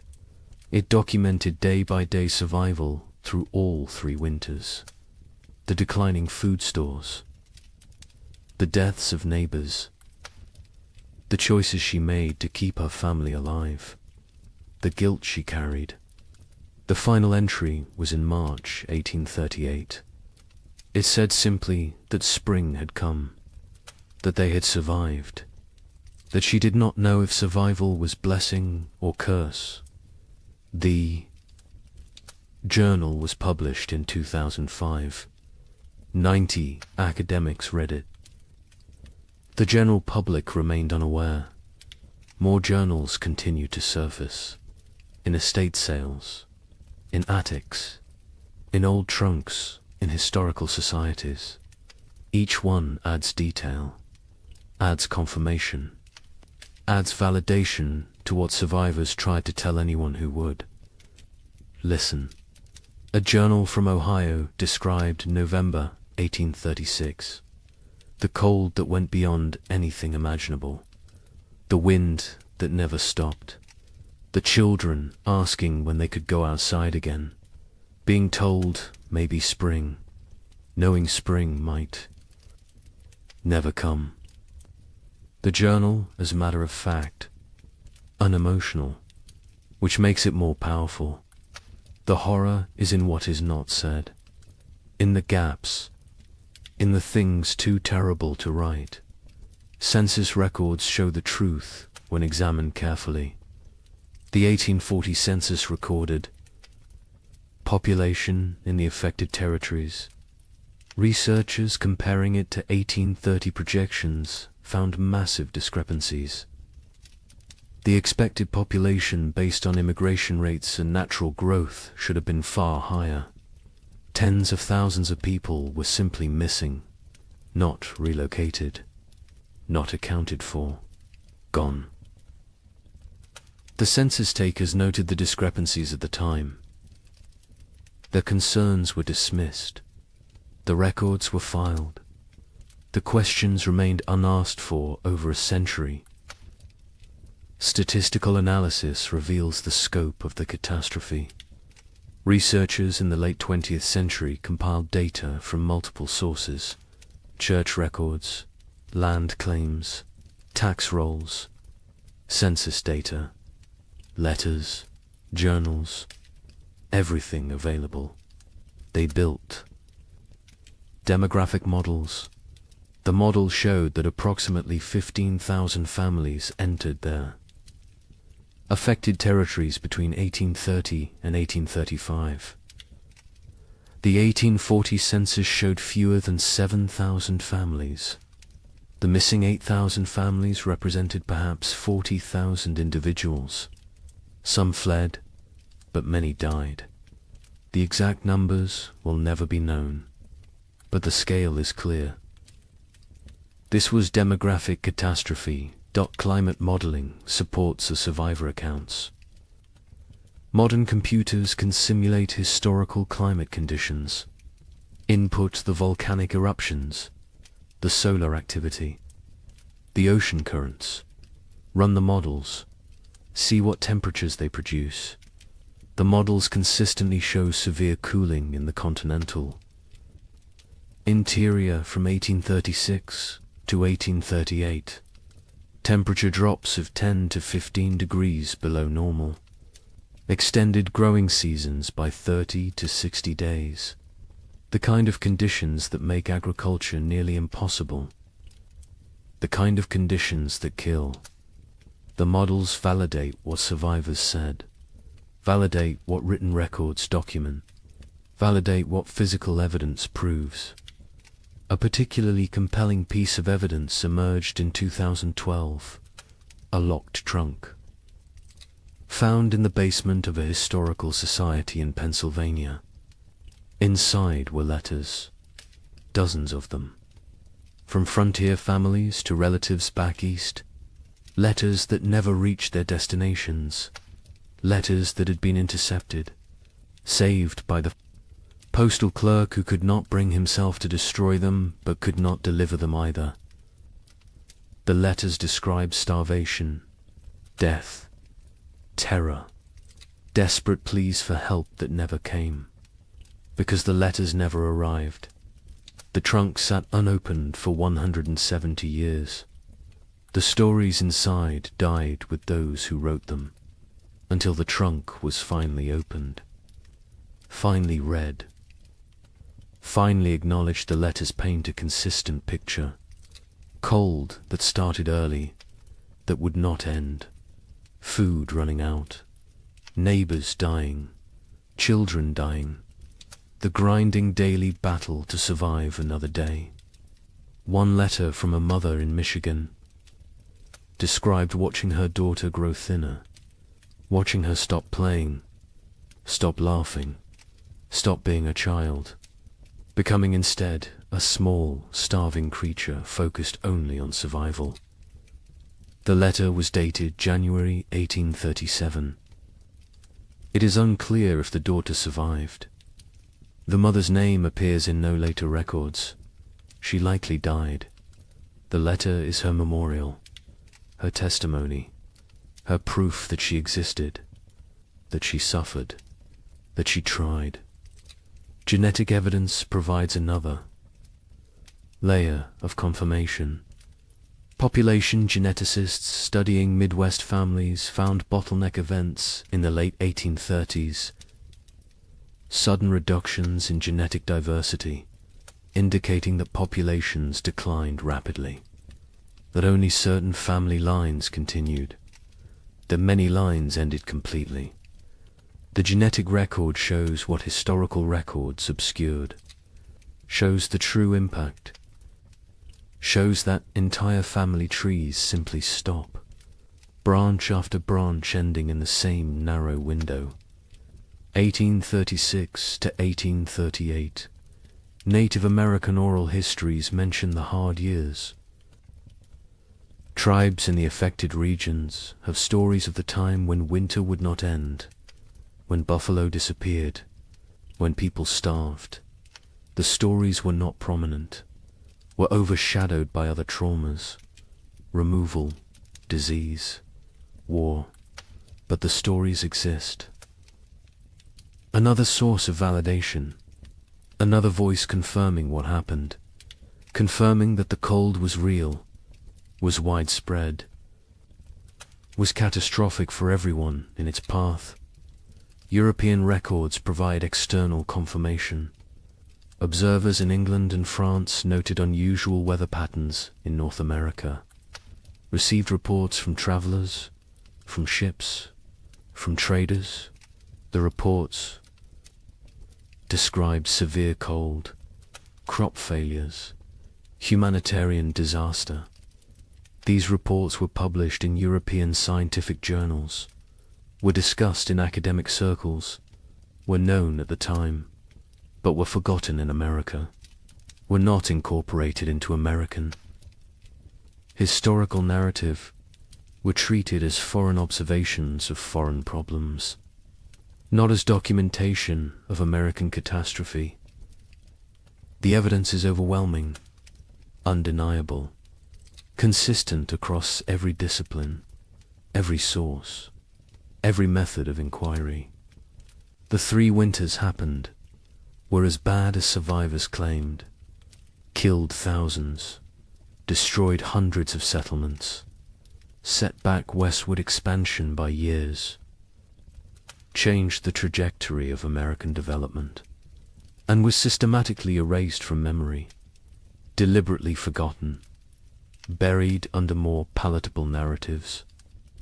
But the evidence remained, waiting, and now it speaks, loudly, clearly, demanding that we remember, demanding that we acknowledge, demanding that we ask why this was forgotten, and what else we have chosen to forget. Societies choose what to remember, what to forget, what stories to tell about themselves. America chose to remember triumph, chose to remember westward expansion as inevitable, as heroic as the march of civilization across wilderness. The 3 winters did not fit that story, so they were extruded, erased, forgotten, not through conspiracy exactly, but through collective decision that some truths are inconvenient, some realities undermine necessary myths, some histories are better left buried, but forgetting comes with costs. Modern Americans facing climate uncertainty have no cultural memory of how quickly weather can turn catastrophic, how fragile our systems truly are, how thin the line between civilization and survival. We believe we are insulated, protected, that technology and infrastructure make us safe. The pioneers believed they were prepared to.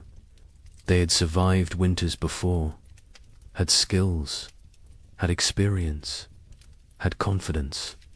They were wrong. Confidence is not armor. Preparation has limits.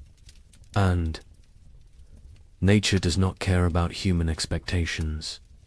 The pioneers who survived demonstrated extraordinary resilience. But resilience came at prices we can barely fathom. Psychological trauma that lasted lifetimes, physical damage that shortened lives, moral compromises that haunted until death, relationships destroyed, innocence shattered, futures altered. They survived, but survival was not triumph, was not victory, was simply continuing to breathe, to move, to exist. Some days that was enough.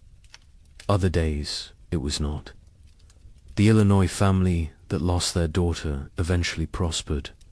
Their farm became successful.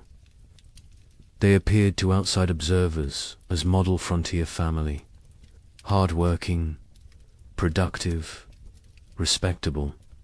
But the father never spoke of the hard years, not to his children, not to his neighbors, not to anyone. When he died in 1871, his wife burned his journal. She said it contained nothing anyone needed to know. The children did not question her, did not push. The family maintained silence until the last of them died.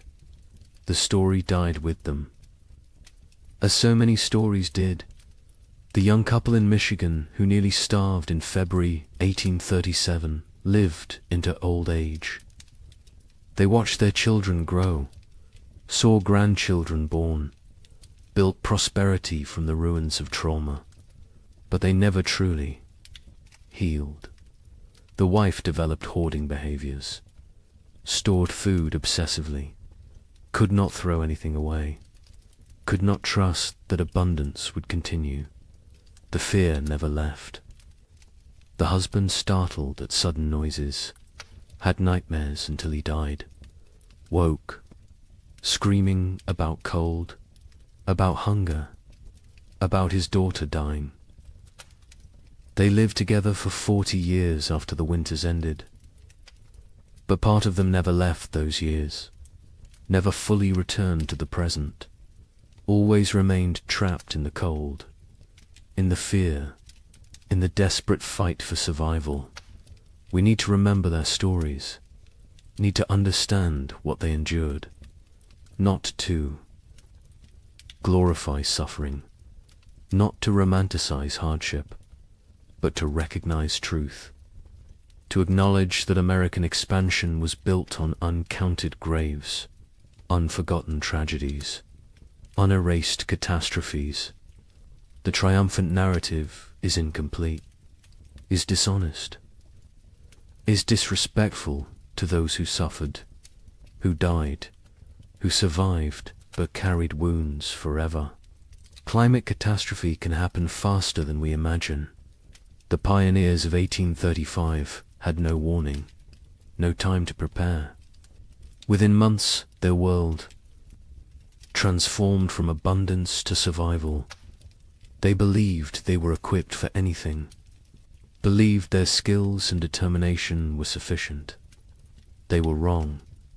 Today, we believe similar things, believe our technology protects us, our infrastructure shields us, our wealth insulates us. We may be wrong too. The lesson is not despair, is not that preparation is futile, is that respect for nature's power is essential, that humility matters, that confidence without caution is dangerous, that systems can collapse rapidly, that we are more vulnerable than we pretend, that forgetting painful truths does not make us safer, makes us more vulnerable, because those who forget history are condemned to repeat it, and those who never learnt it are condemned to be surprised. The pioneers who lived through those years are all gone now. The last survivors died in the early 20th century. They took their full stories with them, the memories, the details, the small human moments that made the horror real. We have fragments, evidence, documentation, but we do not have them. Do not have their voices, their perspectives, their truth in its fullness. That loss is permanent, irretrievable, another cost of the forgetting, another price of erasure. But on cold nights, in old cabins scattered across the Midwest, some say you can still hear something. The wind howling the way it did then, relentless, hungry, patient, the creaking of wood under extreme cold, the silence that came after the last piece of furniture was burned, the sounds of a world frozen beyond endurance. Perhaps it is just wind, just old buildings settling, just imagination. Or perhaps the land remembers, perhaps the earth holds memory, perhaps those who suffered left something of themselves in the soil, in the trees, in the stones, a presence, a witness, a reminder. Winter always remembers, even when we choose to forget. The sky changes first. It loses its depth. The blue becomes pale and thin. The sun rises later each morning. It sets earlier each evening. The warmth drains away slowly. Day by day, the world transforms. The tribe notices. They always notice. Their survival depends on reading these signs. An old woman stands at the cave entrance. She watches the horizon. Her skin remembers 50 winters. Her bones ache with the coming cold. She knows what approaches. The birds leave first. Great flocks rise from the marshlands. They circle once, twice, then disappear southward. Their cores fade into silence. The sky empties. Only the crows remain. They perch in dead trees. They watch with black eyes. They know about winter. They know about death. The leaves turn brown. They fall in waves. The forest floor becomes a carpet of decay. The trees stand bare. Their branches reach upwards like skeletal hands. The wind moves through them differently now. It whistles. It moans. It carries the scent of ice from distant mountains. The animals change their behavior. The deer grow thick coats. They move lower into the valleys. The bears eat constantly. They gorge themselves on final berries and roots. They search for caves. They test the depths of hollow trees. Soon they will sleep. Soon they will vanish until spring. The tribe's children play near the cave. They notice the changes too. A young girl finds frost on a stone. She touches it with her finger. The ice melts instantly. She looks up at her mother. Her eyes ask a question. Her mother nods slowly. Yes, it is coming. The hunters return from their scouting. They gather around the central fire. Their news is grim. The herds are moving. The massive beasts that sustained the tribe are leaving. They migrate to warmer lands. The hunters saw their tracks leading south. Hundreds of prints in the soft earth. All heading away, the chief stands. He is a broad man with greying hair. Scars cross his chest and arms. Each one tells a story of survival. He speaks slowly. His voice carries weight. The tribe must prepare. They must gather. They must hunt. Winter shows no mercy to the unprepared.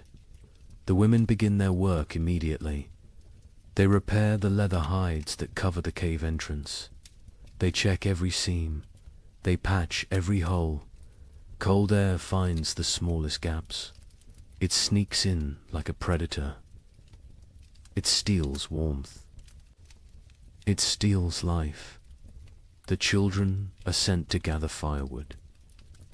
They work in groups. They drag dead branches back to the cave. They pile them high against the rock walls. Never enough. There is never enough wood.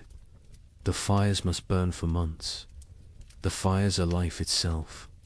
An elder man sits working stone. He shapes a new blade. His hands move with practiced skill. The flint chips away in precise flakes. This blade will skin animals. It will cut meat. It will help the tribe survive. Tools matter. In winter, everything matters. The temperature drops. Further, morning brings white breath. Puddles freeze overnight. They crack under footsteps. The ground hardens. Digging becomes difficult. The tribe works faster. Urgency replaces the lazy pace of summer. A young hunter climbs the high ridge. He looks north. Dark clouds gather on the horizon. They build like mountains. They promise snow. He returns quickly. He reports what he saw. The tribe has perhaps 10 days, maybe less. The chief calls a meeting. Every adult attends. They discuss strategy. Who will hunt? Who will gather? Who will fortify the shelter? Who will watch the children? Roles are assigned. Arguments are brief. Survival requires cooperation. Personal disputes wait for spring. The women process the last of the autumn harvest. They pound roots into paste. They dry strips of meat over smoky fires. They collect every edible plant within walking distance. Nothing is wasted. A handful of seeds might mean the difference between hunger and starvation. Night falls earlier now. The darkness lasts longer. The tribe sits closer to the fire. They eat their evening meal in silence. They think about the months ahead. They remember previous winters. Some were mild, some were brutal. No one knows what this winter will bring. A baby cries. Its mother holds it close. She wraps it in soft rabbit fur. The infant is barely 2 months old. This will be its first winter. The mother's face shows worry. The other women gather around. They offer reassurance. They share wisdom. They have kept babies alive through cold before.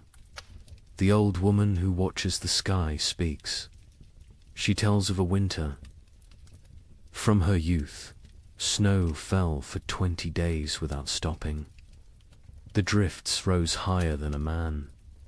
3 members of the tribe died. They ran out of food. They grew weak. The cold took them in their sleep. She tells this story as warning, as motivation. As truth, the fire crackles. Sparks rise into the darkness. They dance like orange stars before fading. The tribe sits in a circle. They feel the bond between them. They are family. They are survival partners. They will face the cold together. They will endure together. Or they will perish together. The wind picks up. It blows from the north. It carries the smell of snow. It carries the promise of winter. The tribe feels it. Every man, woman, and child knows what approaches. The season of death has begun its descent. The time of testing is here. Tomorrow, the real work begins. The hunters wake before dawn. 6 men rise from their sleeping places. They move quietly. They do not wake the others. The air inside the cave is cold. Their breath makes small clouds. They gather their weapons in silence. The chief hunter is called Kra. He has seen 30 winters. His body is lean and strong. Scars mark his arms and legs. Each scar tells a story. Each one represents survival. He checks his spear. The stone point is sharp. The binding is tight. This weapon has killed. Many times before, the other hunters prepare. They wear thick furs. They tie leather wraps around their legs. They carry stone blades at their waists. They bring rope made from twisted plant fibers. They will need everything they carry. There are no second chances in winter. The sky begins to lighten. Grey replaces black. The hunters step outside. The cold hits them immediately. It takes their breath. Their eyes water. They blink away the moisture. Their bodies adjust slowly. Frost covers everything. The rocks glisten white. The sparse grass stands frozen and brittle.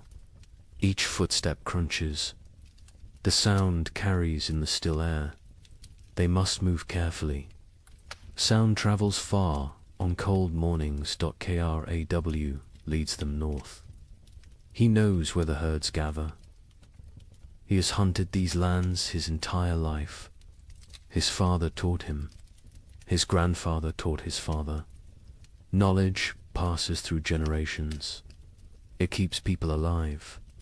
They walk for an hour. The sun rises behind them. It provides no warmth. It is a pale circle in the grey sky. The light reveals a changed landscape.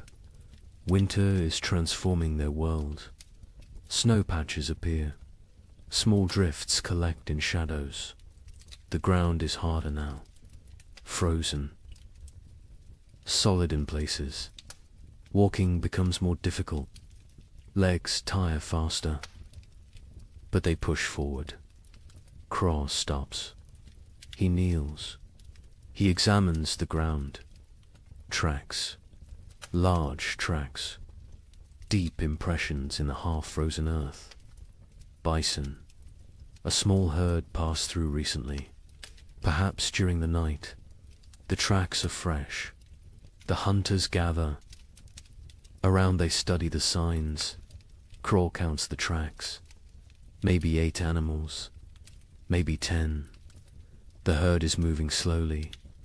They are grazing as they travel. This is good. This means the hunters can catch them. They follow the trail. The tracks lead northeast, toward the river valley. Bison often shelter near water. The valley provides protection from wind.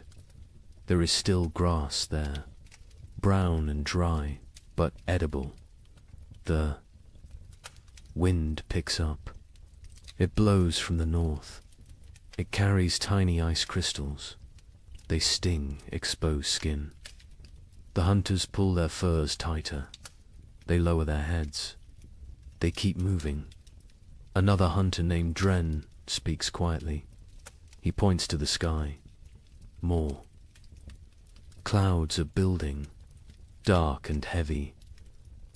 They roll in from the mountains. A storm is coming. Everyone sees it. Everyone understands. They must hunt quickly. The tracks become fresher. The eddies are sharp. The animals are close now. Very close. Craw signals for silence. Hand gestures only. The hunters spread out. They form a loose line. They move like shadows.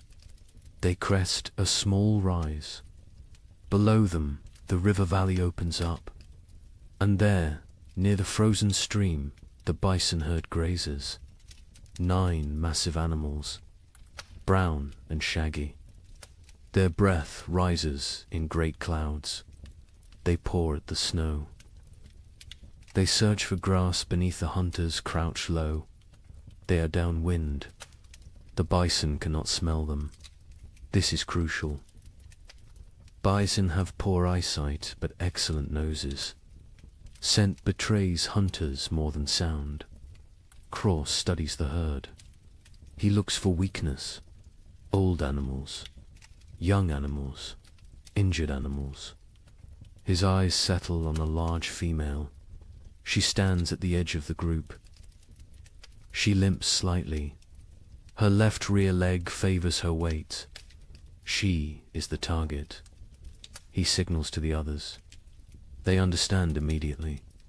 Years of hunting together create silent language. They know their roles. They know the plan. 3 hunters will circle left. 3 will stay right. They will drive the herd. They will separate the weak one. The maneuver begins. The hunters move like wolves, patient, calculated. They use every rock for cover, every depression in the ground. They become part of the landscape. The left group reaches position. They wait. Timing matters.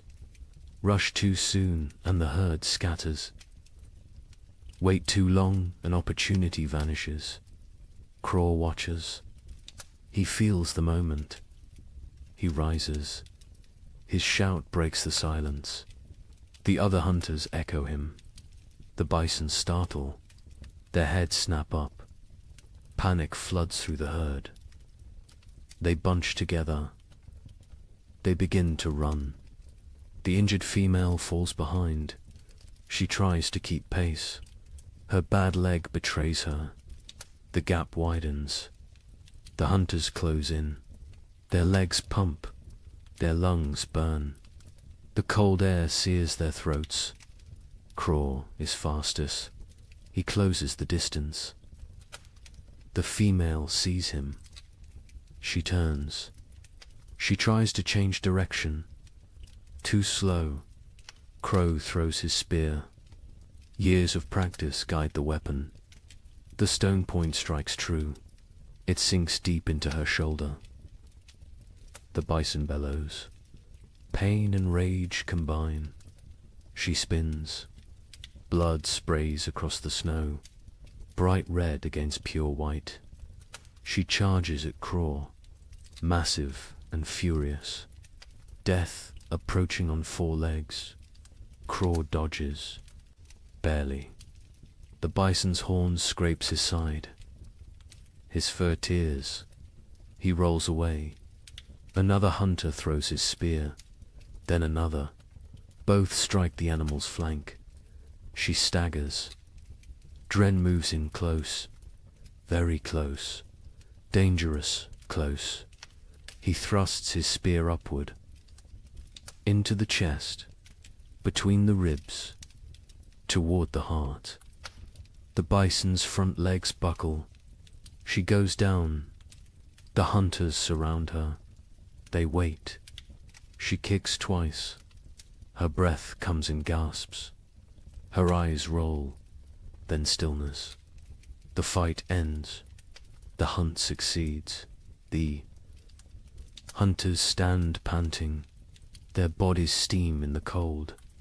Sweat freezes on their skin. They look at each other. Grins break across their faces. They survived. They won. They have meat. But celebration is brief. Craw points at the sky. The storm clouds are closer, much closer. The wind grows stronger. Snow begins to fall. Light flakes at first, then heavier. They must work fast. Butchering takes time. This animal weighs more than 10 men combined. They cannot carry everything. They must choose. They must prioritize. Stone blades come out. Sharp edges gleam. The hunters begin cutting. They work with practiced efficiency. The hide comes off in sections. The best meat is removed. Organs are carefully extracted. The liver, the heart, the kidneys. These provide vital nutrition. Blood stains the snow. It pulls and freezes. The hunter's hands go numb. They ignore the pain. They keep cutting, keep working. Their survival depends on speed. They bundle the meat in the animal's own hide. They create packs they can carry. Each hunter takes a load. Heavy loads, impossibly heavy. But fear provides strength. The storm provides motivation. The journey back begins. The snow falls harder. Visibility drops. The wind howls. It pushes against them. Every step requires effort. The meat weighs them down. Their legs shake. Kraw leads by memory. He knows these lands, but the snow obscures landmarks. Everything looks the same, white and grey and endless. He trusts his instincts. He walks steadily south. One hunter falls. The weight and exhaustion combine. The others help him up. They redistribute his load. No one is left behind. This is the unspoken rule, the absolute law. Hours pass. Terrible, grinding hours. Cold seeps through their furs. Their fingers lose feeling. Their faces go numb. Frostbite threatens, but stopping means death. They push forward. Dren sees it first.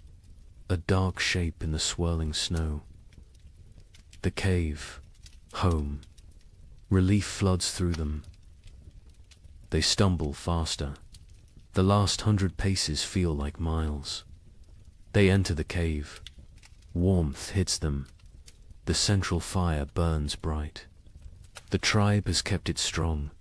Faces turn toward them. Eyes widen. They see the meat. They see success. The hunters drop their loads. They collapse. Their bodies give out. Women rush forward. Children crowd around. Everyone wants to see. Everyone wants to touch the meat. The chief comes forward. He examines the kill. He nods at Craw. Approval in that single gesture. Pride in that simple nod. The tribe will eat. The tribe will survive another week. Maybe two. The women take over. They hang the meat from the cave ceiling. Away from scavengers, they begin processing it. Some for immediate eating, some for preservation. Every part will be used. Nothing wasted. The hunters sit by the fire. They warm their frozen hands. They drink hot broth. The feeling returns too. Their fingers and toes. Pain comes with it. Sharp and burning. They endure it silently. Outside, the storm intensifies. Wind screams past the cave entrance. Snow piles against the rocks. The leather hide covering the entrance flaps and strains. But inside, there is warmth. There is food. There is safety. Aye. Child approaches Craw. A small boy. He stares with wide eyes. He touches Craw's torn fur. He sees the scrape from the bison's horn. His mouth forms an O of wonder. Craw smiles. He ruffles the boy's hair. This is why they hunt. This is why they risk death. For the children. For the old ones. For the tribe. Individual survival means nothing. The group is everything. The meat roasts over the fire. Fat drips and sizzles. The smell fills the cave. Mouths water. Stomachs growl. Soon they will feast. Soon they will celebrate. But first they rest. Craw closes his eyes. His body aches. Every muscle protests. But satisfaction fills him. They succeeded. They brought food home. They completed the last great hunt before the deep winter. The storm rages outside. Let it rage. Let the snow fall. Let the cold descend. The tribe is ready. They have meat. They have fire. They have each other. This hunt might sustain them for weeks. It might mean the difference between survival and starvation. No one knows what the winter will bring. No one can predict the future. But today they won. Today they live. And in the primitive world, today is all that matters. The storm passes after 3 days. The snow stops falling. The wind dies down. The tribe emerges cautiously. They squint against the brightness. Snow covers everything. The world looks different now.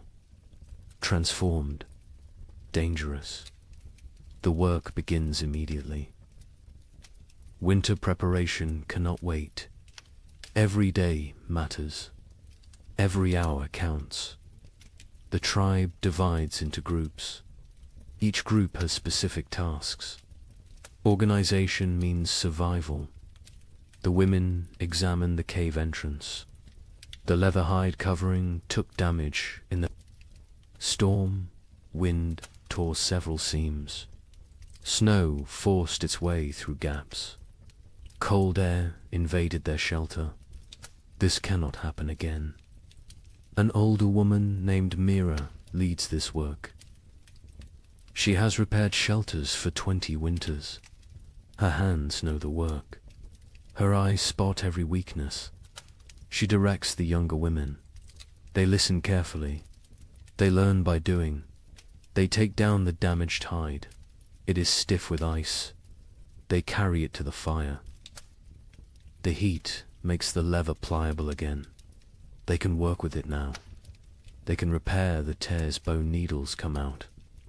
Thread made from animal sinew, the women sit in a circle. They stitch the tears closed. Their fingers move quickly. They push. Needles through tough leather.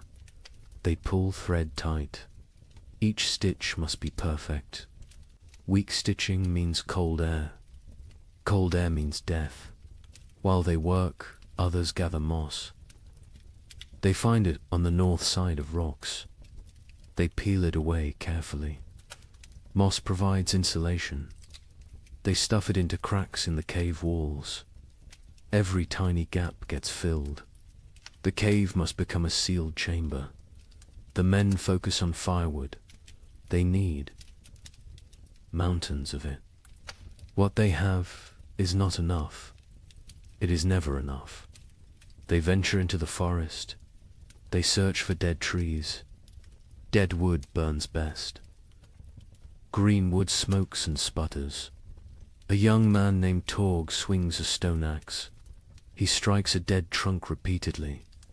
The impacts echo through the forest. Chips of wood fly. His arms burn with effort. Sweat forms despite the cold. He ignores the discomfort. The work must continue. Other men drag fallen branches. They create trails through the snow. Long paths marked by dragged wood. Back and forth. Trip after trip. Their backs ache. Their hands blister.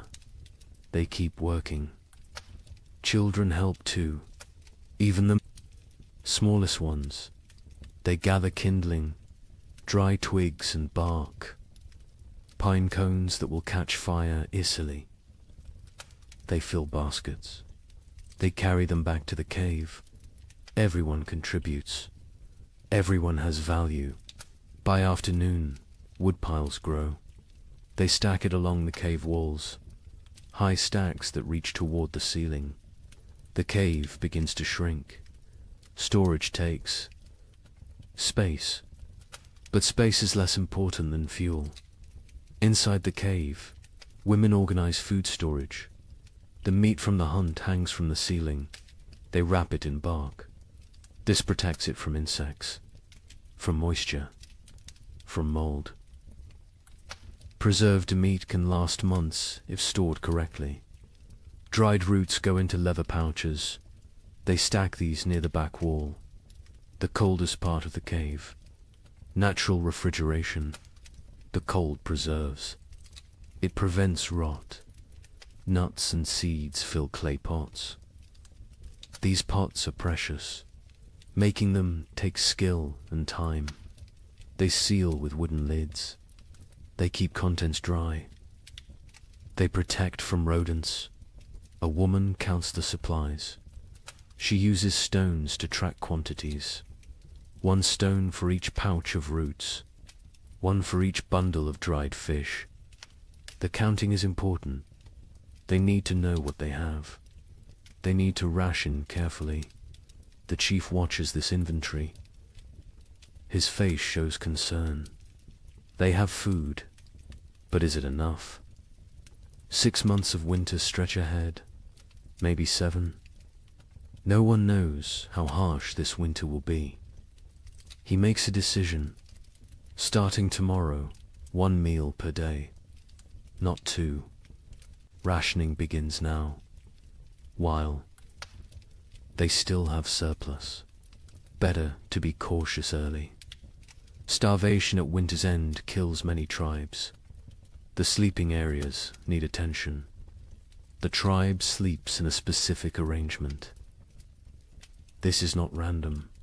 This is survival strategy. The weakest sleep closest to the fire. Infants and small children. The very old. Those who are sick. Adults sleep in the middle ring. They provide a barrier. Their bodies block drafts. They generate warmth. They protect the vulnerable. The strongest hunters sleep near the entrance. They endure the coldest positions. They wake first if danger approaches. They are the first defense. This hierarchy never changes. Women spread fresh pine boughs on the ground. These create mattresses. They provide insulation from the cold stone floor. They replace old bows that have compressed and lost their cushioning. Furs are distributed. Each family gets a share. Thick bear hides for the children, wolf pelts for the adults, rabbit skins sewn together for extra layers. Everyone must stay warm through the night. The fire pit requires work. It sits in the center of the cave. Stones ring it. These stones were carefully chosen. They hold heat. They radiate warmth long after flames die down. But some stones have cracked. The extreme heat damages them over time. Cracked stones can explode, send sharp fragments flying, cause injuries. The men remove the damaged ones. They bring new stones from the river, smooth and solid. The warning comes at dawn. The air feels wrong, too still, too heavy. The pressure changes. Animals sense it first. Birds that remained through autumn flee. They rise in frantic groups. Their calls sound panicked. Even the crows abandon there. Perches, got KRAW, stands outside the cave. He tastes the air, metal on his tongue, the taste of coming snow. His joints ache. Old injuries throb. His body predicts weather better than his eyes. A massive storm approaches, perhaps the worst of the season. He returns to the cave quickly. He finds the chief. They speak in low tones. The chief's face hardens. He knows what this means. He has survived 40 winters. He recognizes the signs. This storm will trap them inside. For days, maybe a week. The chief raises his voice. Everyone stops. Everyone listens. The blizzard comes. They must secure everything. Now, immediately. No delays. The tribe erupts into controlled chaos. Everyone knows their emergency roles. They have practiced this, prepared for this moment. Speed matters now. Organization matters. Men rush to bring in final wood loads. They grab everything nearby. Dead branches, split logs, even greenwood. Anything that burns. They pile it inside until the cave floor disappears beneath fuel. Women grab the drying meat. Some pieces are not ready, still moist, still vulnerable to spoilage. But leaving them outside means losing them. Animals will steal them. Snow will ruin them. Everything comes inside. Children are sent to fill water containers. They run to the stream. They use hollowed gourds, clay pots, animal bladders, anything that holds liquid. Once the storm hits, leaving the cave becomes impossible. They need water for days. The wind begins gentle at first, a whisper through the trees.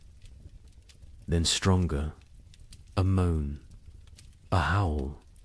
It builds like a living thing, like a predator circling. Temperature plummets. The drop is sudden, shocking.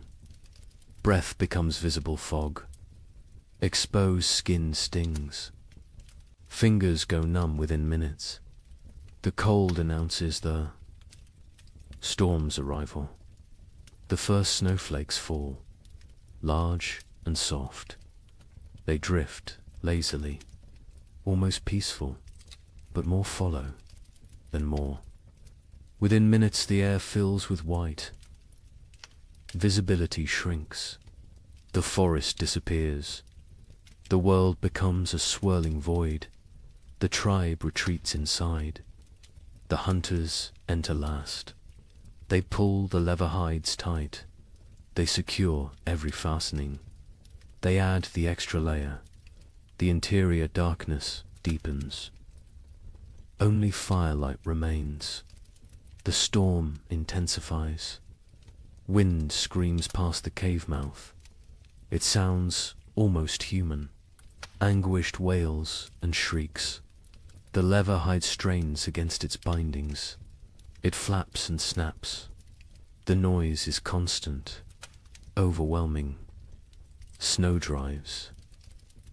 Horizontally, it finds every tiny gap. Fine powder forces through the leather weaving. It dusts the cave floor near the entrance, creates small drifts. The tribe watches with concern. They cannot stop this invasion. The fire becomes their universe. They feed it constantly. Wood disappears at an alarming rate. The cold outside is so intense it steals heat from the cave. The flames must fight harder, burn hotter, consume more fuel. Smoke becomes a problem. The usual draw through the ceiling hole weakens. The storm disrupts normal airflow. Smoke gathers in the cave's upper reaches. Eyes water. Throats burn. They cough. But they cannot reduce the fire. Cold is more dangerous than smoke. The first, they pass us slowly. Time becomes strange. Without sun, without normal rhythms, hours blend together. The tribe sits in their designated areas. They wait. Patience is a survival skill. Children grow restless first. They are used to running, playing, exploring. Now they must sit still, stay quiet, conserve energy. This is torture for young bodies. They squirm and fidget. A little girl begins to cry. She wants to go outside. She does not understand. Her mother holds her, rocks her, sings softly, old songs, wordless melodies. The girl eventually quiets. She falls into fitful sleep. The adults fare better, but tension builds. Too many people. In too small a space, personal conflicts simmer. Old grievances resurface. A young hunter glares at another. Some past dispute, some imagined slight. The chief notices. He moves between them. His presence prevents escalation. Mira tells stories. Her voice cuts through the wind's howl. She speaks of ancient times, of the first people, of how they discovered fire, how they learned to speak, how they survived when the world was even colder. The children gather around her, even the restless. Once her words captivate them, transport them. For a while, they forget the storm, forget the confinement. They live in her stories. Night comes. They know this only because their bodies tell them. Fatigue sets in. Eyelids grow heavy. The fire must be maintained through darkness. The hunters establish a watch rotation. 2 men awake at all times. 1 feeds the fire. 1 watches the entrance. Sleep comes hard. The wind is too loud. The cold too present. The cave floor too hard despite the pine boughs. Bodies shift. Seeking comfort that does not exist. Seeking warmth that is scarce. The baby wakes crying. Hungry. Always hungry. Its mother nurses it. But her own hunger makes her milk weak. Thin. The baby feeds but does not satisfy. It cries again. Other children wake. The mother's face shows exhaustion, desperation. An older woman brings warm broth. made from bones and snow water. She encourages the mother to drink. Liquid helps produce milk. The mother drinks. The broth is barely warm, barely flavored, but it is something. The second day brings no relief. If anything, the storm worsens. The wind reaches new levels of fury. It sounds like raging beasts, like angry spirits. The entire cave vibrates. Small stones fall from the ceiling. Dust rains down. Fear creeps in. What if the storm never stops? What if they run out of wood? What if the cave collapses?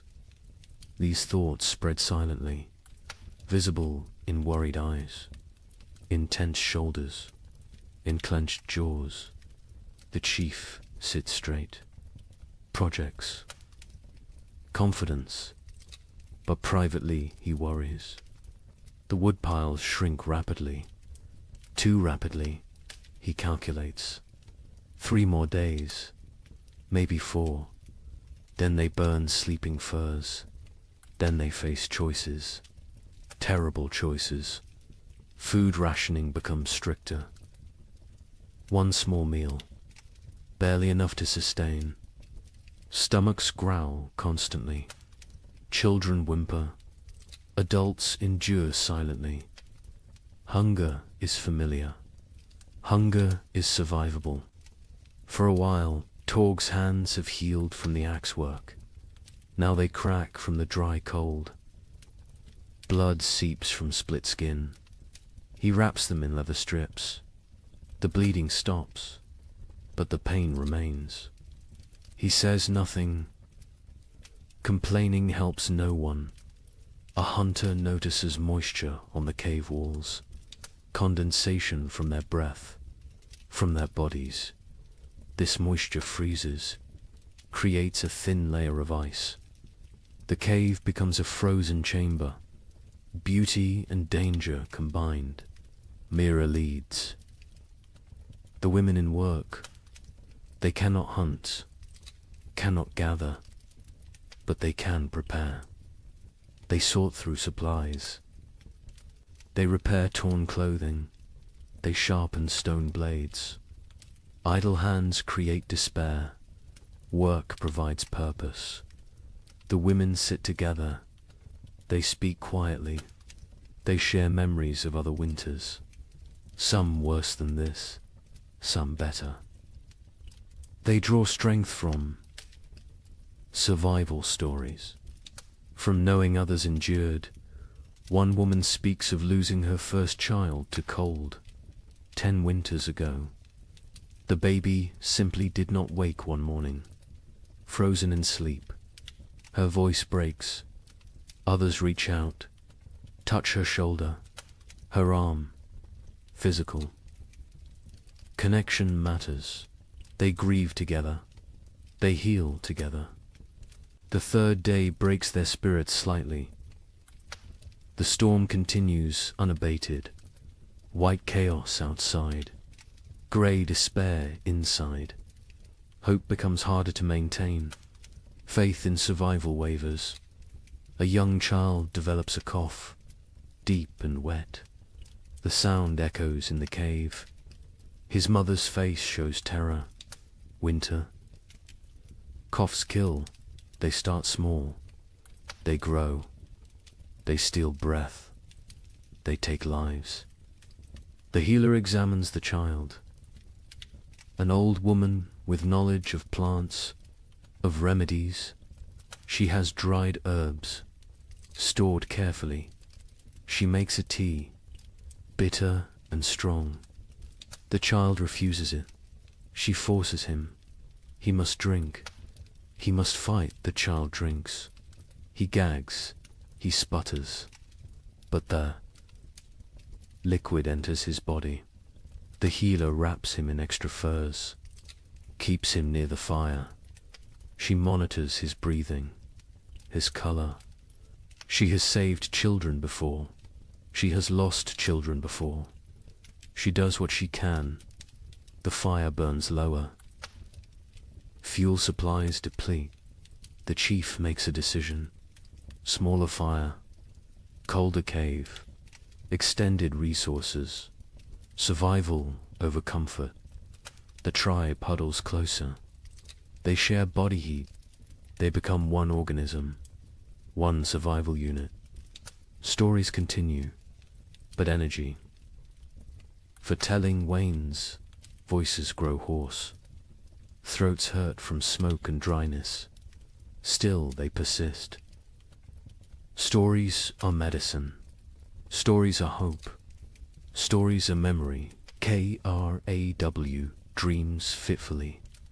He dreams of the hunt, of running through snow, of warm blood on cold ground, of meat and plenty.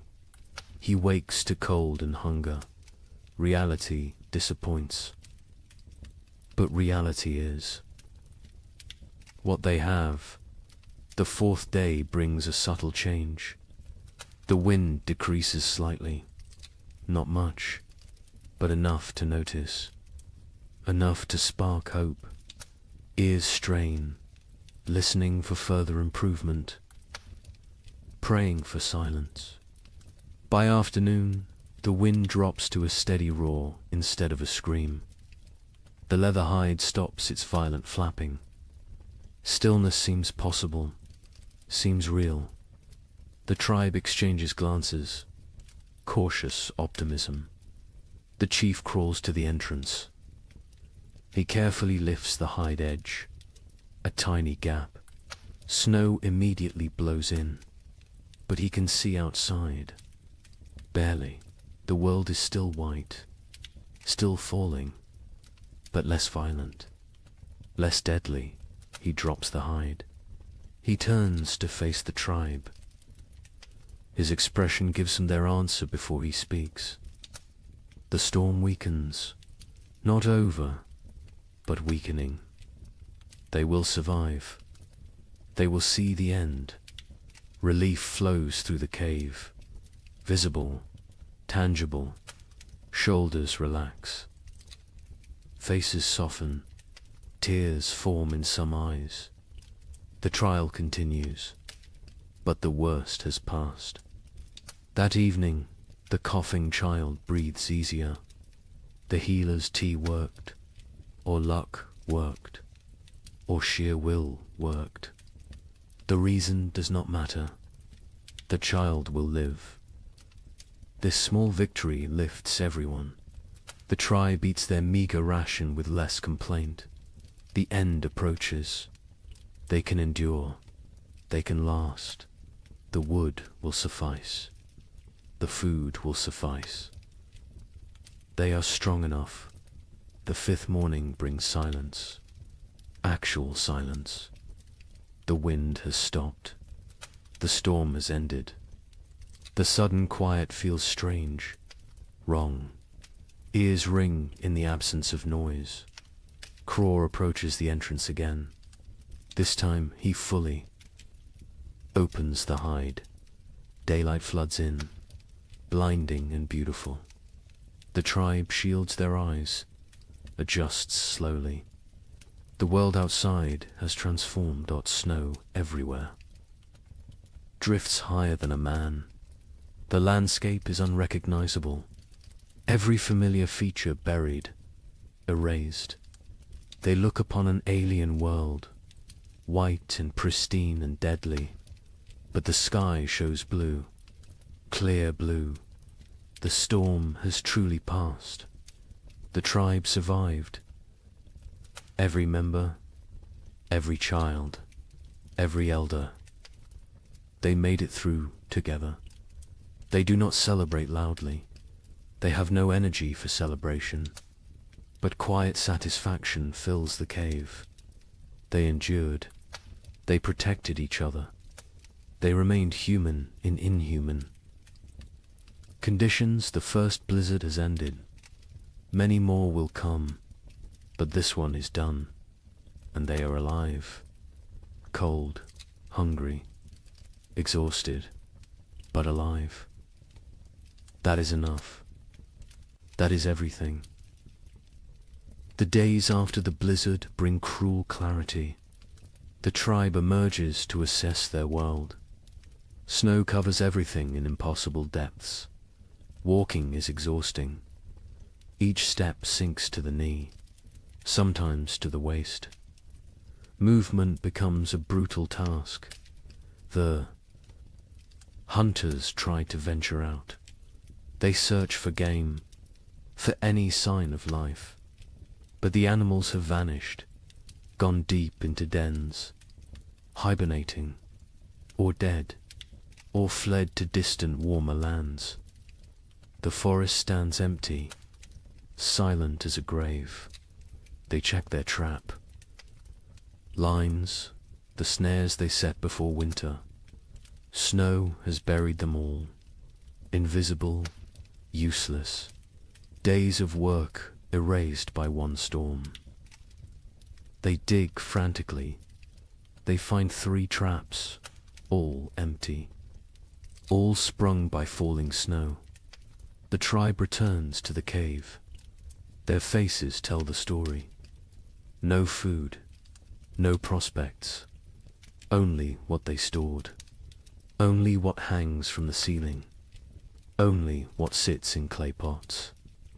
They must make it last. They must ration carefully.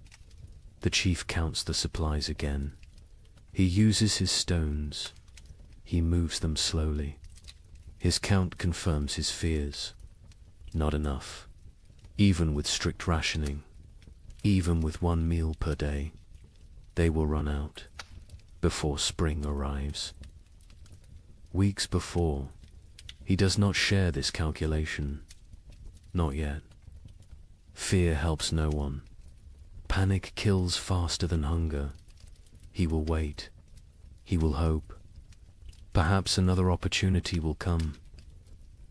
Perhaps luck will shift. The moon rises full and bright. It illuminates the frozen landscape.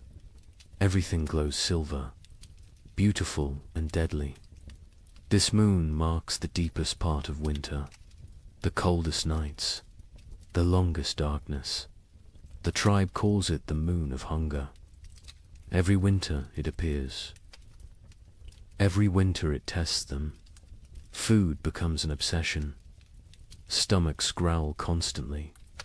Sleep brings dreams of feasting, of plenty, of meat dripping fat. People wake disappointed, wake to cold reality, wake to emptiness. The single daily meal shrinks. Further, what filled a palm now fits in fingers, barely enough to taste, never enough to satisfy. Children cry after eating, still hungry, always hungry. Mothers have nothing more to give. The baby suffers most. Its mother's milk dries up. Her body has nothing left to convert. She tries to nurse. The infant sucks desperately, gets nothing. Its cries become weaker, more pitiful, more heartbreaking. The women try to help. They chew dried meat until soft. They feed this paste to the baby, tiny amounts. The baby takes it, swallows. But infant bodies need milk, need fat, need nutrients this paste cannot provide. Mira grows weaker. Her old body has few reserves. Age makes winter harder. She sleeps more, moves less. Her skin seems to hang on her bones. Her eyes sink into her skull. She knows what is happening. She accepts it. This is the way of things, but she still tells stories. Her voice is thin now, barely audible. The children lean close to hear. She speaks of abundance, of spring, of flowers and green grass, of warm sun on skin. She gives them hope. She gives them something beyond hunger. A hunter named Breck volunteers to venture far, to search for game in distant valleys. Perhaps the herd's sheltered somewhere.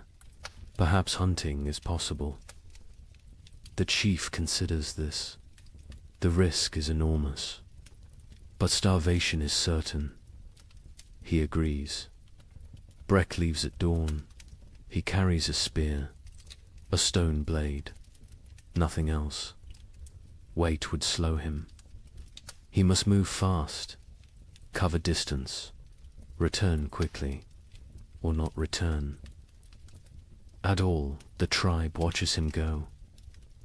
A small figure against vast white. He grows smaller, smaller, then disappears over a ridge. They pray to spirits, to ancestors, to anything that might listen. Bring him back with food. Days pass. Breck does not return. Hope fades. The tribe assumes the worst. The cold took him, or hunger, or predators, or simple bad luck. They mourn silently. They cannot waste energy on elaborate grief. The fire burns lower, with supplies critical now. They cannot gather more easily. The snow is too deep, the cold too intense. They burn less. The cave grows colder. Ice forms on interior walls. Breath becomes visible even inside. People huddle together constantly. Sharing warmth is survival. Personal space disappears. Bodies press against bodies, creating human walls against cold, creating collective heat. It helps. Barely, but barely is enough. Torgs. Mother develops a fever. Her body shakes. Her teeth chatter. She cannot get warm despite the furs, despite the proximity to fire. The fever burns from within, consumes her remaining strength, consumes her remaining fat. The healer examines her. She recognizes the signs. Starvation, fever, the body eating itself, trying to generate heat, trying to survive. But without food, the body destroys itself. Muscles become fuel. Organs become fuel. Death approaches. The healer makes another tea. Her herbs are nearly gone. Only a few precious leaves remain. She must choose. Who gets treatment? Who goes without? These choices haunt her, but she must make them. She gives the tea to Torg's mother. A chance. A small chance. The woman drinks. The liquid burns her throat. She coughs violently, but she keeps it down. She wraps herself tighter. She closes her eyes. She fights. Her body fights.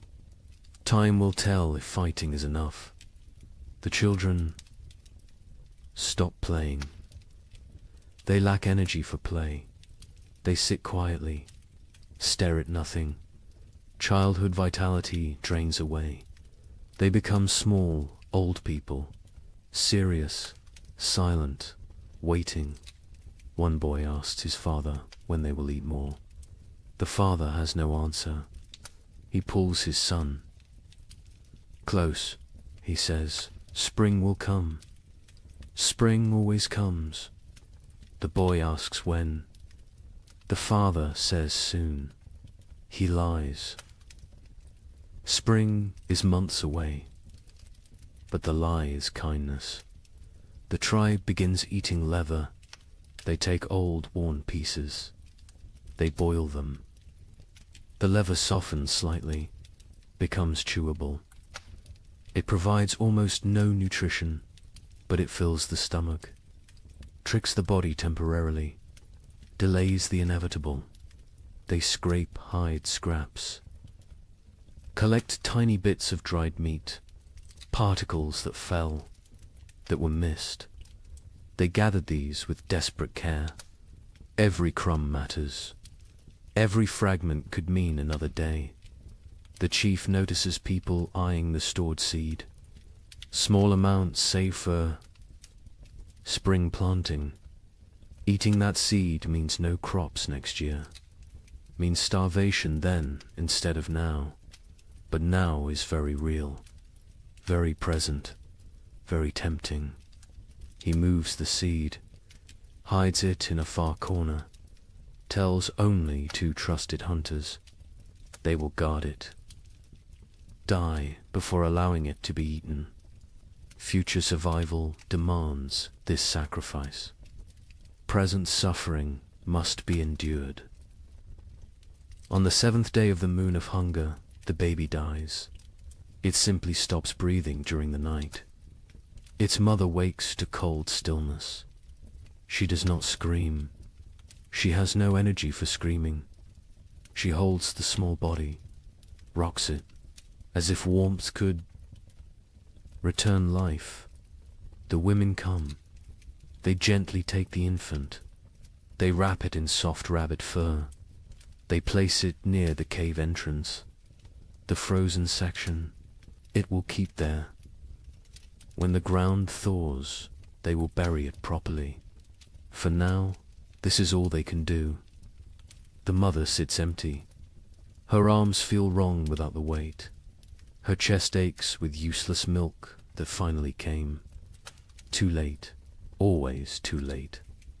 Other women sit beside her. No words exist for this loss. Presence is enough. Mira's breathing becomes labored, wet and rattling. She lies on her furs. She does not complain, does not demand attention. She simply fades. Life seeping away like water into sand. The tribe knows. They have seen this before. Young. Ones are brought to her, one by one. She touches their faces, whispers blessings, passes final wisdom. Her hand trembles with the effort, but she completes this duty, this last gift to the future. That night, Mira stops breathing, peacefully, in sleep. Her face relaxes, tension disappears. She looks younger suddenly. The years fall away. She returns to some earlier self. The tribe covers her with respect, with gratitude. She gave them everything, even her final breath. 2 deaths in one day. The tribe feels the weight. They are fewer now, weaker now, more vulnerable now. But they must continue, must endure, must survive for those who did not. The 8th day brings a miracle. A shout from outside. The hunters rush to the entrance. They peer out.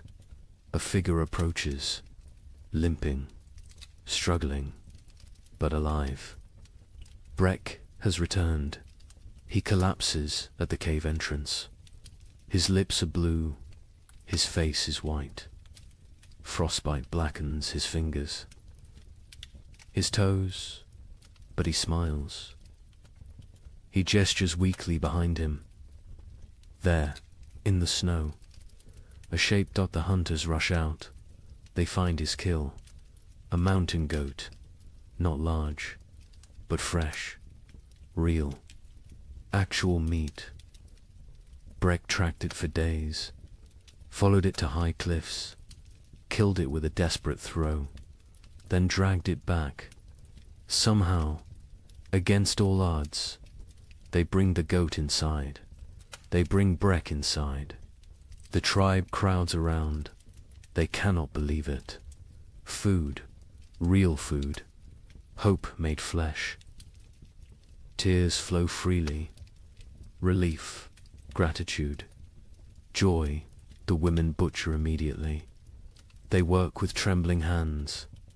Blood flows. Precious blood. They catch it. Blood soup will feed many. Nothing wastes. Nothing spares. They roast small pieces. The smell fills the cave, mouths water, stomachs cramp with anticipation. The wait is agony, but the meat must cook. Raw meat brings sickness. Patience is required. Finally, the meat is ready. The chief distributes it. Tiny portions, barely a bite each. But that bite is everything. Rich, warm, nourishing. People chew slowly, savor every second. Some cry while eating. Breck receives his portion, receives gratitude, receives respect. He risked everything. He saved them, not permanently. This meat will last only days, but days matter. Days a lifetime when death looms close. The healer tends his frostbite. His blackened fingers will probably fall off. His toes are lost. He will be crippled, but he will live. He made the trade willingly, his pain for their survival. No one will forget this sacrifice. Torg's mother survives. The tea worked, or her will worked, or the tiny bit of meat worked. Perhaps all three. She is still weak, still fragile, but alive, improving. The fever breaks. She sleeps naturally. Healing sleep. The tribe settles that night with fuller bellies. Not full, but fuller. The difference is profound. Mood lifts. Energy returns slightly. Conversation resumes. Small jokes are made.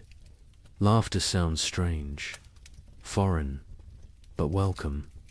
The moon of hunger continues. It will continue for weeks more.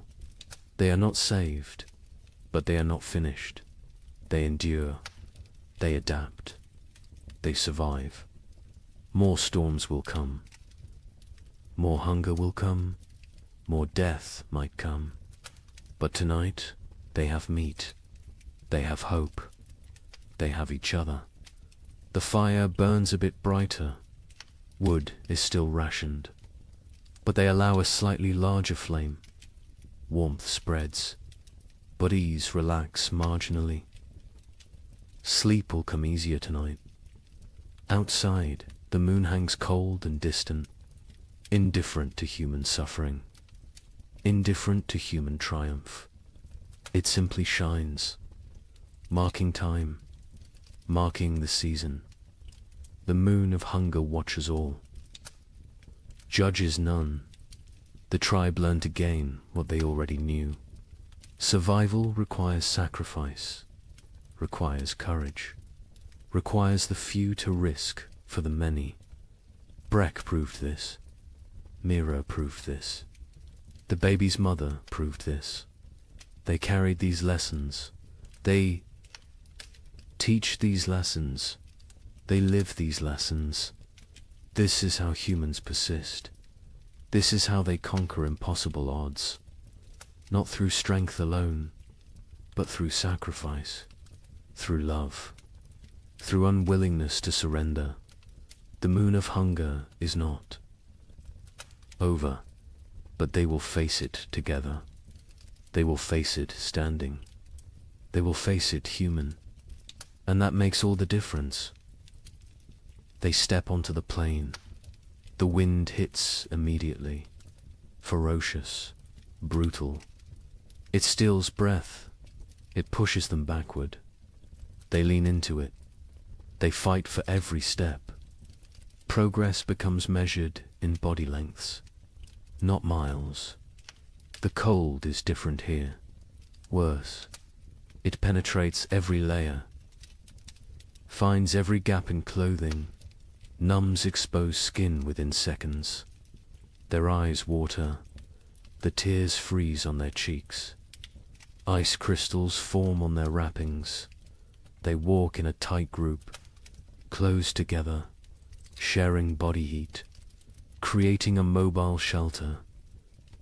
the strongest on the outside, taking the worst of the wind, rotating positions regularly, sharing the burden, sharing the pain. Hours pass. Time loses meaning. There is only the next step, the next breath, the next moment of survival. Nothing beyond that, nothing behind that. Just the eternal present of suffering. Syrah stumbles. She catches herself. But barely. Her legs shake. Exhaustion shows. Others are the same. Everyone reaches their limits, but limits must be exceeded, must be pushed beyond reason.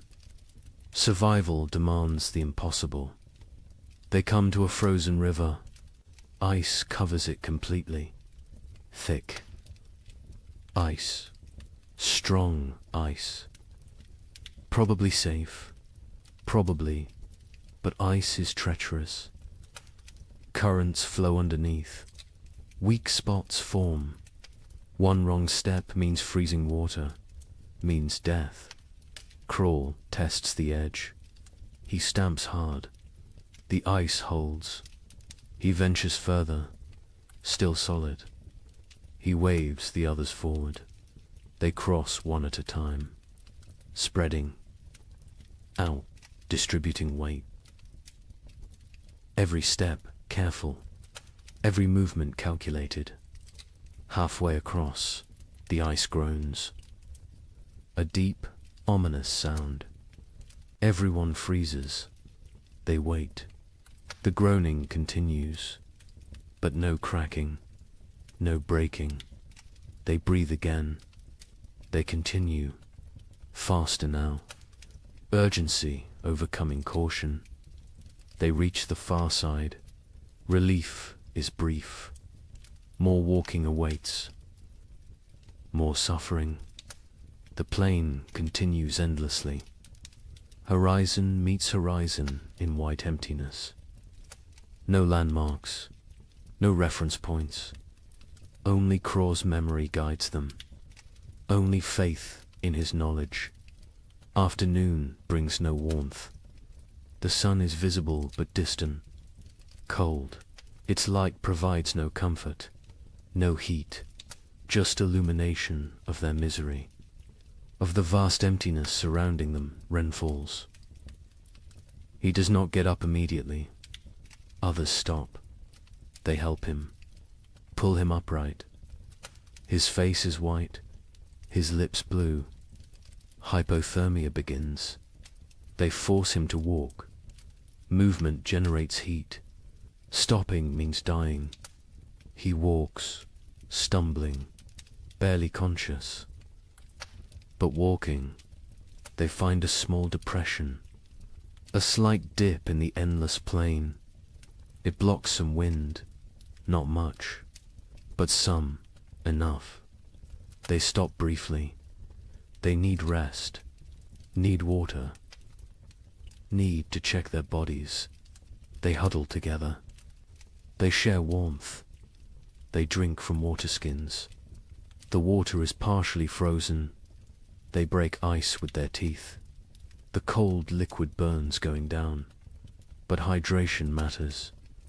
Dehydration kills in cold.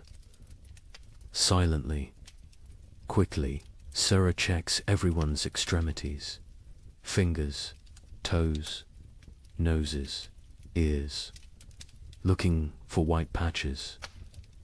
For frozen flesh. She finds some on Ren. His fingers are too pale. She rubs them vigorously, trying to restore circulation, trying to save his digits. Pain shoots through Ren's hands as feeling returns. He gasps, bites down. The pain is good. Pain means life, means the tissue still functions. He flexes his fingers. They move, stiff but mobile. He survives this test. They rest for half an hour, no longer.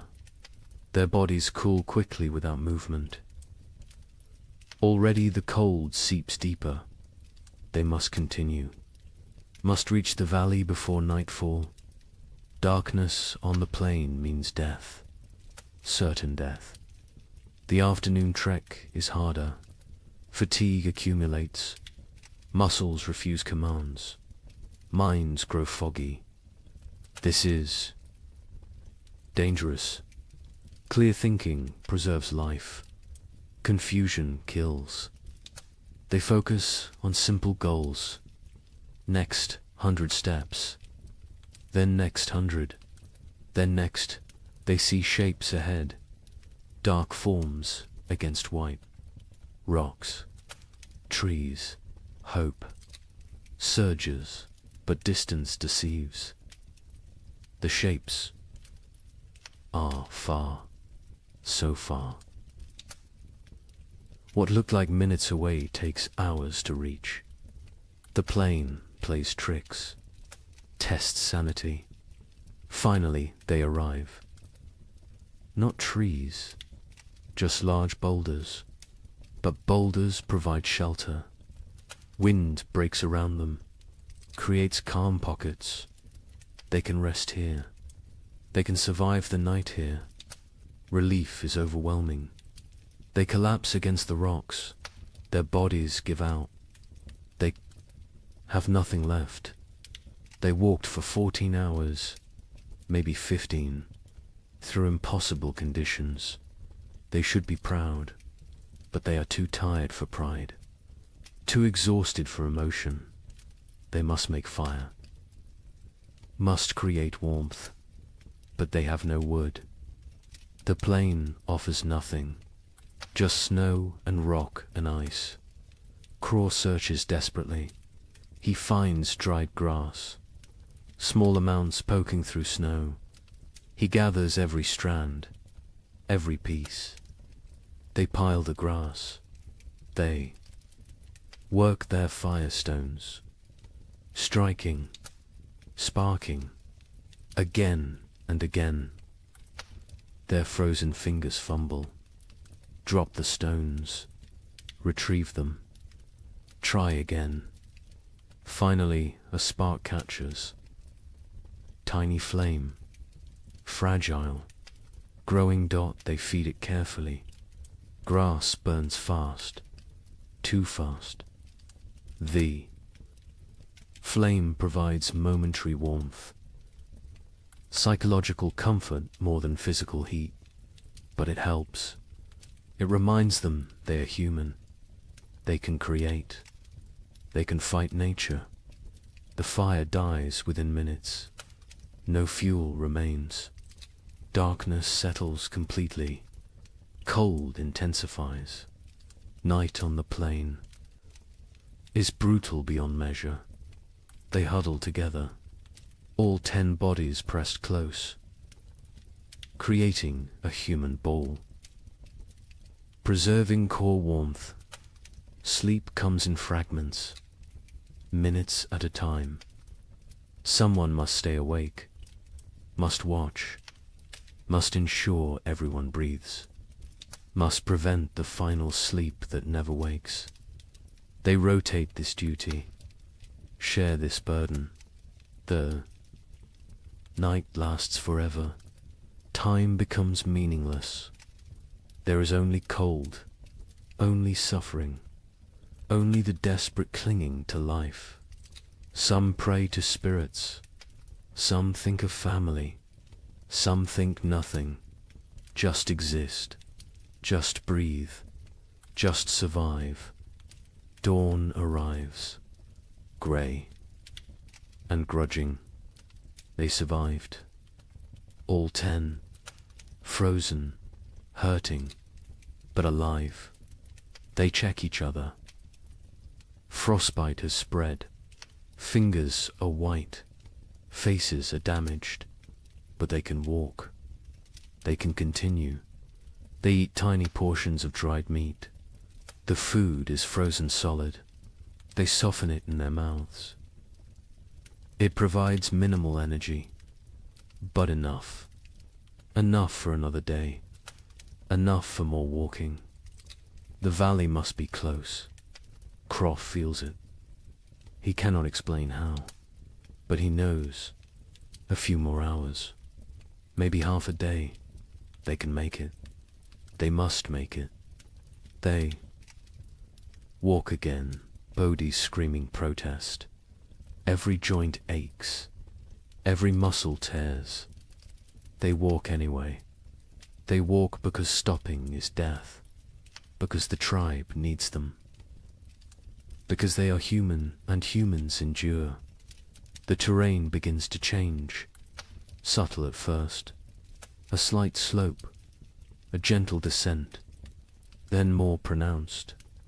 Hills appear, the valley approaches, energy returns, hope fuels them. They increase pace. By midday, they see it. The valley spreads below, protected, sheltered. Trees grow there, dense forest. The sight is beautiful, salvation made visible. They almost run, almost forget their exhaustion. They enter the valley, wind stops, silence surrounds them. The temperature feels warmer immediately, still cold, still winter, but survivable, bearable. They made it. Against impossible odds, against nature's fury, they made it. Now they must find food, must justify the journey, must save the tribe. The trek was only half the battle. The real test begins now. The valley delivers on its promise. The hunters find game within hours, deer sheltering in thick forest. A small herd, 5 animals, healthy and fat. They have survived winter well, protected by the valley's embrace. The hunt is successful. 2 deer fall, 2 coordinated spears. The hunters work efficiently. They butcher, they preserve, they prepare for the return journey. Success tastes sweet, sweeter than the meat itself. They saved the tribe. They accomplished the impossible. The journey back takes 4 days. They carry heavy loads, meat wrapped in hide, dragging it through snow. The weight slows them, but spirits are high, high enough to overcome exhaustion, high enough to push through pain. The tribe spots them from a distance, 10 figures approaching, all walking, all alive, and carrying something, carrying hope. The cave erupts in celebration, crying, shouting, relief pours out. They feast that night, controlled feasting, rationed celebration, but feast nonetheless. Meat fills bellies, strength returns to limbs, color returns to faces. The tribe steps back from death's edge, not far, but enough days pass into weeks. The meat lasts longer than expected. Careful rationing, careful preservation. The tribe survives, continues, endures. Then something changes, subtle at first, easy to miss, but Craw notices. He always notices. The air feels different, less sharp, less cutting. The quality of cold has shifted. He mentions it to the chief. The chief feels it too. Something is coming, something changing. They watch, they wait, they observe. The days grow longer, minutes at a time, barely noticeable, but cumulative. Dawn arrives earlier. Dusk comes later. Light increases, darkness retreats. The balance shifts. The sun rises higher in the sky. Its arc changes. It climbs further before descending. Its light hits at different angles, penetrates deeper into the cave. These are signs. Ancient signs, remembered signs. One morning, water drips. A single drop from the cave roof, then another.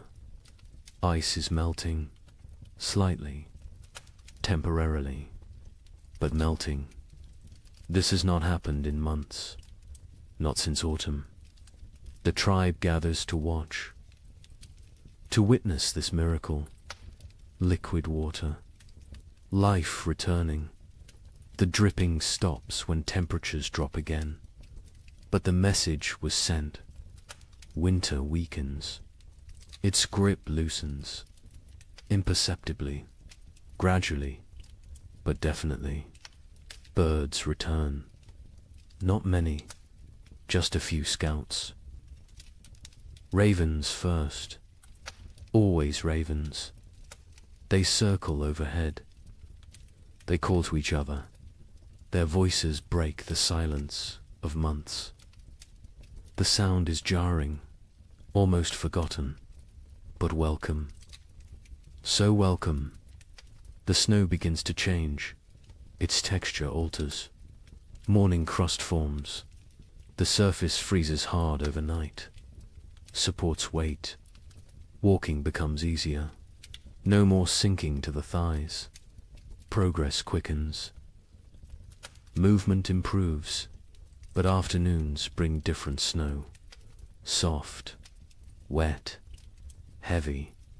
The snow absorbs sunlight, converts it to water.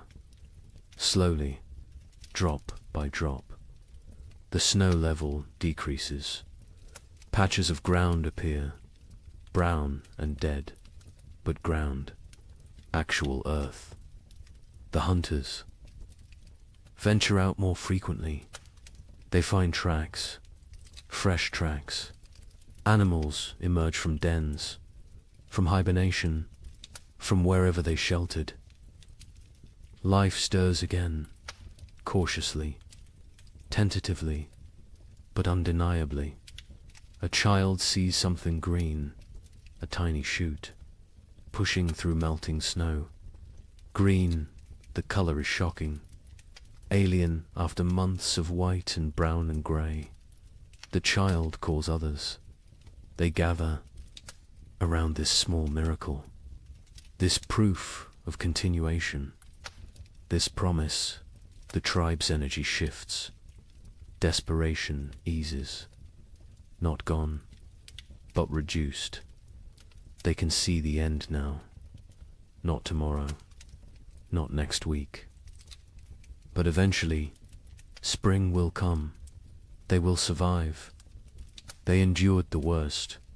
They can endure the rest. Mira's death is honored properly now. The ground softens enough to dig.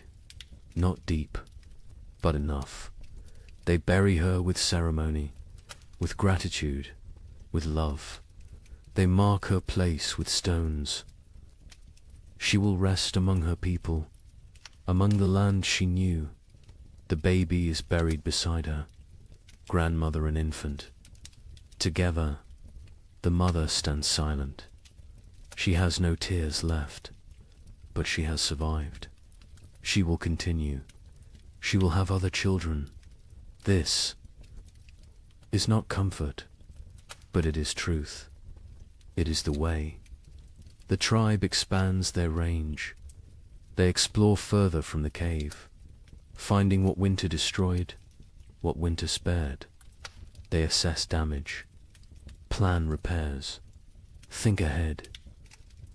Survival mode shifts to recovery mode. They find a frozen stream beginning to flow. Ice breaks apart. Water moves underneath. Clear, cold, but flowing. They drink fresh water, not melted snow, not stale. Fresh, the taste is incredible. Pure, clean. Alive. Fish will return soon. With flowing water comes fish. The tribe prepares nets, repairs traps, sharpened spears. The river will provide. It always has. It will again. The wind changes direction, no longer from the north, now from the south. Warmer air pushes in, not warm, but warmer. Relative warmth, comparative warmth, enough to matter. Ice on the cave walls melts. Water runs down stone faces. The cave becomes damp, almost humid. This creates new problems. Mold threatens. Furs must be dried, arid, maintained. But these are problems of living, not problems of dying. The tribe welcomes them. Sero spots deer tracks. Many tracks. A large herd pass nearby, moving north, following some ancient instinct. Following the thaw, the hunters follow. They track for miles. They find the herd. The hunt succeeds again. 3 deer this time. The tribe has surplus. Actual. Surplus. They smoke meat. They preserve it. But they also eat fully. They allow themselves satisfaction. Bellies fill completely. Children laugh. The sound is strange, foreign, forgotten, but it returns. Slowly it returns. Young ones play outside again, running, shouting, burning energy stored through winter. Parents watch with emotion. These children survived. Against odds, against nature, they live. They thrive. They play. Breck's frostbite healed as well as possible. He lost 3 fingers, 2 toes. He walks with a limp. His hands cannot grip spear properly. But he lives. He survived his sacrifice. The tribe honors him daily, through respect, through care. Through memory, he teaches young hunters. Passes knowledge, cannot hunt himself, but can create hunters. This is valuable. This is contribution. This is purpose. He has worth beyond physical ability. The tribe ensures he knows this. Torg's mother recovered fully. The fever broke. Strength returned. She works alongside other women. She processes new hides. She gathers early plants. She lives. Her son watches her with gratitude, with relief, with love. The nights grow shorter. Darkness retreats further. The tribe sleeps less, needs less sleep. Energy returns with light, with warmth, with hope. They begin projects, repairs, improvements, planning for next winter. Learning from this one, they discuss what worked, what failed, how to improve. Knowledge is survival. Experience is wisdom. They will not forget this winter, will not forget its lessons, will not forget its cost. 2 died, Mira and the baby. 2 out of many. This is success. Grim success. But success nonetheless.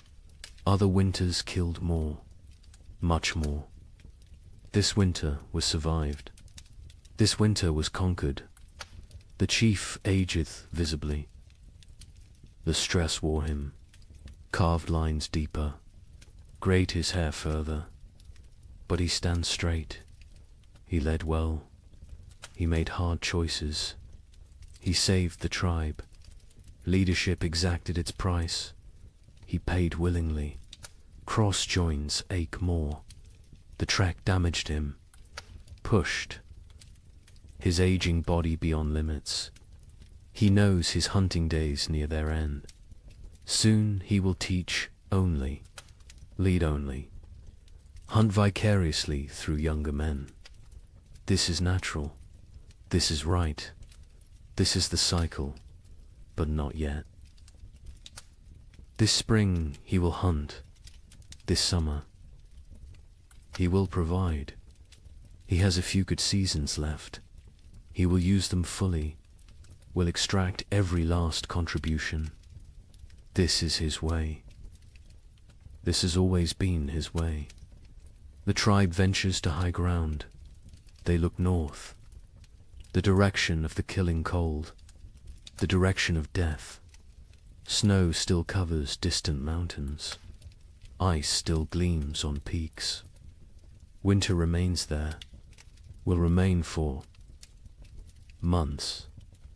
But here, in the valley, in their home, spring approaches, green spreads, slowly, gradually, but visibly. Grass emerges, leaves bud, flowers prepare to bloom. Color returns to the world. The monochrome existence ends.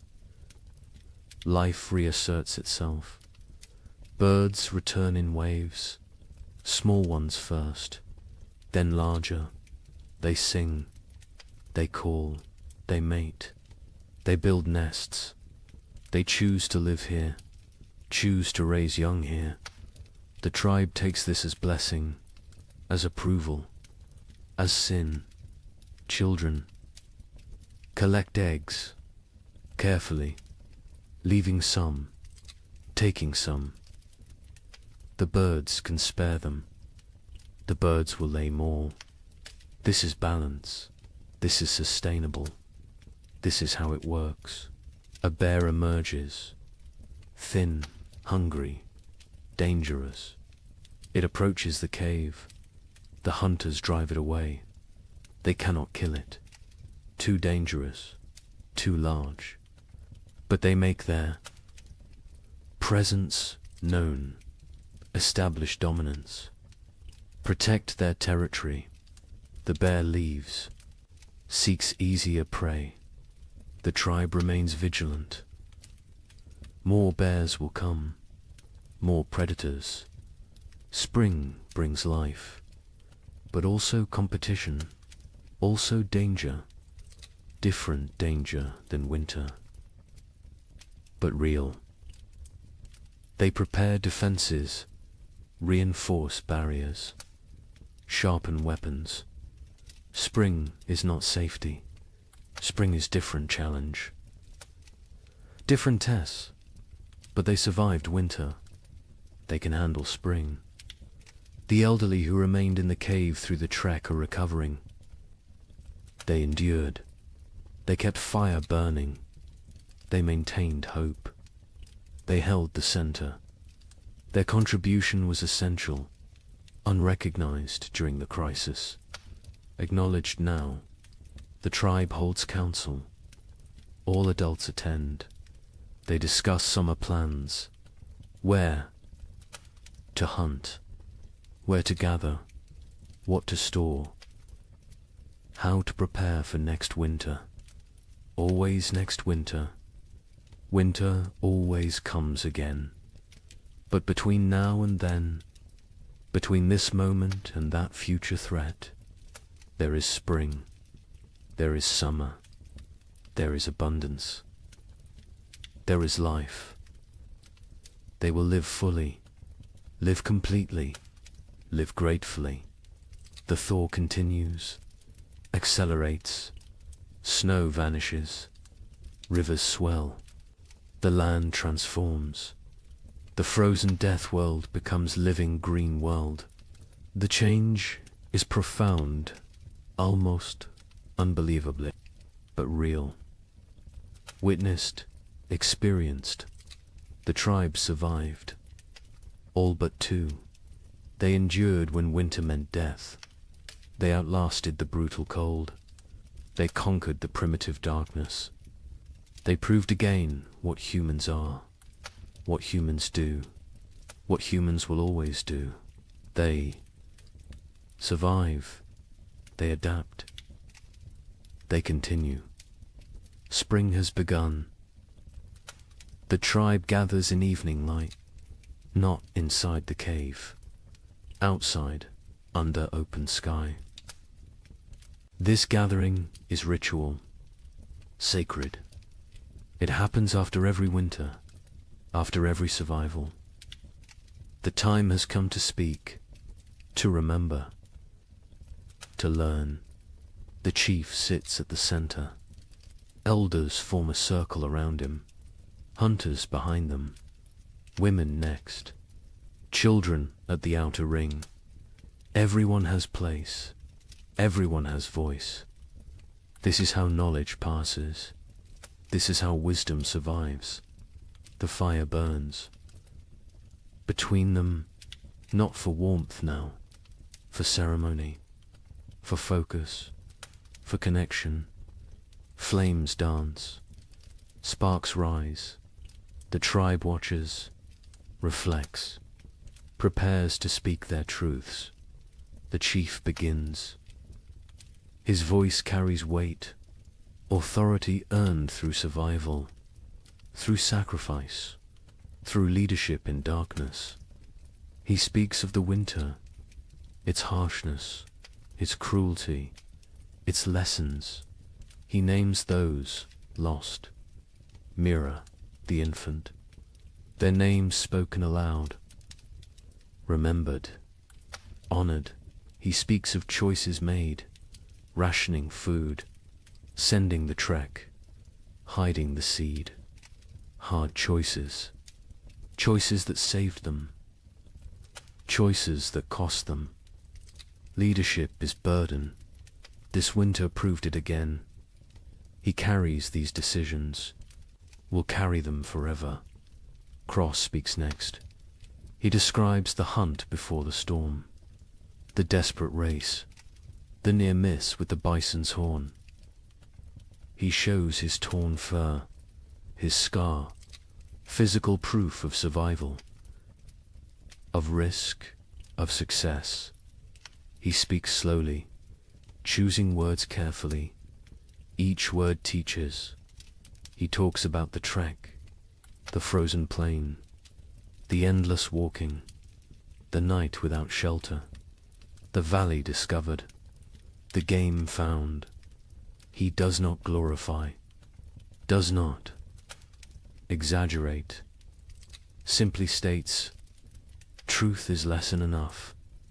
Truth needs no embellishment. The other hunters add details.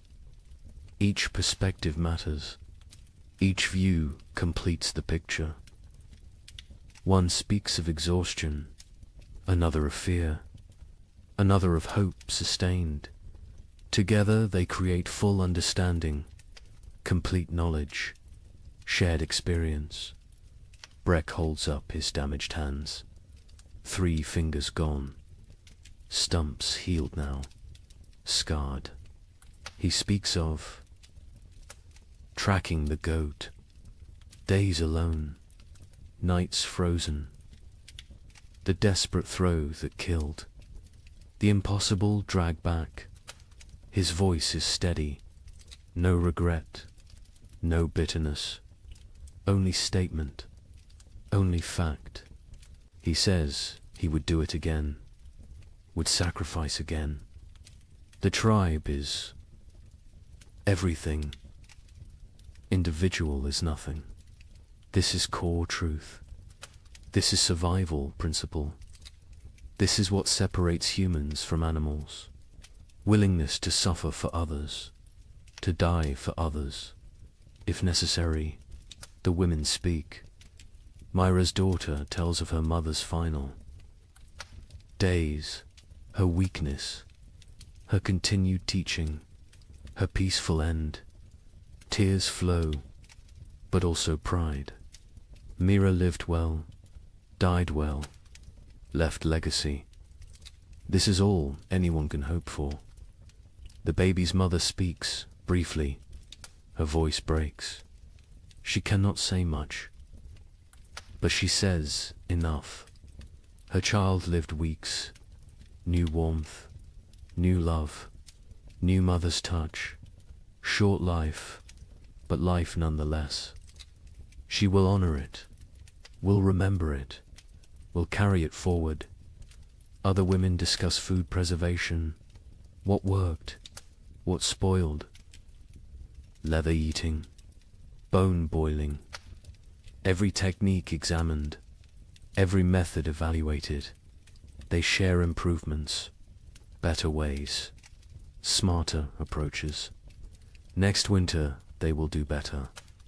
This is the point. Always improve. Always learn. Zero speaks of navigation, of reading snow, of finding signs, of keeping group together. She describes the river crossing, the groaning ice, the careful steps. She explains her fears, her doubts, but also her determination. Leadership is not certainty, is not confidence, is commitment despite uncertainty. The young ones ask questions. How did you stay warm? How did you stay brave? How did you keep going? The answers vary. Honesty prevails. Sometimes we did not stay warm. Sometimes we were not brave. Sometimes we kept going because stopping meant death. Simple answers, true answers. Torg speaks for the first time in gathering. His voice cracks. He is becoming man, growing, changing. He talks about the wood gathering, the blistered hands, the aching back, the satisfaction of contribution. He learned his value, his worth, his place in the tribe. This winter made him adult. His mother adds her story. The fever, the weakness, the tea that saved her. She thanks the healer publicly. Gratitude expressed. Debt acknowledged. The healer nods, accepts thanks, but says she only did what she knew, what others taught her, what Myra taught her years ago. Knowledge circles, returns, perpetuates. The healer discusses her herbs, what she used, what she saved, what she needs to gather. She lists plants, describes locations, teaches identification. Several women listen intently. They want to learn, want to help, want to preserve this knowledge. The healer accepts students, welcomes them. Knowledge must spread, cannot die with one person. Talk turns to preparations. What they should have done, what they will do next time. More wood, always more wood. Better storage, improved insulation, stronger entrance barriers, backup supplies, hidden caches, distributed resources. They brainstorm, they plan, they commit. Someone suggests splitting the tribe, half in one cave, half in another. If one location fails, the other survives. Discussion follows. Arguments for, arguments against.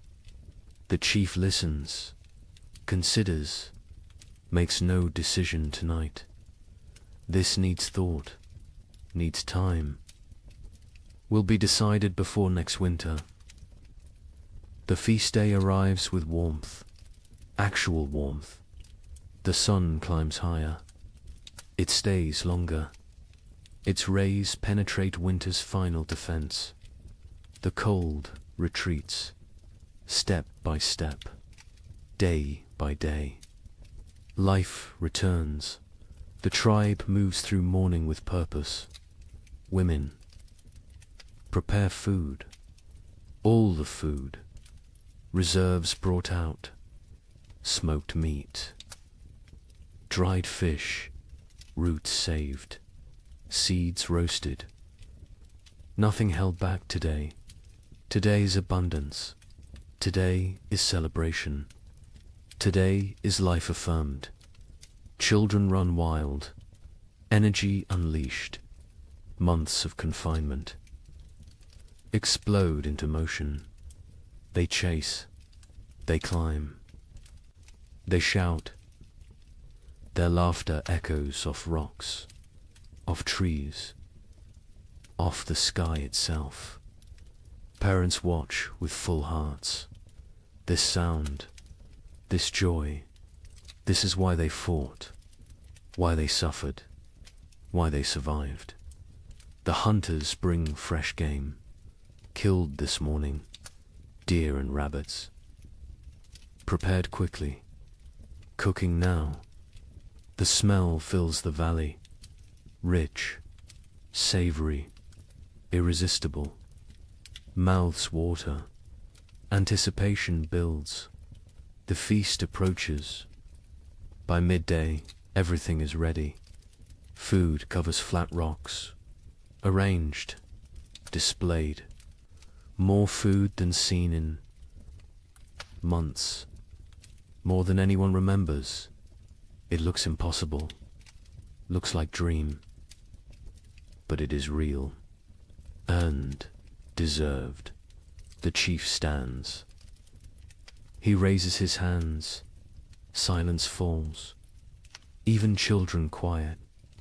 He speaks briefly, thanks the spirits, thanks the ancestors, thanks the tribe.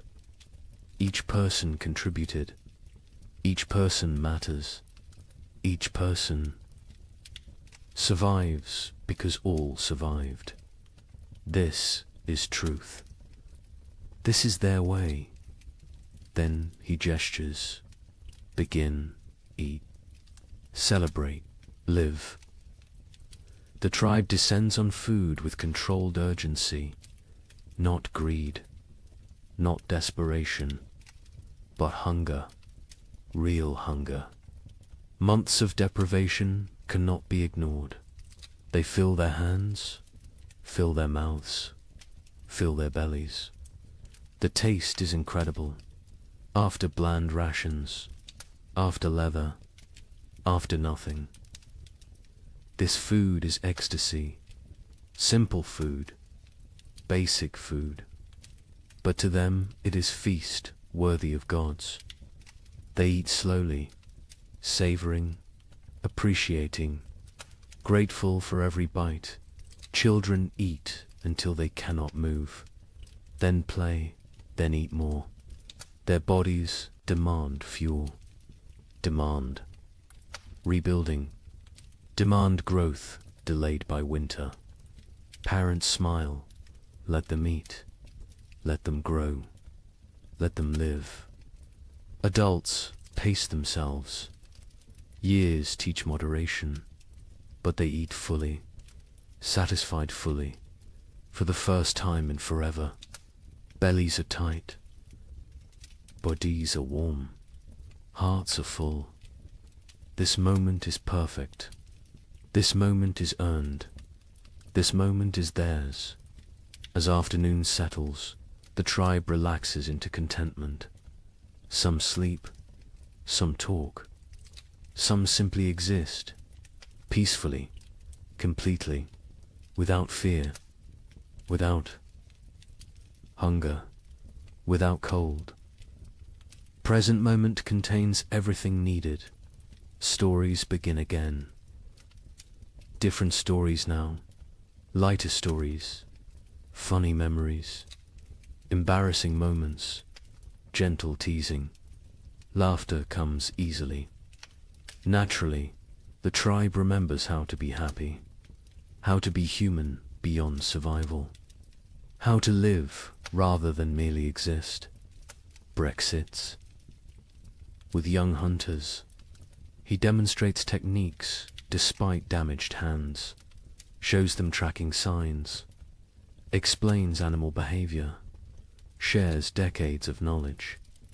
His hunting days may be over, but his contribution continues. Different form, same value, same importance. The healer sits with her new students. They examine plants, learn properties, memorize uses.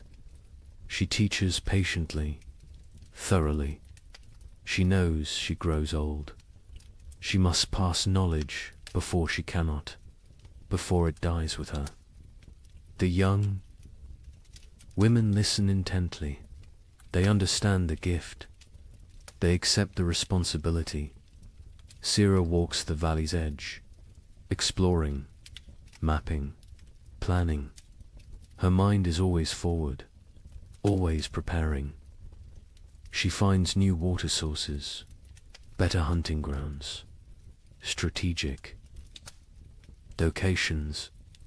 Information is survival. Knowledge is power. She gathers both constantly. Craw sits alone briefly, watching his tribe, his family. He feels his age, his exhaustion, his mortality, but also satisfaction, pride, purpose. He has lived well, provided well, protected well. If death comes tomorrow, he is ready. He is complete. He is content, but death does not come. Life continues. Spring unfolds. Days stretch longer. Warmth increases. Green spreads across the land like water, flowing, growing, transforming everything it touches. Other tribes exist. Other peoples, scattered across the vast lands. Each endured their own winter. Each fought their own battles. Each lost their own members. Each survived through strength and sacrifice and will to the north. Coastal peoples weathered storms. Ocean. Winds brought different cold. Wet cold. Penetrating cold. They huddled in driftwood shelters. Ate fish when they could. Kelp when they must. They survived. Barely, but survived to the south. Dozen peoples faced different trial. Cold nights, scorching days, extreme swings, no middle ground. They sheltered in caves, conserved water, endured. They know survival has many faces. Cold is only one. Each environment tests differently. Each demands different strengths. Mountain peoples lived with the snow, always.